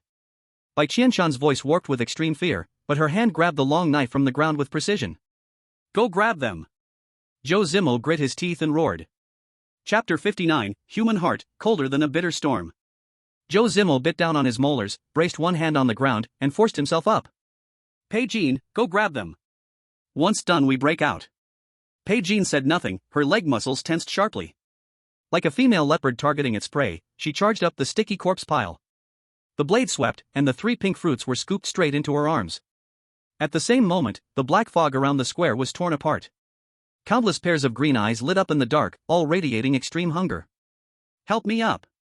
Zhou Zimo, gasping, leaned on Bai Qianqian's shoulder to stand upright. His slightly chubby face showed the fierceness of a businessman cornered and ready to overturn the table. Bai Qian, clear the way ahead. Bai Qianqian, keep being our radar. He flipped out a fully loaded blue magazine and with one hand clicked it into the gun chamber. Want a piece of me? Today you'll spit out even your bones. The escape route opened instantly. Bai Qianqian held Zhou Zimo's arm with one hand and the green pistol with auto-aim correction in the other. In her sight, the red grid representing death jumped wildly. Left, 30 meters ahead, rubble gap, go. Bai Qianqian had completely changed, she did not dodge or scream. She abandoned aiming and recoil control, only one thought in her mind. Red frame lights up, pull the trigger. Bang! Bang! 2 raptors leaping out midair had their heads explode like watermelons. Bai Qian ahead became a cold scavenger. The HK-416's fire was precise, each burst tearing a bloody path. The 3 danced on the edge of knives, weaving through the dense corpse tied along Bai Qianqian's safe path. Every breath Zhou Zimo took, broken ribs twisted inside his lungs. Yet his fingers on the Type 95 never trembled. Behind, too. Without turning, the gun muzzle went past Bai Qianqian's shoulder. Da-da! 2 precise shots nailed the agile zombies trying to sneak attack onto ice spikes. But it wasn't enough, there were too many zombies. All the monsters in the town surged toward them. Just out of the narrow alley, the main road ahead was packed with at least 2,000 zombies. Blood loss and injuries made Zhou Zimo's assailant drop rate skyrocket to 1.5, noise in his mind growing louder. The car still don't see the car. Bai Qian's energy was near depletion, sweat froze on her face in the cold wind. Only 100 meters left. Bai Qianqian pointed to the ruined wall ahead. In her perception, the black blot behind the wall represented the village's last hope. At that moment. Roar! A mutant power-type zombie over 3 meters tall, covered in black tumors, smashed through a house. Like a small mountain, it blocked their only path. Damn! Zhou Zimo glanced at his ammo, only 5 blue armor-piercing bullets left. Double vision appeared in his sight, a sign that his life value was about to hit critical. He knew clearly that with this state, touching the steering wheel would be impossible. Once meet complex terrain, today all people in the whole vehicle must hold a feast. He glanced at Bai Qian beside him, then looked at Bai Qianqian whose face was full of blood. Suddenly stopped his steps. He stopped his steps. Bai Qian, take over. Zhou Zimo's voice was very light, but carried a hardness that allowed no refute. Bai Qian was stunned. Take over what? Warning, detected vehicle owner life signs dropping, trigger emergency transfer mode. Current driver, Bai Qian, temporary. Authority, 100%, limited 24 hours. On Bai Qian's retina flashed out the whole RV's holographic control panel, even every place armor thickness of the vehicle was completely clear. A wage worker suddenly got top-layer boss authority? Bai Qian looked at Zhou Zimo in disbelief. In this end world where vehicles are treated as lifeblood, this iron rooster actually put all his wealth and life into her hands? Zhou Zimo coughed out a mouthful of blood-mixed spit, leaned against the broken wall and coldly laughed. You are here except me, the one with highest physical ability and fastest reaction. If you dare scratch my car even a little, or want to pack up and run away, I will become a ghost and also tear your pretty face apart. Bai Qian's heart fiercely missed one beat. This madman not only had a hard life, but also was vicious to the extreme. She did not speak nonsense anymore, the hesitation in her eyes burned into a biting cold light in an instant. She grabbed the rifle, and rushed straight toward that meat mountain ahead. I clear the field. Bai Qianqian, step on my bullet path and go. This was a big gamble. Gamble Bai Qian's bottom line, also gamble the 3 people's lives. 2 minutes later. Boom! The roar of the V8 dual-core unit shattered the ice and snow all over the sky. The heavy armored fortress was like an out-of-control prehistoric beast, directly crashed down half a concrete wall. The glaring LED matrix headlights blinded a circle of zombies around. The vehicle body directly made a tail swing and blocked in front of Zhou Zimo and the two. "Get on the car!" Bai Qianqian sat in the driver's seat and kicked open the car door with one foot, her eyes fierce like a lioness. Outside the car, tens of thousands of zombies crazily pounced onto the RV's armor plates. Sharp claws scraped over alloy steel plates, making a tooth-aching noise. Bai Qianqian used all her strength, dragging and pulling, desperately stuffed Zhou Zimo, who was near shock, into the living cabin. Bang! The heavy cabin door locked tight. The howling outside was instantly cut off 90%, only left life-saving constant temperature 24 degrees and faint fragrance smell. "Sit tight." Bai Qianqian pushed the power lever to full. The armor value as high as 1,000 points on the holographic panel gave her a scalp-numbing shock. This was not a car at all, this was an indestructible land cruiser. "Crush them for me." The heavy RV let out an angry roar, the thick armor-piercing ram directly thrust into the zombie tide. These zombies that even rifles needed long time to shoot, in front of absolute industrial violence, were crushed into steaming meat paste and broken bones all over the ground. Inside the living cabin, Bai Qianqian's hands trembled as she cut open Zhou Zimo's combat suit soaked with blood. Flesh rolled open, shocking to the eyes. Zhou Zimo twitched in pain, half asleep, half awake. That handful of blood still tightly grabbed Bai Qianqian's clothes corner, his mouth muttering unclearly. "That those three fruits pack well." Bai Qianqian's eyes turned red, tears mixed with blood water fell down, both angry and laughing as she cursed. "Zhou Zimo, you money grubber, really life almost gone and still think about money." And at this time, the three talent fruits on the table were giving off faint red light. Bai Qianqian in the driver cabin tightly held the steering wheel. She looked at Zhou Zimo, who was heavily injured and dying, in the rearview mirror, then looked at the peerless magic medicine within reach. In this dead silent late night surrounded by zombies, on one side was directly reaching the top of the food chain LV3 war vehicle plus talent fruits. On one side was a heavily injured weak little white flower with no power to even tie a chicken. Take the money and run, bicycle turn into motorcycle? Or be this madman's first mate for a lifetime? The gambler gene in Bai Qianqian's heart was biting crazily with the bottom line she kept. The blizzard outside was so loud it was terrifying. The V8 engine's roar stopped, and the heavily armored fortress came to a halt on a sheltered slope. The cockpit was eerily quiet. Bai Qianqian released the steering wheel, her fingers white from gripping it so tightly, and let out a sigh. She glanced at the holographic rearview mirror. The emergency lights were on in the living cabin, Zhou Zimo's fate unknown, and Bai Qianqian, like a frightened quail, huddled next to him. Honestly, this was the perfect chance to take action. Bai Qianqian's fingers hovered over the virtual button for unlock all doors, just one click away. She could throw that useless woman out, or simply do nothing and wait for Zhou Zimo to die. All the supplies in this vehicle, worth enough to rival a nation's wealth, along with that fruit capable of defying fate, would be hers. Bai Qianqian squinted, running the numbers in her head. Killing Zhou Zimo would be easy. But then what? This LV3 fortress was ridiculously complex, and without Zhou Zimo's authorization, many functions were just decoration. Besides, the outside was swarming with zombies in extreme weather. Could she really protect this treasure on her own? What's more, Bai Qianqian suddenly remembered the image of Zhou Zimo blocking a knife for Bai Qianqian without hesitation. In this world, too many smart people stab others in the back, but very few are willing to risk their lives to cover others. Killing him is a one-time deal, saving him is a long-term investment. Bai Qianqian sorted out the pros and cons. The thrill of walking on the knife's edge made her lips curl into a smile. She pressed park mode, unbuckled her seatbelt. She grabbed the first aid kit, her movements swift like she was heading to an urgent surgery. "Qianqian, don't move him." Bai Qianqian's tone was calm, carrying a sense of professionalism. "I've had battlefield first aid training. I don't want him to die from a pneumothorax. Let me in." She pressed the door button. The pressure valve hissed, and the heavy alloy door barely opened a crack, releasing a strong scent of blood. What greeted her wasn't gratitude, but the black muzzle of a gun. M1911, green quality, with auto-aim correction. Bai Qianqian's face was covered in blood sprayed from Zhou Zimo. Her peach blossom eyes, which once only knew how to cry, were wide open, like a wild cat fiercely guarding its food. "Step back." Her voice was sharp, cracking, trembling with hysteria. "Back to the cockpit. Don't move. Raise your damn hands." Bai Qianqian raised an eyebrow, her steps faltering as she raised both hands. "Bai Qianqian, use your brain. He's losing a lot of blood. Can you stitch him up? Do you have medicine?" "I can't. But I also won't gamble his life on your character." Tears mixed with blood dripped down Bai Qianqian's face. But her finger, still on the trigger, pressed down hard, even pushing it to the brink of firing. Sister Pai, you're too strong and too smart. Zimo said, the smartest people are the least trustworthy when cornered. So I can't gamble. Even if there's only a 1 in 10,000 chance you'll make a move. I won't give you the chance. I'm locking the door now. Bai Qianqian said coldly.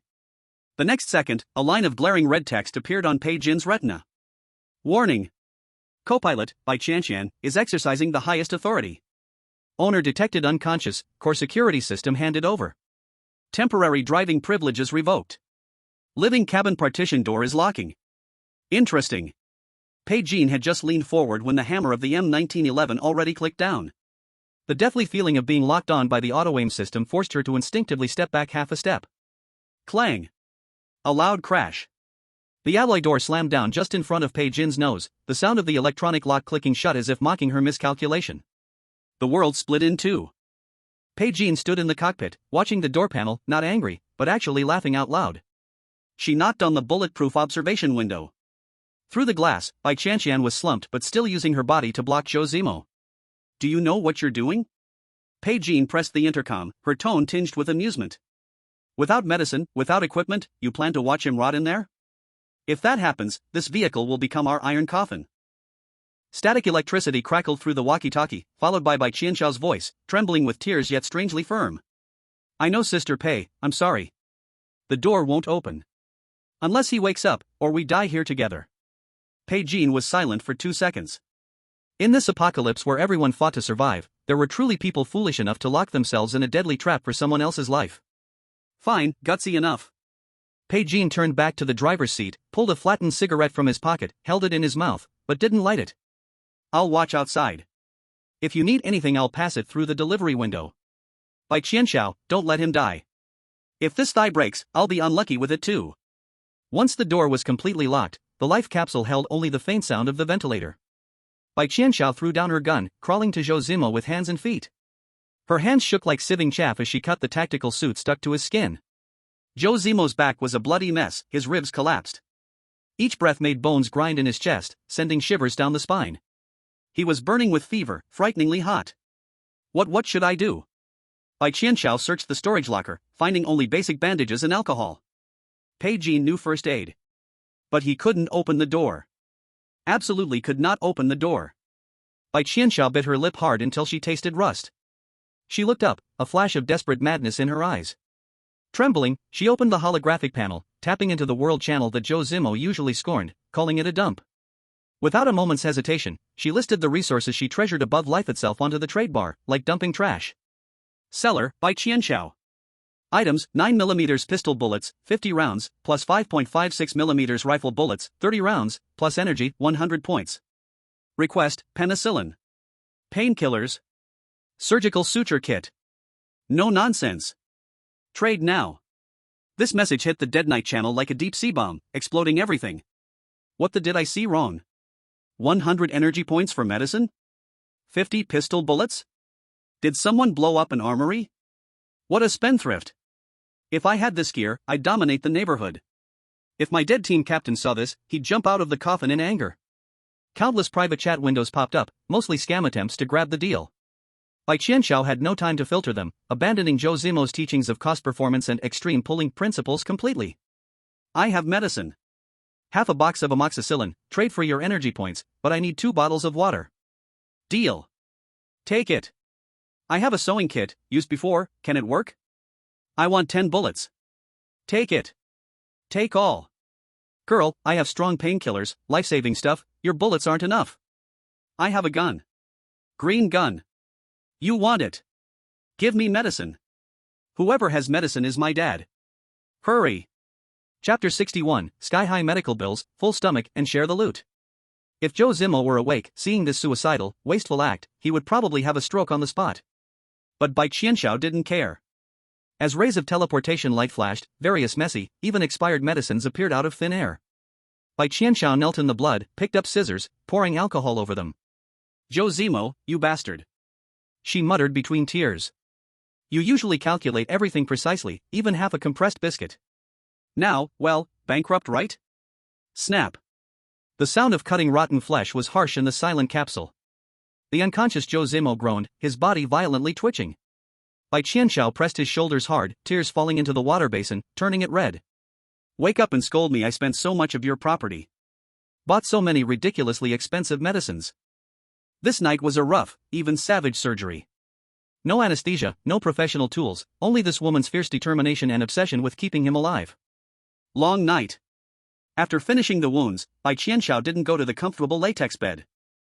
She stayed by the bed, tightly holding the reloaded M1911, the muzzle always aimed at the partition door. Every time the wind shook the vehicle, every time Bai Qianqian next door turned over, she would bristle like a frightened cat, her fingers tightly on the trigger. She looked at Zhou Zimo's pale face, her mind full of the moment that fat man blocked the knife. Before, she thought she was a burden, a decoration. But tonight, she understood. In this data-driven world, she was this man's last firewall. Want to touch him? Step over my corpse first. The next morning, Zhou Zimo woke up from pain. It felt like 100 rats gnawing in his chest, every breath bringing burning pain. The first moment he opened his eyes, there was no relief of survival. Muscles instinctively tensed, his right hand lightning fast reached under the pillow. Hard, cold. The gun was still there. Zhou Zimo finally exhaled, turning his stiff neck. The air smelled of alcohol, mixed with a trace of expensive antibiotics smell? He turned his head. Saw Bai Qianqian sleeping by the bed. Face full of tear marks, hair like a bird's nest, body covered in blood. But her right hand, even asleep, gripped the gun tightly. The direction of the muzzle was the cockpit partition door locked with multiple electronic locks. Zhou Zimo froze. He struggled to lift his hand and pulled up last night's system log. Warning, permission forcibly revoked. Transaction record, spent 100 energy points, 209mm bullets in exchange, amoxicillin, painkillers, even a box of expired Yunnan Baiyao. Looking at that long list of being slaughtered like a pig, Zhou Zimo's mouth twitched uncontrollably. This was a catastrophic inflation-level loss. Normally, who dares to waste like this, he would hang them on the roof to dry. But looking at the woman curled up, Zhou Zimo suddenly laughed low. The laugh pulled at his wound, painful enough to make him bare his teeth. Heh, stupid woman. Voice hoarse, yet with an unprecedented delight. Finally learned how to be a proper miser in the apocalypse. Lock your own assets, let no one touch them. Even at a loss, keep the core assets. This logic, no problem. The movement woke Bai Qianqian. She shot up like a spring, gun aimed at the door, 2 seconds before realizing. Zimo. The gun clattered to the floor, she wanted to rush but feared touching the wound, helpless. You're awake? Does it hurt? I bought medicine, but I didn't dare to use it. She stammered, eyes instantly red. Did I spend too much money? Don't be mad, they took advantage, I will earn it back later. Bai Qianqian? Zhou Zimo didn't answer, his eyes deep. Mentioning that name, Bai Qianqian's panicked eyes darkened. She picked up the gun again, instinctively putting her body between Zhou Zimo and the door. Locked in the cockpit. Bai Qianqian bit her lip, full of determination. She wanted in, I didn't let her. I pointed the gun to force her back. She looked up, somewhat uneasy. Zimo, did I go too far? After all, she helped too. Zhou Zimo stared into her eyes. Those eyes that once only cried and begged, now showed madness that dared to bare teeth even facing the strong. This was the co-pilot he wanted. Not a vase, but a wolf not fully grown. No. Zhou Zimo twisted his mouth, showing white teeth, smiling slightly ferocious. You did right. When I was unconscious, on this car, no one but you is trustworthy. Even if God came to this door, you shoot first before asking questions. At this moment, from the cockpit intercom, Bai Qianqian's lazy and playful voice came. Yo, finally awake? If you didn't wake up, I'd starve to death in the driver's seat. Your little wildcat didn't even offer a drop of water, guarding me like a thief. Bai Qianqian stiffened all over. Instinctively, he raised the gun. Zhou Zimo squinted his eyes, looking at the blurry figure in the cockpit through the glass. She didn't resist? He asked softly. No. Heh, smart. A trace of admiration flashed in Zhou Zimo's eyes. Bai Qianqian knew very well who the real owner of the car was. At this critical moment, any radical action would break the chain of trust. She chose the smartest approach, show weakness, wait, and express her stance. This woman not only can fight, but also knows when to back down. You're ruthless. Bai Qianqian tapped the partition door, her tone carrying a bit of mockery. Since you're awake, open the door. I need to use the bathroom. And get some black pepper beef strips. I haven't had a drop of water since last night, all for saving this stingy iron rooster. Zhou Zimo patted the tense back of Bai Qianqian's hand. Open the door. But. It's fine. Zhou Zimo leaned back on the pillow, his eyes regaining their usual sharpness. After what happened last night, our team has truly established its standing. In this cannibalistic apocalypse, only after going through suspicion, betrayal, and the trials of life and death. The word trust is worth a little bit. Go, cook for our great contributor. Zhou Zimo glanced at the 3 glowing talent fruits on the table, licking his dry lips. Once we're full, we can divide the spoils. Outside the car window, the blizzard was fiercely tearing at the vehicle, making a grinding metal sound that made one's teeth ache. But inside this heavily armored living compartment, the warm yellow light made the place look like a 5-star suite in the apocalypse. The air was filled with an extremely sinful smell. It was the fragrance of rice slowly simmered over a small fire. Zhou Zimo leaned against an expensive latex pillow, holding a stainless steel bowl, his expression even more serious than when he faced the leader. He took a sip of porridge. The warmth slid down his throat into his stomach, driving away the cold from blood loss. But he felt that what he swallowed wasn't rice soup, but melted liquid diamonds. This bite, at current market price, is worth at least 2 9mm bullets. Zhou Zimo swallowed and his gaze swept over the system backend's expensive medicine shopping list. The corner of his mouth twitched uncontrollably, making a sound like the heartbreak of a landlord's family losing its last bit of grain. Wasting money. He sighed heavily, tapping the side of the bowl with the spoon, making a clinking sound, and lamented in despair. Amoxicillin, 50 energy points? These bastards should go rob a bank. And this Yunnan Baiyao, expired for a year, and still asking for 20 points? Qianqian, were you out of your mind when you bought this? Sitting on the small stool by the bed, Bai Qianqian shrunk her neck, looking like a quail that had done something wrong. But the next second, she lifted her head, speaking in a low but firm voice. If you didn't buy it, you'd be dead. If you're dead, your car and your supplies will all belong to someone else. Zhou Zimo choked, rolling his eyes. You don't know anything about cost-effectiveness. This is called hyperinflation. He cursed under his breath, but the way he scraped the bowl clean was completely honest. Across from the dining table, Bai Qianqian was cutting a piece of 7-point cooked black pepper steak. She forked a piece into her mouth, narrowing her eyes contentedly. Alright, boss, your life's saved, so who cares about those little bits and pieces? Bai Qianqian wiped her mouth with a napkin, her mature face carrying a playful smile. This porridge has the loyalty seasoning in it, a one-of-a-kind in the whole game. If it were me, I'd have dismantled your junk car and sold it as scrap metal last night. This girl even took out her coffin fund. Zhou Zimo snorted, not responding. He handed the empty bowl to Bai Qianqian, sitting up slightly. Are you full? Zhou Zimo's gaze swept over the 2 women. Full. Bai Qianqian put down her knife and fork, her expression turning serious. She knew, the real division of spoils was about to begin. Zhou Zimo endured the tearing pain in his back and raised his left hand, pressing lightly in the air. Buzz. The space wavered. 3 fist-sized, crystal-clear, pink diamond-like fruits appeared out of nowhere in the center of the dining table. They were not like plants, more like some living energy, with pale golden light flowing under their skin. Each pulse made the surrounding air tremble slightly.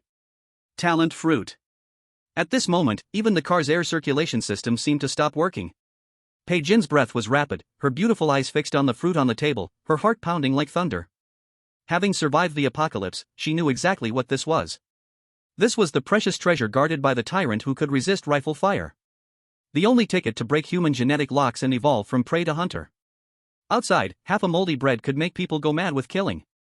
Here, there were 3 tickets to the divine throne. 1 for each. Zhou Zimo's voice was flat, as if dividing not priceless treasure, but rotten apples from the market. He reached out and pushed 2 of them toward Bai Qianqian and Bai Qianqian. Eat it. Zhou Zimo's gaze was deep, a decision born from life and death calculation. In this digitalized world, hearts change, promises break. Only the attributes and talents carved on the panel will never betray you. Bai Qianqian looked at the fruit sliding in front of her, her fingers trembling. She raised her head, looking deeply at Zhou Zimo. This man, clearly stingy to the point of counting every bullet.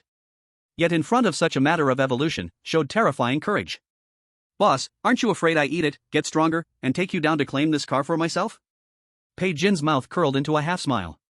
Zhou Zimo sneered, looking at her like she was an idiot. You can try. He pointed to his temple. As long as I have even 1,000th of a second of awareness, this car will start its self-destruct program. Going up in smoke together is also quite romantic. Bai Qianqian shrugged and grabbed the fruit. Since the boss is generous, I won't be polite. Qianqian, you eat first. Zhou Zimo looked at Bai Qianqian. Bai Qianqian never doubted Zhou Zimo. She picked up the pink fruit and bit it. No juice, the flesh melted immediately in her mouth, turning into warm golden flow. The next second, a mutation occurred. Bai Qianqian suddenly floated 3 inches above the ground. A soft yet holy golden light appeared around her, the light points like little fairies, spinning joyfully and intimately around her. This effect looked officially like a pampered daughter. Half a minute later, the light faded. Bai Qianqian opened her eyes blankly, blinked, and brought up her attribute panel. Zimo, I have a talent now. Her voice was a little weak. It seems like it has no attack power? Is it useless? Zhou Zimo squinted, his pupils trembling. Talent, luck, god-level passive. Description: you are the illegitimate daughter of the world's will. In any event involving probability checks, critical hits, drops, evasion, you will always get the maximum value. Feature: wish fulfillment, once per day, high chance to obtain the urgently needed item. Zhou Zimo looked at the line of words, his eyes turning green. God level. Maximum probability. This meant as long as Bai Qianqian opened a box, she would always get the best item. In this apocalypse game, where drop rate ruled, this was literally a human cheat, a walking money printer. No attack power? Zhou Zimo forced down his jealousy, gritting his teeth. If anyone dares to say you're useless, I'll flush them down the toilet. With this talent, you could support an entire army. Next was Bai Qianqian. The mature woman took a deep breath and swallowed the fruit. Ugh. Bai Qianqian let out a painful grunt, covering her eyes tightly, blood seeping between her fingers. A sharp aura burst out, making the car's temperature drop suddenly. When she lowered her hands again, her originally black and white pupils disappeared. In their place were 2 deep, swirling silver vortices. Talent, Eye of Insight, SSS level. Description: everything has a crack. As long as you can see it, you can stab it with a knife. Effect: view weakness data. When attacking weak points. Bai Qianqian blinked, and the silver vortex disappeared. But when she looked at Zhou Zimo, her gaze changed. It was like an X-ray vision, piercing through him. Boss. Bai Qianqian furrowed her brow instinctively and pointed at Zhou Zimo's chest. Your 4th rib below the left lung is fractured, and the bone edge is only 3 millimeters away from the major artery. If you cough violently again, blood will spurt to the ceiling. Before Zhou Zimo could say anything, she turned to look at the floor of the cockpit. Also, the chassis drive shaft interface of this vehicle has slight metal fatigue. If it undergoes another intense impact like yesterday, there's a 40% chance the axle will break. Zhou Zimo felt a chill down his spine and instinctively gripped the gun under the blanket. Whether it was Bai Qianqian's causal weapon or Bai Qianqian's X-ray vision ability, the growth of these 2 women had already exceeded expectations. Very good. Zhou Zimo picked up the last fruit. In the past, he might have been wary. But now, he had absolute confidence to take control of the situation. He swallowed the fruit. Boom! Boom! Boom! His heartbeat became heavy and metallic, each beat resonating with the V8 engine of the heavy armored vehicle beneath him. His hearing extended. It was no longer the sound of the wind but the sizzling sound of electricity flowing through wires. The squeaking sound of the armor plates bearing pressure and the sloshing sound of diesel in the fuel tank. At that moment, he felt like he wasn't sitting in the vehicle. He was the vehicle. Talent, Heart of Machinery, SSS rank unique. Description: flesh is weak, machinery ascends. Grants soul to mechanical creations, forcibly plundering, fusing, and transforming everything. Trait: mechanical symbiosis, in bound vehicles, life recovery plus 500%. If the core isn't destroyed, the host won't die. Zhou Zimo clenched his fist. An unprecedented sense of control surged within him. This LV-3 armored fortress was like an exoskeleton armor extending from him, and if he wanted, he could even control the tightness of every screw. Just as the 3 of them were still processing the shock. Ding! The cold system notification suddenly exploded in their minds, and this time, it was a full-server red announcement with an echo. World announcement: congratulations to the survivor team, Anonymous, for successfully consuming the talent fruit, unlocking a genetic lock. As the first batch of awakeners in the server, the entire team is rewarded, plus 10 free attribute points. In the cold wasteland, they are the pioneers of evolution, the end of the old human race. The red text flashed across the screen 3 times. Anonymous? Bai Qianqian looked at Zhou Zimo. Obviously. Zhou Zimo leaned against the bed, feeling the tingling sensation of his wound healing under the effect of mechanical symbiosis, and sneered. Shoot the bird that sticks out, let those fools guess.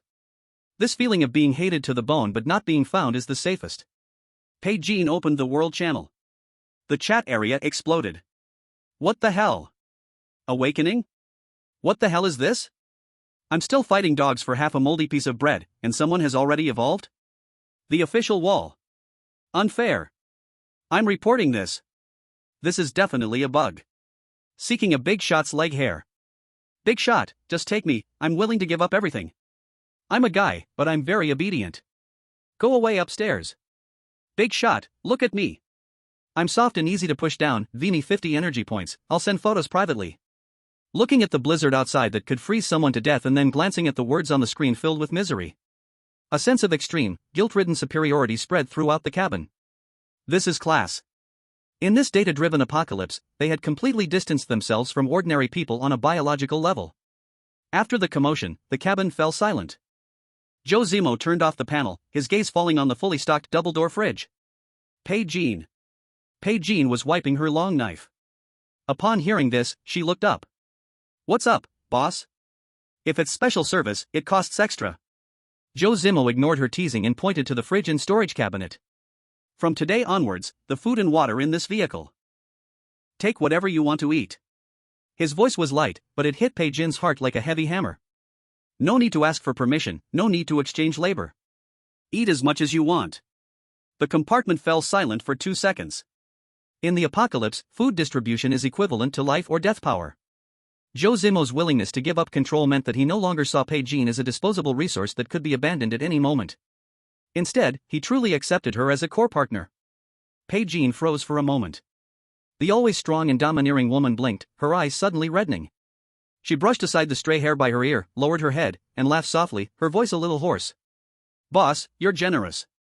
I won't hold back then, but don't cry when I eat you into bankruptcy. How much can you eat? Zhou Zimo sneered, his expression full of disdain. Do I look like someone who needs that little bit of meat?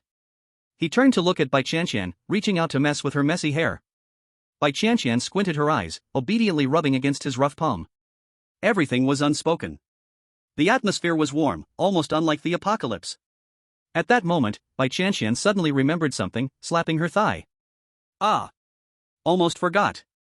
In the midst of their confused looks, she proudly pulled out 2 heavy boxes and placed them on the table. One emitted a noble purple light, leader's treasure chest. The other glowed with a faint blue light, rare treasure chest. Zhou Zimo froze, not caring about the slight pain from his wound, immediately sitting up straight. Why are there 2?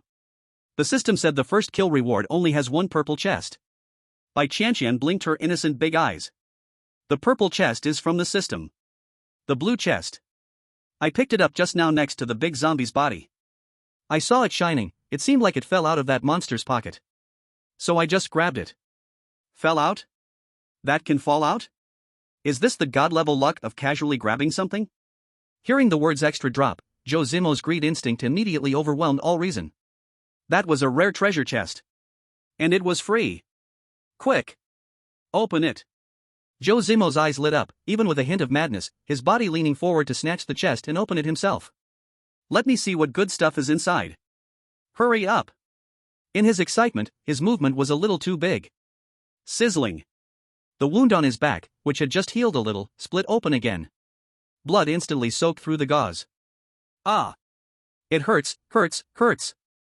Zhou Zimo groaned in pain, his face turning pale, curling up like a cooked shrimp. Zimo! The wound! The wound is splitting! Bai Qianqian was scared and frantic, wanting to help him. Don't worry about me. Zhou Zimo gritted his teeth in pain, but his finger was still firmly pointing at the chest on the table, his voice a stubborn roar from a miser. Open the chest first. Don't worry about the blood.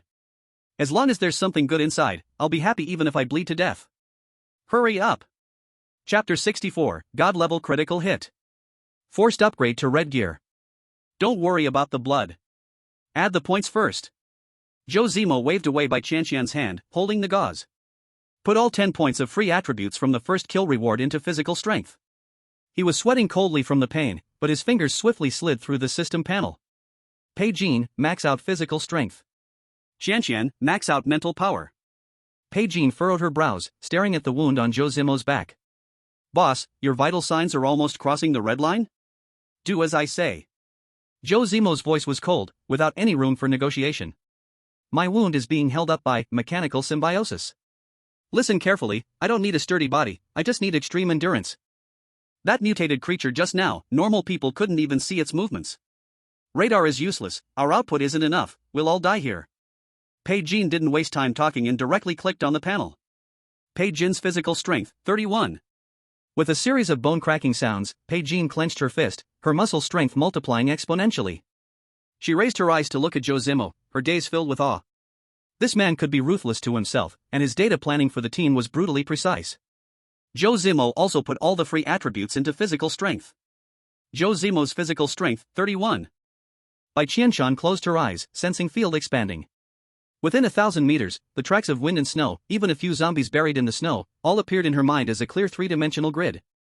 Attribute enhancement complete, Zhou Zimo stared hard at the blue treasure box on the table. Qianqian, open that blue box you casually grabbed. Zhou Zimo was panting heavily. Bai Qianqian stepped forward, placing both hands on the metal box. Blue light flashed, the supply list frantically scrolled in midair. Acquired, Vehicle Expansion Blueprint, LV4 Extended, *1. Acquired, Pure Water *500. Acquired, Food *300. Acquired, Metal *200. Acquired, Energy Points *500.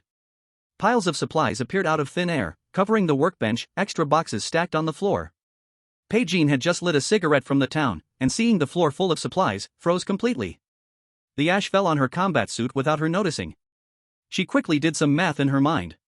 Outside, on the World Channel, many people were fighting over a bottle of pure water and half a moldy biscuit, pulling knives.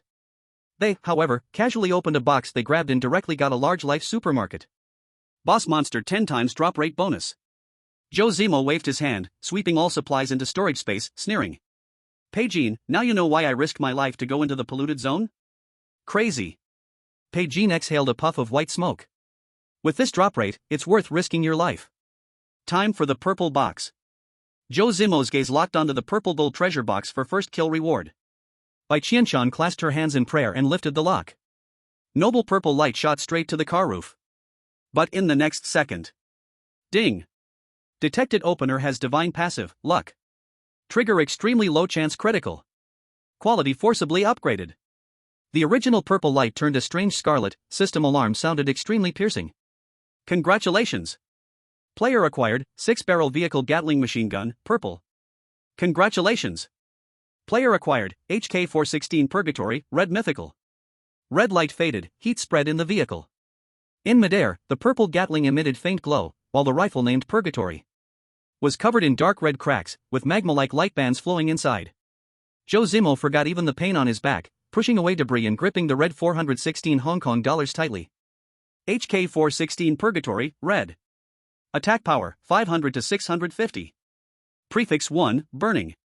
Bullets carry extreme heat, causing 3 seconds real burn damage. Prefix 2, penetration. Ignores 50% of target armor. Prefix 3, lifesteal. 10% of damage converted to user health. Prefix 4, auto-reload. If ammo exists in storage, shooting immediately replenishes. Zhou Zimo breathed rapidly. Holy crap! Ignore defense plus lifesteal? Even save the reload time? I've never fought such a rich battle in my life. With this, standing in a zombie tide is like being a human pump. Baby. Zhou Zimo touched the rough barrel, eyes wild with passion. Bai Qianqian stood aside, proudly lifting her chin, big eyes blinking, waiting for praise.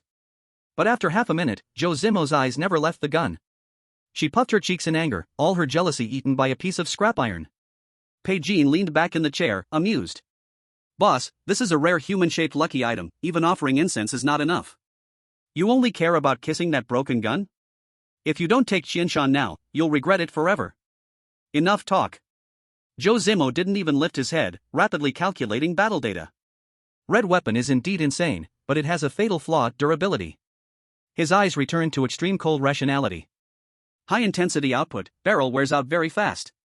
Once durability reaches 0, it's just a fire stick. I will never allow uncertainty in battle power. Zhou Zimo flipped his wrist, taking out the Type 95 modified, green, with, never worn, prefix. Fuse. Blue energy burst out, quickly disassembling the Type 95, extracting core data, and frantically injecting it into the red 416 Hong Kong dollars. A glaring red light flashed, and an indestructible killing machine dropped onto the table. At the bottom of the panel, an extremely eye-catching green word appeared. Never worn out.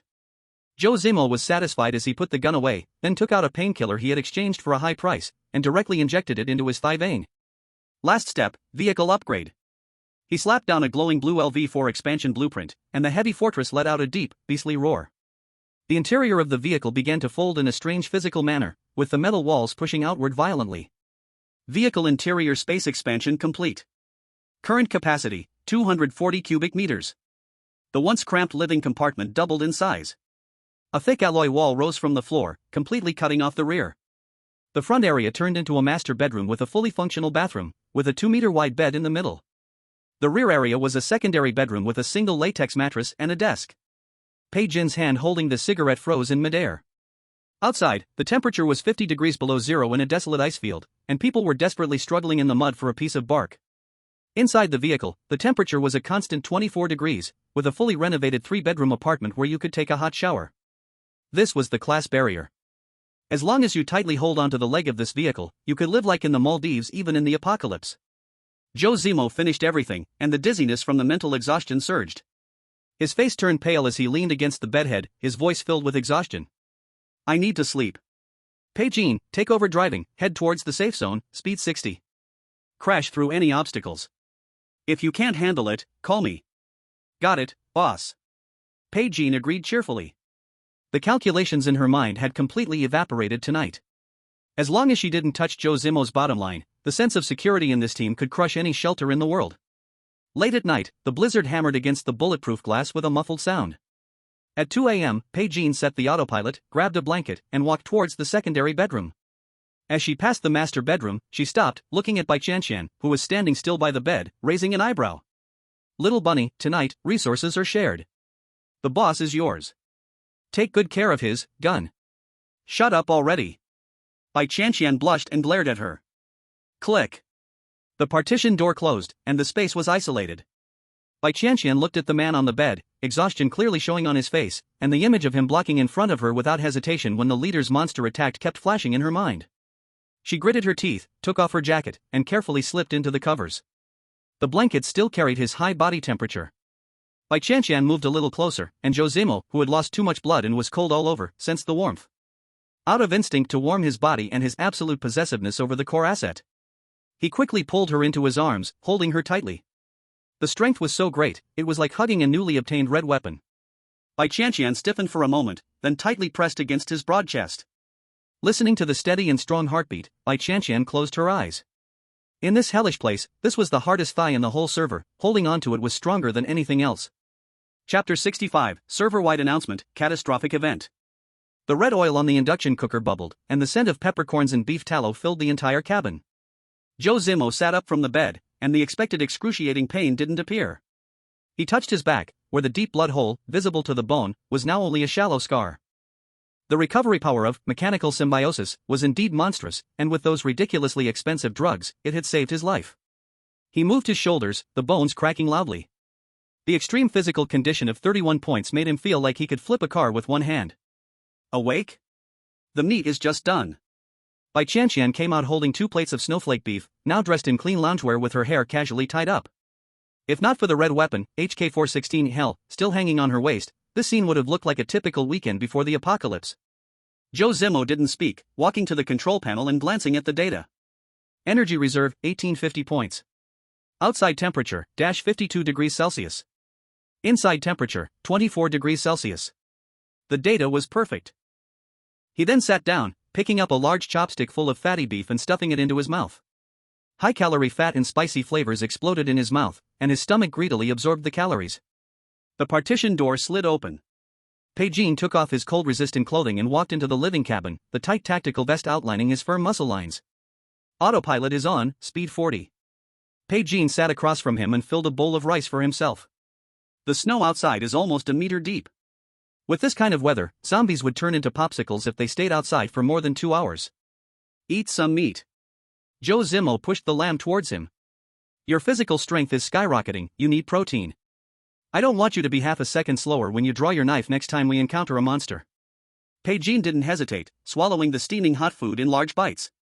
Halfway through, he stopped and looked towards the bulletproof glass beside him. Outside, the wind and snow howled. By the side of a discarded car, 2 frozen corpses lay. Before they died, they were still struggling, one person's hand even digging into the other's eye socket. And what they were fighting over was just a moldy biscuit covered in mud. Pigeon looked at the biscuit for a moment, then lowered his head to look at the snowflaked beef in his bowl. "What's wrong?" Bai Qianqian was adding some tripe, asking casually. "Nothing." Pigeon took a bite of rice. "It's just that every bite we eat now could be traded for the lives of dozens of people outside." "Let me correct you." Zhou Zimo swallowed the meat, his voice cold. "Those useless people outside can't even find supplies. Their lives aren't worth much. If you gave them the meat, they'd just fill their stomachs and then come and steal your car." Pigeon gave Zhou Zimo a deep look, her lips curling slightly. "The boss is right. Let go of the idea of helping others, respect the fate of others." She had completely discarded the hypocritical morals from the pre-apocalypse world. Inside the car was heaven, outside was hell. To stay inside, one had to show absolute value. Beep. Pigeon put down her bowl and rushed back to the cockpit. Zhou Zimo grabbed his weapon, and Bai Qianqian followed closely behind. Outside the windshield, a huge mountain tunnel lay ahead. But the entrance was blocked.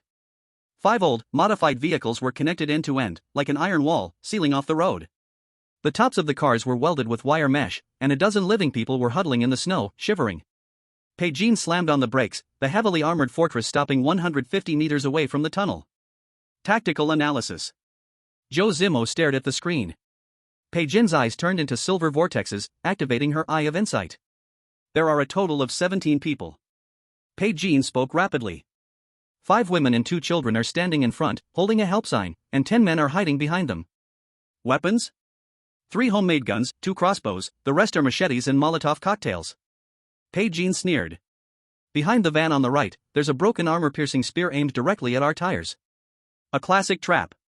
Using the old, weak, sick, and disabled to fake sympathy and trick people into getting out of the car. Once the defense is relaxed, the men behind would suddenly jump up to steal the car." They had also seen the black steel giant beast parked in the snow. The oppressive matte armor and the Gatling gun flashing with purple light on the roof made all the road-blocking people's eyes go red. A combat vehicle with heating and heavy firepower. This was a lifesaver. One bald man grabbed the loudspeaker, hiding behind the women and shouting. "Brothers on the other side. Please, have mercy. Our car's out of power. The children are about to freeze to death. Please, let us in to warm up. We're willing to give you all our food." A few women dramatically screamed, and 2 children, purple from the cold, knelt in the snow, bowing their heads. Inside the cockpit, there was dead silence. Bai Qianqian rolled her eyes. Classic moral kidnapping. "When Su Ro tricked me into getting out of the car, she cried much more sincerely than they do." Pigeon gripped the steering wheel, waiting for Zhou Zimo to speak. "Boss, how should we handle this?" Pigeon calmly analyzed. "They've welded the car's chassis to the support pillar. If we ram it, there's a 7% chance the tunnel will collapse. To avoid the collapse, we have to get out of the car and clear the way." "Get out of the car?" Zhou Zimo stared at the screen. "How much energy is consumed per hour in idle mode?" he suddenly asked. Pigeon was stunned. With the car heating on, it uses 0.5 energy points per hour. 0.5 energy points can buy half a piece of bread. Zhou Zimo raised his hand to check the time, his voice devoid of any warmth. "We've been parked here for 2 minutes, wasting time. I won't allow my assets to be consumed by a bunch of dead people." Zhou Zimo slapped the center console. Bang!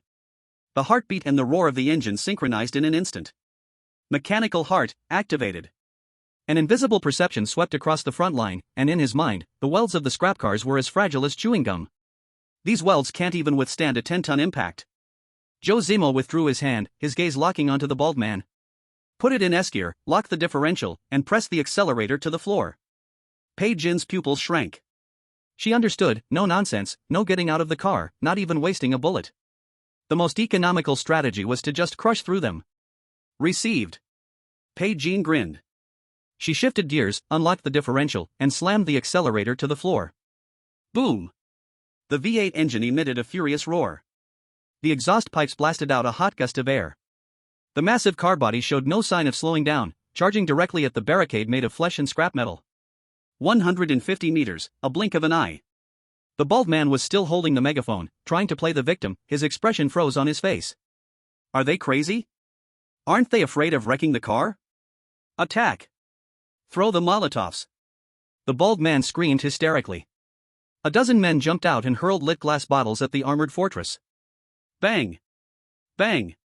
The fire exploded on the composite armor, leaving not even a white mark.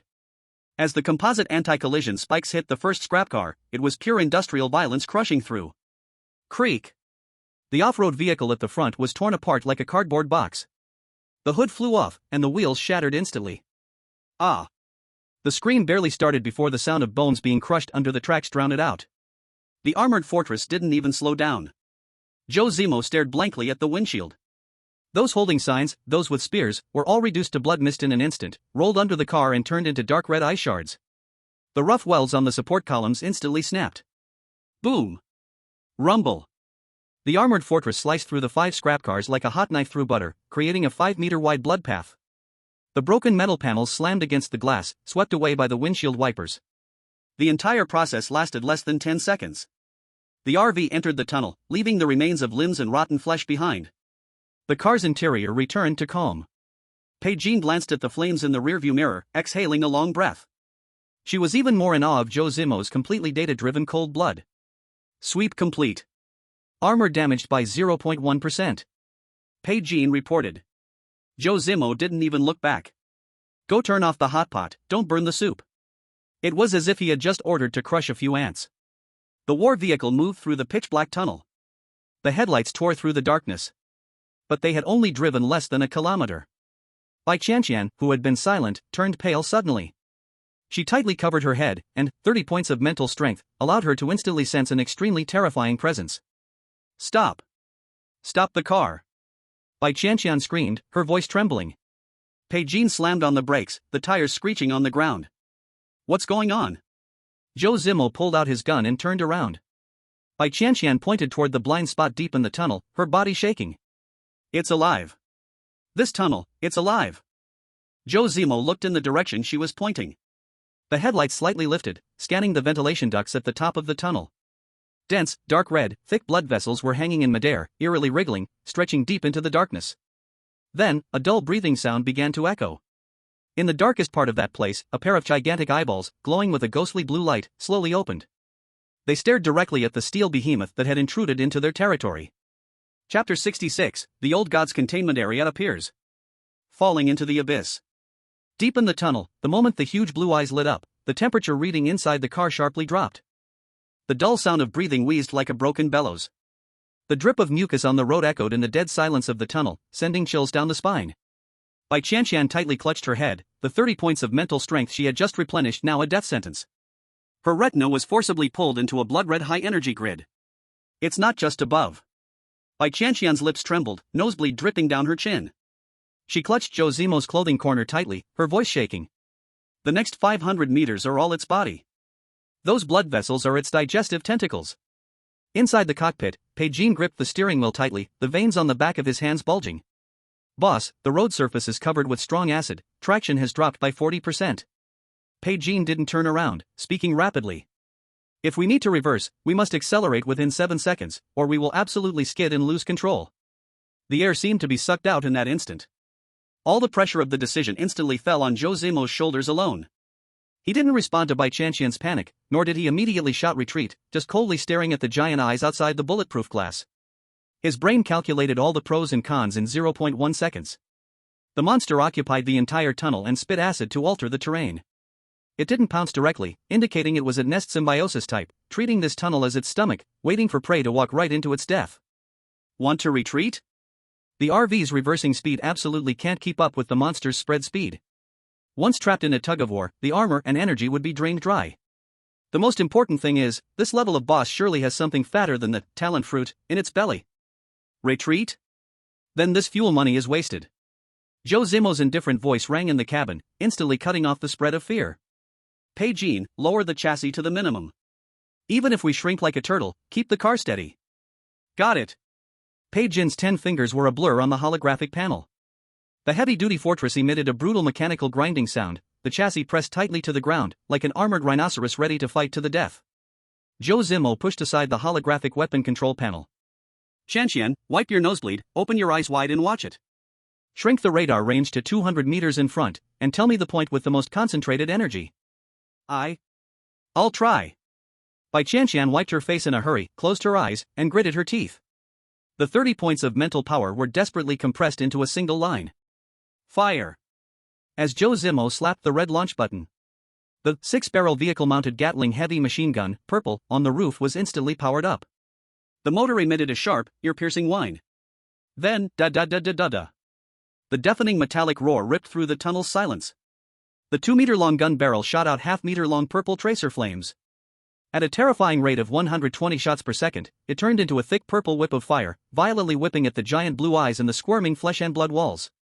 The large-caliber bullets, carrying terrifying kinetic energy, instantly tore apart countless thick blood vessels, the dark green stinky juice exploding like a burst in the tunnel.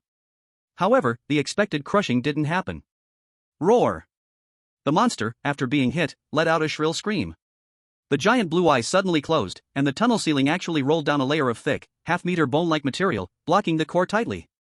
Ding ding ding! The purple bullets, which could pierce steel plates, hit the bone shield and only created sparks in shallow pits, failing to penetrate. At the same time, the walls on both sides of the tunnel suddenly exploded. Dozens of tentacles, as thick as water barrels, swung out like giant snakes, carrying fierce winds and smashing towards the RV. Boom! Boom! Boom! The huge muffled sound shook the entire vehicle violently. The screen flashed red. Warning, left composite armor damaged. Durability reduced to 985.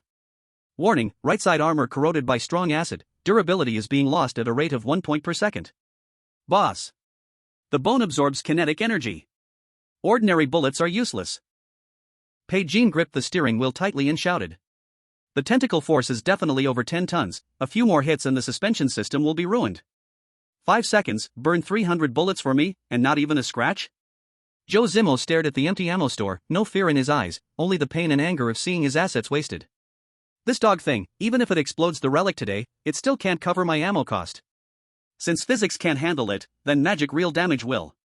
Zhou Zimo decisively released the fire button, flicking his wrist. A HK-416 Purgatory, red weapon, covered in dark red cracks, its body flowing like lava, instantly appeared in his hand. Qianqian, coordinates. He urged sharply. Bai Qianqian's face was paler than paper, her brain hurt like thousands of needles piercing it, she screamed desperately. The eyes are bait. Its real core is directly beneath us.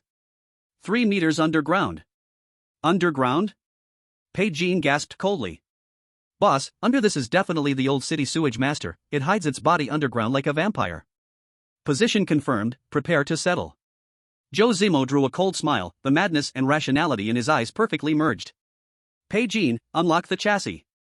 Shift to reverse, full throttle, back 10 meters. Then use this 15-ton iron lump as a hammer, crush this piece of land.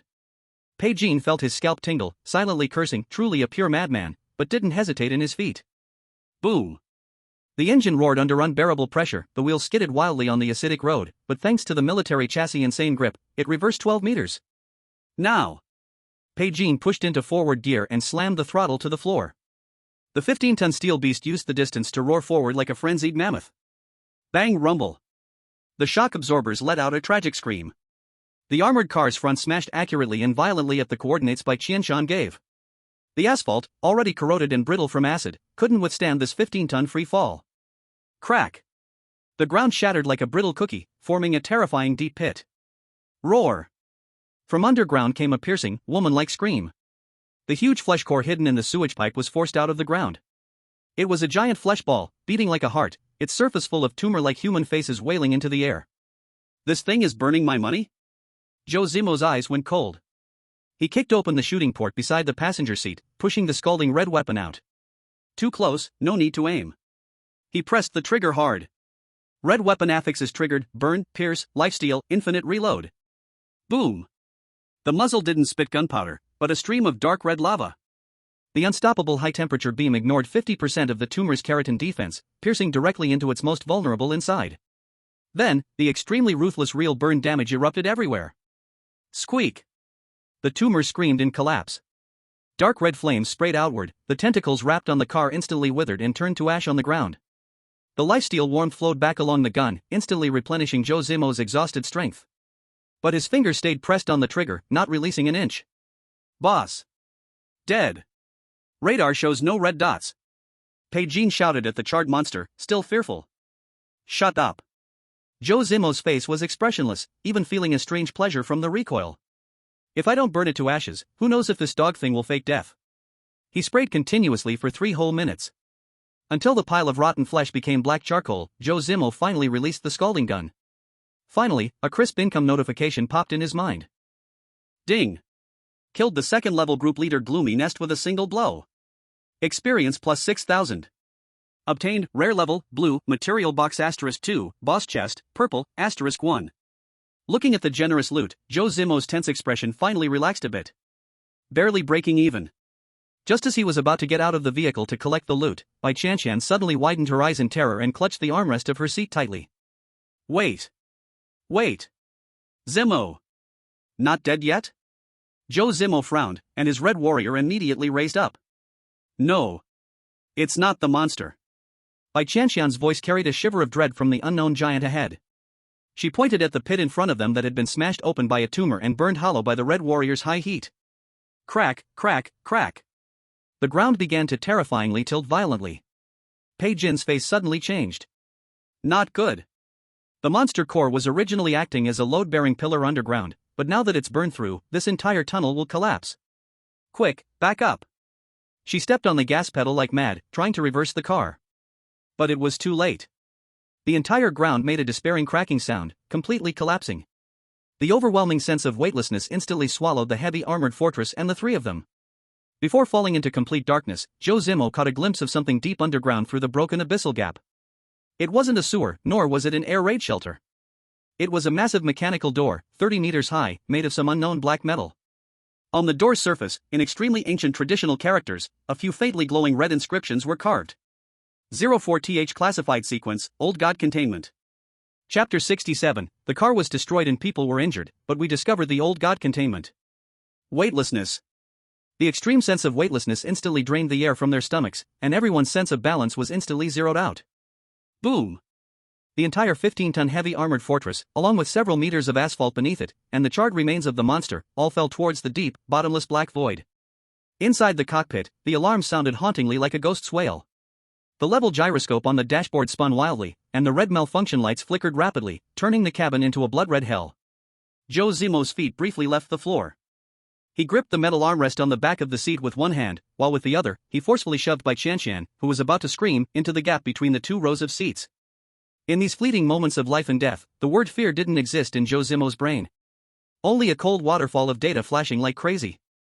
Observation: the falling space is funnel-shaped, and the depth below appears to exceed 30 meters. The bottom is made of extremely hard unknown black metal. The RV weighs 15 tons and is free-falling with added gravitational acceleration.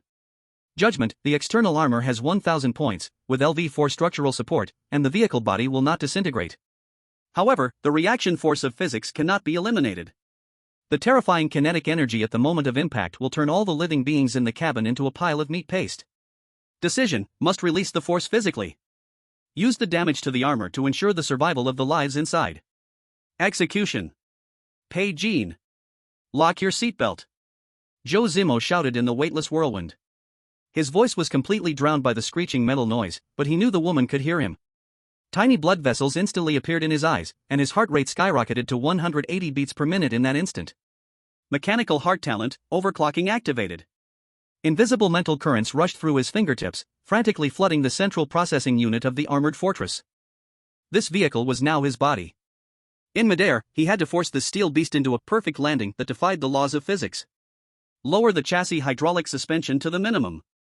Lock the 4-wheel differential lock.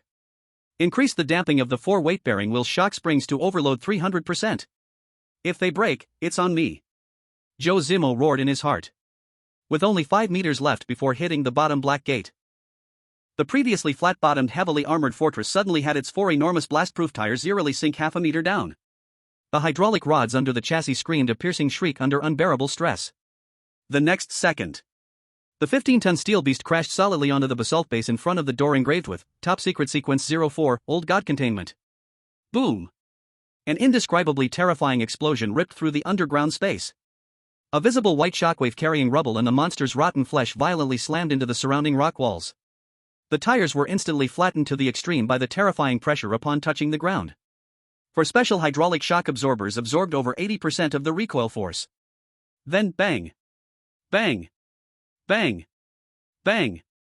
The 4 expensive shock absorbers burst instantly, high-pressure hydraulic oil spraying everywhere like fountains. It wasn't over. The remaining kinetic energy traveled through the chassis into the vehicle body, and the V8 engine let out a dreadful muffled roar, completely stalling. The cabin lights flashed 3 times, plunging into death-like darkness. The violent shaking tossed Zhou Zimo into the air and slammed him hard against the control console. His chest roiled violently, a sharp taste in his throat, and a mouthful of blood with a strong rusty flavor sprayed onto the bulletproof glass. But he gritted his molars, not letting out even a single muffled grunt. Cough, cough, cough. In the darkness, Bai Qianqian's harsh coughing and suppressed sobbing sounded. Report casualties. Zhou Zimo casually wiped the blood from his mouth, his voice hoarse but still chillingly calm. A mechanical sound of a seatbelt unbuckling came from the driver's seat. Click. Bai Qianqian turned on the tactical flashlight. The blinding white light drove away the darkness. She had a cut on her forehead, blood running down her high nose bridge, but her eyes were cold like ice. Boss, you almost took us with you. Bai Qianqian didn't even look at the wound, her eyes quickly turned into silver whirlpools, inside eye, scanning the entire vehicle. Resistance and countermeasures, internal crisis assessment. Chassis suspension system completely destroyed, 3 out of 4 hydraulic cylinders exploded, driveshaft deformed by 12 degrees. Main engine forcibly locked by severe shaking, entered self-protection mode, cannot restart. Backup battery intact, but main circuit board burned by 15%, external armor damaged by 120 points. Bai Qianqian spoke quickly, with a hint of helplessness. In short, this car is now an armored coffin without power.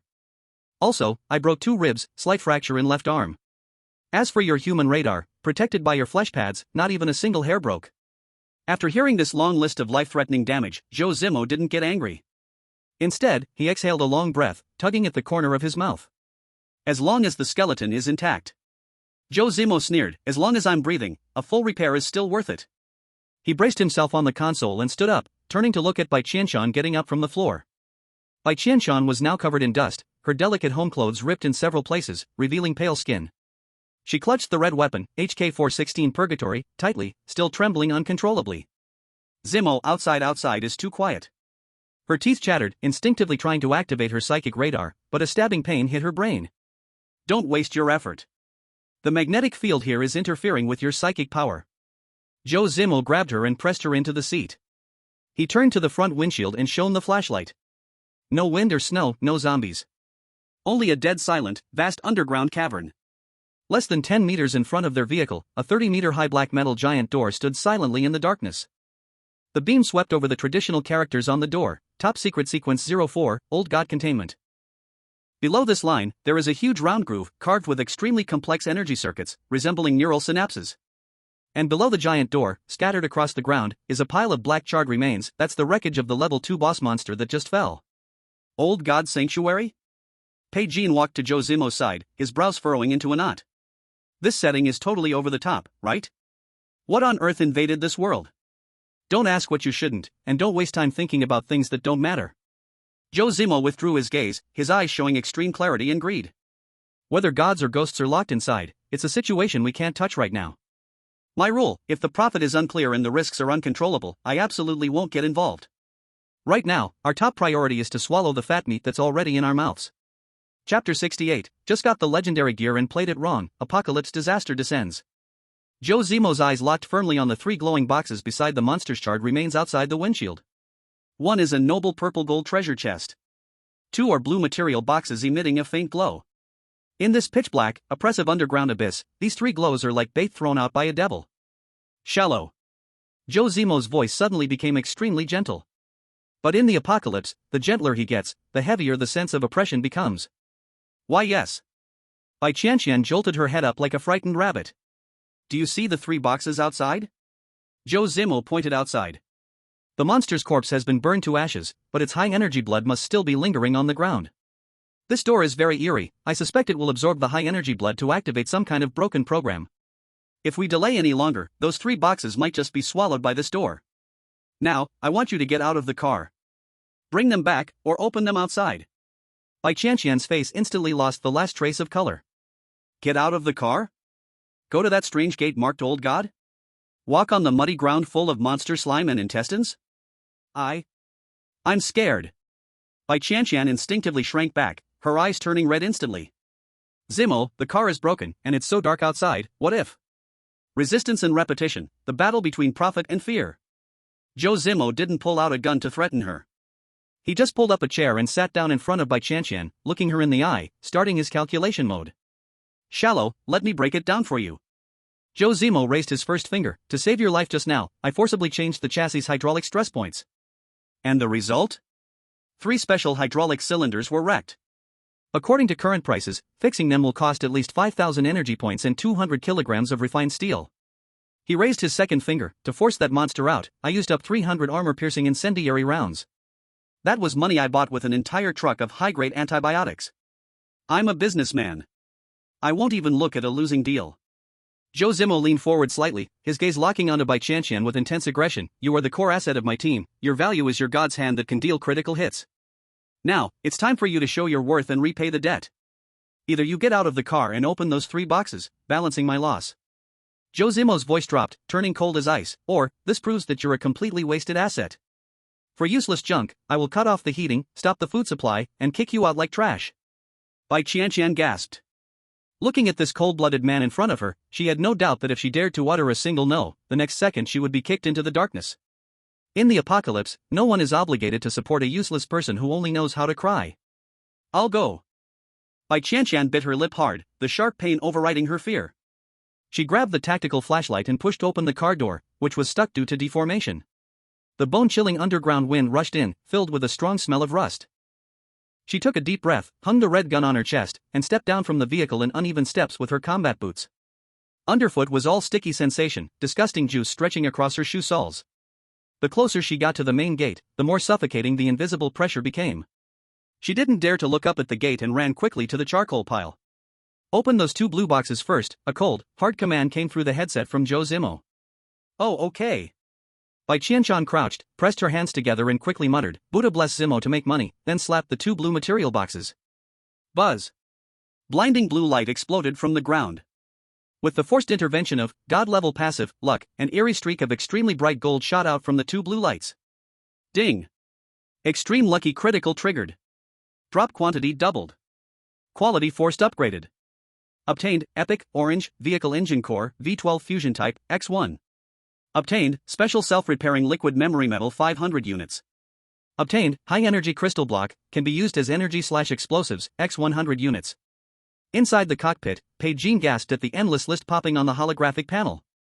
Even Zhou Zimo, usually very calm, clenched his fists so hard that his knuckles turned white. This round is a total win, Zhou Zimo murmured, his eyes burning with fanaticism. Just moments ago he worried about the scrapped engine, now the money printing machine suddenly spit out a V12 nuclear fusion engine. Plus 500 units of liquid metal. With this batch, the heavy fortress isn't just fully revived, it leaps generations in place, from iron shell to mobile nuclear reactor. This deal, even ancestral graves would have to smoke 3 feet high to make it happen. Boss, your co-pilot is truly a human money printing machine. I take back calling her a vase before, the scope is opened, Bai Qianqian said with unprecedented awe, staring at the data. Stop talking. Zhou Zimo suppressed his joy, staring intently at the last purple gold treasure box outside. Qianshan. Open that purple box. Take whatever is inside and get back to the car immediately, don't waste half a second. Hearing the command and seeing all the top-tier drops on the ground, Bai Qianshan's fear faded a little under the thrill of opening the boxes. She swallowed, reached out, and opened the purple gold box that represented the leader monster's core drop rate. Click. The lock popped. No light. The purple light that should have shot up into the sky was forcibly extinguished by some terrifying power the moment it left the box. The whole space fell into a hair-raising deathly silence. What's happening? Why isn't the system reporting? Zhou Zimo's face changed, he kicked open the shooting hole panel, pointing the red gun straight at Bai Qianqian's surroundings. At that moment, Bai Qianqian fell terrified into the mud. She watched in horror as a thumb-sized, completely black crystal covered with tiny pulsating veins floated out of the box. It didn't go into her backpack. Like a living creature, it broke free from gravity, turning into a streak of pure black light, shooting straight toward the 30-meter-high Old God Containment Facility, Giant Gate. To be precise, it wedged itself tightly into the circular groove at the bottom of the gate. Interaction verification, deadly mutation. Beep, tap. Like a mechanical gear stuck for 10,000 years finally meshing again, the traditional characters of Top Secret Sequence 04 on the gate instantly changed from dark red to glaring scarlet. At the same time, the monster juice on the ground seemed to be summoned, turning into blood snakes, crazily crawling into the gate's gap against the flow. Warning! Warning! Warning! The mechanical voice of the whole server rang harshly with garbled beeps in the three of their minds. Detected old god key, broken, in position. Energy matrix activation progress, 1%. Abyss containment protocol forcibly restarting. Server-wide red text notice, this area has triggered a myth-level irreversible event. Disaster contamination index has soared to catastrophic level. Run. Zhou Zimo let out a hoarse, desperate roar into the earphones. But the main gate reacted far faster than Bai Qianqian's 2 legs. Ka rumble. The dusty giant gate slowly opened a 1-meter-wide gap, grinding with teeth-aching metal friction. Immediately, a black-gray storm visible to the naked eye, violently spewed from the crack. That was not airflow. It was pure, highly tangible death contamination. The rocks swept by the storm disintegrated into sand in less than a second. And Bai Qianqian, who had fallen to the ground, was right in the center of this death storm. The storm moved insanely fast. This was not wind. It was clearly a gray mudflow made from radiation and mental contamination. Beep. Warning. T1 type individual anti-pollution combat suit is encountering extreme corrosion. Current environmental pollution level, disaster. Defensive line expected to collapse completely in 3.2 seconds. Alarm screamed in Bai Qianqian's mind, and the system prompts in front of her eyes turned into garbled code.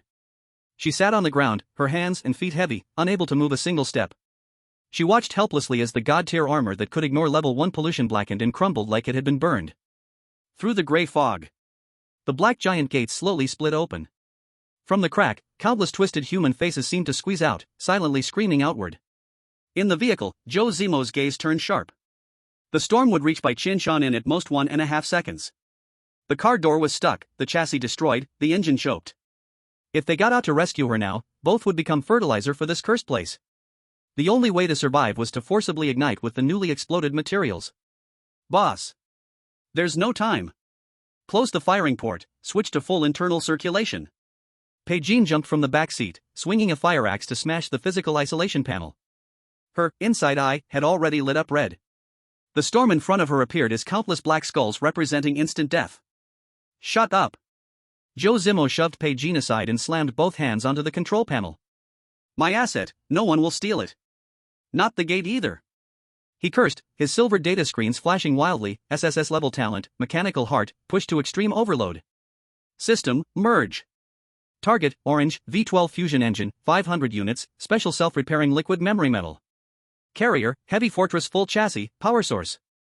As soon as he spoke, the orange engine in the back of the vehicle, along with several barrels of silver liquid metal, instantly boiled and bubbled. Warning. Forced cross-generation fusion of the nuclear engine, vehicle structure prone to disintegration. Host suffering backlash, damage rising. Zhou Zimo spat a mouthful of blood, hitting the hot screen with sizzling smoke. He felt like a chainsaw was spinning under his skin, excruciatingly painful. This was the price of mechanical symbiosis. The car could not bear the damage, he had to fill it with his life. But he didn't even frown, his nails digging hard into the metal panel. Merge for me. Outside. 2 seconds Bai Qianqian looked at the approaching gray light, despairingly closing her eyes. She did not shout for help. That man would even calculate the cost of firing a single bullet, how could he abandon a safe vehicle for her? Just when she thought she would turn to ashes. Boom! From the ruins behind, a terrifying roar, not belonging to any internal combustion engine, erupted. Like an ancient beast forcibly pulled from underground. Bai Qianqian opened her eyes wide. A dark silver steel giant smashed through the underground rock and took off. Heavy fortress. The ruined chassis was forcibly reshaped by memory metal into spiked streamline armor. The back of the vehicle no longer emitted black smoke, but glaring blue plasma flame. The V12 fusion engine fired for the first time, instantly sucking the air around. Bang! The deformed passenger door was violently kicked away. The war vehicle wildly drifted in midair. The blue flame forcibly cut a 3-meter-wide vacuum lane through the death storm. Zhou Zimo, half his body leaned out of the car. His left hand clutched the doorframe tightly, his right hand swung round, gripping Bai Qianqian's back collar hard. At this moment, the first gray wind brushed against Bai Qianqian's calf. SSSHH. The anti-puncture tactical boots, along with the combat suit fabric, instantly vaporized. Ah! Bai Qianqian screamed in pain, her right ankle instantly burned into a black scar down to the bone. Get up here! Zhou Zimo didn't care whether she was screaming or in pain, his 31-point stamina maxed out. Like pulling a radish, he single-handedly swung Bai Qianqian, along with her gear, straight into the cabin. He slammed the red central control button hard. Liquid armor, seal everything. The silver memory metal, like living venom, spread wildly along the car door gaps. In the blink of an eye, the whole cabin was wrapped into an airtight iron block. Bang! The death storm slammed violently against the heavily armored fortress. The 15-ton battle vehicle rolled underground a dozen times, finally crashing into a rock wall corner. Alarms inside the car went off in a chaotic mess. But the temperature held steady at 20 degrees. The internal circulation system worked desperately, filtering out even the tiniest radiation. Bai Qianqian curled on the floor, holding her ruined ankle and gasping for air. Tears mixed with cold sweat, smearing her pretty face beyond recognition. But she didn't die. She had snatched a life from the jaws of a disaster-level monster. A large hand grabbed her hair roughly, forcing her to lift her head. Zhou Zimo's face was covered in blood, pale like a corpse, yet his eyes were terrifyingly fierce. See clearly now, he bit his teeth and sneered. See clearly what? Bai Qianqian shivered in pain. I just destroyed the entire right outer door and burned 10 units of fusion energy just to pull you. Zhou Zimo stared at her. This blood loss can't be made up without 10 blue boxes. Until it's balanced, you don't even have the right to die. Understand? Bai Qianqian stared blankly at this man obsessed with counting losses. In this ruined apocalypse. This stingy iron rooster had just thrown all his cards and almost put himself at risk, just to drag her back into the car. His mouth full of cold calculations. But the hand holding her collar was still shaking. You understand. Bai Qianqian suddenly laughed, tears falling as she tightly hugged Zhou Zimo's leg and rubbed herself closer. Boss, next time opening a box I swear I'll burn my hand with hot water first. Get lost. Don't dirty my interior with your blood. Zhou Zimo kicked disdainfully, but the force was as light as brushing off dust. On the driver's seat, Bai Qianqian was stunned, quietly loosening the emergency syringe in her hand. With inside eye on, she saw everything clearly. Just now when activating his ability, Zhou Zimo's life signs dropped to the limit. Even 0.1 seconds later and disconnecting would have made his heart explode from the fusion engine on the spot. What a madman! Bai Qianqian murmured softly. But these days, having a boss who would rather risk his life than let his core staff die was a blessing. Stop spacing out, Deputy Bai. Zhou Zimo caught his breath, straightened against the control panel, wiping blood from his face casually. Report battle damage. Bai Qianqian immediately looked down at the panel, her eyes gradually changing. Battle damage except for Qianqian's leg. We didn't lose anything, this round we won big. She inhaled sharply, pointing at the screen. Those 500 units of memory metal were brutal, not only fixing the cracks but replacing the entire armor foundation. Now the armor defense value exceeds 3,000. And this. Bai Qianqian tapped the glaring gold icon in the power bar. The V12 fusion engine is now connected to the main circuit. With high-energy crystals, this car has unlimited endurance. Boss, what we're driving now isn't an RV, it's a mobile nuclear power station. Hearing these numbers, Zhou Zimo's dark face finally cleared. Though he risked his life, he had pushed the vehicle's technology tree to the ceiling. I guess your human money printing machine is useful after all. Zhou Zimo glanced at Bai Qianqian still whining on the floor. He threw a bottle of ridiculously expensive external injury spray. Do it yourself, don't expect me to serve you. Thank you, boss. Bai Qianqian clutched the spray, gritting her teeth in pain, but still didn't forget to flatter. Boom. The cabin had just relaxed for a moment. The storm outside suddenly stopped.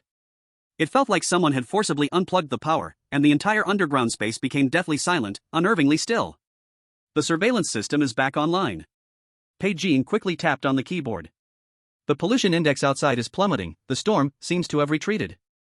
Switch to surveillance footage. Zhou Zimo narrowed his eyes. The holographic screen popped up. The spotlight's ghostly blue light shone on the 30-meter-high black gate.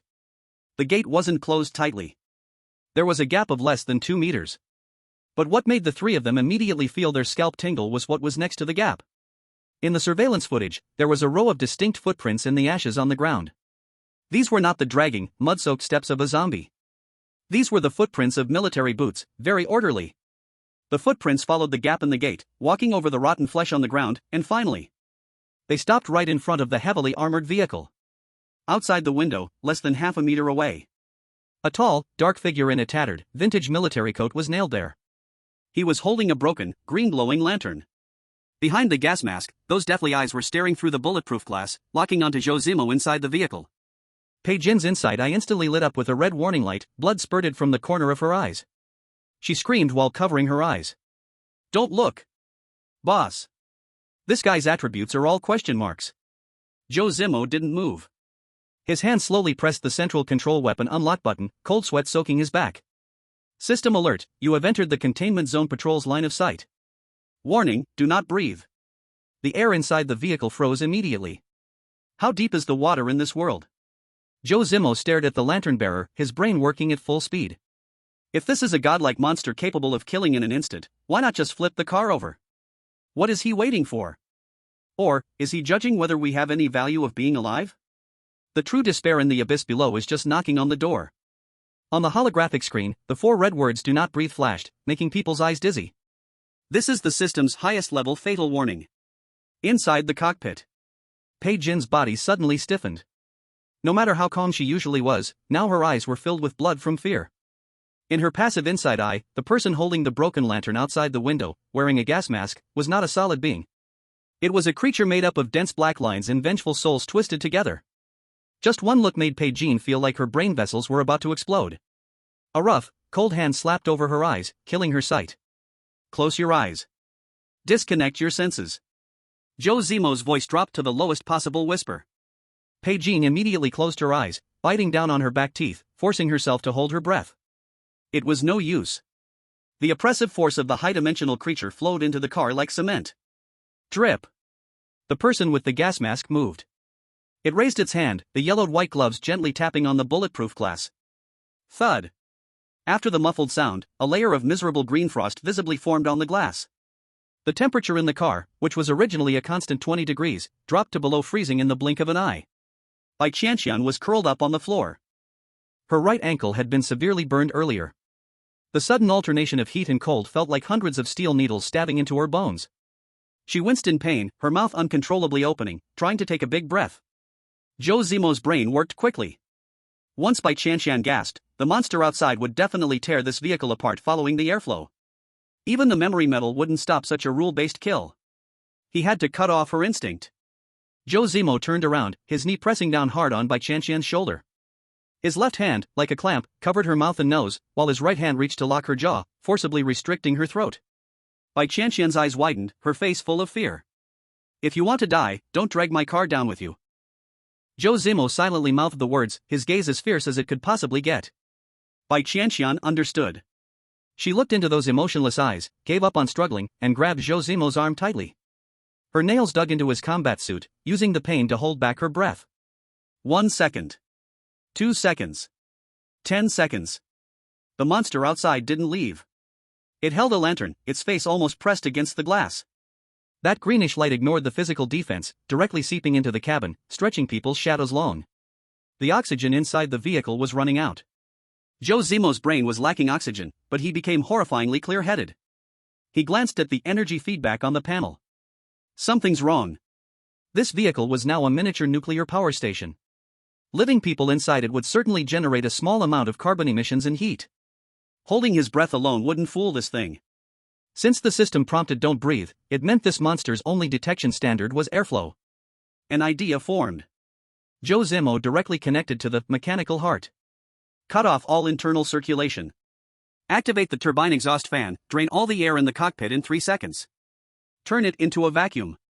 Warning, vacuum environment is extremely deadly, causing bodily fluids to boil and alveoli to rupture. The system protested furiously. Less nonsense, execute. Whir. The exhaust valves inside the armor spun at full power. A terrifying negative pressure instantly exploded in the cabin. Bai Qianqian and Bai Qianqian's eardrums tore with a sharp pain. The air was gone. Bai Qianqian was purple in the face, her eyeballs bulging out, capillaries bursting. Bai Qianqian, with 21 points of physical strength, couldn't hold on, blood dripping from the corners of his mouth. As the one who issued the order, Zhou Zimo was under the most pressure. It felt like his lungs were filled with magma, the broken ribs creaking. But he still squinted one eye, staring intently at the window. No air. No airflow. The heavily armored cockpit had completely turned into a silent iron coffin. Outside. The gas mask-wearing figure paused for a moment. It tilted its head, seemingly confused by how the human scent had vanished. It slowly turned around, preparing to leave. As it turned, the lantern's light swept over the pile of zombie leaders' black ash on the ground. It stopped. Turned its head, facing the heavily armored vehicle again. This time, it didn't press against the glass but raised its palm, making an incredibly human-like pay-me gesture towards the car. Zhou Zimo's mind buzzed. The door had only opened after sucking the monster's blood and that broken key. This thing didn't come out to kill people. It came to collect a toll. Once he realized this, all of Zhou Zimo's fear disappeared, and the capitalist calculation began to click loudly in his head. It wants money from me? I just burned 10 points of fusion energy to hide from you, and you dare ask for money? In the vacuum, Zhou Zimo let out a cold, mocking laugh. Laughing aside, his hands didn't hesitate for a second. If he didn't pay, and the monster dismantled the car, that would be an acid hemorrhage that was absolutely unacceptable. What to give? Give it a low-level crystal core? Afraid of it getting angered and slapped to death. Give a high-level one? His heart would bleed. Zhou Zimo glanced at his inventory, connected to the maintenance mechanical arm under the vehicle using mechanical heart. Click. The chassis extended a small mechanical claw, securely grabbing a freshly made blue, high-energy crystal, and offered it to the front of the car. Just one. Take it or leave it. The gas mask-wearing figure looked down, its stiff neck creaking. Seeing the high-energy crystal, it retracted its hand. It walked forward, took the crystal. Then, it held the crystal up to the filter canister on its mask and sucked it in violently. Hiss. The blue crystal turned into light spots, sucked clean without a trace. The monster seemed satisfied, letting out a sigh. It reached into its tattered military coat, pulled out a black iron plaque, and tossed it onto the engine hood with a clang. After doing that, it picked up the lantern and turned around, walking step by step back to the 30-meter-high black door. Its shadow just vanished into the door gap. Boom! The gate of the old god's shelter slammed shut in an instant. The red light dimmed, as if nothing had happened. Only the black iron plaque remained on the car hood. The alarm was lifted. The catastrophic source of pollution disappeared. Release the air. Zhou Zimo shouted in his mind. Sizzle. Cough cough cough. Ah! Bai Qianqian was thrown back into the water like a dying fish, greedily gulping air, followed by a bout of dry heaving and screaming. The pressure change caused her internal organs to twist in pain. Bai Qianqian shoved Zhou Zimo aside and collapsed into the co-pilot's seat, gasping for breath. Her clothes were soaked with cold sweat. The feeling of walking on a tightrope between life and death just now was more desperate than hacking through 300 zombies. Boss. Bai Qianqian coughed up a bloody phlegm, staring at Zhou Zimo, who was wiping his nosebleed as if he were looking at a madman. You just turned the car into a vacuum? Otherwise? Zhou Zimo paused, sneering coldly. Leave the air and let it peel your skin off? His tone was calm, and he casually threw Bai Qianqian a basic healing needle. Inject it. Shut up. Bai Qianqian trembled as she jabbed the needle into her thigh, looking at Zhou Zimo with teary eyes. In those eyes, there was not only fear but a deep-rooted awe. This man's cold-bloodedness and rationality were more terrifying than the monsters outside. But following him, she could truly survive. Bai Qianqian watched Zhou Zimo skillfully inject an anti-pressure drug and pointed at the window. So, just now, did you pay protection money to that mythical monster? Protection money? Zhou Zimo paused and then let out a cold laugh. There are no such words in my Zhou Zimo's ledger. He shoved the deformed car door open. In the astonished eyes of the two women, he directly jumped out of the car and walked a few steps to the front of the vehicle. He picked up the black iron plaque. The moment he touched it, the system prompt sounded. Obtain special token, temporary guide sign of shelter number 04. Quality, unidentifiable.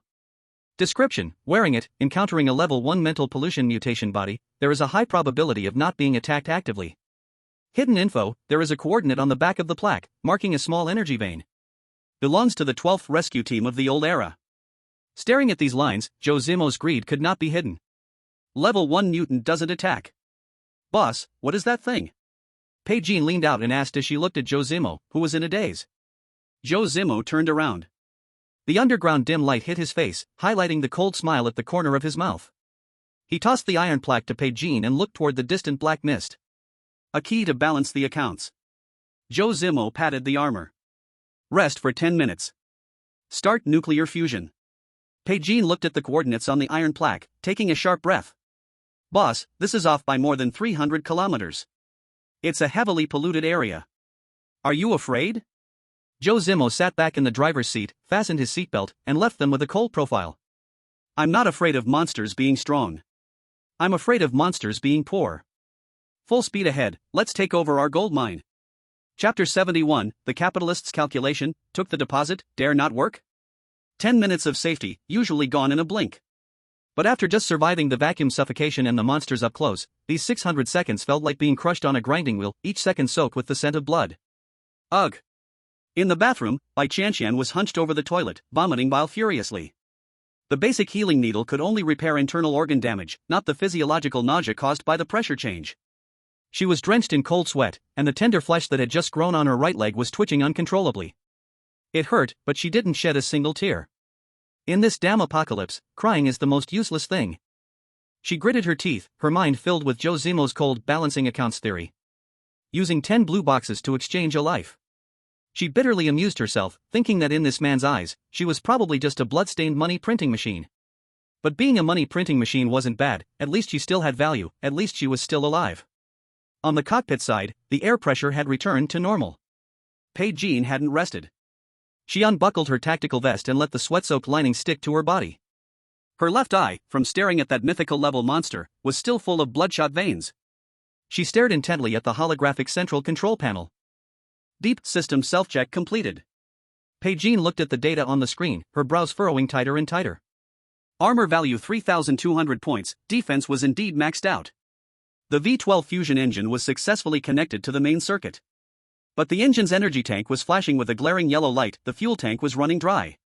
Although the 500 units of liquid memory metal were impressive, it required a massive amount of energy to maintain its form. Without matching high-purity nuclear fuel, it was draining the RV's original backup power. The crazy plan of Zhou Zimo must be stopped. The vehicle couldn't hold, and the person couldn't either.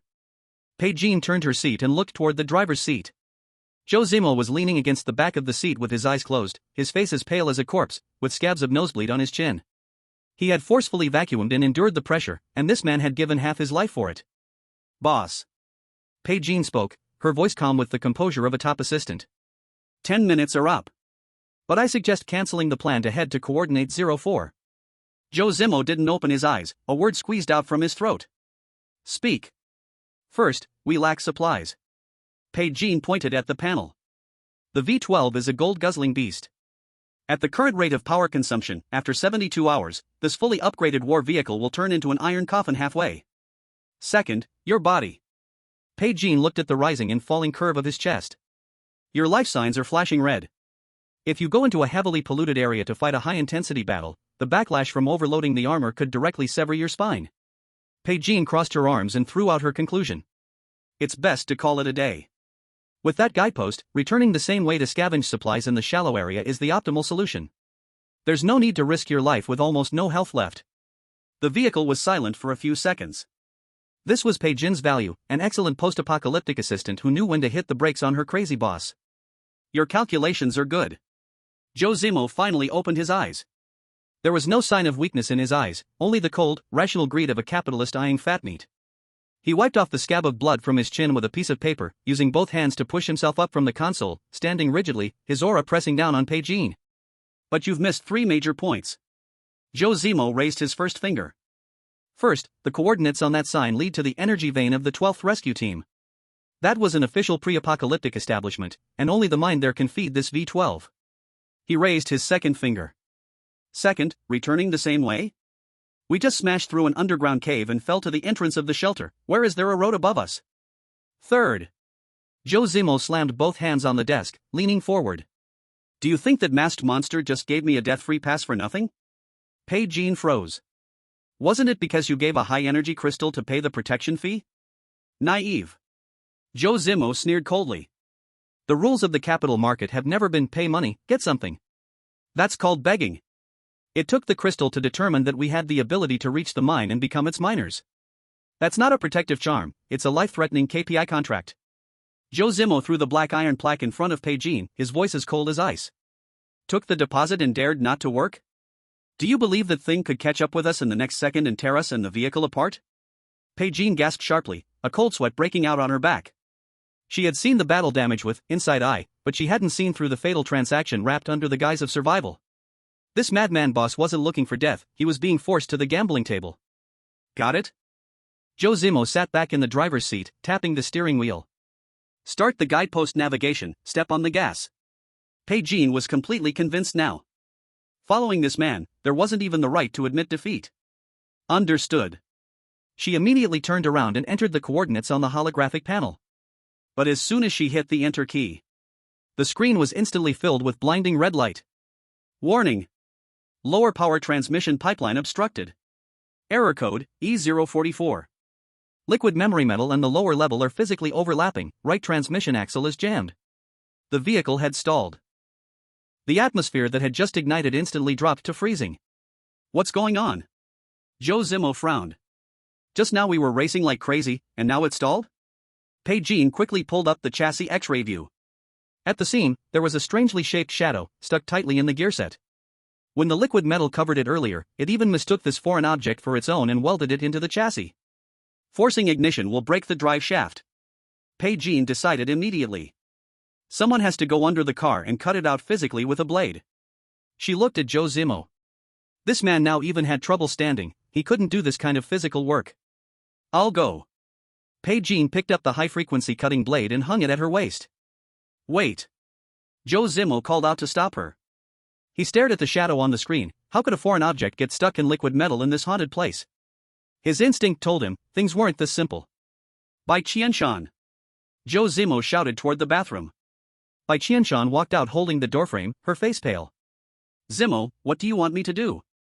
Can your god-level luck still be used now? Yes. Bai Qianqian closed her eyes to sense it. But my mental power is at the bottom, can only guarantee a tiny chance. That's enough. Zhou Zimo turned to Bai Qianqian, eyes extremely wary. After you go down, don't rush to act. Use your eyes to explore first. Before cutting, let Qianqian give you the luck buff. I suspect what's stuck below isn't a rock. Bai Qianqian felt her heart tighten, nodded. Shoo. The emergency escape hatch at the bottom of the living cabin opened, the cave's cold wind rushing in. Bai Qianqian put on night vision goggles and slid down the ladder into the car's underbody, less than half a meter high. Zhou Zimo stared at the first-person view on the screen. Bai Qianqian stood nearby, hands together, ready to release power at any moment. The light under the car was extremely dim, the eyes filled with cold metal pipes. I'm in position.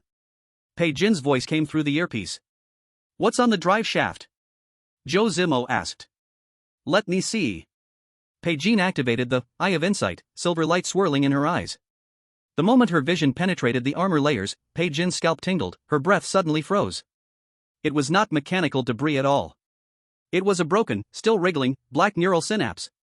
Exactly like the circuits on the door that absorb zombie blood. Even more horrifying. When the flashlight shone on it, the tip of the tentacle stuck in the gears actually split a small gap. Like a straw, greedily sucking the base energy leaking from the fusion engine. Boss. Bai Qianqian's voice broke for the first time, full of uncontrollable horror. This thing is alive, it's stealing our power. It's stealing our power. Through the headset, Bai Qianqian's usual cold, hard voice completely cracked. The cockpit was dead silent. Zhou Zimo didn't move, his gray face not even twitching a brow. He just looked down at the central control panel, his eyes cold as if ready to eat someone.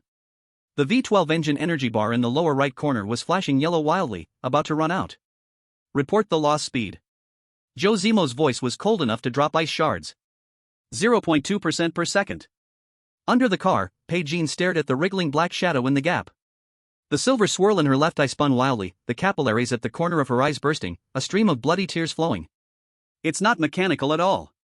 The tip is full of barbed suckers, sticking into the liquid metal power grid. It treats us like a power bank. Zhou Zimo's mind calculated frantically. 0.2% per second, 1 minute is 12%. This meant the fully upgraded battle vehicle bought at huge cost would be drained in less than 10 minutes. In this abyss, a car without power is worse than a coffin. Boss, we must cut it off immediately. Bai Qianqian gripped the high-frequency cutting blade tightly, knuckles white. It's wrapped around the drive shaft. Once the engine powers, the shaft will be twisted off. What's the success rate of the cut? Zhou Zimo stared at the chassis X-ray. Less than 30%. Bai Qianqian gritted her teeth, cold sweat falling into the mud. The gap is only 4 centimeters. If the high-frequency blade shifts by even 1 millimeter, our own driveshaft is doomed. Bai Qianqian took a deep breath, his voice filled with despair. What's worse is, I can see it has a pain-sensing circuit. Inside, there's high-pressure corrosive fluid. If the blade doesn't cut through, it will definitely self-destruct on the spot. That kind of strong acid can melt both the car's bottom and me into a pool of blood in just 1/10 of a second. The bottom of the car was extremely cold, and the night vision was filled with white mist. There was no way out.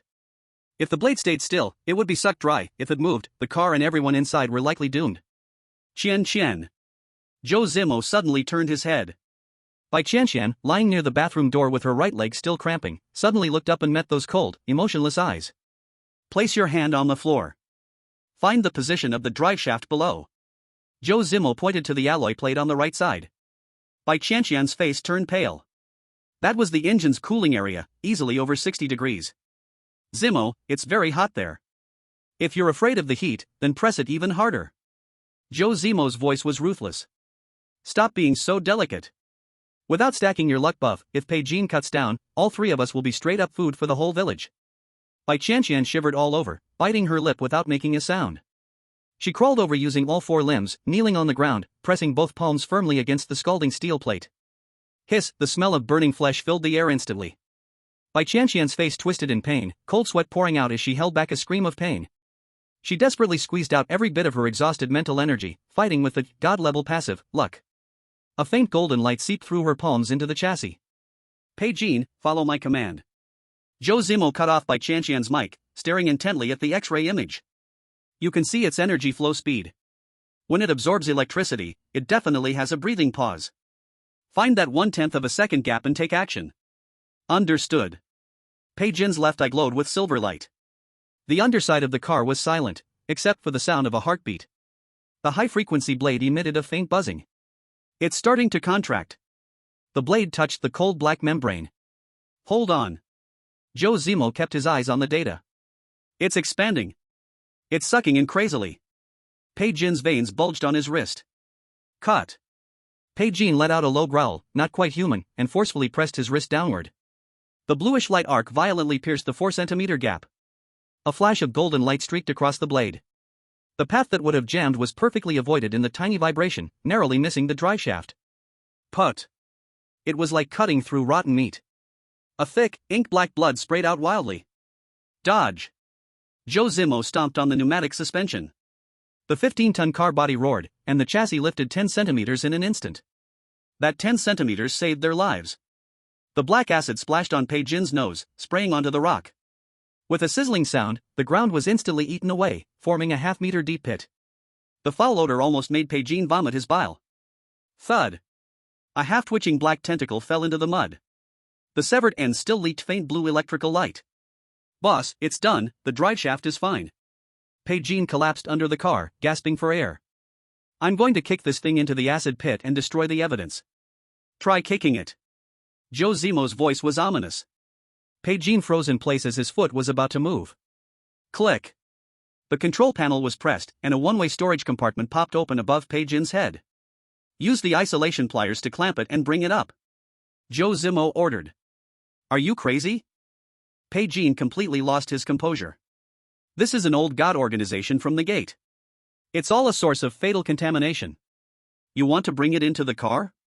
Stop talking, just do the work. Zhou Zimo's tone was domineering. I gave you 3% of my electricity, and you think you can just walk away? No one gets to freeload off me, Zhou Zimo. Pigeon ground his teeth in frustration, but could only resign himself. He clamped the wriggling tentacle with the alloy pliers and shoved it into the compartment. Bang!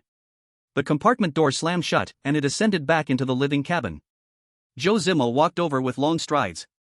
Bai Qianqian lay on the ground, her hands covered in blisters from the heat, trembling as she looked at the thing inside the compartment. That thing was over 30 centimeters long, covered in scales and tumors. Just one glance, and her sanity started to trigger alarms. Zimo, don't touch it.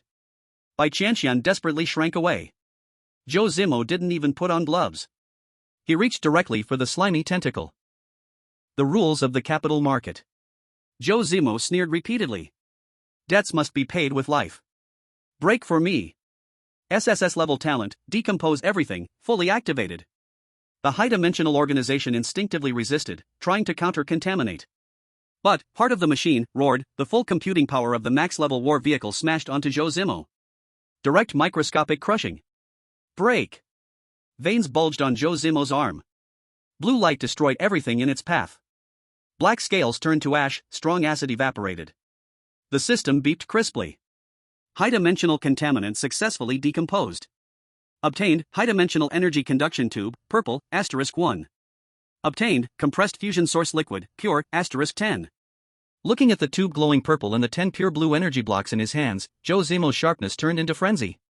He grabbed a piece of source liquid and threw it into the feed port. Drip, V12 engine energy fully replenished, output overflowed. Not only did it cover the lost electricity, but he also earned a purple item. Pure profit. A hand burn counts as work injury. I'll mark this debt and send you commission later. Zhou Zimo glanced at the stunned Bai Qianqian, casually threw a line, then turned back to the cockpit. Bai Qianqian had just climbed under the car, spraying disinfectant, scalp tingling at Zhou Zimo's actions. This man was more uncanny than the monsters outside. Boss, chassis maintenance complete, green light. Bai Qianqian sat back in the co-driver's seat. Let's go. Zhou Zimo pressed the gas. The masked monster collected the toll. Now the job is done, we head to the coordinates to collect payment. The war vehicle roared, 6 tracks crushed the debris on the ground. The headlights cut through the darkness, aiming at a huge crack on the rock wall. Boom! The RV smashed through stalactites, squeezed into the crack, leaving the strange Gate 04 far behind. The cabin stabilized. Bai Qianqian took the guiding iron plate, activated, inside eye, and entered the coordinates into the navigation. The silver vortex spun. As his vision penetrated the plate's lower layer, Bai Qianqian stiffened, blood running from his nose again. Boss Bai Qianqian's voice was dry, like swallowing a blade. Zhou Zimo stared ahead. Spit it out. These coordinates. Bai Qianqian stared at the 3D route map, hands trembling. Its z-axis parameters are all negative. Zhou Zimo's hands on the wheel paused for half a second, unprecedented. We are 2,000 meters underground. Bai Qianqian lifted his head, his usually calm face full of horror. But the destination is 8,000 meters underground. This is not a vein of war. Bai Qianqian turned to stare at Zhou Zimo. Boss, following these coordinates we are not going mining, we are rushing to deliver to the underground old god. This route goes straight to its stomach. Boss, following these coordinates. We are not going mining, we are rushing to deliver to the underground old god. Bai Qianqian's voice slammed inside the cabin. This route goes straight to its stomach. Silence. Dead silence. The V12 engine's low hum filled every crack. Headlights cut through the darkness ahead, rubble and stalactite debris crushed by tracks, cracking like bones breaking. Zhou Zimo gripped the wheel, not a word spoken. Bai Qianqian stared at his side profile. This man showed no fear, no anger, not even a twitch of his eyebrows. Like a processor at full load, all bandwidth eaten by logic, zero memory left for fear. 10 seconds. 20 seconds. 30 seconds. Slow down. Bai Qianqian secretly exhaled, reaching for the brake lever. Slow to 30, don't stop. Bai Qianqian's hand hovered. Don't stop? Stopping makes you a target. Zhou Zimo's gaze fixed on the pitch black ahead. This crack is only one vehicle wide, dead ends before and after. Stop and wait for the masked monster to collect corpses, or push forward and gamble. Your choice. Bai Qianqian slowly withdrew his hand, slowing to 30. The engine hum dropped a notch.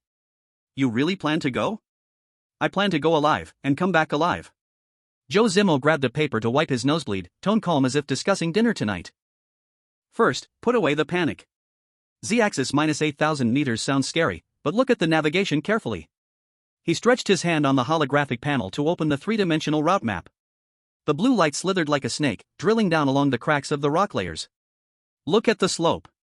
Zhou Zimo nodded at the blue line. The average inclination is no more than 12 degrees. This is not jumping off a cliff, it's a mountain road. At this slope, the actual distance to travel is over 40 kilometers. Bai Qianqian frowned, 40 kilometers of underground tunnel? Not a tunnel. Zhou Zimo enlarged the geological scan data around the path, poking his finger at the neatly arranged cavity structures. Look at these cavities, evenly spaced, smooth walls. These are man-made. Bai Qianqian's left eye flashed silver, and, Eye of Insight, activated automatically. The moment her vision penetrated the surface of the rock, she saw the neatly cut marks inside, and the remaining metal support frames. It's a mine shaft. Bai Qianqian drew in a cold breath. Industrial grade. The 12th Rescue Team. Zhou Zimo tapped the black iron guide sign in the storage compartment. The official system before the apocalypse. Only national-level projects can build mine shafts 8,000 meters underground. This is not some random cave, it's a proper deep-level energy extraction base.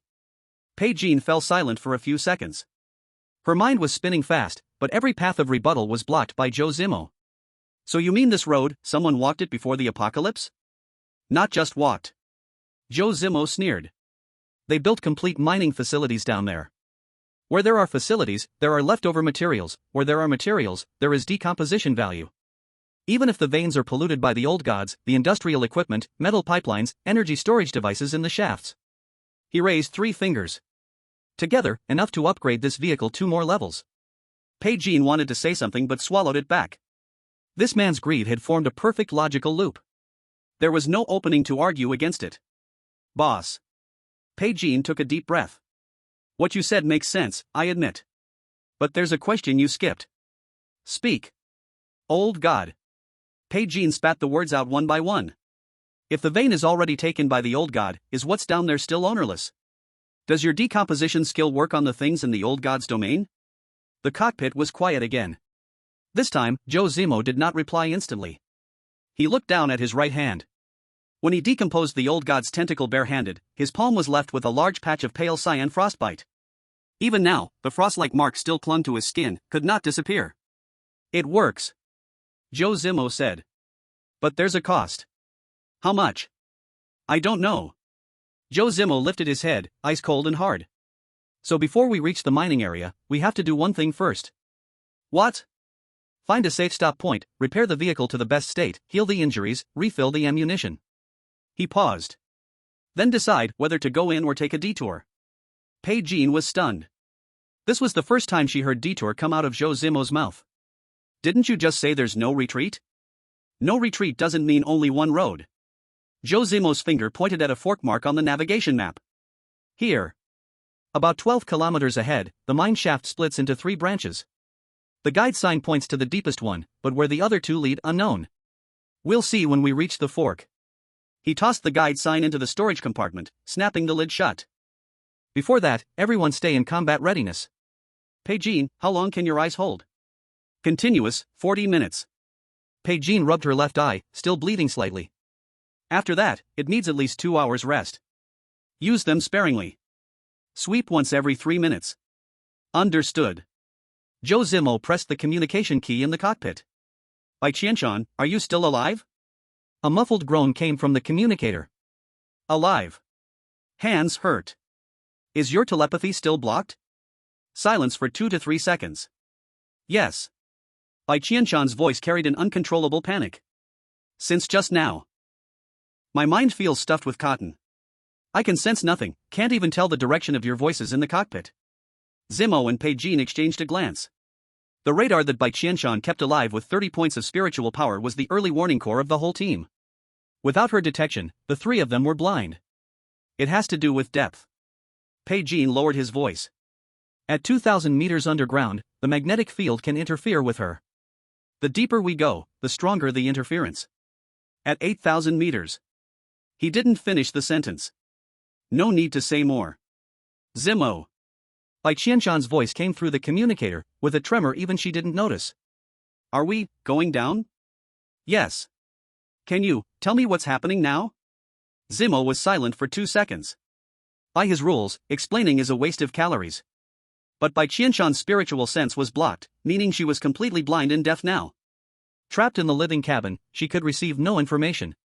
A person cut off from all sources of information, fear rises exponentially. Fear eats away at SA endpoints.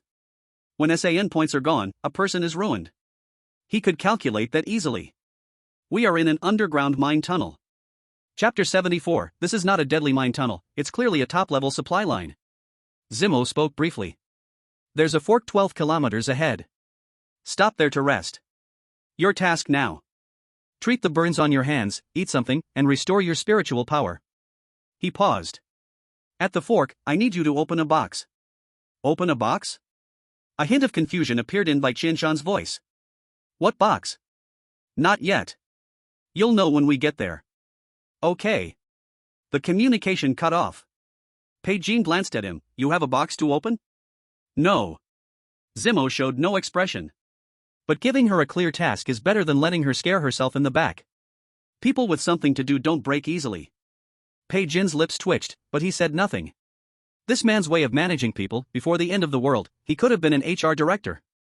Starting salary over $1 million per year. The car continued deeper into the darkness. The tunnel was much wider than expected. Almost wide enough for 2 heavy armored vehicles to pass side by side, with a height over 5 meters. Above, all the industrial light sockets were dead, densely packed, wires rotted long ago. But the metal frames still hung there, reflecting a dull silver light under the headlights. Every 500 meters, a rusted sign was nailed to the wall. Section E04, depth 2,400 meters. Bai Qianqian read the passing markers aloud.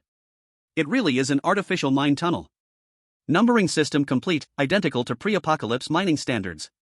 Watch the road. Zimo's gaze locked forward.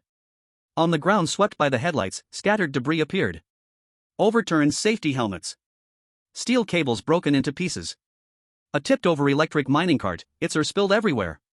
It looked like someone ran too fast and had no time to take anything. Stop. Zimo pressed the brake. The vehicle stabilized. The headlights lit a wall 30 meters ahead. There were words on the wall. Not neat printed signs. Someone had carved them directly into the rock with something sharp, crooked, and twisted. Every stroke used all their strength, edges full of shattered stone chips. Bai Qianqian turned on the high beams, brightness to maximum. The writing was clearly reflected in their eyes. They climbed up from below. Run back. Don't look back. Below the words was a large area of dark brown dried stains. Blood. A lot of blood. Flowing from the wall to the ground, forming a long trail into the depths of the tunnel. Like someone leaned against the wall to carve these words, then was pulled away by something. Only the engine's low hum remained in the cockpit. No other sound, not a bit. Depth 2,400. Bai Qianqian's throat felt like filled with sandpaper. 9 kilometers to the fork. Zimo stared at the bloody words for 5 seconds. Then released the brake and pressed the accelerator. Keep moving. Boss. Look closely at the tense of that line. Zhou Zimo interrupted her. Came up past tense. This happened at the beginning of the apocalypse, even before the apocalypse. Back then there were no 15-ton armored vehicles in the mine tunnels, no fusion engines, no 6-barrel Gatlings. He tapped the steering wheel. They didn't have them. But I do. Bai Qianqian didn't speak anymore. She turned her head, staring again at the depth meter jumping on the holographic screen. 2,500. 2,600. 2,700. The numbers kept jumping down. The temperature was changing too. The outside temperature started rising from -15 degrees. -10, -5, 0. At a depth of 3,000 meters, it had risen to 10 degrees. Something was wrong. According to normal geothermal gradient, underground at 3,000 meters is indeed warmer than the surface. But it shouldn't rise this fast. The temperature curve was too steep. On the vehicle analyzer, sulfur dioxide concentration also jumped up. Geothermal activity. Bai Qianqian frowned tightly. There may be a magma channel below. Zhou Zimo didn't answer. He was looking at something else. On the mine tunnel walls, starting at a depth of 2,800 meters, a dark red pattern appeared. It was not paint. Not a mineral vein. It was veins. Like blood vessels, one by one embedded into the rock. Exactly like the nest-type leader monster in the tunnel. But these patterns were all dead. Dry, like old tree roots drained of water, embedded in the stone without moving. Bai Qianqian activated Eye of Insight. The silver swirl turned once, and her whole body tensed. Dead tissue. Dead for at least several months. No energy reaction at all. Killed by what? Bai Qianqian looked carefully at the cross-section of the veins. Burned. The breaks were all high-temperature carbonization marks. Temperature at least 1,500 degrees. 1,500 degrees. What in the mine could burn at 1,500 degrees? Something flashed through Zhou Zimo's mind. He looked down at the dashboard. V12 fusion engine, core working temperature 1,600 degrees Celsius. Someone, or something, before them, used a power device of the same level to burn these old god tissues to ashes. 12th Rescue Team. They were not running for their lives. They were cleaning up. Bai Qianqian. Zhou Zimo's voice changed. Not fear. It was the deep, uncontrollable excitement of a hunting dog smelling blood. Accelerate. 50 knots. What? That rescue team fought the old god tissues in this tunnel. Zhou Zimo's eyes reflected the dashboard's deep blue light. War causes consumption. Consumption leaves discarded equipment and supplies. He licked his dry, cracked lips. This tunnel is not the old god's digestive tract. It is a 40-kilometer long. His voice dropped to the lowest. Greed stretched to the fullest. Supply line. The words barely left his mouth. The headlights illuminated a scene 100 meters ahead. Bai Qianqian froze in her seat. The mine tunnel here ripped open sharply, turning into a huge underground transfer station. Rusty rails converged from all directions to the center.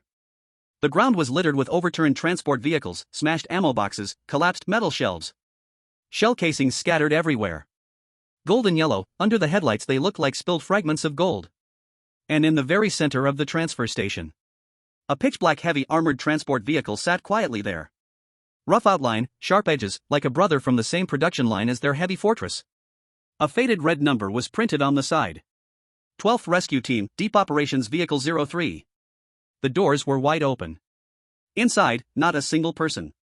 Bai Qianqian turned the high beam to maximum. The light swept across the side of the Deep Operations vehicle, filled with bullet holes and burn pits. The paint was long gone, and the underlying alloy panels were baked to a purple color by high heat. But the racks were still there. 6 wheels, for still good. The front windshield was shattered halfway, with the other half covered in a layer of dried, blackened blood. The weapon platform on the roof was empty, leaving only a welded base. The things on top had either been removed or ripped off by something. "Don't get out of the car." Zhou Zimo lowered his voice. Bai Qianqian didn't move. The two of them stared dead-eyed at the thermal imaging on the holographic screen. The entire screen was green. Within 150 meters, there wasn't a single living creature's heat signature. "Activate Insight." Bai Qianqian paused for a moment. "We've already activated it 3 times today. 4th time. Give me 10 seconds. Bai Qianqian gritted her teeth, and the silver vortex in her pupils began to spin. Exactly 10 seconds. The vortex closed, she took a sharp breath, and a thin line of blood seeped from her nose. Clean. She wiped the blood from her nose. There are no contaminants on the vehicle, no old god's parasites. But the engine is completely trashed, not just broken, but blown apart. Someone triggered the propulsion system to explode from the inside. Self-destruction? It only blew the engine, not the car body. Bai Qianqian paused. When these people retreated, they intentionally blew up the engine. Better to blow it up than leave it for whatever might catch up. Zhou Zimo released the handbrake. "Let's go, get out of the car." "Didn't you just say not to?" That was before we confirmed. Zhou Zimo had already reached for his gun. Now we have confirmation. The car door opened. The soles of their boots hit the mine tunnel floor. It was warm. That kind of unnatural warmth. It seeped up from deep underground, piercing through the thick rubber soles of the military boots, drilling into their feet. The air smelled charred. A mixture of metal, blood, and some kind of burned organic material blended together, creating an indescribable scent. Zhou Zimo held his gun, walking briskly towards the combat vehicle. The cockpit was a mess. The dashboard was smashed, the steering wheel wrapped in half a piece of cloth or bandage, dark red, as hard as an iron rod. He didn't go in. He went straight around to the back of the vehicle. The rear door was wide open. A giant hydraulic flap had dropped down, like a tongue sticking out. Zhou Zimo turned on his flashlight and swept it inside. Then he froze. The interior was much larger than he had expected. A military-grade cargo hold, at least 40 cubic meters, much wider than his heavy fortress. Dozens of iron boxes lay scattered on the floor, tilting in all directions. Army green. Iron-edged corners. Each one marked with the red code 12SR and a string of control material codes he couldn't understand. But the line of bold black text on the lid, he could read. Military-grade high-density alloy armor plates, unassembled, ×12. Standard energy battery modules, full load, ×6. Ammunition, 5.56mm standard rounds, sealed box, ×4. Zhou Zimo stood there, holding his breath for 3 beats. Bai Qianqian caught up. She turned her flashlight over the boxes and froze too. They didn't have time to take it. Her voice was a little airy. All of it stayed on the vehicle. It wasn't that they didn't have time. Zhou Zimo's Adam's apple moved slightly. It was that they couldn't take it. The engine was blown. The car couldn't move. People could only run with their legs. 50 kilograms per box. 3,000 meters underground. With something chasing behind. Things that couldn't be carried, were all thrown away. Zhou Zimo entered the cargo hold. He crouched down, his palm pressing against the nearest iron box. The system panel popped up. Military-grade high-density alloy armor plate, blue quality, decomposition yield, refined metal ×80, rare alloy ×15. 1 box, 80 units of refined metal. 12 boxes. He closed his eyes for a moment. The nearby energy battery modules. Fully loaded energy battery module decomposition yield, high purity energy times 60. 6 of them. 360 points of high purity energy. Zhou Zimo's lips moved twice, but no sound came out. Bai Qianqian had already turned to the very back. She opened an iron lid, shining her flashlight inside, then suddenly froze. Boss. What? Come over here. Zhou Zimo walked over. Inside the iron box wasn't ammunition or armor plates. It was a flat metal briefcase. The outer shell had burn marks, but it was still intact. The box had a fingerprint lock welded onto it and a line of steel-stamped words. 12th Rescue Team, Deep Combat Vehicle 03 Core Asset Inventory. The fingerprint lock was already broken. Bai Qianqian used a knife to pry it open. Inside the box was shock-absorbing foam. In the center of the foam's indentation lay a thumb-sized pitch-black chip. The system panel popped up automatically. Deep Combat Vehicle Number 03, Core Architecture Blueprint, Purple Quality. Includes Military Heavy Chassis Assembly, Modular Armor Mounting System, Tactical Command Communication Array. Note, this blueprint can be used for Vehicle Fusion Upgrade. Zhou Zimo stared at that line of words. Vehicle Fusion Upgrade. 5 words. He turned his head, looking through the open rear hatch at the heavily armored fortress 20 meters away.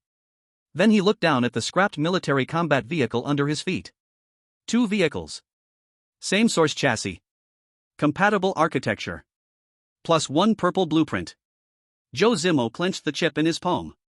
His knuckles cracked as he held it. Bai Qianqian. Here. Help me calculate something. This combat vehicle, plus all the boxes inside, plus our fortress. His voice was shaking, not from fear.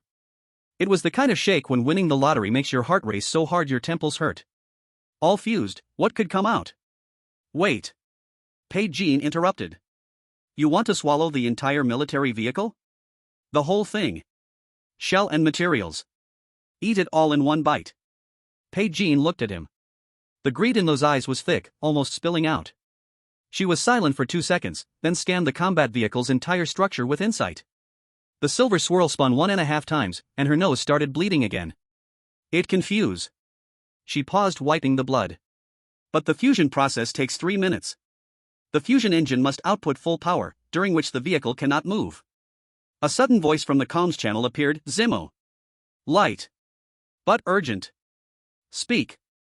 The ground is shaking. Zhou Zimo looked down. The heat vibration under his feet grew stronger.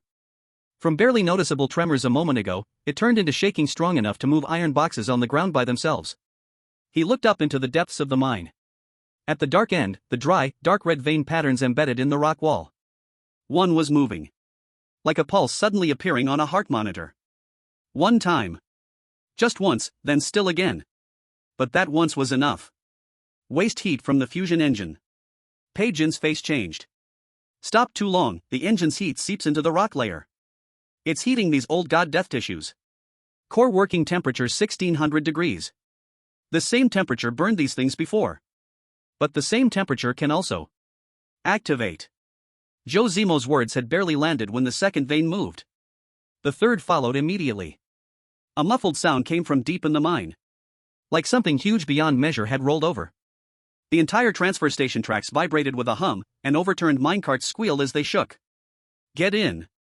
Zhou Zimo turned and ran. Bai Qianqian followed. Fusion? On the vehicle. Zhou Zimo shouted while running. Move the boxes up, no, there's no time. He stopped suddenly. Turned around, hand slapped on the back of the combat vehicle. Blue light flared. Not disassembly. Fusion. Are you crazy? Bai Qianqian's voice sharpened. You said it takes 3 minutes. So there's not 3 minutes. Veins bulged on Zhou Zimo's temple, voice squeezed through his teeth. Qianqian. The comm channel immediately responded, here. Put your hands on the engine shell. What? Put them on. Put your luck into it. I don't know if this will work. Whether it works is not the point.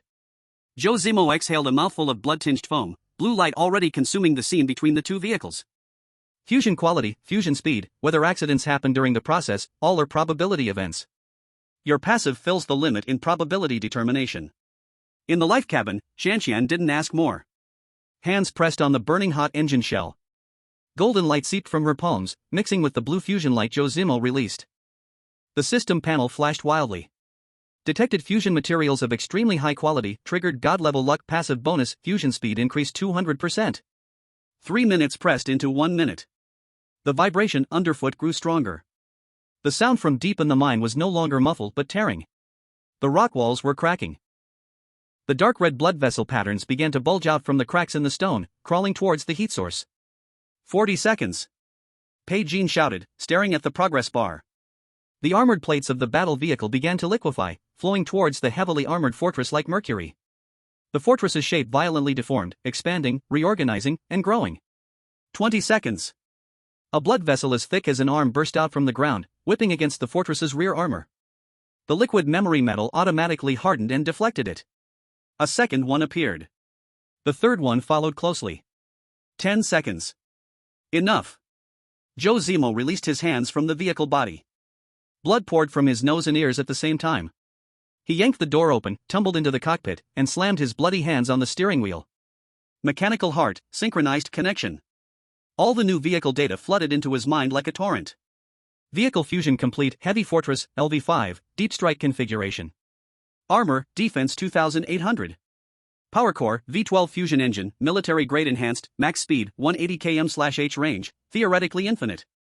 Vehicle dimensions, length 8.2 meters, width 3.8 meters, height 4.0 meters. New modules, military tactical communication array modular external armor all-terrain 8-wheel independent suspension. Storage space, 360 cubic meters. No time to examine further. He shifted into reverse. He floored the accelerator. All 8 wheels dug into the ground, and the V12 engine roared much deeper than before. The whole vehicle, now a steel monster a third fatter than before, launched backward with enough acceleration to push him into the seat. The rear of the vehicle smashed through 2 blood vessel tendrils that had just emerged from the ground. Black-red liquid splashed across the rear view mirror. Bai Qianqian. The road.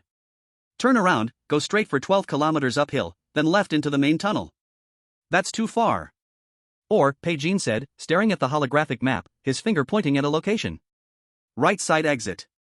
Slope of 37 degrees. Lead straight to the surface. 4 kilometers. 37 degrees? You're driving an 8-wheel independent suspension with a fusion engine. Bai Qianqian's voice returned to that cold, bone-chilling calm. If you can't climb it, it's a miracle. Zhou Zimo slammed the steering wheel. The 18-ton battle vehicle drifted through the mine tunnel, its side scraping against the rock wall, sending sparks flying for 30 meters. Ahead, the 37-degree inclined junction appeared in the headlights. Narrow, steep, with falling rubble from above. But there was light. At the end of the junction, the gray-white light of the sky. He shifted gears, first gear, full torque. The engine's roar turned into a high-pitched scream. The battle vehicle plunged into the uphill junction. Behind, the ground of the entire transfer station was torn apart. Countless dark red blood vessel tendrils shot out from the cracks, like a forest growing upside down, crazily chasing after the heat source. The one closest to the vehicle's rear, less than 2 meters away.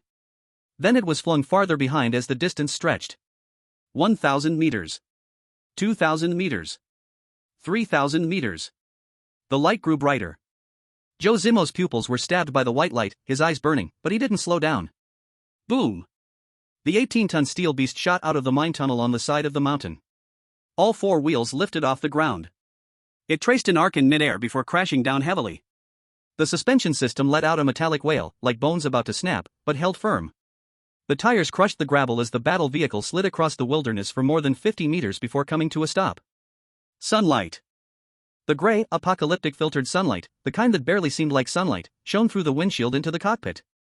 Zhou Zimo leaned back against the seat. His whole body soaked. He glanced down at the dashboard.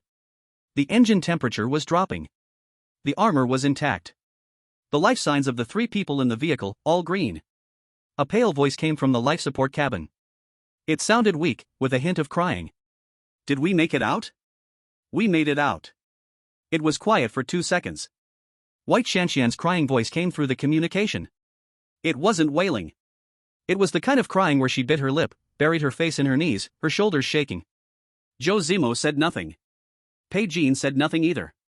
She looked down at the system panel, seeing something new that had just appeared, then froze. Boss. Turn on the world channel. Zhou Zimo turned on the channel. At the top, a blood-red server-wide mandatory notice scrolled in a loop. Global notice, disaster level 1 pollution zone has completed irreversible expansion.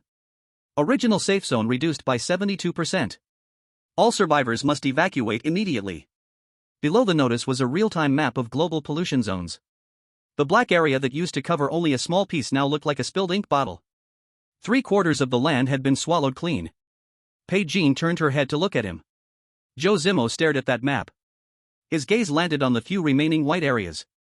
The nearest one, 300 kilometers away. And the edge of that white area was shrinking inward at a speed visible to the naked eye.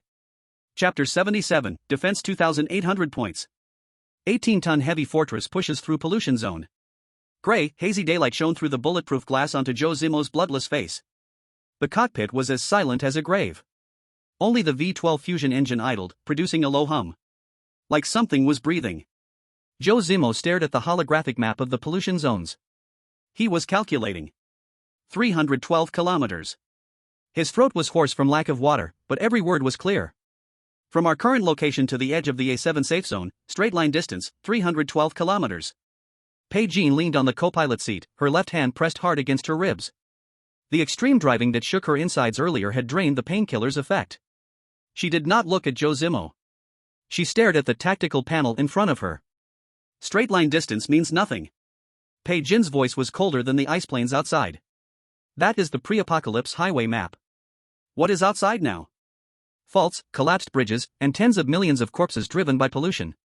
She drew a wavy broken line on the map. Avoiding ruins and faults, the actual distance is at least 600 kilometers. Ordinary modified cars can't even make half before breaking down. But before breaking down, her finger pointed to the black shadow edge on the map that was voraciously swallowing the white area. The safe zone is shrinking.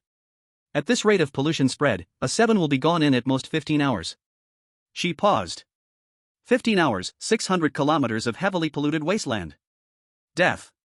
No emotion. Pure data. Pure despair. Every word felt like a hammer hitting the air. The partition door of the living cabin was pushed open a crack. Bai Qianqian held 2 cups of warm water at the door.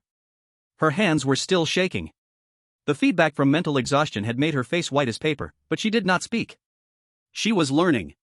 Learning how to understand life and death conversations, even if most of the parameters were beyond her comprehension. That is calculated for ordinary people. Zhou Zimo finally moved his gaze away from the map. There was no anxiety in his eyes. Only a cold light to the bone. He tapped the console 3 times. Authorization recognized, Vehicle Commander Zhou Zimo. Maximum permission activated. The holographic map disappeared. In its place was a huge 3D structure of the vehicle, every line glowing a faint blue. First, Zhou Zimo pointed to the glaring energy core at the center of the structure. V-12 fusion engine, plus high-dimensional energy conduits. Theoretical endurance unlimited. We don't need to find a gas station. Not for a second. Bai Qianqian's eyelid twitched. The terrain? She immediately argued, this vehicle weighs 18 tons. Any mud pit, any hidden crack, could trap it like an iron coffin. Second. Zhou Zimo did not let her finish. LV5 chassis, 8 independent all-terrain wheels, wrapped in liquid memory metal. His voice was flat. This is no longer a car. It's an armored monster that can knock buildings down. He turned to look at Bai Qianqian. The calculating look in his eyes was colder than any temperature. So, no detour. Bai Qianqian sat up straight. You want to go straight line? Point to point. 312 kilometers. Zhou Zimo said it like he was deciding what to eat for dinner. The ruins smashed through. The corpse tide crushed past. When facing water, build a bridge. When facing mountains, make a road. What if we can't break through? Bai Qianqian raised her voice. This was her rare loss of composure. Do you think the leader monsters in the contamination zone are made of paper? Charging straight is just sending invitations to all the monsters on the map. Bang. A dull thud fell from the car roof. The 18-ton vehicle shook slightly. The 3 of them went silent at the same time. Zhou Zimo reacted fastest, swiping the roof camera away with a backward hand. The screen lit up. The sky outside changed color. Not gray-white. It was a sickening purple-black. What fell from the sky was not snow. It was clumps of black sticky matter the size of fists. Rotten. With a stench of decay. What hit the roof was half of a mutated bird corpse. Then, the black rain poured down. Sizzle, sizzle, sizzle. The corrosive sound drilled from the radio into the cockpit. Shrill. Dense. Like tens of thousands of insects gnawing metal at once. A large-scale contamination storm. This acid rain could melt a normal shelter's roof in 10 minutes. The World Channel had already exploded. Full-screen cries for help, full-screen wails. Countless survivors hiding behind makeshift shelters were being dissolved alive. Reality hit Zhou Zimo's arrogance like a blunt hammer. Bai Qianqian stared hard at the armor durability monitoring bar. By her experience, at this corrosion intensity, the armor would last at most half an hour. Boss, liquid metal. Look at the readings. Zhou Zimo interrupted her. He even reached for the warm water Bai Qianqian handed him and took a sip. Bai Qianqian froze. Her gaze moved to the numbers. Currently under high-intensity corrosion attack. Armor, defense 2800. Liquid memory metal self-healing coating activated, durability loss, 1 point/second. Fusion engine energy feedback mechanism activated, durability recovery, 1 point/second. Loss 1. Recovery 1. Dynamic balance. The acid rain outside could melt steel into water. The armor number of this vehicle hadn't moved a bit. Dark gold liquid metal flowed slowly on the car's surface, like it was alive. All acid that fell on it was wrapped, slid off, and evaporated. Clean and neat. Bai Qianqian took a deep breath. She finally understood.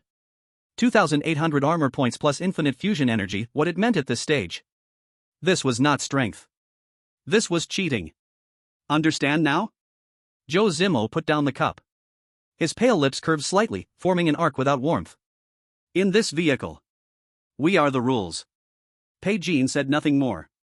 The last doubt in her eyes shattered. Shattered completely. Replacing it was something sharp, ignited. She sat upright. Both hands hovered over the control panel. 312 kilometers, accounting for terrain loss, full power straight assault, estimated time 3 hours 40 minutes. Her voice regained its cold, hard texture. First officer in position. Waiting for your order. Zhou Zimo didn't look back. Qianqian. Here. Go back to the living cabin, strap yourself to the shock bed. For the next 4 hours, don't get off. Got it. Bai Qianqian didn't hesitate a second. She shoved the empty cup into the storage slot, turned, and ran. At the door, she drew her pistol from her waist, slipped it under the pillow, then neatly fastened 3 layers of seatbelts, binding herself tightly. She knew her role very well. Survive. Don't add chaos. That was the greatest contribution. In the cockpit, Zhou Zimo pushed the thrust lever. The engine let out a low growl. Not a roar. The sound was restrained, pressurized, a large beast forcing it out from deep in its throat. 8 independent drive wheels bit into the strong acid mud at once. The heavily armored fortress moved. The 18-ton black steel giant smashed through the rain, pushing straight toward the direction 300 kilometers away. 10 minutes. 20 kilometers. 3 abandoned heavy trucks blocked the road. The fortress's wedge-shaped front crashed into them head-on. A huge noise. Steel twisted.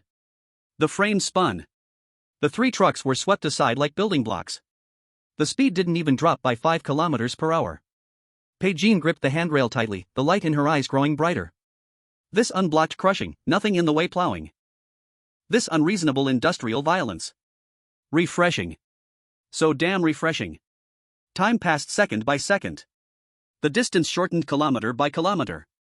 300 kilometers. 280. 270. 260. Beep beep beep. The highest level radar alarm exploded. The sharp electronic sound instantly tore apart all the noises in the cabin. Warning. 2 kilometers ahead, ultra-high energy magnetic field detected. On the holographic map, a crimson line cut across the entire canyon. It wasn't natural terrain. It wasn't a zombie horde. It was 12 giant, purple-red man-made energy sources. All perfectly aligned. Like a wall. Blocking the only path to the safe zone. Zhou Zimo slammed the brakes. The 18-ton vehicle plowed 2 deep grooves into the mud, screeching to a stop. He narrowed his eyes.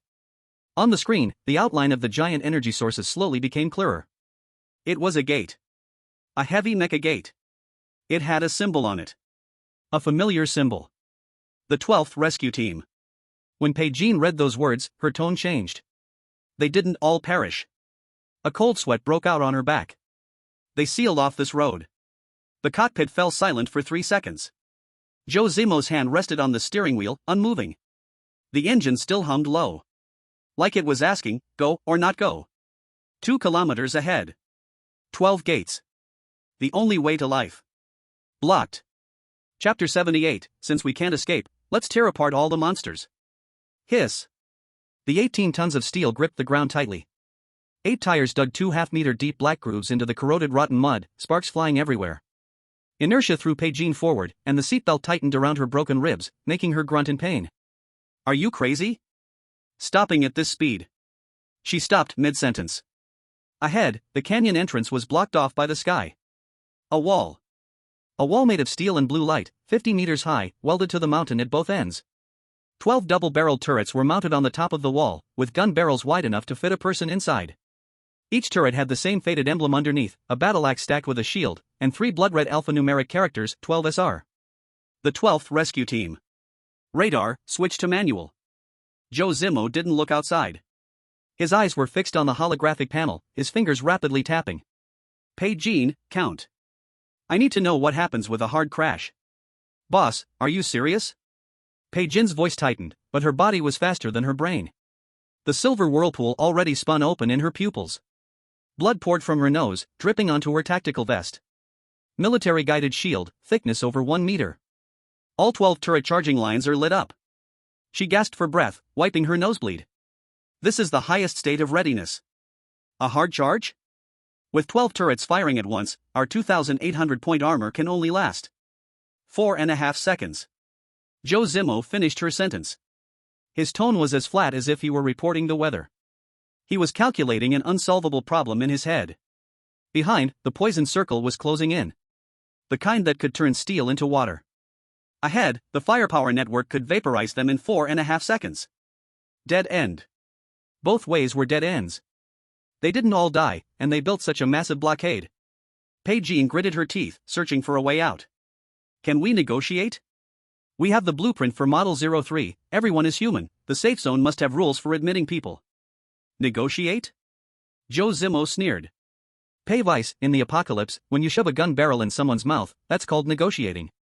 Standing under the muzzle and reaching out your hand, that's called queuing for cremation. Before he finished speaking. ZZZZZZ.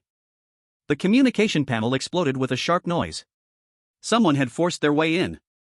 A mechanical voice, emotionless, like a ghost, floated into the cockpit. Warning. Unknown vehicle. You have entered the 12th Rescue Team A7 defense zone. Detected level 3 contamination exposure. Passage closed, no entry allowed. Countdown, 30 seconds. Turn around immediately. Otherwise, clearance will be enforced. 30, 29. Metallic scraping sounds came from above. 12 gun barrels simultaneously lowered. The blue glow focused on the 18-ton iron box beneath their feet. The air in the cockpit thickened. Boss. Bai Qianqian's hand was already on the weapon unlock button. Can't beat them. Should we run to the side? Running to the side, with the side armor facing their cannon. Zhou Zimo spoke quickly, his mind turning even faster. 25. 24. They can forcibly cut into our channel, that means the underlying communication protocol is the same as ours. Zhou Zimo's eyes suddenly lit up. That kind of light, Bai Qianqian had seen before. The kind of light gamblers get when they flip over the last card. He slammed his hand onto the control panel. Heart of the machine instantly overclocked, blue light patterns crawling up his wrist and into the dashboard. Bai Qianqian. What did we consume in the underground mine? The number 03 combat vehicle. Bai Qianqian realized, but immediately shook his head. No. We've integrated their blueprints and framework, but the appearance, tonnage, and power source have all changed. The radar will spot us immediately. 15. 14. Let's see how it scans. Zhou Zimo gently placed his foot on the accelerator. If they use their eyes, we're dead. But if the machine checks the underlying logic. He paused for half a second. Our chassis framework is the genuine standard of Team 12. Not a single screw has been changed. 11. 10. Zhou Zimo yanked the communications countermeasure lever down. Send the number 03 identification code across the full frequency. Buzz. An electronic pulse exploded from the antenna, crashing straight into the opposing defense system. 9. 8. 7. The countdown stopped. A deathly silence. Then, the deadly blue lights on the turret went out. One by one, they went out. Ding, identification code verification complete. The underlying architecture matches. Energy source features, mutation matches. Identity confirmed, Deep Combat Vehicle number 03. Welcome back to the team, Purger Squad. Boom. The ground underfoot trembled. A 50-meter-high steel gate cracked open in the center. White disinfectant spray blasted out from the crack, and the door slowly pulled open to both sides. It's over. Zhou Zimo didn't move. His hand rested on the steering wheel, veins popping on the back of his hand, his face expressionless. Bai Qianqian slumped in her seat. Her combat suit soaked with cold sweat, her back and waist cold to the touch. She turned her head to look at Zhou Zimo. You really don't value your life. Her voice was hoarse, like sandpaper. Life can't be cashed in, so it's worthless. Zhou Zimo released the brake. The fortress roared, slowly moving toward the open gate. It was a feeling that was hard to describe. Playing tricks under 12 cannon barrels, tricking the iron gate open with thousands of soldiers. If I said it didn't feel uncomfortable, that would be a lie. The vehicle drove into the disinfection tunnel. On both sides were gray concrete walls, with mechanical arms hanging above.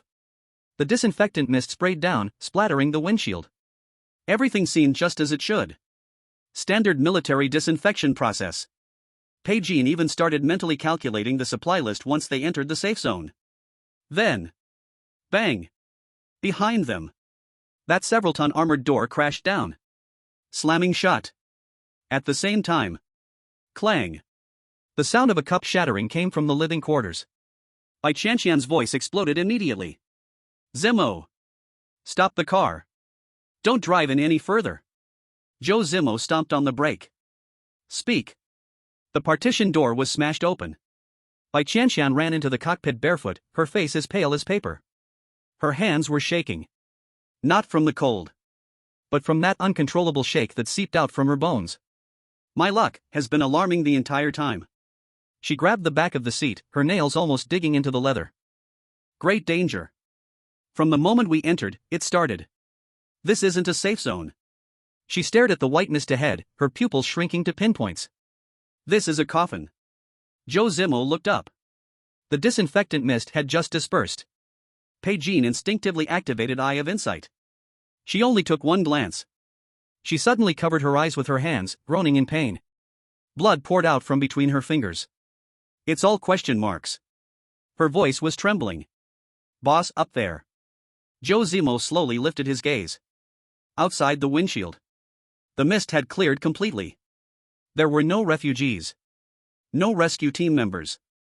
Not a single human face. In the plaza, over 100 heavy Mutant tanks were parked in neat rows. It looked like a military parade. The people standing beside the mechas were wearing the standard power armor of the 12th Squad. But the helmets were shattered. There were no faces inside. Dark red blood vessels, like tentacles, were crawling out from the neck stumps, twisting slowly in the air. Exactly the same as the one seen in the underground mine tunnels. Zhou Zimo's fingers stopped on the steering wheel, motionless. He understood. This door wasn't meant to block monsters. It was for locking pigs in. The pigs were them. Click. Behind him, the dozens of tons heavy armored door locked for the final time. In the square. More than 100 blind parasitic mechas turned their heads simultaneously. All at once. Like 100 marionettes being pulled by the same string. The hollow faceplates, dead set on the heavy fortress that had delivered itself to them. Inside the cockpit, it was quiet for 3 seconds. Zhou Zimo's right hand slowly left the steering wheel and reached for the master switch of the weapon system. He didn't look at the more than 100 monsters outside. He stared at the resource panel. He quickly calculated in his mind. How much metal would come from breaking down over 100 sets of military power armor? Chapter 79, I reverse steel base permissions. Click. Behind him, the 3-meter-thick anti-radiation armor door locked shut. 12 hydraulic lock bolts shot out simultaneously. The kind of vibration you couldn't hear with your ears, but felt crawling up from the ground, through the tires, all the way into your bones. No one spoke inside the cabin. For exactly 3 seconds. Only the V-12 fusion engine idled with a humming sound, like a beast gasping in a cage. The escape route was gone. Not possibly gone. It was gone in the most physical, complete, and absolute sense. Outside the windshield, over 100 mechas of the 12th Rescue Squad stood in the gray underground square. Some stood, some squatted, some rested their hands on ammo crates, in all sorts of poses. Like a group of soldiers frozen in time. Then, over 100 necks of alloy with no heads. All turned in unison, at the same speed, at the same angle. A full 180 degrees. At a constant speed. Silent. A human neck couldn't turn that far. Hisses. Dark red tentacles spilled out from the mecha collar. They wriggled slowly under the dim white lighting above the square, like sea anemones growing from rotten meat. Corrosive liquid dripped from the tips of the tentacles, hitting the ground and releasing wisps of white smoke. Over 100 hollow faces. Over 100 pairs of non-existent eyes. 100 meters away. Locked dead on this 18-ton iron box. Gulp. Bai Qianqian swallowed hard. The sound echoed in the cabin, like banging a gong. Her right hand was gripping the HK-416's handle tightly, her 5 fingers turning white. The blood she'd forced out from her eye of insight earlier had dried into a blackish-red scab on her chin, looking like she'd been punched. Boss. Bai Qianqian's voice was as dry as sandpaper. 130 units. All second-generation military power armor. Standard-issue shoulder-mounted plasma fusion cannons. She paused, lowering her voice even further. I've memorized the specs for this model. One shot can penetrate 200 millimeters of homogeneous steel. She turned her head and glanced at Zhou Zimo. Her eyes were bloodshot. Even if our vehicle has 2,800 points of armor, with a full volley from them, this vehicle will turn into a 3,000-degree microwave. There won't even be ashes left. Bai Qianqian curled up under the back seat, covering her mouth with both hands, barely daring to breathe. Her tears fell in big drops onto the back of her hands. It wasn't out of fear.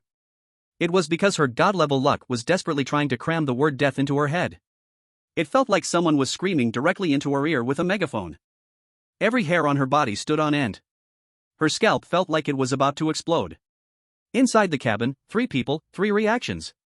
Bai Qianqian was searching for a way out. Bai Qianqian was sensing death. Zhou Zimo? Zhou Zimo showed no reaction at all. He didn't reach for his gun. No pressing the gas. Not even cursing. He just gently placed both hands on the steering wheel, leaned forward slightly, squinting his eyes. Like a scanner. Breaking down every detail outside the car window, frame by frame. Bai Qianqian recognized this state. This was Zhou Zimo settling accounts. In this situation with 130 mechas aiming at their heads, damn it, he was still calculating. Bai Qianqian. Zhou Zimo spoke. His speed was slow. Voice very flat. Like discussing what to have for breakfast tomorrow. If this is a deadly trap, then just now outside, those 12 main cannons on the canyon, why didn't they blast us to pieces? Bai Qianqian was stunned for a moment. Her brain froze briefly under the high pressure. Because you used the base recognition code of Vehicle 03, the system marked us as friendly. Right. The system marked us as friendly. Zhou Zimo's lips twitched, forming a curve completely without warmth. Then the system marked them as what?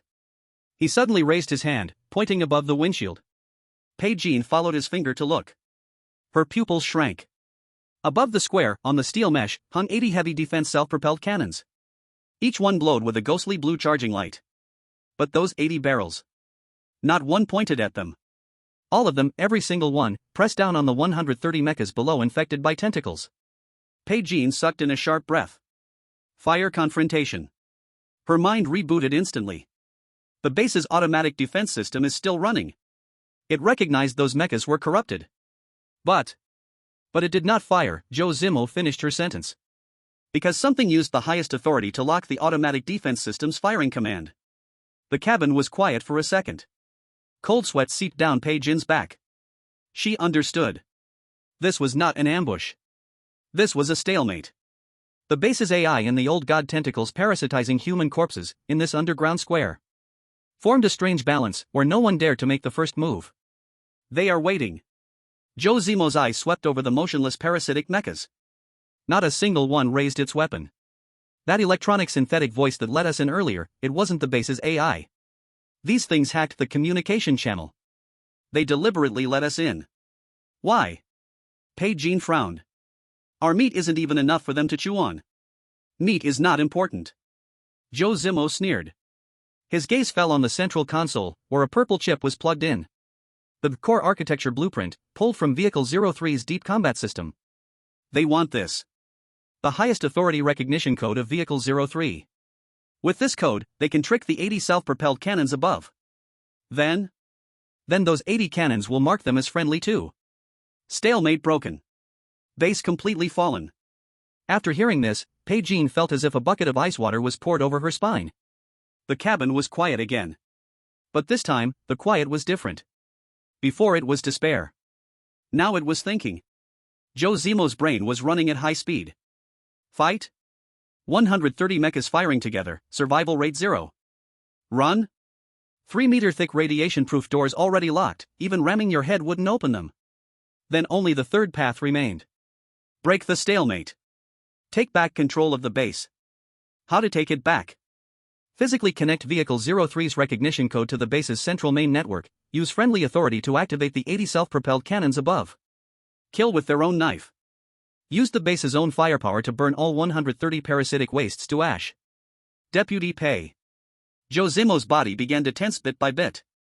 Bai Qianqian had seen this feeling before. It was the moment a beast lowered its body before pouncing. How many plasma shots can our armor defense take now?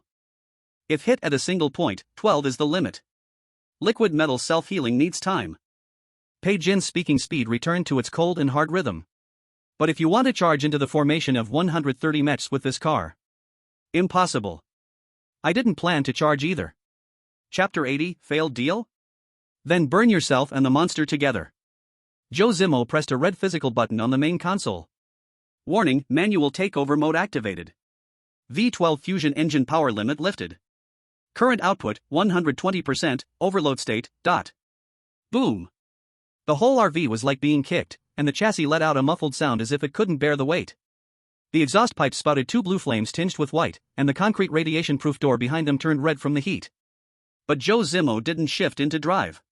He shifted into neutral. He revved the engine. Vroom vroom vroom.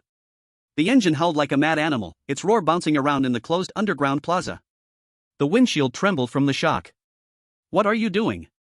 Bai Qianqian gripped the handrail tightly. They want the identification code in my hand. There was no expression on Zhou Zimo's face. Then I'll let them know, unless they come to get it themselves, this car can explode into fireworks any time due to engine overload. I won't go to them. I'll make them come to me. The tentacle jungle in the plaza stirred. The dark red flesh tubes twisted violently in the air, as if they were stung by a huge noise and energy wave. The monsters were calculating. If this car exploded, the identification code would be lost. The 80 self-propelled guns above them would never disappear. The deadlock would never break. Even they themselves would be overturned by the shockwave from the explosion. A loss. A huge loss. Crack. Crack. Crack. The sound of mechanical footsteps echoed. The 130 mechs split evenly to both sides. It was as if someone had cut them down the middle. From the deepest part of the steel crack, a mech slowly walked out. It was bigger than the others. Its paint was pure black. The military rank insignia on its shoulders hadn't fallen off. But what made the skin crawl the most was, on the neck of this mech, there was a human head. Not a tentacle. A real, complete human head. Its eyes were rolled back. The skin was gray. The features were dry like a specimen. But due to some kind of preservation treatment, it hadn't decayed. That was the original commander of the 12th Rescue Team. A black flesh pipe as thick as an arm drilled out from the mech's spine, connecting to the back of that head. Like a wire. Or more accurately, like a puppet string. The commander mech stopped in the center of the plaza, 50 meters away from the RV. The dead head, not knowing how long it had been dead, slowly opened its mouth. Its lips were hard. Its teeth were black. But the sound that came from that mouth was exactly the same as the electronic synthesized voice on the communication channel just now. Vehicle 03, hand over the core identification code. Open the door. Pain can be avoided. The voice didn't come from a speaker. It came through the resonance of the flesh pipe on the neck, directly penetrating the RV's bulletproof glass. It struck the eardrums of the 3 people. The buzzing. With a rotten aftertaste. Bai Qianqian pressed her hands tightly to her ears, curling up into a ball. Bai Qianqian felt goosebumps all over her body. They didn't just parasitize the body.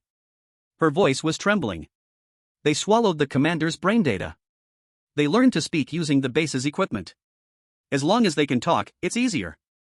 Zhou Zimo stopped revving the engine. The noise in the car instantly dropped.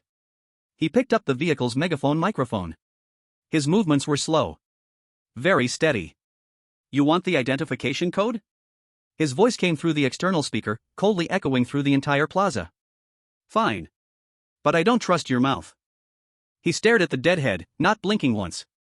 You, come over alone. Exchange the highest physical key for the base's automatic defense system for my vehicle 03 core. 1 for 1. Fair trade. The logic of the capitalists works just as well in front of the old god. Of course, it's not really about trading. Zhou Zimo is gambling. Gambling on the old god monster, which has swallowed human data, being so desperate to get close to the 03 core that it would risk approaching this car, which could explode at any moment. As long as it gets close. Zhou Zimo has 1,000 ways to make it die. The square is quiet again. The commander tilts its head. The hollow eye sockets of the shriveled head are facing the RV, as if it's thinking. 5 seconds. 10 seconds. It really took a step forward. 1 step. 2 steps. The heavy ally combat boots hit the concrete ground. Each step. Like the pounding of a coffin lid. Behind it, the 130 mech stands still. Just watching it move forward alone. It's hooked. Bai Qianqian's voice trembles, it's hard to tell if it's excitement or fear. 30 meters, 20 meters, as long as it enters a 10-meter range, the vehicle's closed defense cannon can tear it apart. Do not fire. Zhou Zimo's voice is soft, but as hard as iron. The closed defense cannon can't kill the tentacle core inside. Once we fire and don't kill it immediately, all 130 mechs will swarm us. Then what exactly are you going to do? 15 meters. 12 meters. The commander's mech stops. It seems to sense a certain dangerous aura and refuses to take another step forward. That dead head opens its mouth again. Transaction, distance, too close. Stop. You, come out. Zhou Zimo's expression doesn't change. But his fingers gently tap on the steering wheel. It's his habit when his account isn't settled. It's not stupid. It hasn't fully bitten the bait. What to do? Only one path left. Bai Qianqian, sit in the driver's seat. Be ready to take over the weapon system. Zhou Zimo yanks off his seatbelt and grabs the purple chip on the control panel with his right hand. Bai Qianqian reacts after half a second. Then suddenly presses his wrist down. Are you getting out of the car? Her voice changes pitch. Are you crazy? Once you leave this car, you're just an ordinary person. It can cut you in half with one tentacle. I never make a losing deal. Zhou Zimo turns his head. He looks into Bai Qianqian's eyes. Very calmly. Wait for me to get down. When it reaches out to grab the chip, I need you to do one thing. What? Aim the backup exhaust valve of the V12 fusion engine at my position. Full power flush. Bai Qianqian's pupils dilate. The exhaust flush of the fusion engine. That's a death wave of steam that can spray 600-degree heat in an instant. Not only can it burn the monster to death. Zhou Zimo himself would also be severely burned. It might even. Zimo! Bai Qianqian screams. Tears all over her face. Shut up. Zhou Zimo doesn't turn around. If you don't want to die, turn on your divine luck completely. Cover me. He shakes off Bai Qianqian's hand. Pushes open the heavy car door. The cold air rushes in. With a rotten smell. The lights of the square are pale and dim, shining on the more than 100 mechs without heads, their shadows stretching lone. Zhou Zimo holds the chip in his left hand, his right hand naturally hanging down. He looks completely unguarded.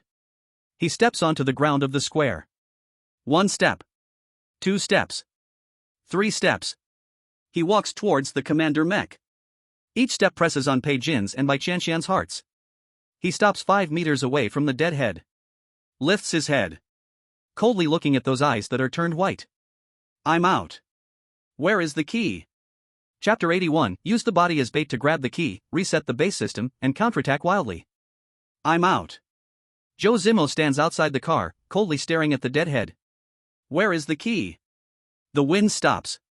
Behind him, the heavy fortress, the V12 fusion engine rumbles low. Like a beast with its neck chained, ready to break free at any moment. Less than 10 meters away, the commander mech stands motionless. The preserved elderly head on its neck tilts, the dead white eyeballs rolling down. Deadly staring at the purple chip, the size of a fingernail, in Zhou Zimo's right hand. It confirmed. Using the twisted logic pieced together from devouring human brain nerves, it verified whether this chip was real. Low-level code matches. Number 03 core. The old man's jaw opened and closed, squeezing out a harsh electronic sound. Immediately, the 100mm thick composite armor plate on the mech's chest clicked, sliding to the sides. Inside, there was no one. Only a mass of dark red mother tissue wriggled like rotten meat in the center of that disgusting chunk. A nerve tentacle, as thick as 2 fingers, slowly extended. At the tip of the tentacle, a hexagonal silver metal disc curled, its surface glowing faint blue. The supreme physical key. The ultimate control of the base defense system. Zhou Zimo's breathing slowed. The abacus in his brain clicked at lightning speed. Distance, 8 meters. Its tentacle's extreme reach, combined with previous tunnel data, is roughly 12 meters. That means I'm already standing in its death zone. Cold sweat slid down his temples into his collar, but he didn't even blink. He didn't step forward. Standing still, he slowly lifted the chip with his right hand. Throw the key, I'll toss the chip to you. His voice was as calm as discussing a business deal. One hand gives money, one hand gives goods. The commander mech didn't move. The dead man's head slowly twisted at the corners of his mouth. A strange smile. Human. Fraud. As the electronic sound fell. SSS. The dark red tentacle holding the key did not throw the metal disc. It exploded directly. Like a red spear coated with corrosive liquid, it stabbed straight at Zhou Zimo's face at an impossible speed. Not a trade. It wanted to swallow both him and the chip in one bite. Boss. Inside the cockpit, Bai Qianqian's right hand clutched the red knob connecting the heat exhaust valve. His fingers turned white. He couldn't open it. The tentacle was too fast. The exhaust valve had a 0.5-second delay. Open now, the steam hasn't even come out, and Zhou Zimo's head would already be pierced. Open early, 600-degree steam would cook him alive. A deadlock. Only something that had fought a mechanical old god countless times could calculate this millisecond-precise death gap. But Bai Qianqian didn't know. The man outside never intended to make this trade with the monster.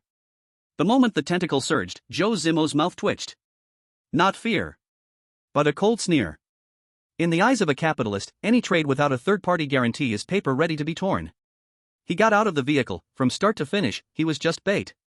Qianqian. He screamed in his heart. Inside the living cabin, Bai Qianqian knelt on the shock-absorbing bed, pressing her hands hard against the floor. She had pushed herself to the limit. Blood seeped from the corners of her eyes, nose, and ears. Move aside. Her vocal cords tore. Hum. An invisible light exploded from the tank's body. It covered Zhou Zimo completely with no blind spots. The tentacle was less than 10 centimeters from his forehead. Absolute deathline. Then, the commander mech's heavy alloy right leg stepped on a piece of rubble as it powered forward. Oil stained the bottom. The whole mech slid 0.5 degrees. Just this 0.5 degrees. The tentacle that should have pierced his brain brushed past his left face. The slime burned a patch of hair on his left temple, carving a blackened blood streak across his cheek.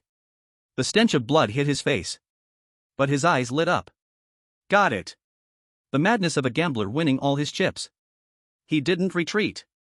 The moment the tentacle brushed his cheek, he sprang sideways, left hand clamping the rear half of the tentacle like iron pliers. Where the key curled. SSSKK. The tentacle let out a baby-like wail. Dark red muscles contracted violently, trying to drag him in. The huge pull instantly dislocated his left shoulder. The sound of bones misaligning. He didn't let go. Give it here. His right hand shot out like lightning, grabbing the silver key. Snatched it. Next second. Without looking back, he threw all his remaining strength to roll and leap to the right. With blood foam in his throat, he roared out. Bai Qianqian, fire! In the cockpit. Bai Qianqian did not hesitate. Not even for a second. The red knob was twisted all the way down. Boom! The V-12 fusion engine let out a dying scream. It wasn't exhaust. It was flood discharge. The 600-degree high-temperature fusion steam sprayed out from the main exhaust port under the front of the vehicle, like a volcano bursting open. A 20-meter-long, dark blue gas column. A temperature hot enough to melt steel. The tentacle that had just retracted halfway didn't even have a chance to struggle. Sizzle. The moisture instantly evaporated, carbonizing into black ash flying everywhere. Roar. The cluster of mother organism inside the commander's mech let out a painful howl. The steam shockwave slammed against the mech's armor plates, scalding the exposed nerve conduits. And then, 130 power armors, like a hornet's nest being poked. The plasma cannons on their chests lit up with ghostly blue charging lights. They were about to fire. Open the door. Zhou Zimo rolled on the ground 3 times. His tactical suit was torn, blood oozing from his flesh. He climbed up from the ground, gripping the key tightly in his right hand, like a lone wolf with a broken leg still charging forward, and lunged toward the vehicle door of the heavily armored fortress. Bang! He slammed into the passenger seat. Before he could steady himself, Bai Qianqian had already pulled down the door closure lever. The armored door slammed shut tightly. Over 100 beams of blue light outside were locked out behind the door. Insert! Zhou Zimo forced his dislocated and misaligned jaw back into place with his left hand, breathing heavily, and slapped the blood-soaked key onto the central console's data interface. Take over. Bai Qianqian's 10 fingers danced across the holographic keyboard, leaving afterimages. Beep. Physical key has been connected. Highest authority confirmed. At that moment. Outside, on the plaza, the light of 130 plasma-cutting cannons had already reached their peak. The next second, they would vaporize. Bai Qianqian's fingers slammed onto the enter key. Defense system reset. Target updated, exterminate all alien contaminants. Tap. A faint electronic beep. But at this moment, it was louder than thunder. The dome of the plaza. 80 self-propelled heavy defense cannons, which had been hanging upside down for who knows how long, had their turret indicator lights change color simultaneously. Yellow turned to blood red. Zhou Zimo slumped in the seat. His body was covered in blood, his left arm hanging limply, a charred blood channel running across his face. He tilted his head and looked at the Mets outside, charging their weapons at him. He smiled. With blood foam in his throat. Let them see what firepower deficiency phobia looks like. The moment the words fell. Boom, boom, boom, boom, boom. The entire underground plaza was completely submerged by the ballistic light. Chapter 82, Crazy Harvest.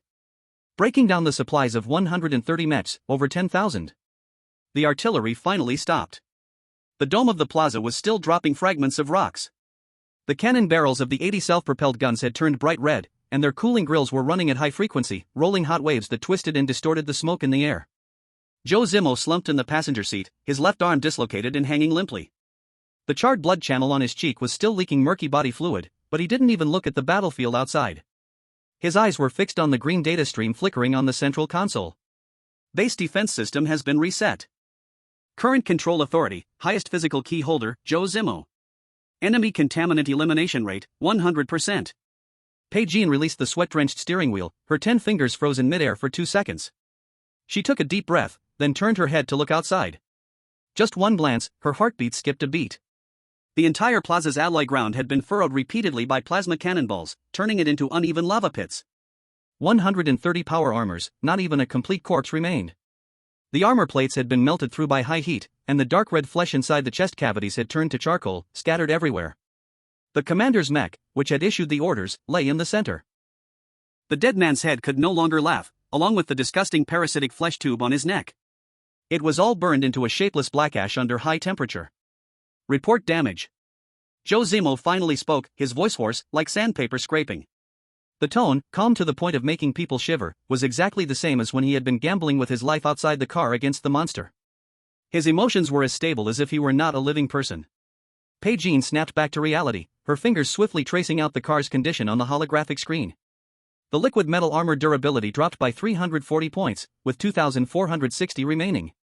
The engine and chassis transmission are all normal. We didn't fire a single bullet ourselves, it was all thanks to the base's self-propelled artillery clearing the area. After the report, her gaze fell on Zhou Zimo's left shoulder, which was a sight too grim to bear. Your left arm is dislocated, and the facial burns need immediate sterile treatment, or they will get infected at any moment.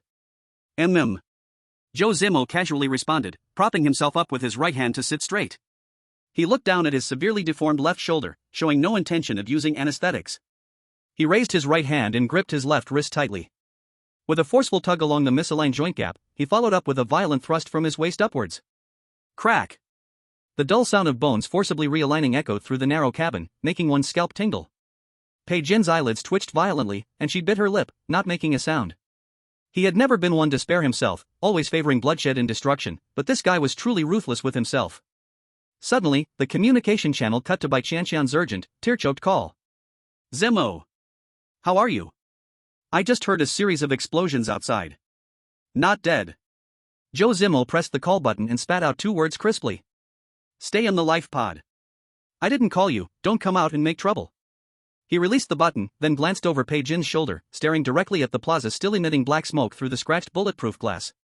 The ground was littered with debris. 132nd generation military power armor units. Although they were shattered by plasma cannon fire, the bearing skeletons, alloy joints, servo motors, and high-end energy conduits were all solid, high-value commodities. To the other survivors, this was a deadly graveyard they dared not step into.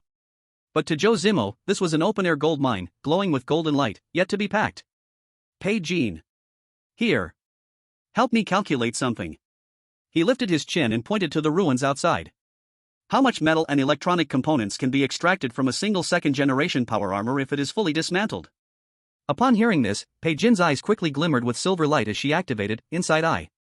In perfect condition, a single unit can refine approximately 120 units of metal, 15 units of electronic components, and 8 units of energy batteries. Her pupils refocused on a wreck that had only half of its body left and added. However, after being battered by artillery fire, the output efficiency drops to about 60%. Zhou Zimo's mind worked like an abacus equipped with the highest-end chips, instantly calculating the numbers clearly. 130 units, at 60% efficiency. 9,360 refined metals. 1,170 electronic components. 624 energy points. As this massive number formed in his mind, his bloodshot eyes instantly brightened like two high-powered searchlights. Open the door, get out. Are you crazy? Your body's data is still below the death red line. Bai Qianqian quickly tapped the red warning frame on the medical panel. Not dead yet.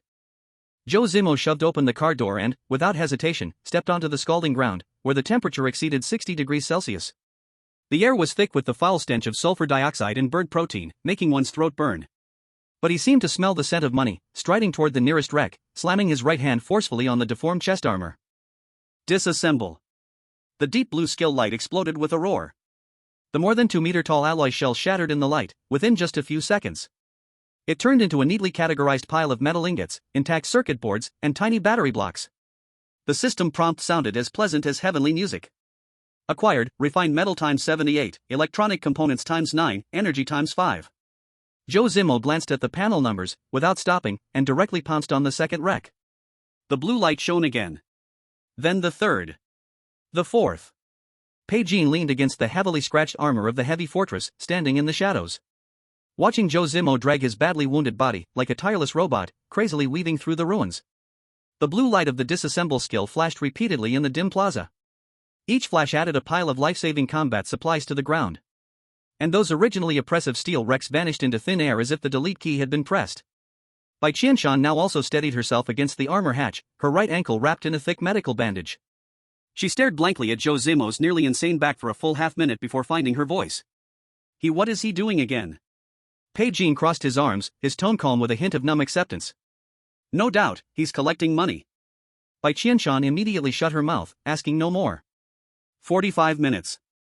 Zhou Zimo dragged his wounded body and squeezed every bit of value from 130 mech wrecks in the plaza. Not even a rusty gear that flew to the corner was left, truly leaving nothing behind. At this point, his personal resource panel's reserves had skyrocketed to a terrifying level that would make all survivors in the server jealous to the point of madness. Refined metal, total reserve 10,427. Electronic components, total reserve 1,506. Energy, total reserve 948. The vast plaza was cleaned empty. Zhou Zimo stood in the center, sweat mixed with blood soaking his tactical suit, each breath sounding like a heavy bellows. But he wiped the blood from his chin with his thumb and forced a wide grin. This round, he profited greatly. He turned and trudged back to the RV, plopping into the driver's seat. He took the purified water Bai Qianqian handed him and drank over half the bottle in one gulp. My capital, I got it all back with interest. He tossed the empty bottle into the storage box and exhaled a satisfied breath. Bai Qianqian tapped his fingers and pulled up the vehicle's logistics inventory list. With your current metal reserves, even if we just hammer underground, we could save up enough to build a light escort ship. Not enough, still far short. Chapter 83, Escape Route welded shut, beneath lies the old god's stomach. Zhou Zimo casually tore a medical hemostatic patch and slapped it onto the wound on his cheek with a clap. In this damned apocalypse, lack of firepower is the greatest sin. Bai Qianqian sat on a folding chair behind the co-pilot seat, timidly pointing at the roof. Then what about the 80 self-propelled guns hanging on the dome? Why not disassemble them for cash too? Zhou Zimo looked up, scanning the heavy firepower array on the track already in dormant standby mode. Leave those. Bai Qianqian raised an eyebrow, quickly understanding his logic. You plan to turn this into a fixed stronghold? The outside safe zones have been swallowed by the black fog, leaving less than a quarter. Driving around in the wasteland is an endless death loop. Zhou Zimo leaned back, his gaze growing extremely deep. Here we have a complete official radiation-proof structure, plus built-in defensive firepower arrays.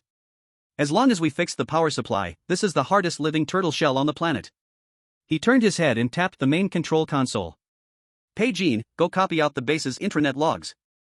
I want to see what the 12th squad really dug up down here back then. Okay. Bai Qianqian pulled out a data cable from her combat suit pocket and directly plugged the miniature tactical terminal on her right arm into the physical interface of the vehicle control panel.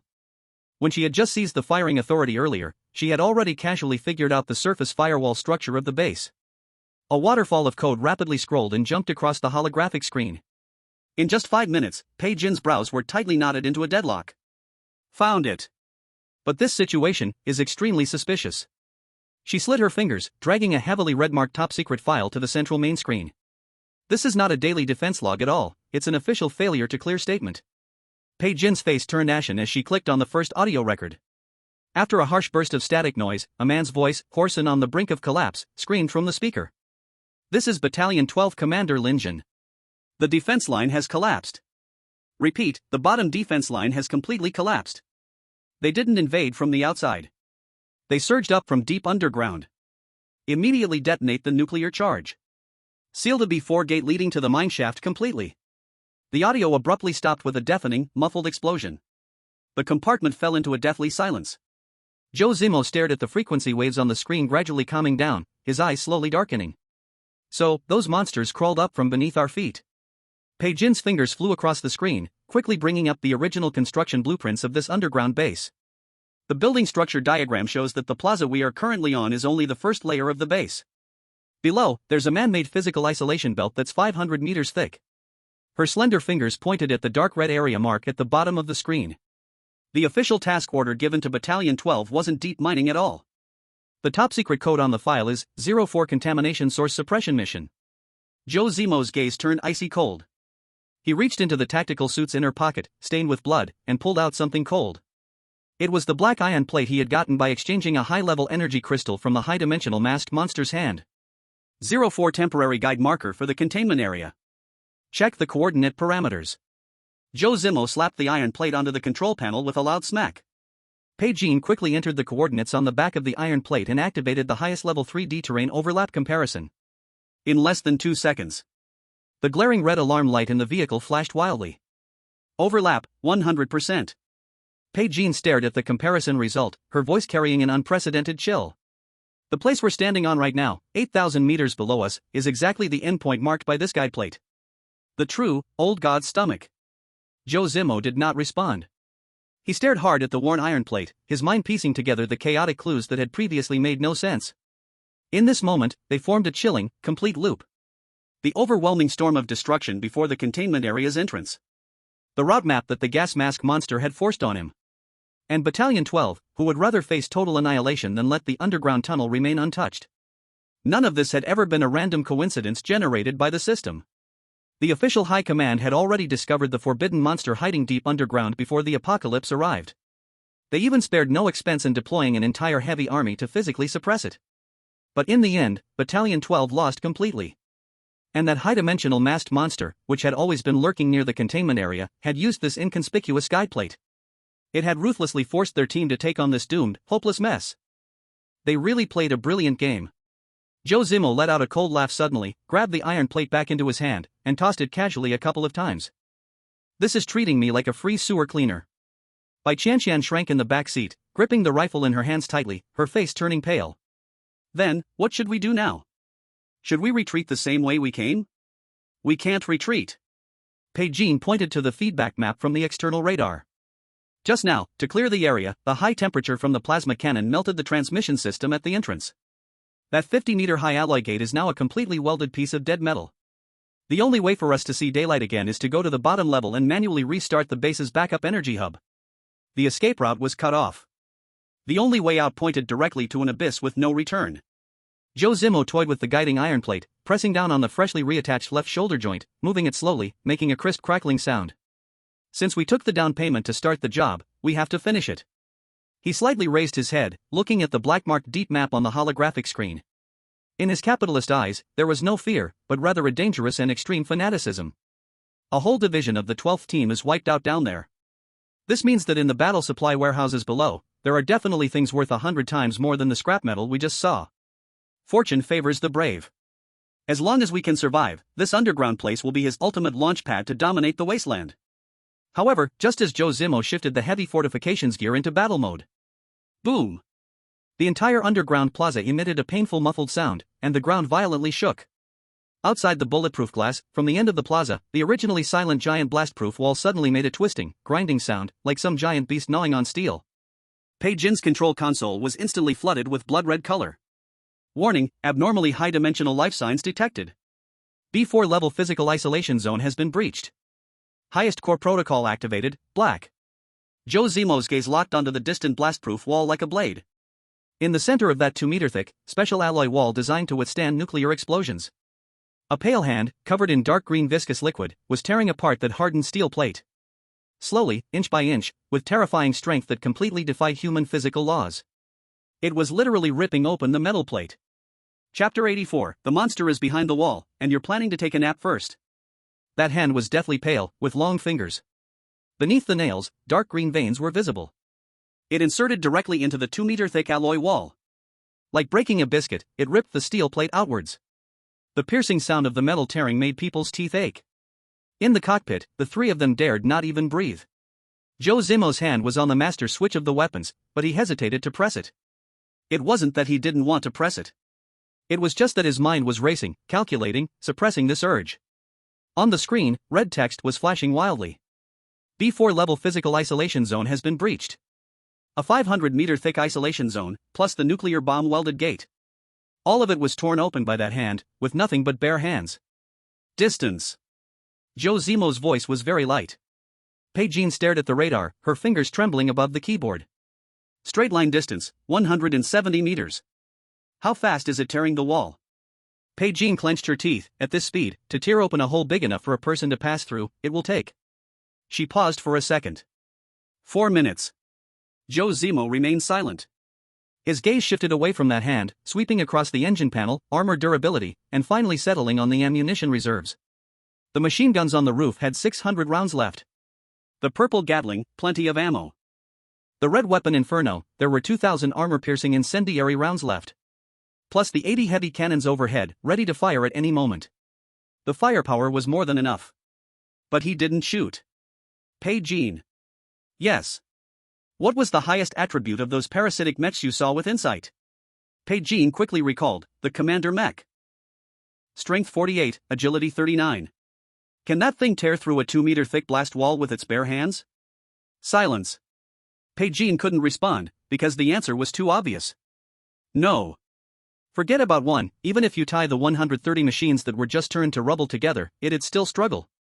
So the strength of this thing behind the wall, at the very least, is 10 times that of the commander. Don't use insight. Zhou Zimo immediately warned. Bai Qianqian was stunned. What did you say? I said, don't look at its attributes. Zhou Zimo's eyes were icy cold. The last time you looked at the masked monster, your eyes bled on the spot, and all its attributes were question marks. This thing crawled out from beneath the masked monster's guard. Do you think its level is any lower than the gatekeeper's? Bai Qianqian's hand recoiled. His face instantly turned ashen. A faint sound of gasping came from the back row. Bai Qianqian curled up in her chair, clutching her knees tightly. Her eyes were fixed on that hand, her pupils trembling. Zimo. Shut up. Zhou Zimo interrupted directly, his tone not heavy but firm. Take a deep breath and steady your sanity. If you break, we lose a live radar. Bai Qianqian bit her lip hard, forcing herself to hold back a scream. She closed her eyes and began counting her breaths. 1, 2, 3, 4. Her hands were still shaking, but at least she had steadied herself. Zhou Zimo glanced at the black iron plaque on the control panel. Temporary guide sign for shelter number 04. The iron plaque had changed. The black surface was now glowing with dark red lines. It even felt a bit hot to the touch. Interesting. He flipped the iron plaque over and shone his tactical flashlight on it.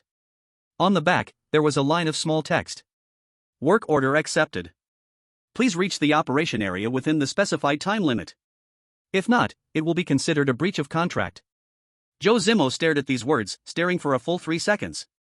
Then, he couldn't help but laugh angrily. It looked exactly like a worker being ruthlessly pushed by a client. More anger, more absurdity. Bai Qianqian. Mum. What do you think, if I throw this plaque over now, will it stop? Bai Qianqian's mind raced quickly. You mean, this monster and the masked one are on the same side? The masked one is the guard at the gate. Zhou Zimo tapped the iron plaque on the table. This one here is a prisoner in solitary confinement. The guard just sent me a work order for clearing the sewer. Now, the prisoner has broken out of jail. If you were the guard, the work just got outsourced, and the prisoner ran away, what would you do? Bai Qianqian understood. I would catch the prisoner first. Otherwise, the monthly KPIs are ruined. Exactly. Zhou Zimo slammed the iron plaque down, so, the guard is definitely on their way. We just need to hold on, and wait for it to take over. As soon as the words fell, there was another sharp sound from outside. Zhou Zimo turned sharply. The gap had been ripped open even wider. One small arm of the monster was visible now. Pale, scaly, with green fluid dripping from it. We need to adjust the timing. Bai Qianqian's voice tightened. It's speeding up. We only have 2.5 minutes at most. Qianqian. Zhou Zimo shouted. Here. Bai Qianqian opened her eyes wide. Can you feel its emotions? Bai Qianqian concentrated hard. The underground magnetic field was too chaotic, but the monster's oppressive aura was hitting her head directly. I can feel a little bit. Her voice trembled. It's not like a zombie, it's not hungry, nor angry. Then what is it? Bai Qianqian swallowed nervously, curious. It's curious. The cockpit went dead silent in an instant. A mutant monster that couldn't be killed even by a nuclear explosion, tearing through metal walls with its bare hands. Not because it wanted to eat people, not because it was angry. Just because it was curious. This was scarier than any rampage. Because you could never guess what a curious monster would do next. Activate the self-propelled cannon. Zhou Zimo ordered. What mode? Bai Qianqian had already placed his hand on the fire button. Stand by and aim, absolutely don't fire. Understood. Above, all 80 heavy cannons lit up with red lights, their barrels locking onto the blast wall.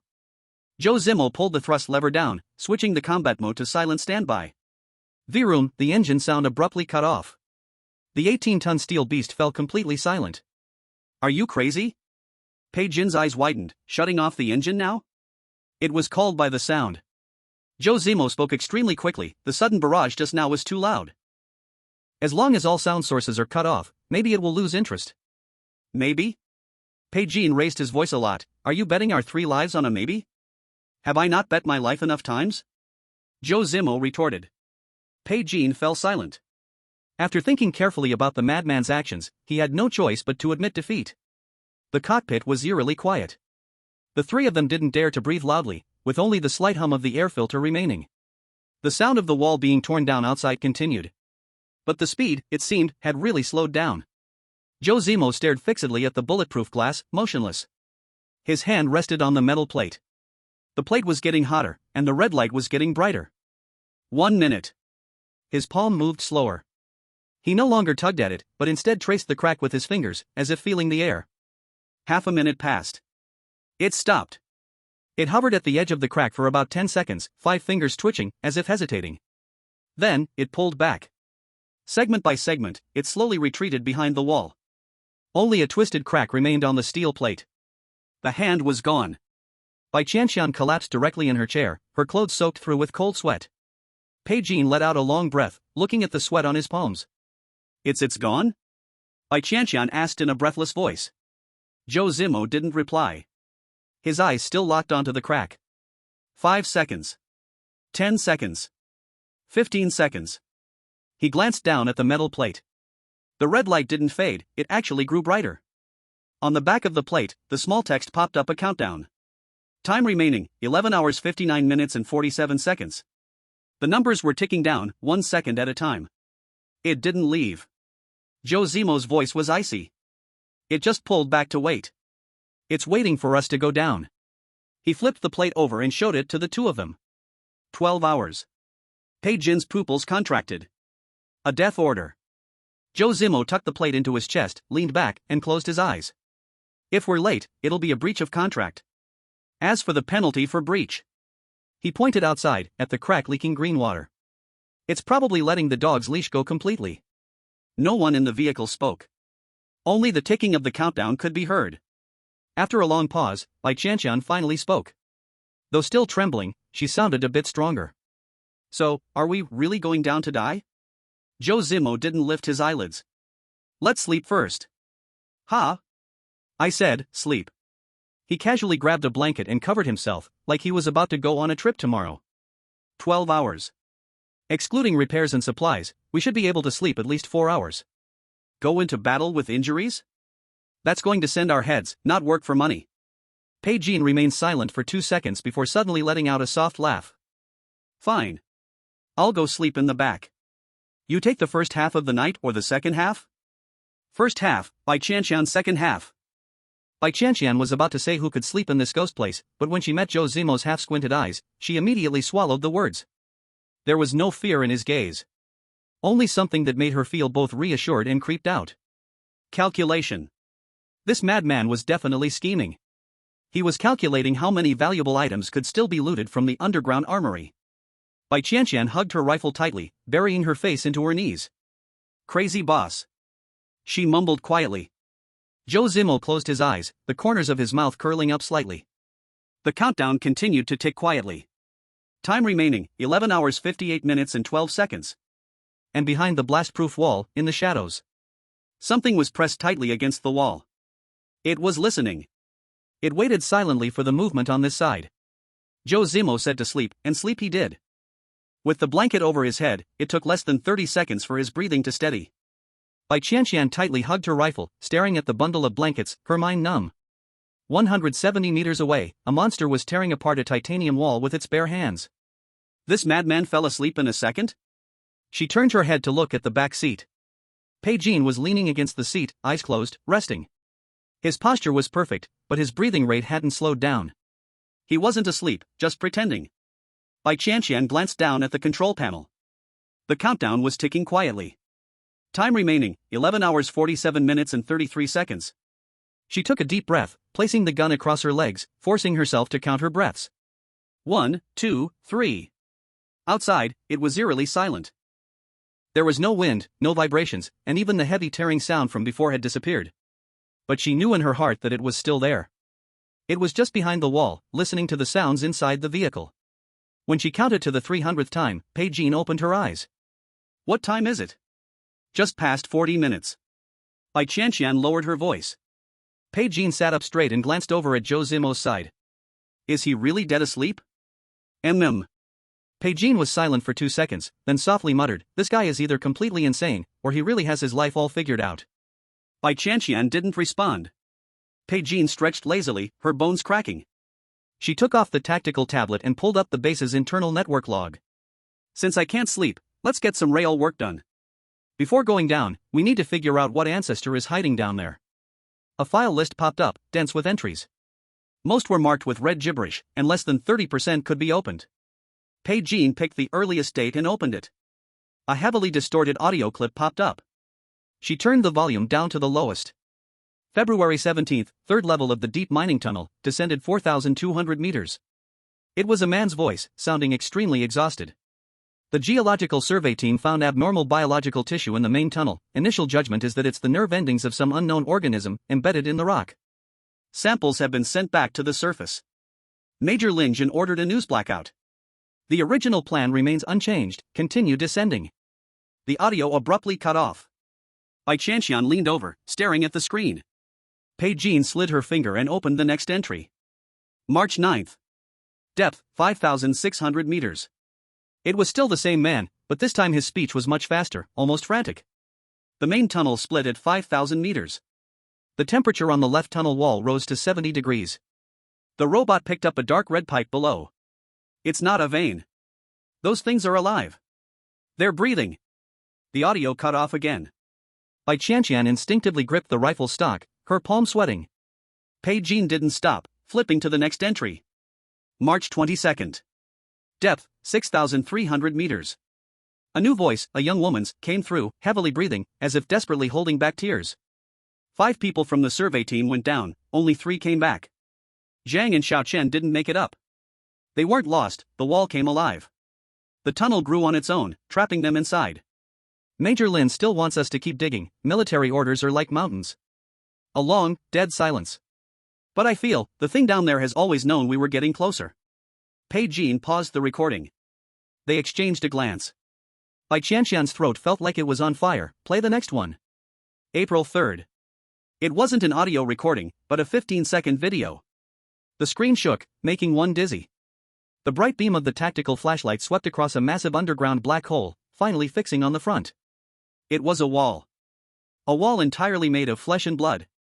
Dark red flesh membranes, with blood vessels as thick as thighs, like tree roots, burrowed into the stone. The fluid inside was still slowly flowing, swelling and deflating. In the middle of the screen, embedded in the flesh wall, was something. A huge eye. Its eyelid was closed, but the membrane beneath it was twitching violently, as if about to open at any moment. The video completely cut to black. The cabin was deathly silent. This is what we're about to face down there. Bai Jin's voice was flat, but her hand holding the tablet was clearly tense. A whole wall of flesh and eyes. Bai Qianqian muttered to herself. Bai Qianqian swallowed nervously. Paige, yeah, are you scared? Of course. Bai Jin answered without a moment's hesitation. The straightforward response caught Bai Qianqian off guard. Bai Jin rarely managed a half smile, not a cold laugh, but one of helplessness. Can fear be eaten? Can fear stop the countdown? She leaned back in her chair. That crazy guy Zhou Zimo once said something that hit the nail on the head. Going down with little energy left is like going to deliver your head. Right now, we should fix the car, get some rest, and check the strategy. When that lunatic wakes up, he'll definitely figure out a safe way to get through. You trust him that much? It's not about trusting his character. Bai Jin glanced at the boss wrapped in the blanket. It's trusting that brain of his that's turned his abacus into a spirit. This man would crawl for 20 minutes with a broken arm just to pick up a stray iron rod. Do you think he'd make a losing deal and throw his life away here? Bai Qianqian thought for a moment and realized that this logic was utterly flawless. Her tense shoulders slowly relaxed as she leaned back in her chair. Then I'll sleep for a bit. Wake me up later. The countdown ticked silently on. Remaining time, 10 hours 52 minutes and 18 seconds. Zhou Zimo turned over, half of his face exposed outside the blanket, his lips slightly moving. Bai Jin pricked up her ears and listened. Can still dismantle, scrap mechs, gather them together. Bai Jin rolled her eyes. Seriously, even in his sleep, he's doing calculations. Exactly 4 hours. Zhou Zimo opened his eyes on time. No lounging around, no rubbing his eyes, his biological clock was as precise as a clocking machine. The first thing he did was stare at the control panel. Remaining time, 8 hours 11 minutes and 44 seconds. How's the vehicle? He sat up, his voice still hoarse. Bai Jin handed him the tablet. The liquid metal armor self-repaired by 73%, the fusion engine is at 91% power. I've calibrated the chassis, no problems. Firepower? Red weapons are fully loaded with 2,000 rounds, Gatling has 600, the roof-mounted machine gun has 1,200 rounds ready. Enough for a medium-scale skirmish. Zhou Zimo nodded, tapping his fingers on the steering wheel. What about those self-propelled cannons on top? All 80 are online. But they're bound to the central control panel. Once the vehicle leaves this layer, remote control will be disabled. How long to dismantle them? 12 tons per unit, welded directly to the ceiling. If you want to take them all apart and remove them, at least 4 hours. Zhou Zimo glanced at the countdown. Only 8 hours left, the travel time and monster fighting, this time was barely enough for him to be a hamster. Forget it. A flicker of pain passed through his eyes, but his refusal was crisp and decisive. Anything found in the logs? Bai Jin pushed the prepared report over. Zhou Zimo scanned it quickly, pausing for 2 seconds when he saw the 15-second giant eye video. Did the 12th squad complete the purge? April 11th, Lin Jin led the team down to 7,000 meters and dropped a tactical thermobaric bomb. Bai Jin clicked on the last audio recording. Lin Jin's voice was on the verge of collapse. The thermobaric bomb exploded.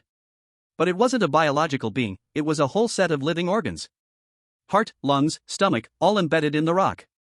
Our nuke, it only burned away one layer of stomach lining. One layer of skin. Screams and explosions drowned everything out. Zhou Zimo turned off the audio, his gaze looking through the bulletproof glass at the bombed blast wall 170 meters away. Through the crack, dark green mucus was still seeping out. Wake Bai Qianqian, get ready to work. Zhou Zimo's tone was very calm. Got a tactic? Bai Jin asked.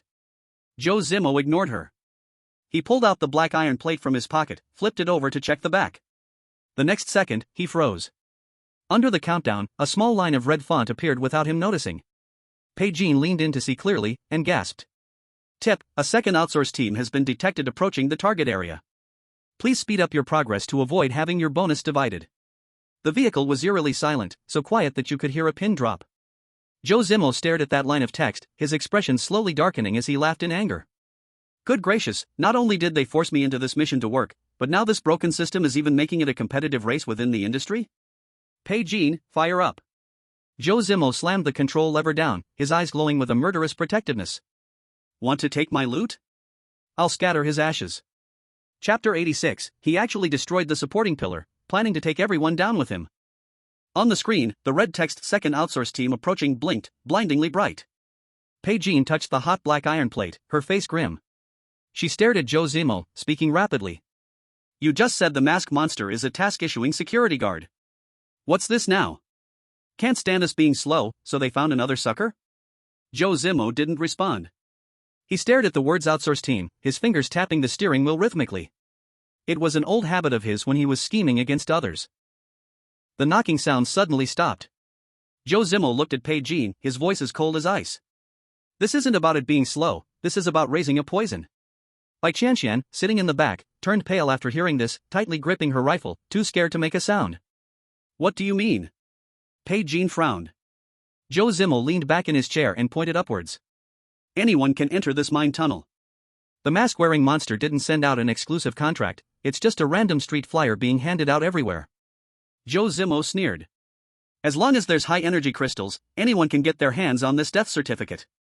The logic at the bottom of this old god's shelter is to cast a wide net, finding a bunch of cannon fodder to fill that stomach. If there's not enough cannon fodder, they're not fed enough, and if there's too much, they'll naturally start to fight among themselves. Breaking a contract means death, but the slots are limited. Bai Qianqian felt a chill running down her spine. She immediately opened the holographic radar, overloading the search range. The screen flickered with static, then a red dot appeared at 3,600 meters above. There really is something coming down. Bai Qianqian gritted her teeth. It's fast, they're definitely using heavy-duty vehicles. They didn't even search for supplies along the way, they're heading straight for the absolute target below.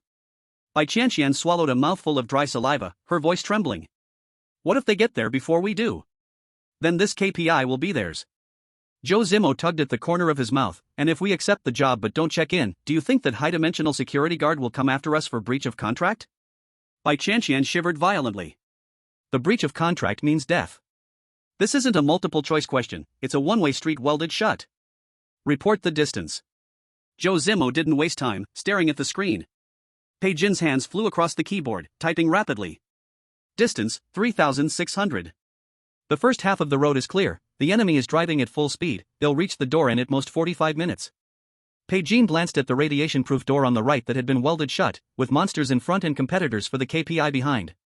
One wrong step, and it would be the outcome of being crushed into meat paste.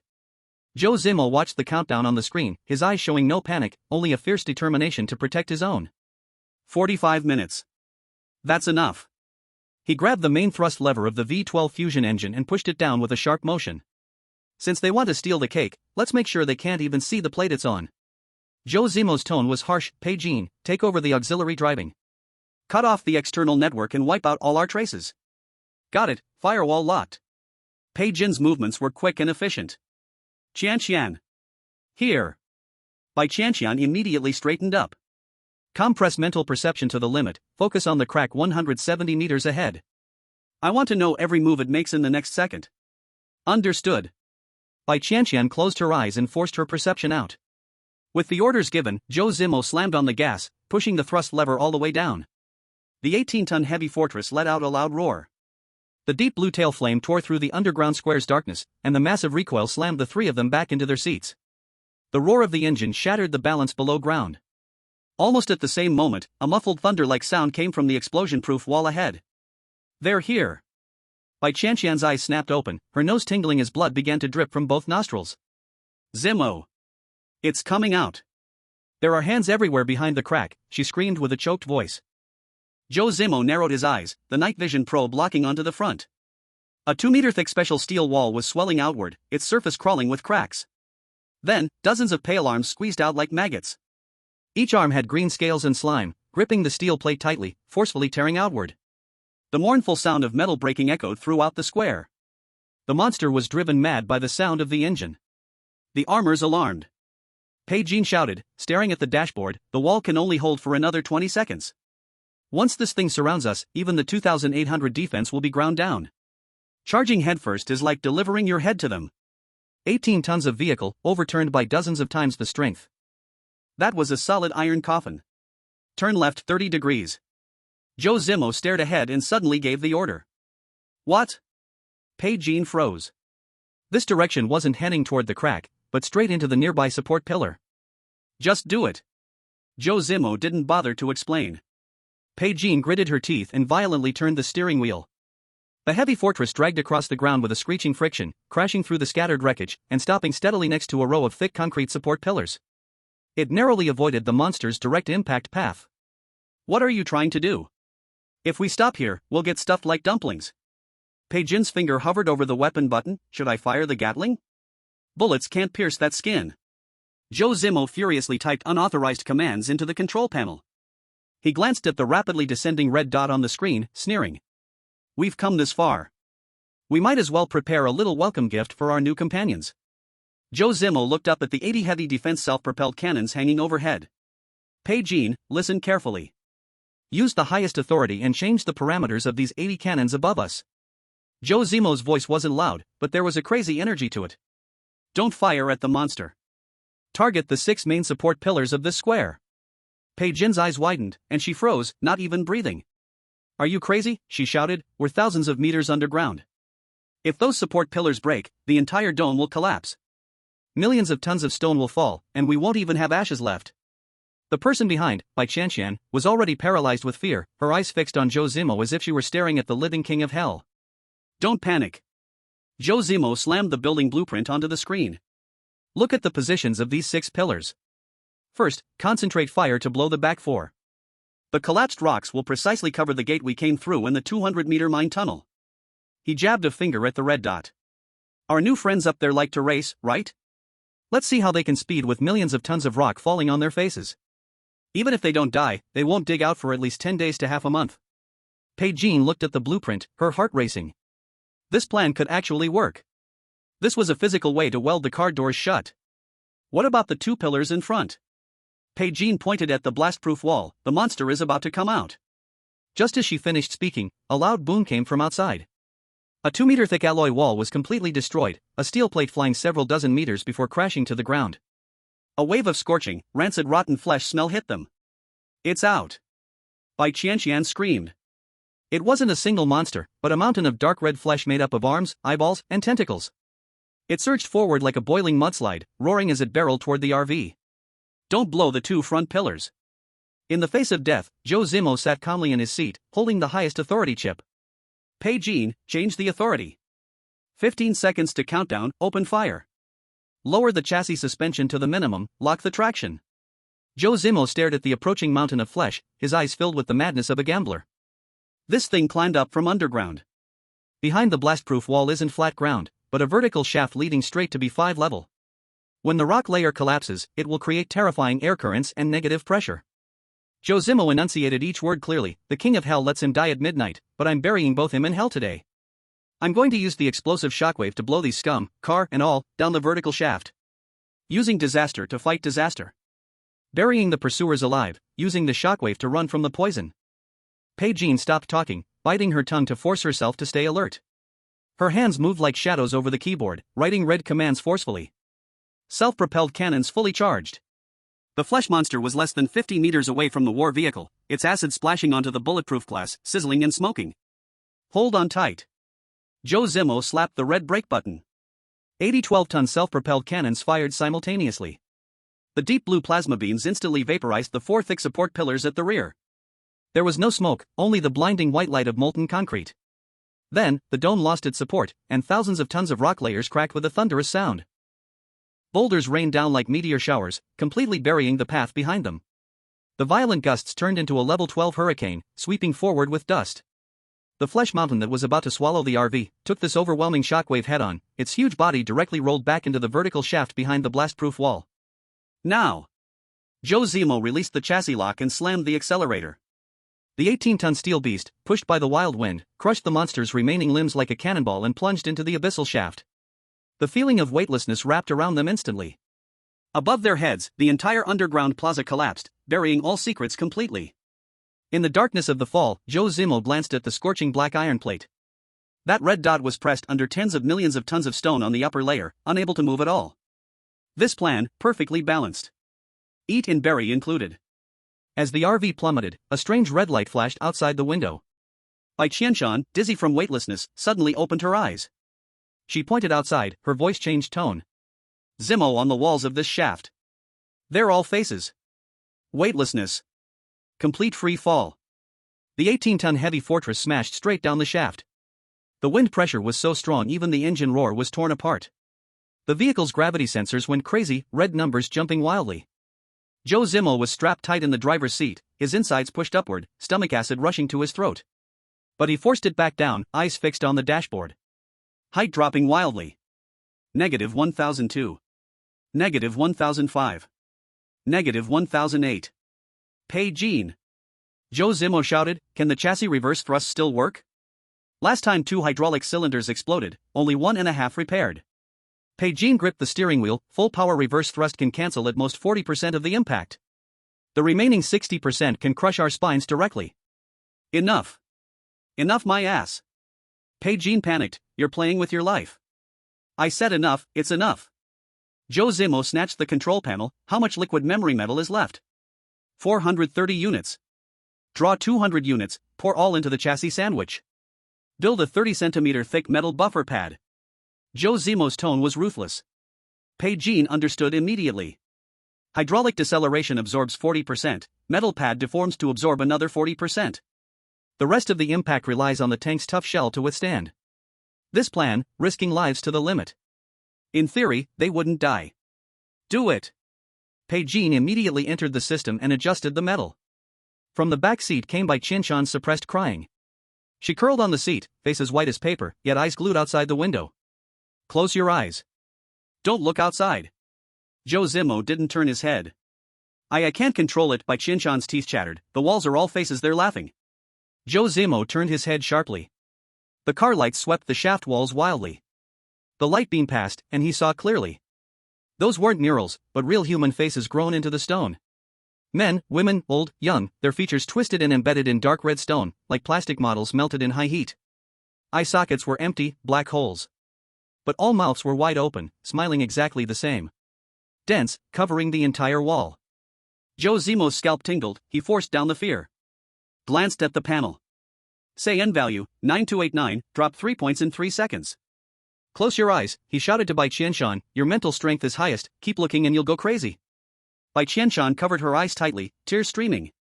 They're not laughing, their muscles are twitching, they're in pain. Zhou Zimo's face turned cold. "Got it. Don't report info unrelated to survival." Bai Qianqian, report height. -3002. Speed 38 meters per second, still accelerating. How far from the bottom? The iron plate shows -8,000. At this speed, 2 minutes 10 seconds to touch bottom. Bai Qianqian shouted. "It's enough time." Zhou Zimo took a deep breath. Is the buffer pad thick enough? 22 centimeters, still 8 centimeters short. Flow rate too slow to keep up. By school beauty. Zhou Zimo called out. Bai Qianqian covered her face and trembled, with no reaction. Bai Qianqian, stop playing dead. Put your hand flat on the plate. Zhou Zimo's tone was firm and left no room for refusal. Ha! Activate your god-level luck. Fine-tune the physical parameters and speed up the metal flow. If you don't want to die, hurry up. Bai Qianqian bit her lip, holding back her fear, and pressed her hand firmly on the steel plate under her feet. A faint golden European light flashed, immediately spreading along the chassis. The flow rate is up. Bai Qianqian exclaimed with joy, 28. 30 centimeters. The buffer layer is done. Zhou Zimo exhaled a deep breath, leaning against the back of the chair, staring at the altitude meter. -4005. -5000. -5005. The faces of people outside the vehicle grew denser, eventually merging into a mass of meat paste. Dozens of faces shared one eye socket, lips pressed against each other. He couldn't be bothered to look again and pulled out the black iron plate, the one that brought death. Remaining time, 7 hours 48 minutes and 22 seconds, the countdown did not stop. Flipping to the back, the red dot from before, which was fighting for business, was completely gone, replaced by a few lines of red text. Notice, the competing team has been wiped out. Your outsourcing priority is now the only one. Warning, this work order has been upgraded to forced execution. Breach of contract will result in immediate annihilation. Zhou Zimo sneered and stuffed the iron plate into his pocket. How's the situation? Bai Qianqian asked. The competitors got buried. Now we're the only ones left. Zhou Zimo's tone was flat. Isn't that a good thing? A good thing? Bullshit, it's been forced into execution. If we don't do it, we die. Bai Qianqian was silent for 2 seconds, so even if we bury our competitors, we still have to go down this black pit. Once you're on a pirate ship, you can forget about getting off. Zhou Zimo stared ahead. The only good thing is, we have the entire big cake down here. Bai Qianqian's mouth twitched. This black-hearted boss mind was something else. Forced to work inside a monster's stomach, and he was still celebrating achieving industry monopoly. -6008. Bai Qianqian shouted, we're in the range. Start reverse thrust. Zhou Zimo slapped down the brake lever. The chassis screamed with ear-piercing friction, and the war vehicle violently shook. The remaining hydraulic cylinders desperately ejected air, forcing the 18-ton vehicle to slow down. The speed visibly dropped, but still too fast. Not enough. Bai Qianqian said, sweating, the bottom speed still has 12 meters per second. 18 tons crashing down is just a metal lump.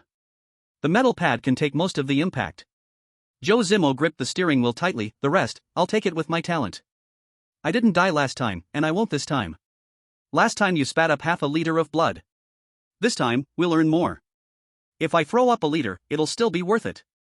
Zhou Zimo didn't look back. Shut up, prepare for a hard landing. -7008. -7009. -8000. The headlights finally reached the bottom. It wasn't stone. Instead, a huge mass of dark red, soft flesh. Its surface was covered with semi-transparent mucus, and large blood vessels below were pulsing, throbbing. It looked just like a giant tongue. Damn! Bai Qianqian broke down. Boom! The 30-centimeter metal pad was instantly compressed, taking the first wave of damage. The chassis let out a screech of agony, barely holding on. The violent impact threw the three of them forward. Then, the trampoline effect kicked in. That flesh pad actually bounced the war vehicle into the air. Zhou Zimo's stomach lurched as his stomach acid slammed around. They crashed down again, the force halved. After bouncing back and forth 3 times, the vehicle finally stabilized, and with a plop, it sank half a meter into the flesh. Inside the vehicle, it was deathly quiet. Only heavy breathing was left. Zhou Zimo let go of the wheel and glanced at the data panel. Vehicle, Heavy Armor Fortress, LV5. Armor, 2214/2800. Chassis, light damage, can be repaired. No explosion, big profit. He slumped back in the chair, staring blankly at the roof for 2 seconds. Battle damage. Zhou Zimo muttered 2 words. Armor dropped by 500, the chassis is slightly deformed. Bai Qianqian rubbed his purple collarbone, better than last time. What about the people? I'm fine. Bai Qianqian turned his head to look at the back row, the school beauty. Bai Qianqian slumped in the chair, her face covered in blood and tears, her eyes dull. Still, breathing. Zhou Zimo didn't waste any words and immediately switched to external surveillance. 6 cameras were all on. The 3 of them instantly fell silent. This wasn't an underground cave, it was a massive fleshy chamber. All around them were pulsating, dark red meat walls. The entrance to the vertical shaft above had become a tiny black dot. The battle vehicle was parked on the floating meat pad. Even through the gas mask armor, they could still feel the nauseating, hot, and fishy stench outside. Warning, severe biological contamination. Temperature 52 degrees, oxygen deficiency. Suggestion, stay in the vehicle and don't get out. Bai Qianqian stared at the screen, swallowing his dry saliva. Captain Lin wasn't lying, the organs really do grow in the stone. This time, we've truly fallen into the stomach of the old god. Zhou Zimo's expression remained unchanged as he took out the iron tag. Remaining time, 7 hours 41 minutes and 8 seconds. Flipping it over, a tiny line of blood red text appeared at the bottom. Zhou Zimo squinted his eyes. It read. It is hungry. He suddenly raised his head. Something was rising from the abyss ahead. It wasn't the tentacles of a monster. It was a beam of light. Two faint artificial headlights pierced through the darkness below, steadily rising. Behind the lights was a square iron shell. An armored vehicle. Pavice, Zhou Zimo's voice was as cold as ice. I see it. Pigeon forcefully opened, inside eye, blood gushing from his nose. That's the armored vehicle of the 12th Rescue Team. Read the number. Pigeon widened his eyes with effort. Number 01. It's the command vehicle. Zhou Zimo's finger froze. The vehicle numbered 03 had already been dismantled by him to feed this fortress. Vehicle 01 was Commander Lin Jin's exclusive ride. That vehicle, listed as completely destroyed, melted into iron in the official logs, had somehow crawled out of the old god's stomach on its own. Bai Qianqian tightly covered her mouth, preventing herself from screaming. Through the headlights, they saw clearly. On top of the worn-down armored vehicle, a figure in tattered military clothes was seated.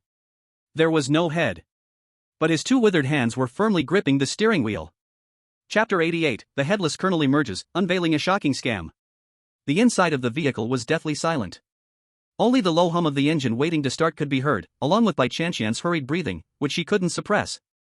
In the 6 external surveillance screens, the broken-down number 01 armored vehicle was slowly rising from below. The headlights were on. They shone ominously. Zhou Zimo stared at the radar reading in the bottom right corner of the screen. 120 meters. 101. 100. Report the speed. 0.3 meters per second, Pigeon's voice was tight. At this speed, it will be in our faces in 7 minutes. What about the weapon system? The vehicle-mounted machine gun is warmed up, and the ammo chain is full. Pigeon's finger hovered over the fire control panel. Should we shoot? Zhou Zimo remained silent. He stared at the headless driver. The monitor zoomed in to the maximum. The person in the driver's seat wore a tattered military uniform, the shoulder epaulet half-eaten by something, leaving only a green edge. His arms, skin stretched over bones, looked like dried beef jerky, stiffly draped over the steering wheel. As for his neck above, it was completely empty. The break was not caused by a sharp weapon but by being twisted off forcefully. The bone fragments protruded, still hanging onto a few strands of dried muscle. It's driving. Bai Qianqian's voice trembled from the back. It has no head, how can it see the road? That's a good question. Zhou Zimo also wanted to know. Pigeon, check the engine status of the number 01 vehicle. Pigeon quickly switched to the scanning panel and froze. No engine signal. What does that mean? Literally, the vehicle has no power source. Pigeon flipped through the data quickly. No heat, no electromagnetic radiation, no mechanical operation. This is just an iron coffin. Then how did it come up? Pigeon shook his head vigorously. Zhou Zimo remained silent for a few seconds, his gaze locked on the headlights of the other vehicle. The headlights were still on, even though the engine was gone. This logic doesn't add up. Bai Qianqian. Yes. Can your intuition still work? Bai Qianqian closed her eyes and held her breath for 2 seconds, her expression full of pain. It's all garbled noise, like putting my head into a beehive, I can't sense anything. That's normal. Zhou Zimo glanced at the panel. His SAN value was 89, Pigeon's was 82. Bai Qianqian had dropped to 76. It had slipped another 4 points since she first fell. The wall of living faces on the shaft almost drove her insane. Don't look outside. Zhou Zimo didn't turn his head. If you don't want to go crazy, close your eyes. I know. Zhou Zimo stared at the monitor again. 90 meters. 85. 80. Car 01 was still approaching. Its speed was steady, showing no sign of crashing. If it wanted to fight, it could have just sped up and smashed the chassis down there, Zhou Zimo said calmly. Pigeon reacted quickly. You don't think it's here to cause trouble? It's here to say hello. Zhou Zimo pointed at the screen. The headlights are for living beings. This thing is telling us it's coming. Pigeon took a deep breath, his fingers lifting slightly from the fire control panel. 70 meters. 65. The heartbeat of the blood vessels on the surrounding flesh wall suddenly changed. It used to beat once a second, now it doubled, like an enraged heartbeat. The thermometer jumped from 52 degrees to 55. It's anxious, Pigeon whispered. Who? The stomach. Pigeon pointed at the bulging vessels outside. It was slow when we fell, but as soon as Car 01 approached, it became like this. Zhou Zimo caught the key point precisely. Are you sure it changed only when Car 01 got close? Absolutely sure. So this broken stomach isn't excited by us. Zhou Zimo leaned back in his chair, his voice cold. It's intimidated by Car 01. Hearing that, Bai Qianqian felt a chill down his spine. An ancient relic official that could swallow the whole rescue team was afraid of a broken car moving inside its stomach? 50 meters. 45. Bai Qianqian stifled a voice from behind. It stopped. Indeed, it stopped. Car 01 was steady, stopped 42 meters ahead. Its headlights pointed straight at the RV windshield. Then, the headless driver moved. It released the steering wheel, its dry hand hanging down. Then it pushed the car door open. The headless corpse stepped out, treading on the sticky ground step by step. Military boots pressed on the flesh pads, making a wet splat sound. Bai Qianqian was so scared she buried her head in her knees. Bai Qianqian slapped the fire control panel sharply. Hands off, don't fire. Zhou Zimo stopped her. It's walking toward us. I'm not blind, I'm watching. 30 meters. 25. The corpse moved very slowly, its steps steady, like an old man taking a walk. Its tattered military uniform pockets bulged, as if carrying something. 20 meters. Zhou Zimo squinted, noticing a grotesque detail. With every step, the flesh pads under its feet sank down. The thick blood vessels around the footprints shrank and turned pale, like they saw a ghost. This stomach was really afraid of it. 15 meters. The corpse stopped. It stood right in front of the vehicle, its headless neck facing the windshield. Even without eyes, Zhou Zimo felt it staring straight at him. Then, it moved its right hand. The dry hand reached into the pocket and pulled out a palm-sized object. It was a piece of cardboard pressed from military waterproof cloth. The corpse held it at chest height, showing the front to the vehicle. The sixth camera autofocused, the image instantly clear. The letters on the cardboard were written in blood, dried to dark brown. The handwriting was clear. Bai Qianqian gasped and read aloud after seeing it. Outsourced work order #04-003. Contractor, Linjin, rank, Colonel. Task, eliminate core contamination at containment number 04. Status, overdue. By the last words, her voice completely changed tone. Debt, 1 high-energy crystal. Overdue penalty, all. Note, debt must be repaid, as it should. Signed, Patrol. The cabin fell silent for 5 full seconds. Zhou Zimo's face remained cold. He took out the life-threatening iron tag given by the masked monster, flipped to the back, and stared at his own work order number. 04-007. Linjin was 003. Meaning, before they became the next victims, that masked monster had already trapped at least 6 waves of poor souls. Zhou Zimo looked up at the headless corpse holding the IOU outside the window. Colonel Linjin. Leader of the 12th Rescue Team. A man with over 100 mechs and heavy artillery. Such a top-tier, regular army was turned into nothing but a lifeless corpse by this broken stomach. Now, let's take a look at our side. An assembled RV, a lucky European koi, and a calm first officer. Where's his head? Bai Qianqian gritted her teeth, her face pale. Zhou Zimo's mind flashed back to the dead man's head, which was still attached to the mech's neck inside the base. Tentacles parasitize, and the flesh pipe transmits sound. His head is up there, acting as the security captain. Zhou Zimo sneered, even with his head and body separated, he still has to work 2 jobs. Any capitalist would shed tears seeing this. Bai Qianqian suddenly raised her head, her lips white. He's really dead, right? By common sense, someone without a head should definitely be dead. But in this hellhole, common sense means nothing. Zhou Zimo's eyes remained fixed on the screen. The headless corpse still held the IOU, unmoving. The two of them stood in a silent standoff across the air for 10 seconds. Then, Zhou Zimo did something that nearly gave Bai Qianqian a heart attack. He unbuckled his seatbelt and stood up. What are you doing? Getting out of the car. Bai Qianqian grabbed his arm tightly. Are you insane? It's 52 degrees outside. The ground is heavily polluted. That's a headless monster, and you want to go socialize with it? It's here to deliver a message, not to fight. Zhou Zimo coldly pushed her hand aside. A former employee came all this way to hand over the job. As the one who inherits the work, I should at least go meet them. Bai Qianqian opened her mouth but couldn't squeeze out a single word. This thought process was absolutely incredible. Zhou Zimo grabbed the anti-contamination mask, fastened it to his head, and took a step toward the exit with the iron plaque in his hand. He paused and turned to look at the back seat. Bai Shuehua. Here. Bai Qianqian's hands were still trembling. Turn on the luck for a minute. Just half a minute will do. Zhou Zimo's tone was unexpectedly calm. You've done well so far, stay steady. Bai Qianqian froze. This capitalist actually praised someone? She bit her lip hard and slapped her hand against the car wall. The faint golden European light immediately flickered to life. Zhou Zimo pushed open the car door. The 52-degree stench and hot gust of wind hit him straight in the face. As he stepped down, the warm, sticky liquid immediately spread over his shoe. Clutching the iron plaque, he walked step by step toward the headless corpse. 10 meters. 5 meters. 3 meters. It wasn't until he got closer that he saw that Lin Jin's tattered military uniform still had a blackened second-class merit medal hanging on the chest. The corpse didn't move, still holding the bloodstained IOU. Zhou Zimo stopped, raised the 007 numbered black iron plaque in his hand. Through the gas mask, his voice was cold and stern. 04-007, Zhou Zimo. I'm taking over your shift. As soon as he finished speaking, the corpse's arm suddenly twitched. The bloodstained IOU slipped from its dry fingers. The free right hand slowly raised, pointing directly at the rear compartment of the number 1 armored vehicle.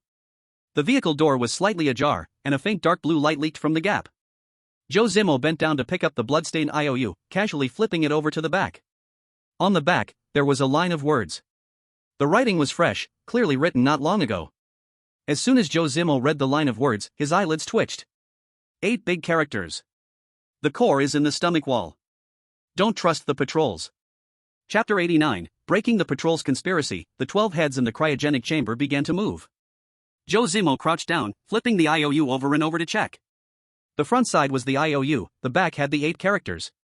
The handwriting was completely different on both sides.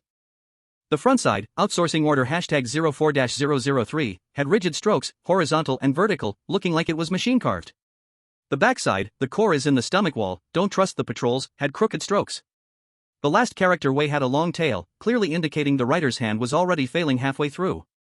Zhou Zimo held the cardboard and stood up, looking at the headless corpse of the colonel. Lin Jin was still holding that position, his right hand pointing firmly at the rear compartment of the number 1 vehicle. The front side was written by the patrols, Zhou Zimo said indifferently, the back side was your own addition. The corpse couldn't react, since it didn't have a head. But he noticed a detail. The nail of Lin Jin's right index finger was worn down. The skin on the fingertip was cracked and blackened. The gaps in the fingernails were filled with dark brown blood scabs. These were the 8 words, scraped out with his own blood, using his nails on cardboard. Zhou Zimo remained silent for 3 seconds. He folded the blood-written message and stuffed it into his pocket, then turned and walked away. Bai Qianqian, open the hatch. The airtight hatch opened with a hiss, and Zhou Zimo squeezed into the cockpit, pulling off his mask, and plopping back into the pilot's seat. Bai Qianqian stared at him. What did it say? It doesn't have a mouth, how could it speak? Zhou Zimo slapped the blood-written message onto the control panel. Take a look yourself. Bai Qianqian picked it up, first reading the front, then flipping it over. Her expression instantly changed. The core is in the stomach wall, she whispered, reading aloud, don't trust the patrol. Bai Qianqian leaned forward from the back seat. What does that mean? What core? It means the masked monster has been treating us like monkeys the entire time. Zhou Zimo leaned back against his seat. The task on the work order was to eliminate the core pollution source at Containment Facility 04, right? Right. Bai Qianqian nodded. The patrol tricked us into coming down, gave us the coordinates and the ID tags, and even took a high-energy crystal as a deposit. Zhou Zimo raised one finger, and what happened?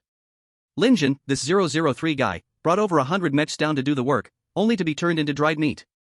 And before he died, with his last breath, he scraped these 8 words on the back of the note with his blood. Zhou Zimo looked down at the frostbite scars on his right hand. He was warning those who came after, that the core wasn't actually where the work order said. Bai Qianqian reacted quickly. Are you saying the coordinates the patrol gave us are fake? The coordinates might be real, but digging the pit was real too. Zhou Zimo traced a line on the holographic panel.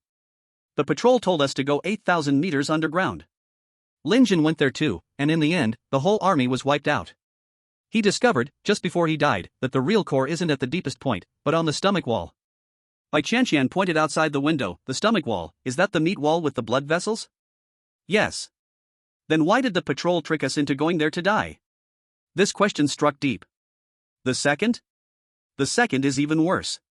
Bai Qianqian said coldly, the patrol is just a gatekeeper. It doesn't want anyone to touch the core on the stomach wall, because if the core breaks, the old gods will die, and it will lose its job. The cabin fell silent for a moment. Zhou Zimo slowly clapped twice. First officer, your brain is worth this price. Bai Qianqian didn't respond, frowning as she continued to deduce, but this logic has a flaw. If the patrol wants to protect the core, they could just weld the door shut, so why go through the trouble of issuing a work order to trick people down? Because it can't contain it anymore. Zhou Zimo pointed at the wriggling meat wall outside the window. This thing is alive and still growing. Those level 1 polluted areas above are expanding wildly. It's definitely its doing. He paused. Then why didn't it let the outsourced workers directly hit the core? Bai Qianqian asked. Following its path is simply a death sentence. Who said we have to follow its path? Zhou Zimo sat up straight, his eyes gleaming with the calculation unique to capitalists. The contract says eliminate the core pollutant, but did it specify which door to enter? Bai Qianqian instantly understood. You want to blast the stomach wall directly? The core is on the stomach wall. Zhou Zimo knocked on the central control panel. I only care about the result, not the process. If they ask me to clean the core, I'll clean the core. Whether I dig it out from 8,000 meters underground or just cut out the stomach, it's none of the client's business. Bai Qianqian twitched his lips. Taking advantage of an old god's work order card contract bug, you're something else. But there's a premise. Zhou Zimo raised a finger. First, prove that Lin Jin's intel is secure. You suspect him? I don't suspect the dead, I suspect this damn place. Zhou Zimo stared out the window. In the old god's stomach, whether it's this headless corpse or the number 01 vehicle, it could all be illusions created by the stomach itself. Bai Qianqian's face darkened slightly. So you got out of the car to test it? Yes. Zhou Zimo nodded. When Lin Jin's corpse stepped on the meat pad, the pad shrank back. That reaction can't be faked. The stomach has no reason to fear the illusions it creates. Makes sense. Bai Qianqian thought for a moment. But the evidence is still lacking. So we need to check the trunk of that number 01 vehicle. Zhou Zimo pointed to the monitor. The number 01 armored vehicle was parked 40 meters away, its rear door slightly ajar, emitting a faint blue light. The headless corpse of Lin Jin had just pointed there. It left cargo in the vehicle. Bai Qianqian took a deep breath. You're going down there? No, this time we'll drive up close. Zhou Zimo pushed down the control lever. The V12 fusion engine rumbled low, and the 18-ton heavy armored fortress slowly crushed the warm meat pad, splashing mucus. 30 meters. 20 meters. 10 meters. The battle vehicle smoothly stopped next to the number 01 armored vehicle. The two vehicles parked side by side, as if in an underground garage, if that garage weren't filled with living blood vessels. In the surveillance footage, the headless corpse was still standing, pointing the way. Bai Qianqian used the mechanical arm to tear the door open. The vehicle-mounted mechanical arm extended out, and with a harsh creak, it violently tore open the rusty old car's rear door. Blinding blue light poured out instantly. The number 6 probe automatically focused, projecting the image onto the central control screen. After seeing what was inside, all three of them had their scalps go numb.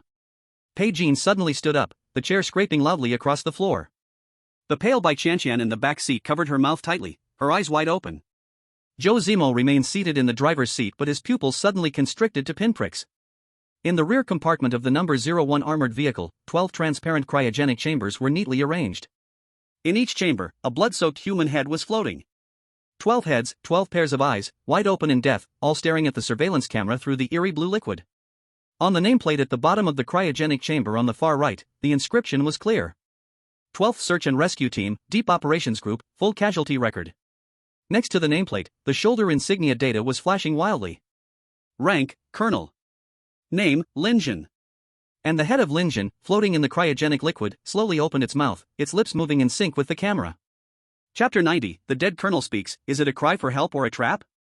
Bubble. A bubble surfaced in the cryogenic liquid. Lin Jin's mouth moved again. Zhou Zimo leaned forward with one hand propped up on the console edge, his eyes locked on the image sent by the number 6 probe. The cryogenic chamber had a layer of ice crust on the outside, and the blue liquid was as thick as jelly. Lin Jin's head hung in the middle, his eyes rolled back. But his mouth was indeed moving, word by word. This wasn't post-mortem twitching, it was a highly purposeful motion. Bai Qianqian. Zhou Zimo's voice dropped low, attach a lip-reading module. Bai Qianqian's fingers flew over the keyboard, and 3 seconds later, he shook his head. This damn vehicle doesn't have that thing. Then just use your eyes. Bai Qianqian said nothing more and zoomed the image to maximum size, his nose almost touching the screen. In the image, Lin Jin's lips slowly opened, revealing somewhat blackened gums, then closing together. The first mouth shape, close then pop open, B or P. Bai Qianqian spoke extremely fast, he keeps repeating 3 syllables in his mouth. In the back row, Bai Qianqian gripped the seatbelt tightly, so scared that even her breathing became chaotic. Look more carefully. Zhou Zimo did not even turn his head. Mouth rounds, pushes forward, pal. Bai Qianqian turned her head to look at Zhou Zimo. Pow! Bai Qianqian answered with a trembling voice. Not pow. Zhou Zimo narrowed his eyes. The first sound is a weak light tone. It is Bai. Bai Qianqian turned back and stared hard at the image replay. After 2 seconds she nodded heavily, right. Bai pow. Don't run. The car was deathly silent. Bai Qianqian asked with a shaking voice, who is he telling not to run? Who else could it be? Zhou Zimo leaned back against the seat. He is begging us. Bai Qianqian's brows twisted into a dead knot, begging us not to run? He is worker number 003, brought more than 100 brothers down here to fight for their lives, and then?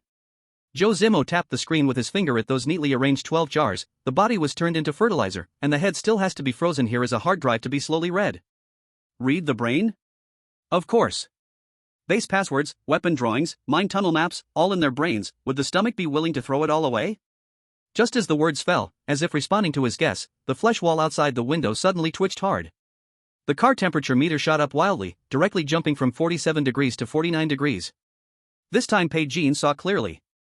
At the bottom of the 12 jars, connected were dark red blood threads thinner than hair, going along the floor cracks, stabbing tightly into the flesh pad outside the car. It is reading the progress. Bai Qianqian's scalp went numb. This car number 01 was not driven here by Lin Jin at all. It is this unlucky stomach that pushed the car and jars up together to welcome guests. The stomach knows a new outsourced worker has come, so it deliberately pushed it out for us to see. Zhou Zimo lowered his head and glanced at the deadly iron plate. Countdown, 11 hours 47 minutes. The air in the car was so stuffy it made people suffocate. This was not horror, it was an extreme kind of suffocation and anger.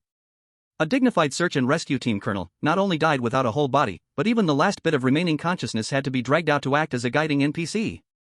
Even like this, he was still desperately reminding those who came later, don't run. Bai Qianqian closed her eyes and took a deep breath, forcing down her emotions. He does not let us run, that means the core we are looking for is definitely nearby. Right. Zhou Zimo directly switched out a holographic projection, pull the probe to the max, see what trick is on the ceiling of car number 01. The image flashed. On the top of car number 01, densely packed were all frozen blood vessel nets. But in this piece of death silence, there was one that was too eye-catching. That one was pure black. As thick as an adult wrist. It was like a black python, passing above the 12 freezing pods, directly stabbing into the underground. Look at that black one. Bai Qianqian pointed, all the other blood vessels are sending blood outward, only it is sucking upward in reverse. It is supplying blood above the stomach wall. Zhou Zimo immediately drew a ray along that black tube on the holographic image. The target pointed directly to the upper diagonal. Open insight, take one look and close it. Zhou Zimo gave the order. Bai Qianqian did not even blink, her left eye ability suddenly burst with blue light. Puff! 2 lines of nosebleed shot out directly, she covered her eye in pain, but her speaking speed was fast, northwest direction. 400 meters. On the stomach wall grew a high-density spherical thing, diameter 2 meters. Definitely a high-energy reaction core. Zhou Zimo let out a cold laugh. He pulled the seatbelt and locked it tight, both hands gripping the control lever again. Lin Jin, I count this as owing you. Qianqian, tie yourself tight. Where to? Bai Qianqian asked urgently. 400 meters away, take its old nest. Zhou Zimo's finger rested on the thrust lever. Iron plate countdown, 11 hours 44 minutes. Wait. Bai Qianqian's brain suddenly turned around, shouting out loud, since Lin Jin's brain is being read, then does the stomach already know he is trying to send us a message? Bai Jin's hand wiping the nosebleed suddenly froze. Zhou Zimo's movement preparing to push the lever also stopped. If the stomach already knows, Bai Qianqian's voice became smaller and smaller, but the logic was terrifyingly clear. Then his words don't run were not his own will, it was the stomach deliberately releasing bait. It wants to lure us to our death. The cabin fell into a deathly silence once again. Zhou Zimo looked through the soundproof glass at Bai Qianqian, whose face was pale but her eyes clear. Then, he looked at the screen where Lin Jin was still muttering silently. Don't run. Don't run. Don't run. 3 seconds later, Zhou Zimo suddenly grinned. It was the typical grin of a ruthless capitalist, ready to flip the table upon encountering a con artist. The co-pilot's got a brain, this move will make a big impact. Zhou Zimo tightened his grip on the thrust lever, 50-50. This could be a dying message, or it could be the stomach using the dead as bait for fishermen. So, are we going or not? Bai Qianqian stared at the radar. Zhou Zimo reached out and drew a red cross on the spherical coordinate of the holographic map. No matter if it's the real core or a rotten trap, we won't know until we touch it. He rubbed his thumb over the red button on top of the thruster. My universal decomposition only has a 5-meter range. If we go over 400 meters, the stomach will definitely turn on us. Zhou Zimo glanced at the panel, 5.56mm blue bullets, 2,000 rounds, light machine gun ammo belt fully loaded. Armored durability at 73%. Plenty of firepower. So, we're not going for a sneak attack. Zhou Zimo slammed the accelerator to the floor. Boom! The V12 fusion engine let out a fierce roar like a wild beast, as the 18-ton armored fortress violently crushed the meat pad beneath, with slime and meat mush flying everywhere.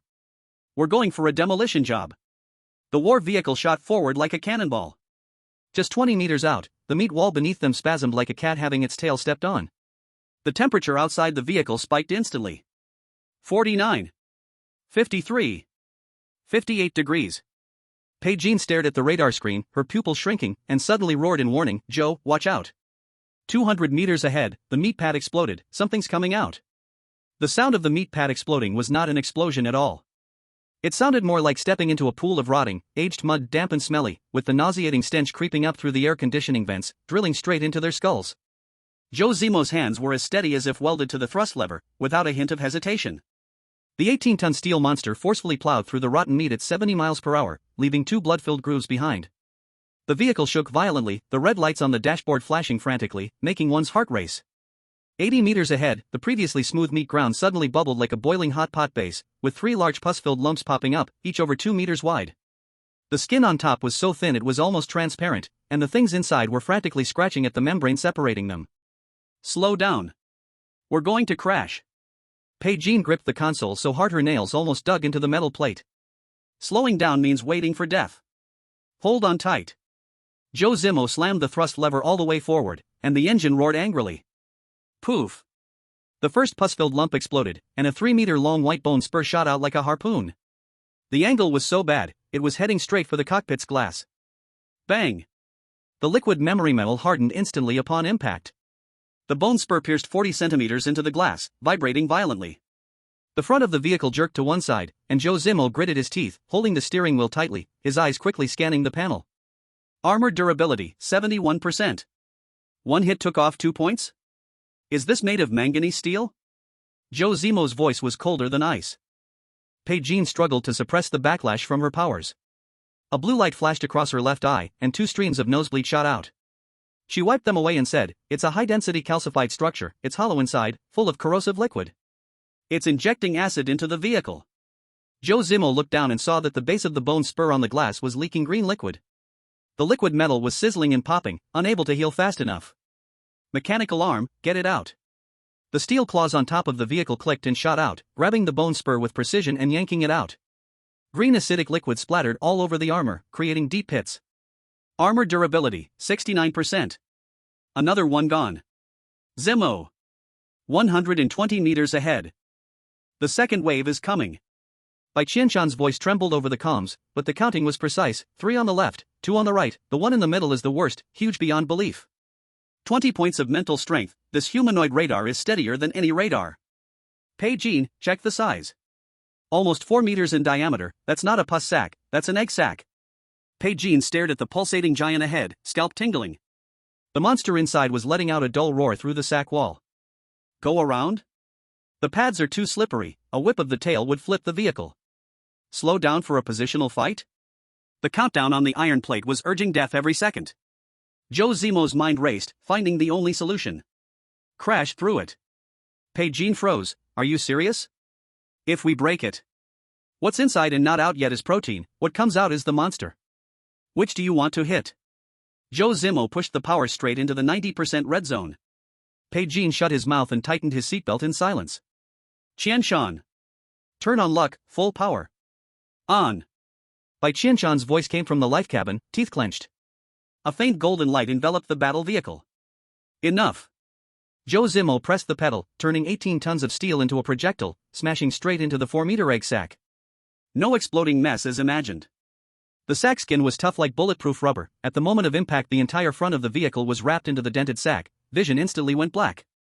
Speed dropped from 90 straight to 20. It's sucking us in.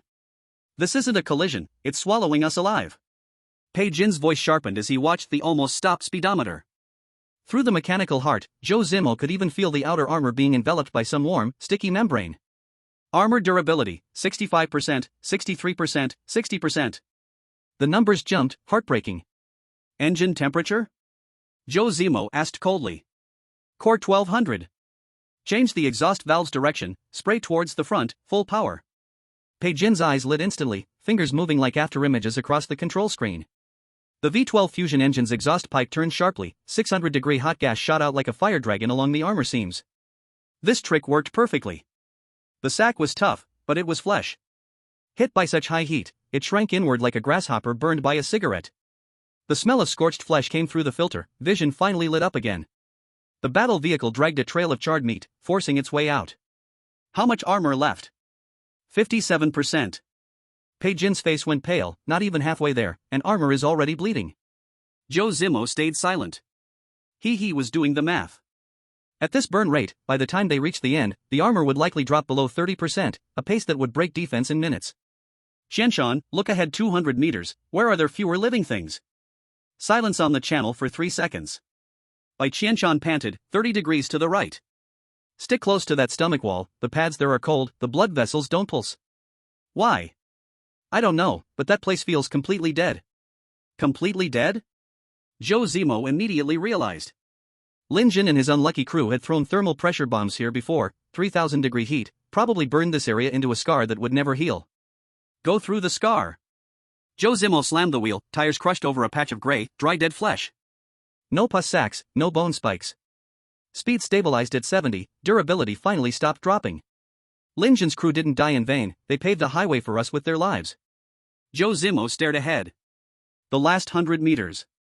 Bai Qianqian's voice sounded strange, with a hint of wonder. Zimo, I sense the core.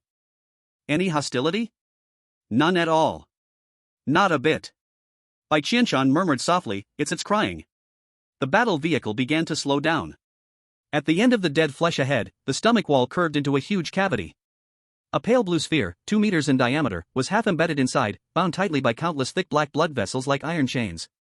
It glowed faintly. With a certain rhythm. Bai Qianqian couldn't resist and opened inside again. Ah! She shrank back like she had been shocked, her face covered in blood, red flowing between her fingers. Turn it off! Zhou Zimo yelled. Bai Qianqian trembled from the pain, her voice shaky. That's not the E-core. That's the heart, it's alive. She lifted her blood-soaked face and stared dead at Zhou Zimo. The data characteristics of that thing are exactly the same as the iron plate on your waist. Zhou Zimo looked down. The black iron plate was shaking violently, and the blood characters on its surface were rapidly refreshing. Detected object number 04, main heart. Task objective revised, from eliminate to feed. Feed? Zhou Zimo stared at these 2 words, a chill running up from the soles of his feet straight to the back of his head. They weren't here to kill monsters.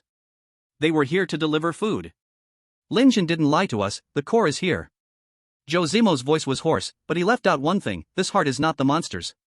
It was imprisoned here by the monster, a blood-sucking, life-sustaining prisoner. Bai Qianqian gasped from behind, so the patrol sent us here. It sent us here to feed. Zhou Zimo looked at the ticking countdown, his tone grim. To use our lives, to give this heart a breath, so the old monster outside can live a few more years. The red light on the iron plate flashed. The pale blue heart, bound by chains, was staring fixedly at the direction of the war vehicle through the gaps in the blood vessels. It was waiting. Waiting for its food to be served. Chapter 92, Refuse to be feed. I'll feed its prisoner with the old god's flesh. The cabin was quiet for a full 11 seconds. Zhou Zimo stared at the 2 words on the iron plate, feed. Bai Qianqian stared at Zhou Zimo. Bai Qianqian stared at the pale blue heart outside the window, tightly bound by black blood vessels, her lips trembling. After 11 seconds, Zhou Zimo flipped the iron plate over and glanced at the countdown. 4 hours and 17 minutes. He casually slapped the iron plate on the central console, leaned back in his chair, and closed his eyes. Boss. Bai Qianqian lowered her voice. If you're planning how to chop us into pieces to feed it, I suggest you change your approach. Shut up, I'm calculating. Bai Qianqian decisively shut her mouth. The cockpit was filled with the deep hum of the fusion engine and the pounding of the huge heart outside, one beat after another. The sound was muffled, like someone swinging a large hammer at the base of a wall dozens of meters away.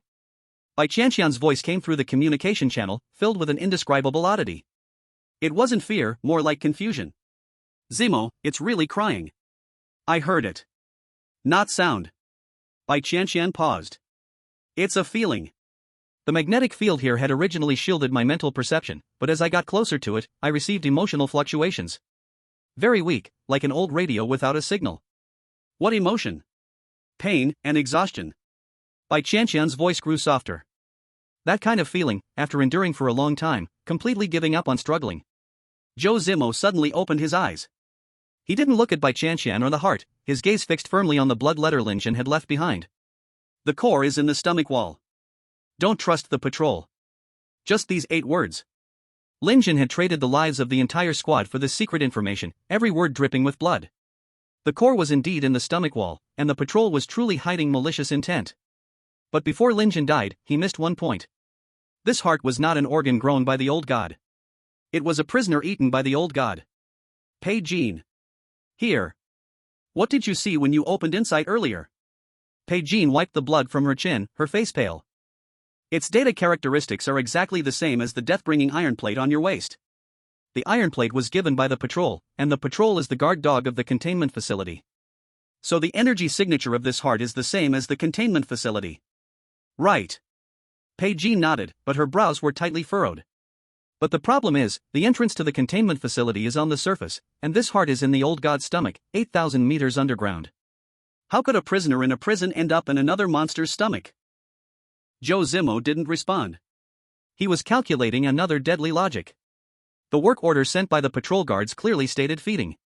The object of feeding is this heart, and we, the outsourced teams, are the feed. If the heart is a prisoner, then the patrol guards are the guards. In the world, how can guards be in a hurry to serve food to prisoners? Unless it's about to die. Zhou Zimo coldly uttered 4 words. Bai Qianqian's back broke out in a cold sweat. The prisoner is about to breathe its last, and the guard is getting anxious. Zhou Zimo spoke extremely fast, his brain entering an overclocked state. This heart was forcibly swallowed by the old god. The old god is draining its blood, just like that tentacle just now secretly drained electricity from the engine. Bai Qianqian took a deep breath, and everything clicked into place. The patrol guards can't kill the old god, nor can they rescue the prisoner, and so, they have no choice but to fill the stomach with live humans as backup batteries, forcibly keeping the heart alive. Zhou Zimo's words were like daggers. Linjin is a battery, the 6 previous outsourced teams that died are batteries, and we are too. So the consequence of breaching the contract is not that the patrol guards will kill us. Bai Qianqian immediately followed the train of thought. It's that the heart runs out of power, the prisoner dies, and the patrol guards can't report it up. They can't report it, so they pull us in to take the blame, that's how simple it is. In the communication channel, a sharp gasp from Bai Qianqian was clearly heard. Then what do we do? She was anxious.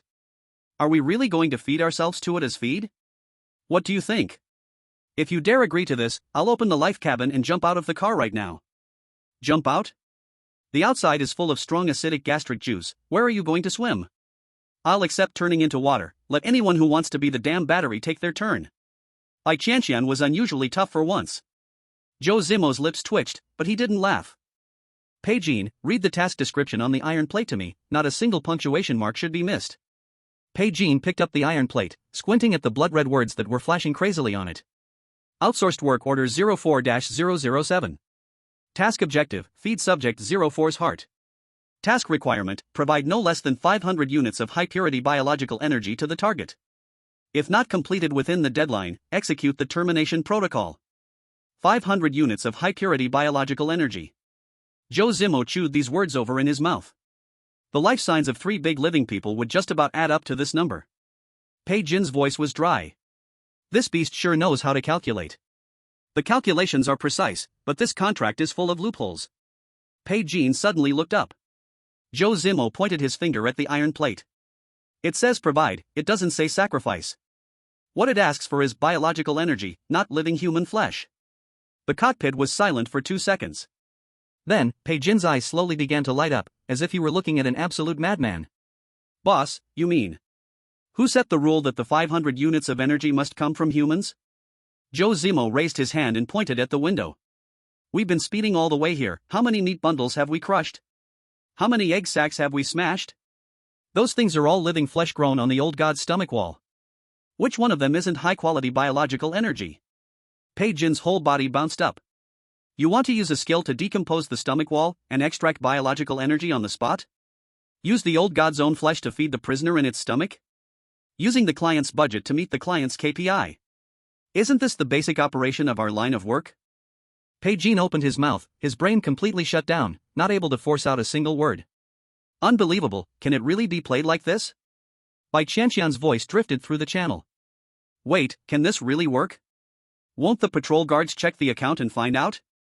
The contract clearly states that it only requires 500 units of energy. If the contract terms aren't strict, that's the client's fault, not our problem. Zhou Zimo's tone was cold, as if he were reciting a legal text. Besides, the patrol guards are eating dust on the surface, while we're 8,000 meters underground. If they had the ability to open the heavenly eye and check the surveillance, would they still need to outsource work? The logic formed a perfect closed loop, absolutely flawless. Bai Qianqian swallowed a mouthful of saliva, forcing himself to calm down and calculate the feasibility. Theoretically, it makes sense. Your everything decomposer can break down anything, but biological energy has never been labeled by the system. Are you sure you can decompose it? Not sure. Zhou Zimo answered very bluntly. But I can promise one thing. What? That heart, it's crying. Bai Qianqian frowned. A prisoner, almost dead, locked with big iron chains for thousands of years, suddenly sees someone coming. It didn't go crazy, didn't bite, but instead cried.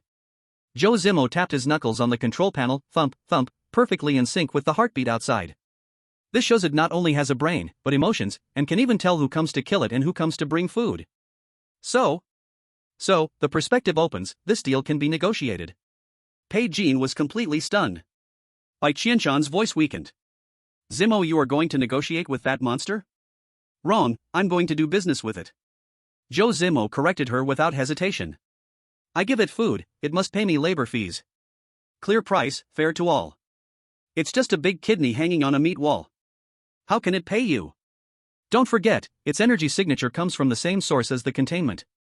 The containment was official, with official background. Would it have no special high-grade stuff? Chapter 93, The School Beauty was shocked. I actually stripped the underground evil god bare. The fanatical fire in Zhou Zimo's eyes flared up again. Bai Qianqian was too familiar with this look. Every time his boss showed this expression, it meant absolutely everything would be stripped clean. A god-level creation that made the officials build a special bunker to lock it up, squeezing it dry would be pure profit. The risk?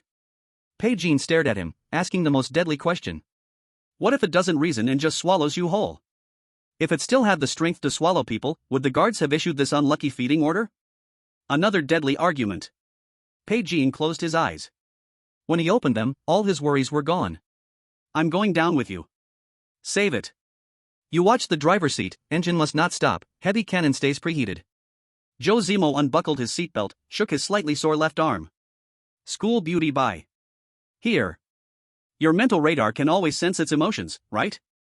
Weak, but can lock it. After I get out, you watch its emotional swings. If it changes from crying to appetite, shout one word on the channel immediately. What word? Run. Bai Qianqian paused only half a second. Understood. Zhou Zimo grabbed the iron tag, stuffed it in his pocket, and pulled out a high-frequency cutting blade at his back waist. At the airtight door, his hand rested on the unlock valve, suddenly stopping. Bai Qianqian. If I mess up and die outside, you immediately take over, bring Bai Qianqian back along the flattened scar area. With this car's armor, forcing through to the shaft opening is no problem. And then? The shaft opening was blown up by you. Bai Qianqian gritted his teeth. You are Bai Qianqian. Zhou Zimo didn't look back. A living person can't die from holding pee. You'll think of a way. Shoo. The airtight door popped open. Scalding hot air mixed with a nauseating bloody stench hit his face directly. Zhou Zimo's military boots landed on the dead meat ground burned by thermal warheads. Step by step, he walked toward the pale blue heart, chained tightly, 100 meters away. The crunch of charred ground under his feet amplified endlessly in the silent giant meat cavity. 50 meters. The heartbeat frequency was wrong. From 40 beats per minute just now, it jumped to 60. Bai Qianqian's very low voice entered the headset. It noticed you. Emotion is changing. No hostility, but very nervous. 30 meters. Those thick black blood vessels rooted on the heart surface twitched slightly, like venomous snakes smelling blood. The pale blue faint light flickered, perfectly matching Zhou Zimo's step rhythm. 20 meters. Zhou Zimo stopped. He finally saw the full shape of this thing. Its diameter was over 2 meters, and its flesh's surface was cracked open with countless fine splits, each crack leaking a pale blue light. Black chains were tightly bound, the seams full of corroded, charred rotten flesh. This thing, indeed, was barely hanging on to life. Zhou Zimo slowly took out an iron tag from his pocket, raised it to his chest, and shook it in front of the large heart. Your eyes aren't blind, are they? Do you recognize this thing? The heart skipped a beat. The next second, the heartbeat surged wildly to 90 beats per minute. Thumping loudly. Bai Qianqian urgently called through the channel. It recognized it. Emotional fluctuation. It's fear. Extreme fear. Zhou Zimo raised an eyebrow slightly. Afraid of the iron tag? The iron tag was given by the patrol, meaning it was terrified of the gatekeeper. Don't panic, I'm not here to interrogate you. Zhou Zimo flipped the iron tag over, revealing the side with the work order. I'm from an outsourcing company, a worker taking on jobs. But. He deliberately dragged out the last word, staring fixedly at the wildly beating blue heart, every word carrying immense weight. The contract the client said, I have no intention of following it. The heart's rhythm obviously stuttered. Then, it dropped from 90 to 70, and then to 50.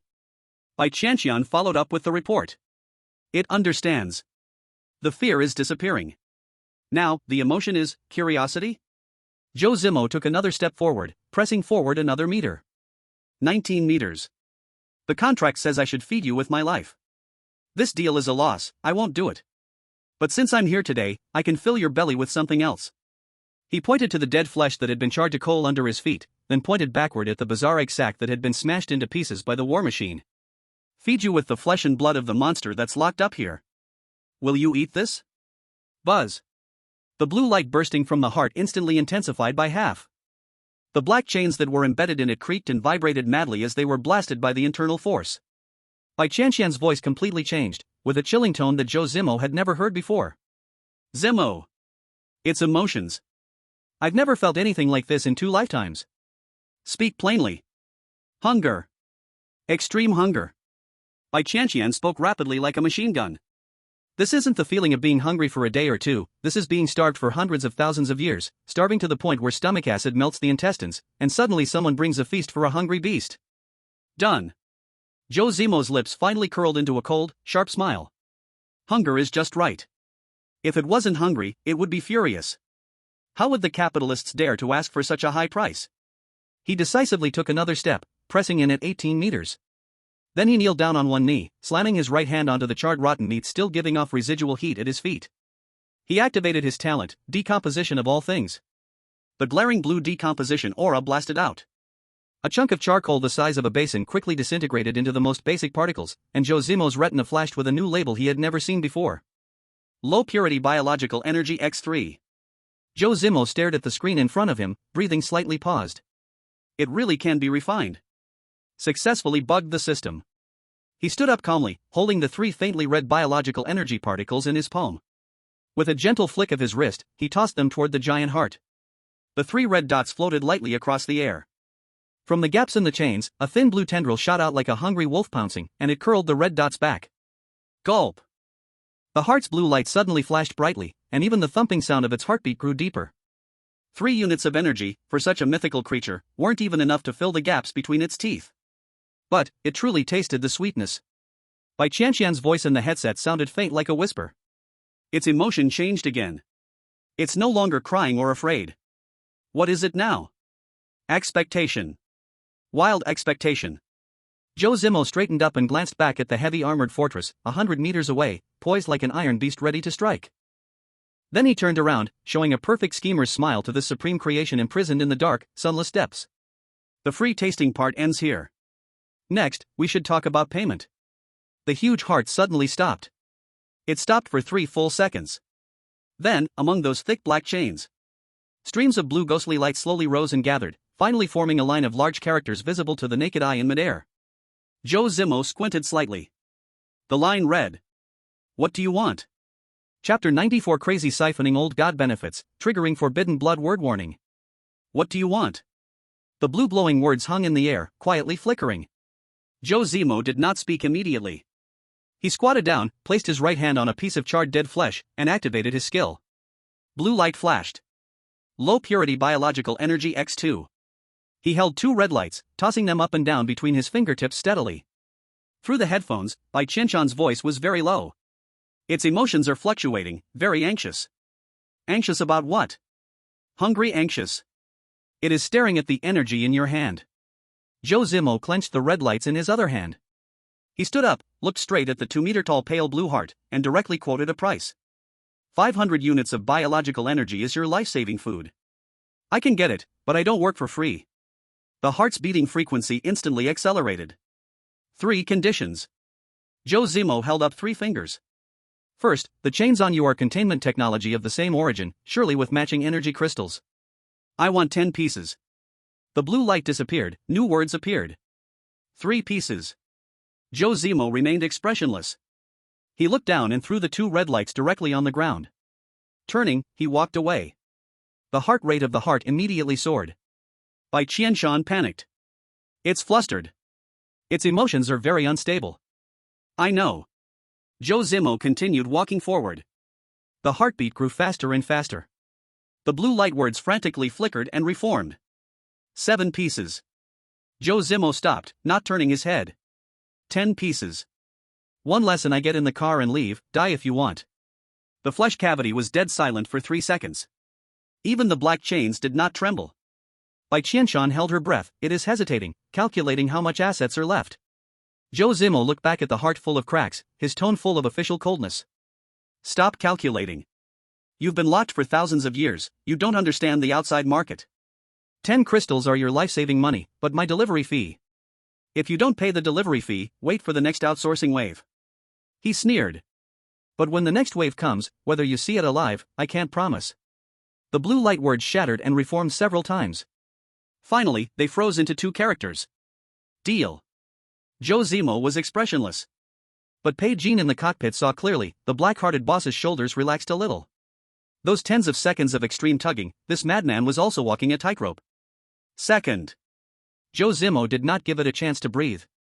I want complete information about this underground area. Including the old god's weakness, the patrol's details, and what exactly you are. The heart did not bargain, words appeared instantly. Some can be given. Some things, knowing them makes you die faster.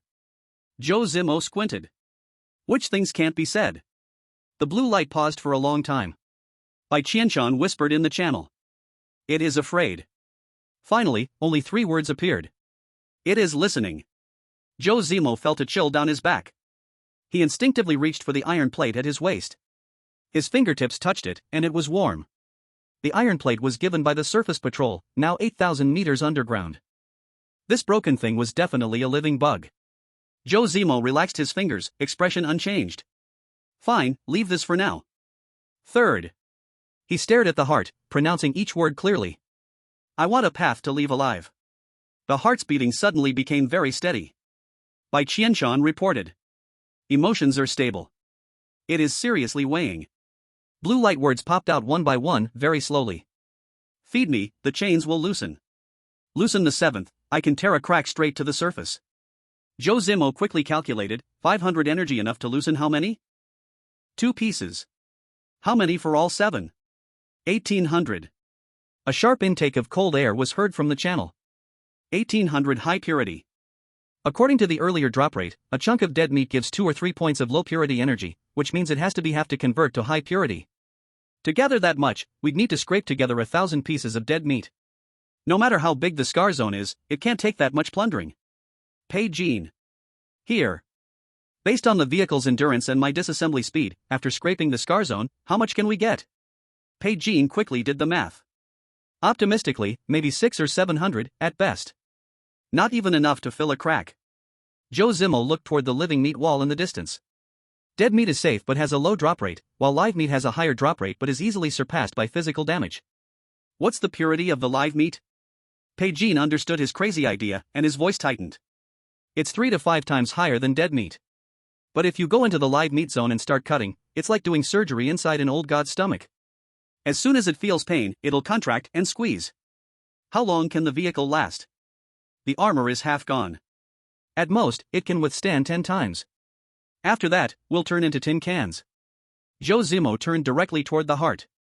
Change the plan. I'll first disassemble the dead meat in the scar zone to feed you, gathering 600 or 700. You release 2 chains to restore some strength. Then, you assist me.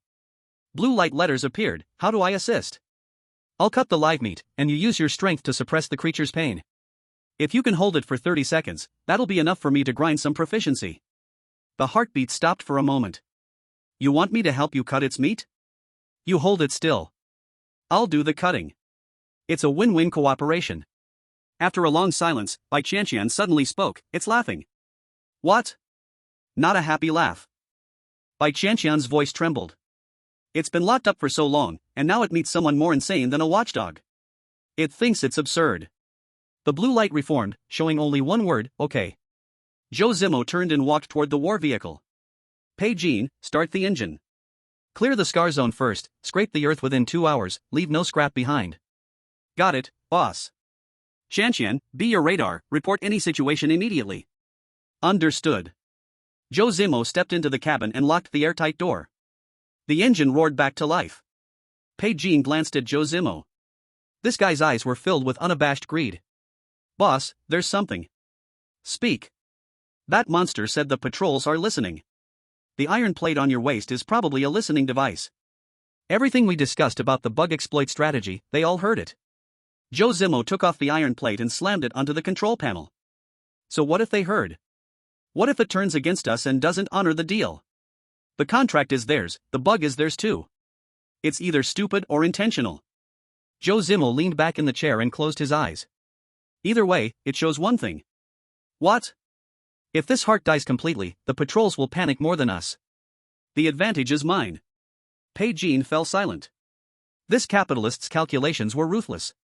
The war vehicle roared into motion, pushing deeper into the scar zone. Zhou Zimo closed his eyes to rest, his fingers lightly tapping on his knee. It synced perfectly with the heart's beating rhythm. But he didn't notice. On the back of the black iron plate on the control panel, a line of blood-red letters slowly began to seep out. The letters were tiny, exuding a chilling coldness. Do not touch the 8th chain. The war vehicle rolled over the charred dead meat area, the tires making a sticky wet sound.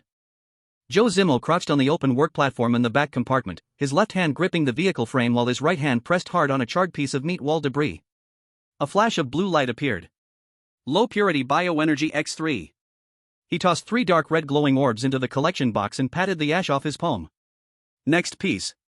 Bai Qianqian steadied the steering wheel, moving the war vehicle at a slow turtle pace along the edge of the scar zone. The vehicle's searchlight swept across the ground, revealing scorch marks left by the thermal pressure bombs from years ago. Large areas of dead meat were shriveled and blackened, scattered across the entire floor of the cavity like burnt steak. Left front, 11 o'clock, there's a large area. The density is higher than before. Bai Qianqian quickly reported using the thermal imaging radar. Zhou Zimo jumped off the work platform, heading straight for the area. Stepping on the scorched flesh, his shoe soles made a crisp squeak. He squatted down, pressing both hands on 2 pieces of dead meat at the same time. Blue light flashed twice. Low-purity biological energy X2. Low-purity biological energy X4. Zhou Zimo clicked his tongue. Drop rate is too random, but this fat piece is giving face. The more thoroughly burned, the lower the drop rate. Half-cooked ones are higher. Bai Qianqian calmly analyzed over the comm channel. The thermal radiation from the temperature pressure bomb spreads in a sphere. The closer to the center, the more burned. Move to the outer edge. Zhou Zimo stood up, his gaze scanning the boundary of the scarred area. The dead flesh there was clearly a shade lighter, transitioning from pure black to dark brown, with shriveled blood vessel patterns still remaining on the surface. Shallow, is the outer edge safe? There was silence in the headset for 2 seconds, then Bai Qianqian's voice came from the life cabin, tight with tension. Safe. No live responses within 30 meters of the outer edge. But beyond that, it's uncertain. The meat wall there is still wriggling. 30 meters is enough. Zhou Zimo strode toward the outer edge, putting all his strength into it, his speed clearly increasing. For the next 40 minutes, the battle vehicle plowed back and forth across the scarred area 6 full times. Zhou Zimo completely became an unrelenting, tireless reaper, hitting meat as soon as he saw it, blue light flashing non-stop.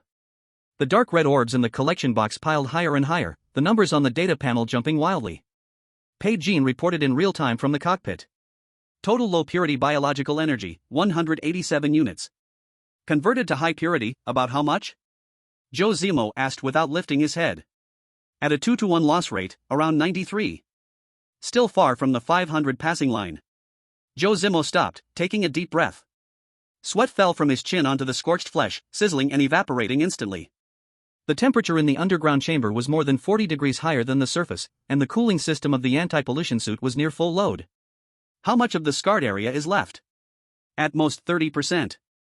But the rest is all in the explosion center, already burned to ashes, drop rate absolutely pathetic. Zhou Zimo quickly calculated in his mind. If the remaining 30% of the scarred area is fully scraped, optimistically it would yield 150 more units of low purity. Adding the existing 187, total is 337. Converted to high purity, less than 170. Short of the 500 minimum line by 330.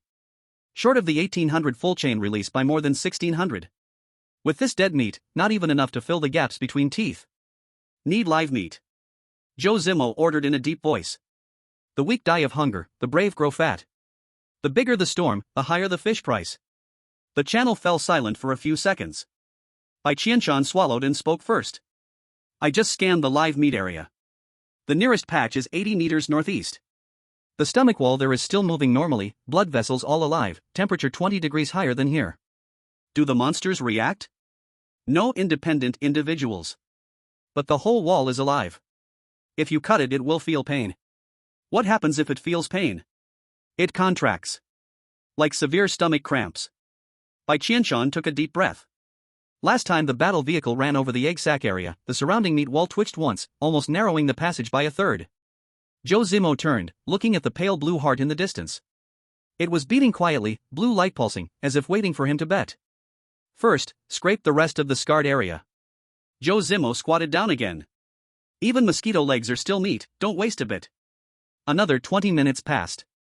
The whole scarred area was completely cleared, truly scraped to the ground. Bai Qianqian reported numbers. Low purity biological energy, total 341 units. High purity equivalent about 170. Enough. Zhou Zimo jumped back to the work platform, patting the black-gray matter in his hands. First, deliver the first batch. The battle vehicle roared toward the heart. Zhou Zimo scooped up a handful of dark red orbs from the collection box, standing at the edge of the platform, tilting his chin toward the heart. 170 units of high purity, first come first served. Work, release the chains. The heartbeat of the heart suddenly accelerated. A pale blue tendril of flesh shot out from the chain gap, curling impatiently toward the orbs in Zhou Zimo's hand. Bai Qianqian whispered softly in the channel. It is excited madly, almost like a starving ghost of 3 years smelling the scent of meat.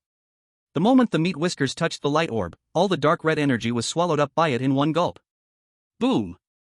The heart's blue light flashed explosively. The entire underground chamber was instantly illuminated, and Zhou Zimo even saw the dense network of blood vessels on the dome, like countless upside-down giant snakes. Then, a sharp sound of metal breaking rang out. Among the 7 black chains, the outermost one broke in the middle.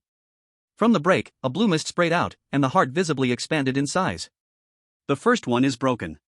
Bai Qianqian stared at the data panel. Its energy reading directly surged by 14%. Zhou Zimo, however, fixed his gaze on the remaining 6 chains. 5 of them were similar in thickness and color. But the deepest one, the 8th chain, not only was twice as thick, its surface was covered with strange dark gold runes. It completely did not match the style here. Zhou Zimo instinctively reached for his waist. The iron tag was still there. The blood-red words on the back had long dried and blackened, but the content was etched into his mind. The 8th chain, do not touch. Boss? Bai Qianqian noticed his oddity in the rearview mirror. Nothing. Zhou Zimo withdrew his hand, prepare to enter the living flesh zone. He turned to the heart, his tone cold and businesslike. It's your turn to work. I go in to cut the meat, you suppress its pain. 30 seconds per round, I finish then withdraw, okay? The blue light quickly condensed in midair into words. 20 seconds. After loosening a chain, I can only suppress for 20 seconds. 20 seconds? Zhou Zimo frowned. Enough. Bai Qianqian had already constructed the route in his mind. In 20 seconds you decompose with full power. According to 5 times the normal drop rate of living flesh, a single run can produce 40 to 50 units of low purity. 10 runs equals 500. Then 10 runs. Zhou Zimo repeated. 10 times, rushing into the old god's living stomach wall to cut. Each time only a 20-second safe window. If exceeded, the stomach wall would spasm, and the 18-ton vehicle would be crushed into scrap iron instantly. Qianqian, how much mental strength do you have left? Enough. Bai Qianqian's voice was steadier than before. I can sense the stomach wall's contraction signs and can definitely give a 3-second early warning. 3-second warning plus 20-second suppression gives us a 23-second extreme operation window. Zhou Zimo quickly finalized the tactic. Pigeon, what speed ensures we can rush in and fully retreat within 23 seconds? 40 meters one way, including in and out plus work, speed must be 15 knots. Living flesh ground is too slippery, tires can't grip, I have to switch to 4-wheel drive. Switch. Fuel consumption doubles. Let it burn. My fusion engine doesn't care about a little extra power. Chapter 96, Crazy Harvest. High-purity energy points exploded. Pigeon took a deep breath, pushing the 4-wheel drive to max. The engine's hum instantly dropped an octave, like a fierce beast ready to strike. First round. Zhou Zimo stood steadily on the work platform, hands at his sides, forcefully clenching his knuckles. Countdown I will call, Qianqian report seconds, Pigeon lock in and out time. Received. 2 female voices exploded in the channel simultaneously. Zhou Zimo's gaze was like a knife, fixed on the heart. Suppress. The heart's blue light trembled violently, the glow spreading like water ripples. The previously wildly writhing flesh wall slowed visibly under the blue light. Rush. Pigeon stomped the accelerator to the floor. The vehicle shot out like a cannonball from the scar area boundary. The moment tires hit living flesh, the whole body skidded violently. Pigeon gritted his teeth, clamping the steering wheel to correct it. The vehicle, tail whipping wildly, plunged into the living flesh zone. Zhou Zimo wasted no words, his hands like pile drivers striking the ground simultaneously. Skills fully activated. Blue light exploded. The living flesh drop rate was absurd. A palm-sized piece of fresh meat directly exploded into more than 10 dazzling dark red light orbs. High-purity bioenergy X8. High-purity bioenergy X6. High-purity bioenergy X11. The numbers on the data panel went completely crazy, surging all the way. 10 seconds. Bai Qianqian cried out sharply. Zhou Zimo rolled to change position and slammed his hands down again. High-purity bioenergy X9. The flesh wall beneath their feet began to tremble slightly. 15 seconds. High-purity bioenergy X7. The trembling intensified wildly. Zhou Zimo felt like his feet were standing on a huge cowhide drum stretched to its limit. 18 seconds. Bai Qianqian's scream tore through the channel. It's waking. The signs are appearing. Retreat. Zhou Zimo roared.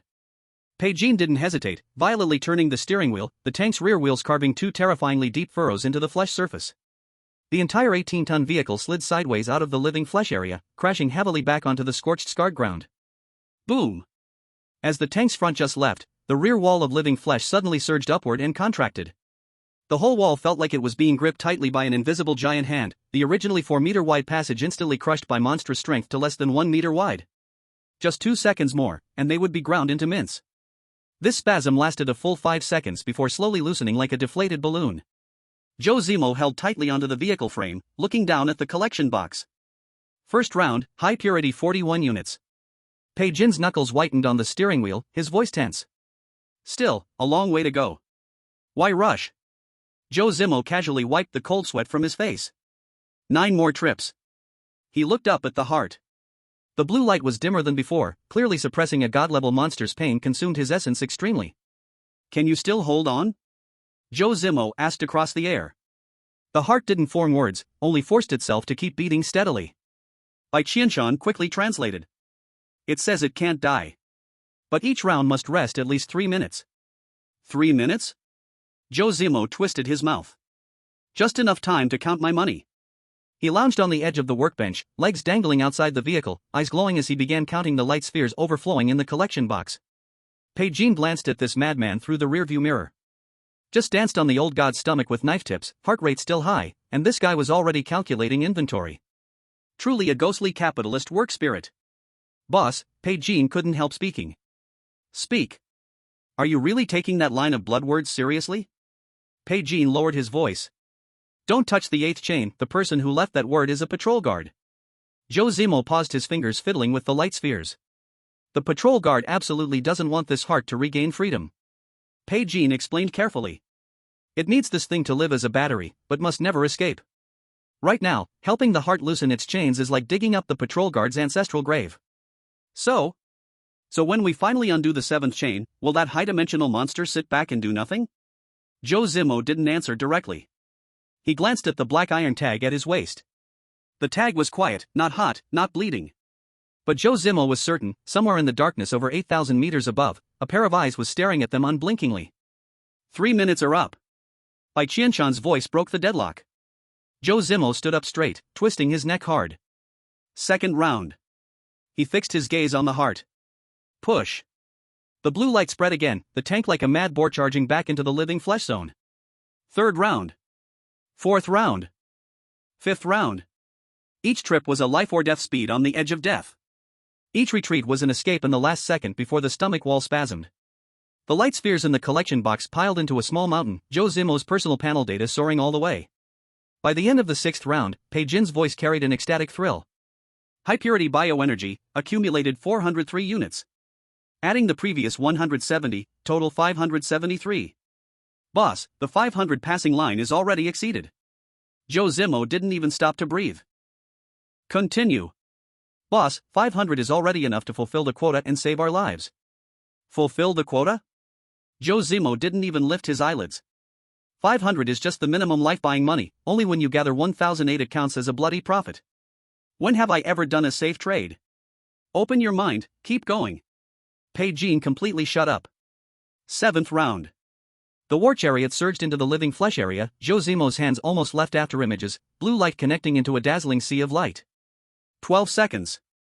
Bai Qianqian reported time. High purity X13. 15 seconds. Zhou Zimo flowed like clouds in water, changing positions, continuing to strike wildly.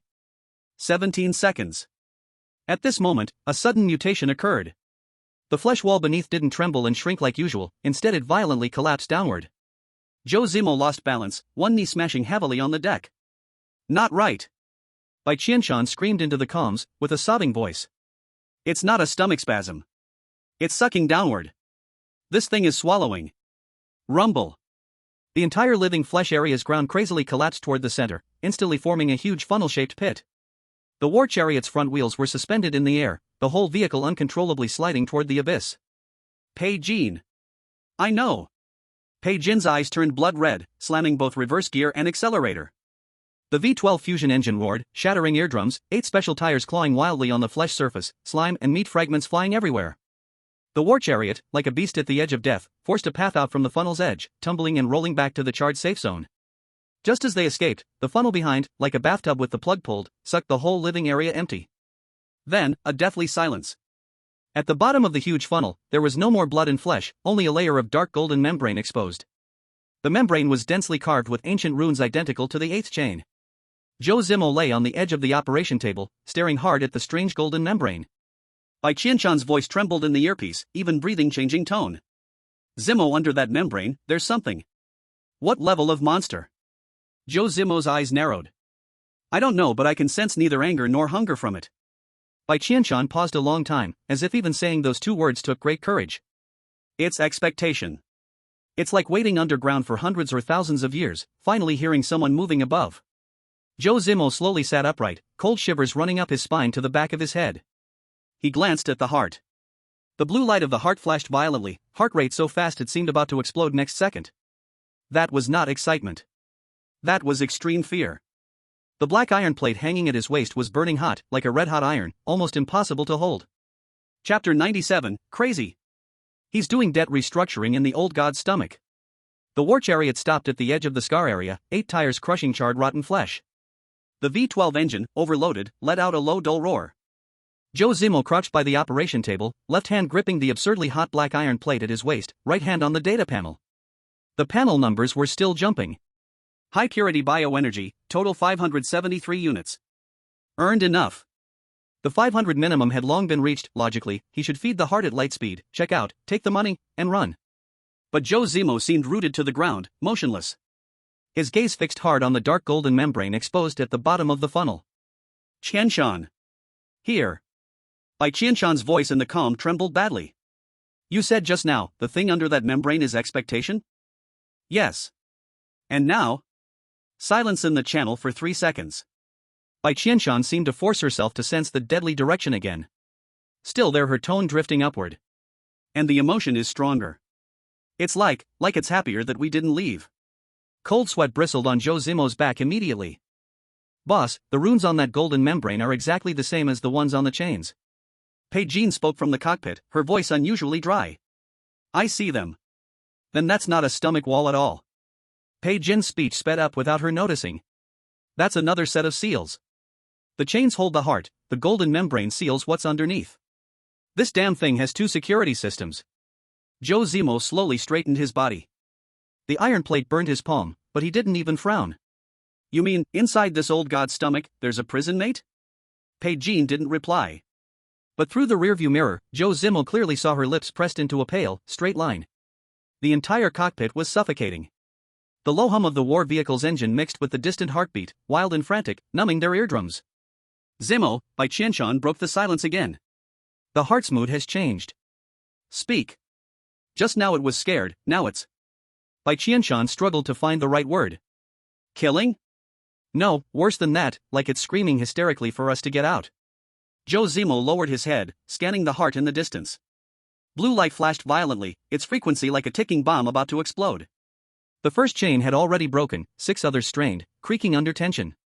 It's not afraid of us. Zhou Zimo chewed the words and spat them out clearly. It's afraid of what's under the golden membrane. If the heart is a battery kept by the wardens. Bai Qianqian hit the point directly. Then what's under the golden membrane is a terror even the wardens treat as a god, afraid to wake it. The 8th chain. Zhou Zimo slowly traced the edge of the iron plate with his finger. Do not touch. This warning isn't about protecting the heart, it's protecting the seal. The wardens are afraid our movements will wake the true ancestor under the golden membrane. As soon as he spoke, Bai Qianqian gasped sharply. Qianqian. It's moving. Bai Qianqian's voice cracked. The golden membrane is moving. No, it's what's under it pushing up. Slowly, but I feel the whole ground swelling. Zhou Zimo's gaze was like a knife, slicing toward the bottom of the funnel. It was hard to see with the naked eye, but looking carefully, the dark golden thin membrane was slowly bulging. Like some enormous creature turning over in bed. Is it waking? Bai Qianqian slammed her hand on the main weapon switch. No. Bai Qianqian shook her head desperately. Not fully awake. Maybe just turning in a dream? That expectant feeling is fuzzy, not clear. Zhou Zimo stared at the golden membrane. For a full 5 seconds. Then, he did something even Bai Qianqian didn't expect. He loosened his 5 fingers. Clang. The scorching black iron plate fell on the metal deck, backside up. The original blood words, 8th chain, do not touch, were still there. But below, a new line had appeared. Red, almost black, like it oozed poison. You are too noisy. The 3 held their breath. The huge flesh chamber felt muted, even the engine's noise seemed stifled. Zhou Zimo squatted, staring at the words for 3 seconds. The wardens are watching a live show. He sneered lowly, his voice barely above a whisper. Watching what? Watching if we're stupid enough to touch the golden membrane. If we dare, it will have an excuse to come down and enforce. Bai Qianqian's face darkened instantly. She knew exactly what the wardens meant. A high-dimensional monster whose inside eye sees only question marks. If it personally intervened, they would all be neat paste today. So this isn't a threat? Bai Qianqian quickly sorted the logic. It's a warning. Zhou Zimo nodded. The wardens are on the same rope as us. They don't want that thing to wake, neither do we. This is just a reminder, stop making noise, or the next turn won't just be a rollover. In the living cabin. Bai Qianqian's voice carried a sob, tightly holding back.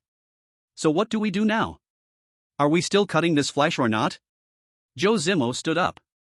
He glanced at the collection box piled high with dark red energy, then at the dying heart in the distance. Decisively, he made up his mind. Not cutting it. Bai Qianqian was stunned.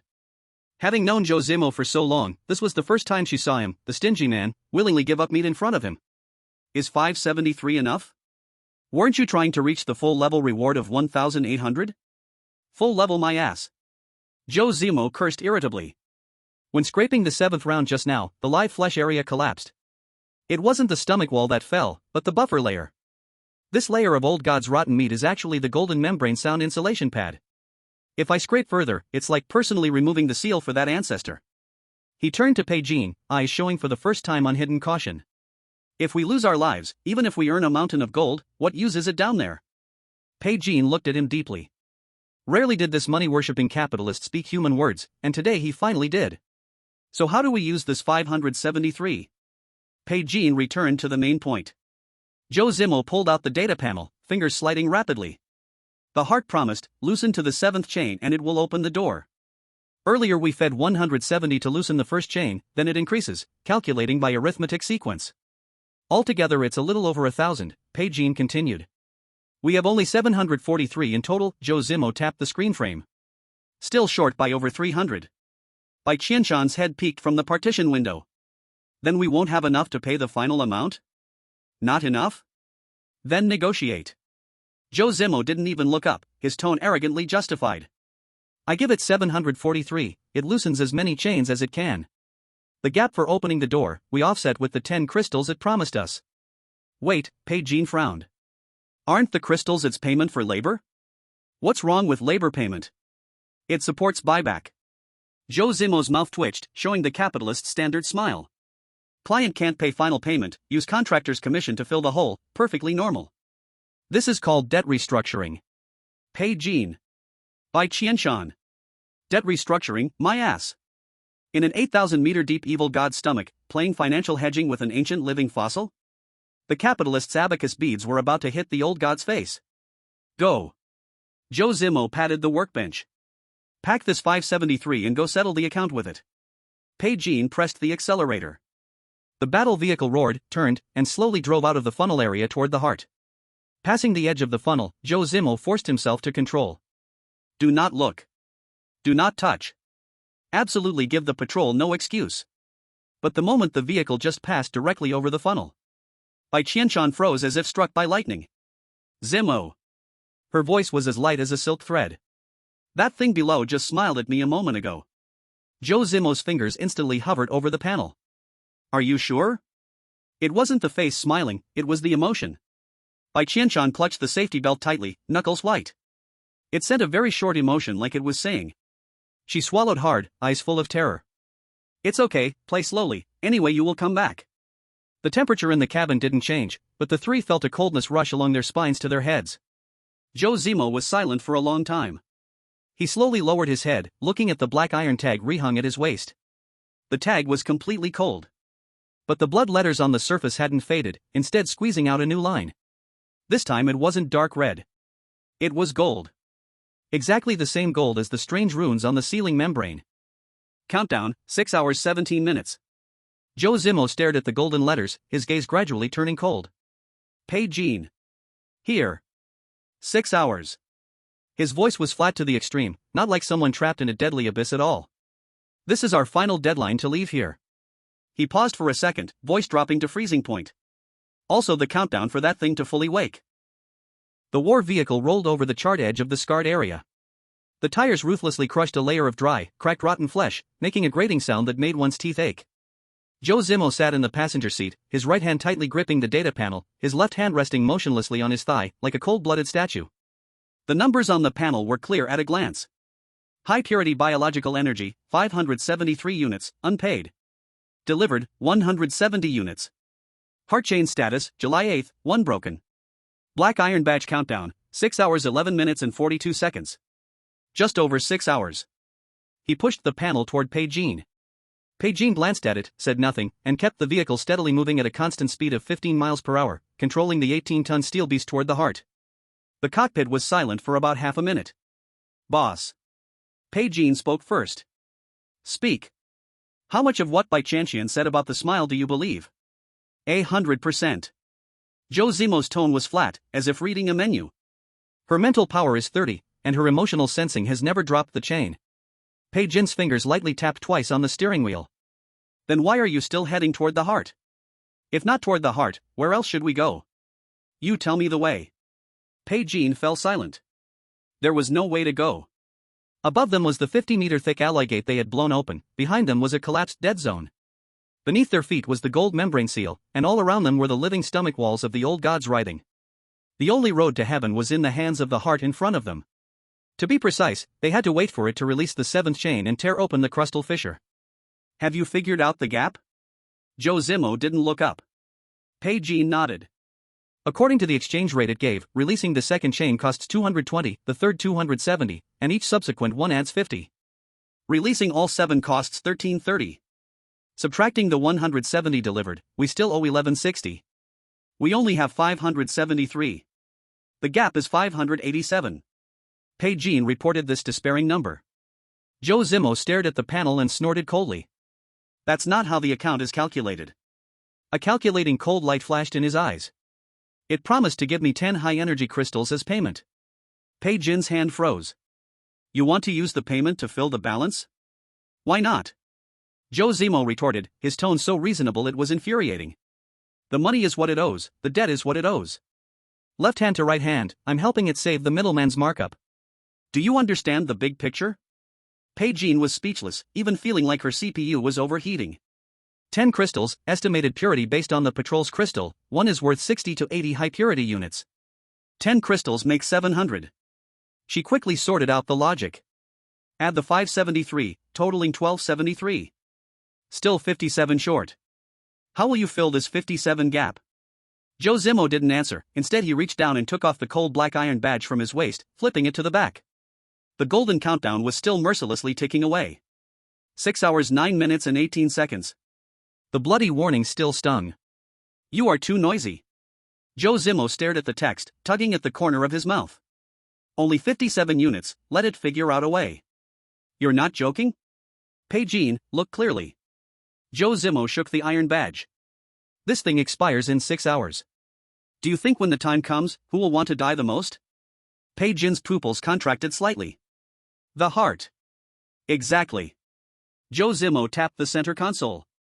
If the ancestor under the gold membrane breaks the seal and wakes up, when the old gods go berserk, the first one to be drained as a power bank will definitely be this heart. It will be reduced to bone scraps. He slapped the iron badge on the dashboard, his voice cold. So now, I'm not begging it to open the door. It has to beg me to feed it in 6 hours, so I can take it out. Bai Qianqian took a deep breath. In this hellish 8,000-meter abyss, daring to put extreme pressure on a high-dimensional life form like a grandson. You're fucking crazy. She cursed in a low voice. It's just a business negotiation. Zhou Zimo leaned back in his seat, closed his eyes. The client's death orders are tighter than mine. If I don't squeeze it now, I'd be insulting my bad luck with this E-level non-lucky charm. The communication channel buzzed as Bai Qianqian's voice trembled through. Zimo. How much further? 2 minutes. The heart's emotions, let me sense it again. Bai Qianqian was silent for a few seconds, then suddenly spoke. Restlessness. It was even more restless than before, the heart rate extremely fast, as if it was counting down. Looks like it saw the countdown too. Zhou Zimo opened his eyes, his gaze sharp as a knife. The war vehicle rolled over a charred lowland, and the huge pale blue heart reappeared in his field of vision. The blue light was much more dazzling than before. It was no longer that fluorescent glow, but flickering on and off, almost like an energy bomb about to explode. 6 pitch-black chains were stretched straight, each of them trembling violently. The sound of the heart pumping blood pierced through the heavy armor, thump, thump, thump, hitting the eardrums painfully. Zhou Zimo decisively stood up. Bai Qianqian, stop the vehicle 50 meters away. Don't turn off the engine, be ready to move at any moment. Qianqian, lock it with the radar, if anything happens, shout. Understood. The two women spoke in unison. Zhou Zimo pushed open the car door. The military boots stepped on the charred flesh wall, soft, mushy, and burning hot. The air was filled with a sweet, pungent burnt smell, which made him want to vomit with just one breath. He took one step after another forward. When he was 20 meters away from the heart, a translucent blue tentacle protruded from the surface of the heart, trembling as it reached out towards him. There was no trace of aggression. It was almost like a starving refugee who hadn't eaten in 800 years, eagerly begging for food. Zhou Zimo stopped and steadied his steps. He didn't say a word. He directly raised the black iron plate, slamming the golden countdown on the back in front of the heart. 5 hours 58 minutes and 33 seconds. The heartbeat of the heart suddenly skipped a beat. Bai Qianqian cried out in the channel. It recognized it. Its emotions are in chaos. Fear. Fury. And the deadly impatience. Zhou Zimo smiled coldly, very satisfied with this reaction. Take a good look. His voice wasn't loud, but it echoed in the vast flesh cavity. 6 hours.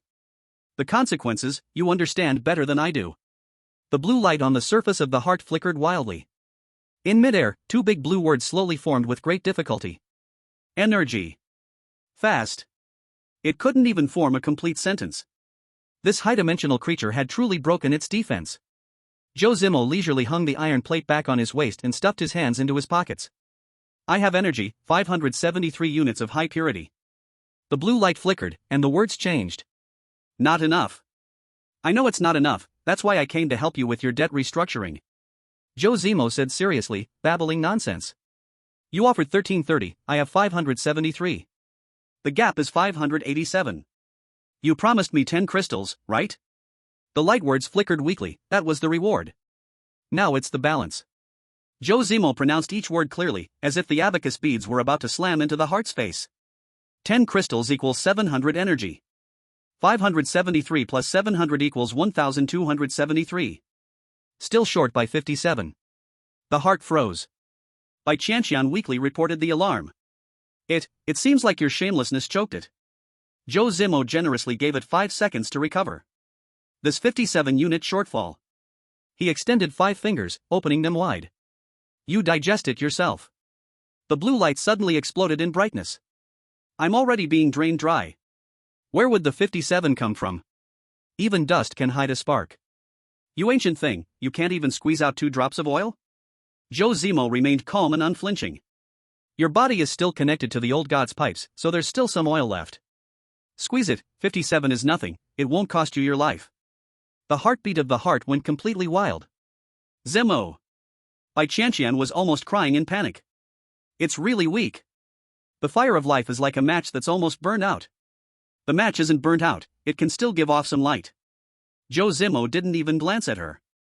The light words exploded like firecrackers. You madman. If I squeeze out the 57, I might not even have the strength to maintain the chains. Then the 7th chain will break, the door won't open, and we'll all die here. Then you give me a plan. Zhou Zimo kicked the ball back. The heart completely shut down. In the huge flesh cavity, there was an eerie silence. Only the low rumble of the V-12 engine from the war vehicle and the increasingly heavy thumping of the heart were keeping time. 10 seconds. 20 seconds. 30 seconds. Bai Qianqian gasped coldly.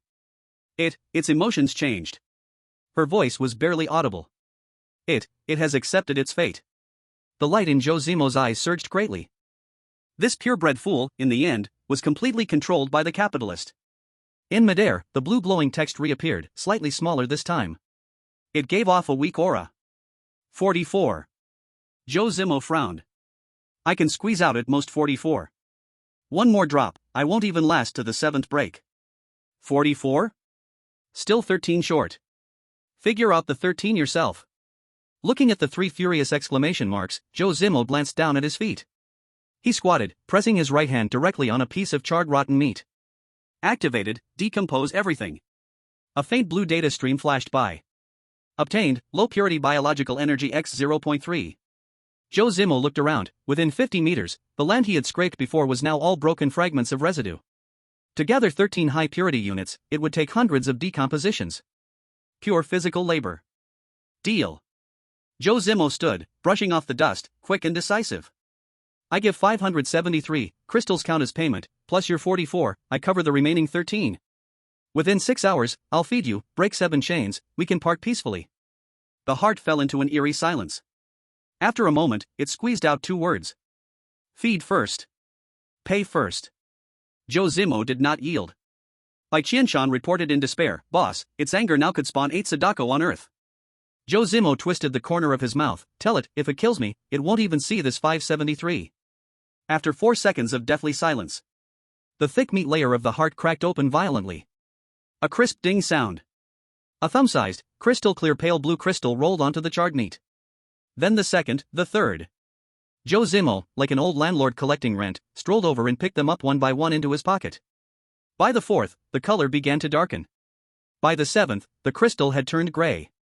It is extracting marrow. Bai Qianqian's voice trembled. Every crystal it spits, its life drops a notch. The 8th. The 9th. When the 10th shriveled crystal rolled out, the huge heart visibly darkened by more than half. The once thumping heartbeat became the wheezing sound of a bellows. Zhou Zimo zipped up his armored pocket and glanced at the war vehicle. Boss, it's about to die. Pei Jin warned over the communicator. No need to panic. Zhou Zimo turned back to face the heart that seemed on the verge of sudden death. He unhesitatingly took out the 573 units of high-purity biological energy. Dark red crystals piled in his palm, radiating tempting high-energy waves. Time to eat. He extended his hand. The blue flesh tendril shot out like a flash of last light, wrapped the energy, and stuffed it into the crack. The first bite, a faint flash of light. The second, a trace of life finally appeared deep in the core.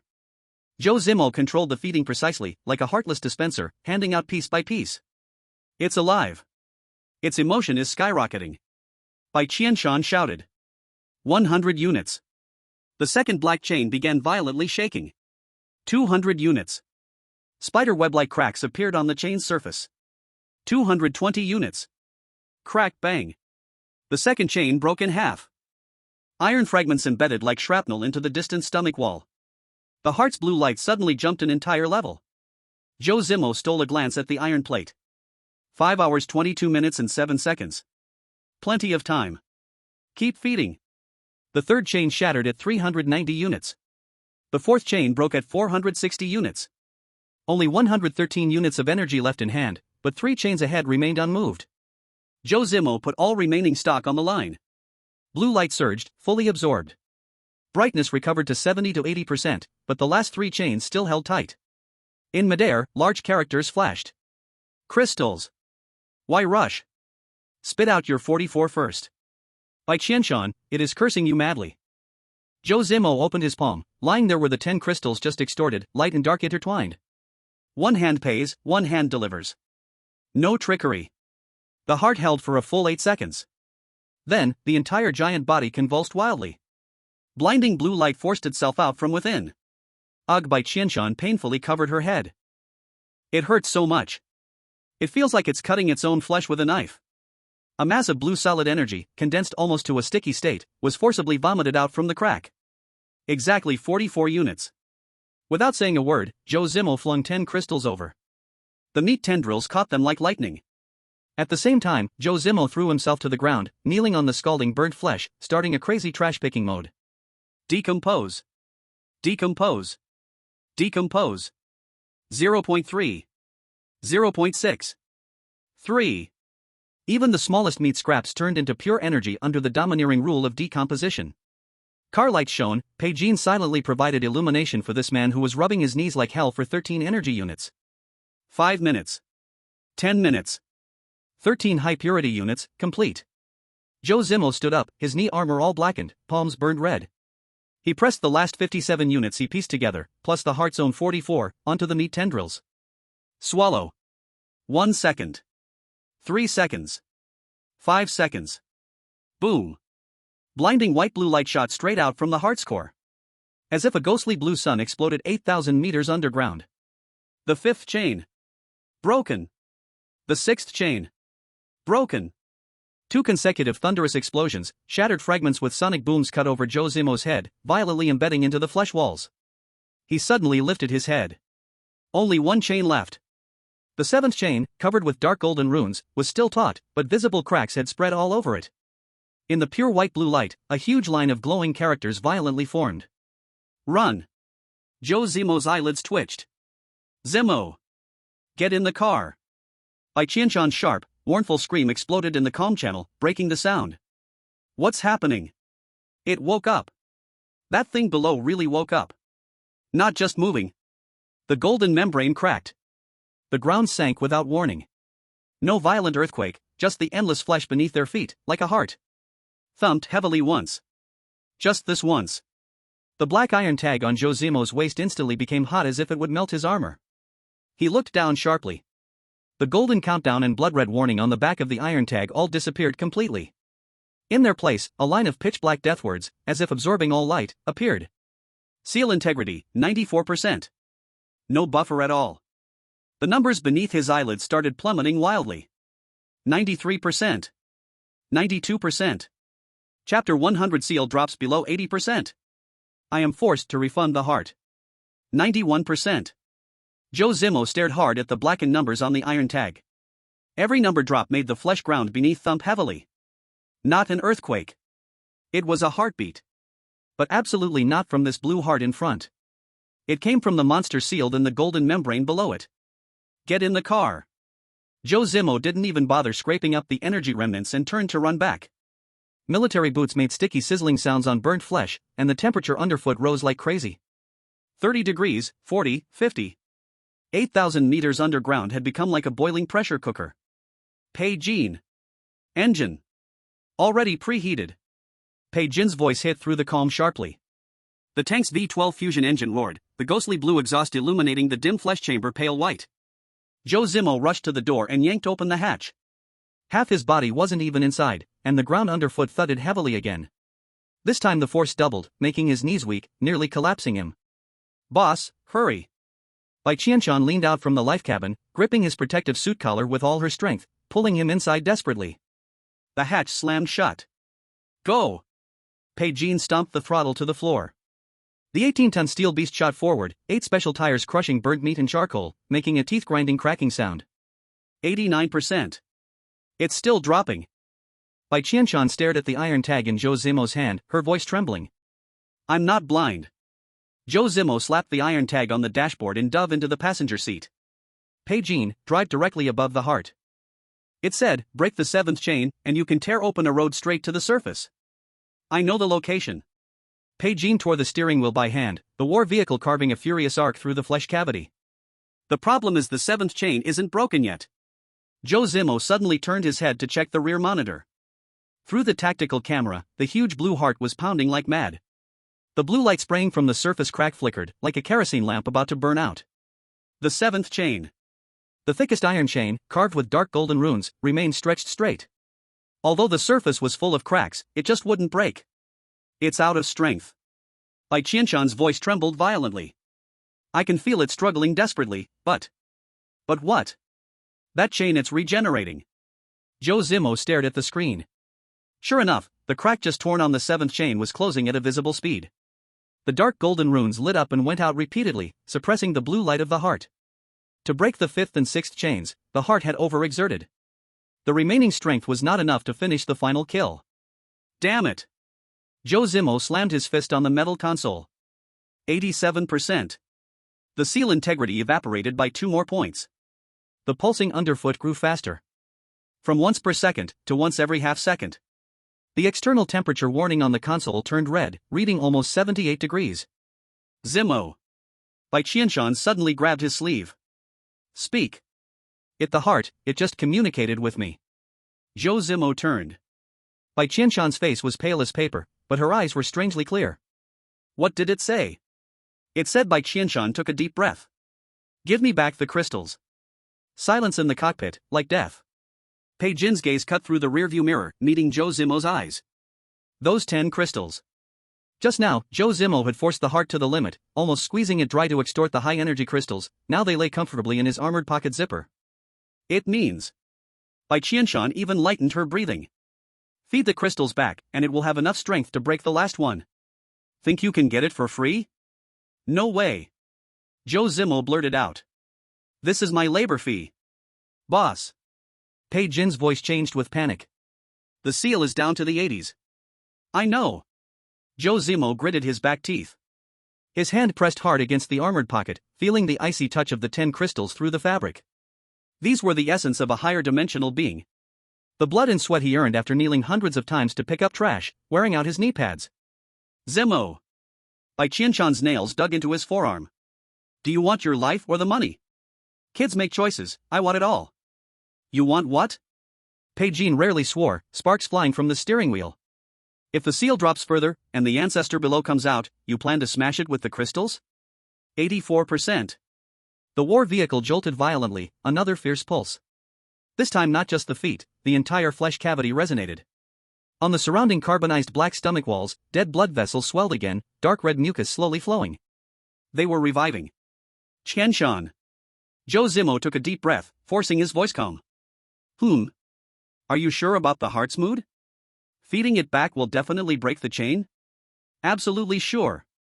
Bai Qianqian nodded frantically. Feed all 10, plus what it just absorbed, enough to smash the 7th. Can't it be stingy and save some? Feed 5, is that okay? You are negotiating with an organ about to die? I'm doing asset risk assessment. Zhou Zimo's hand still pressed on the pocket. What if feeding all still can't break it? What if it takes the crystals and runs? It's chain like that, where would it run? Bai Qianqian was about to go mad. 81%. The numbers on the iron plate were like opening a floodgate.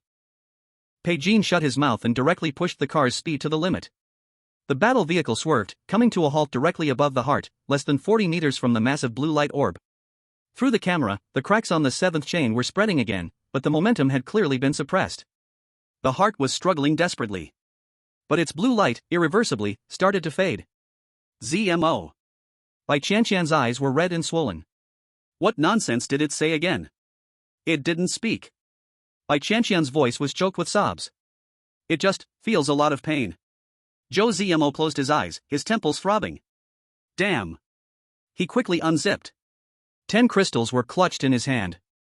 They varied in size, the first 7 still glowing faintly, while the last 3 were dull and shriveled, like squeezed-out medicinal waste. Pigeon, open the rear hatch. Already opened. Zhou Zimo flipped over and jumped into the living compartment, rushing to the rear door in 3 steps. The hydraulic lock was released, and a scalding hot wave, filled with the pungent smells of rust and rotting flesh, hit him with a blast of over 100 degrees Celsius. 40 meters away, the massive heart visibly shriveled. Zhou Zimo held his breath, pouring all 10 crystals onto the mechanical arms tray, then shoved the handle aside. Hey, he shouted, braving the heat wave. Take them. 1 second, 2 seconds.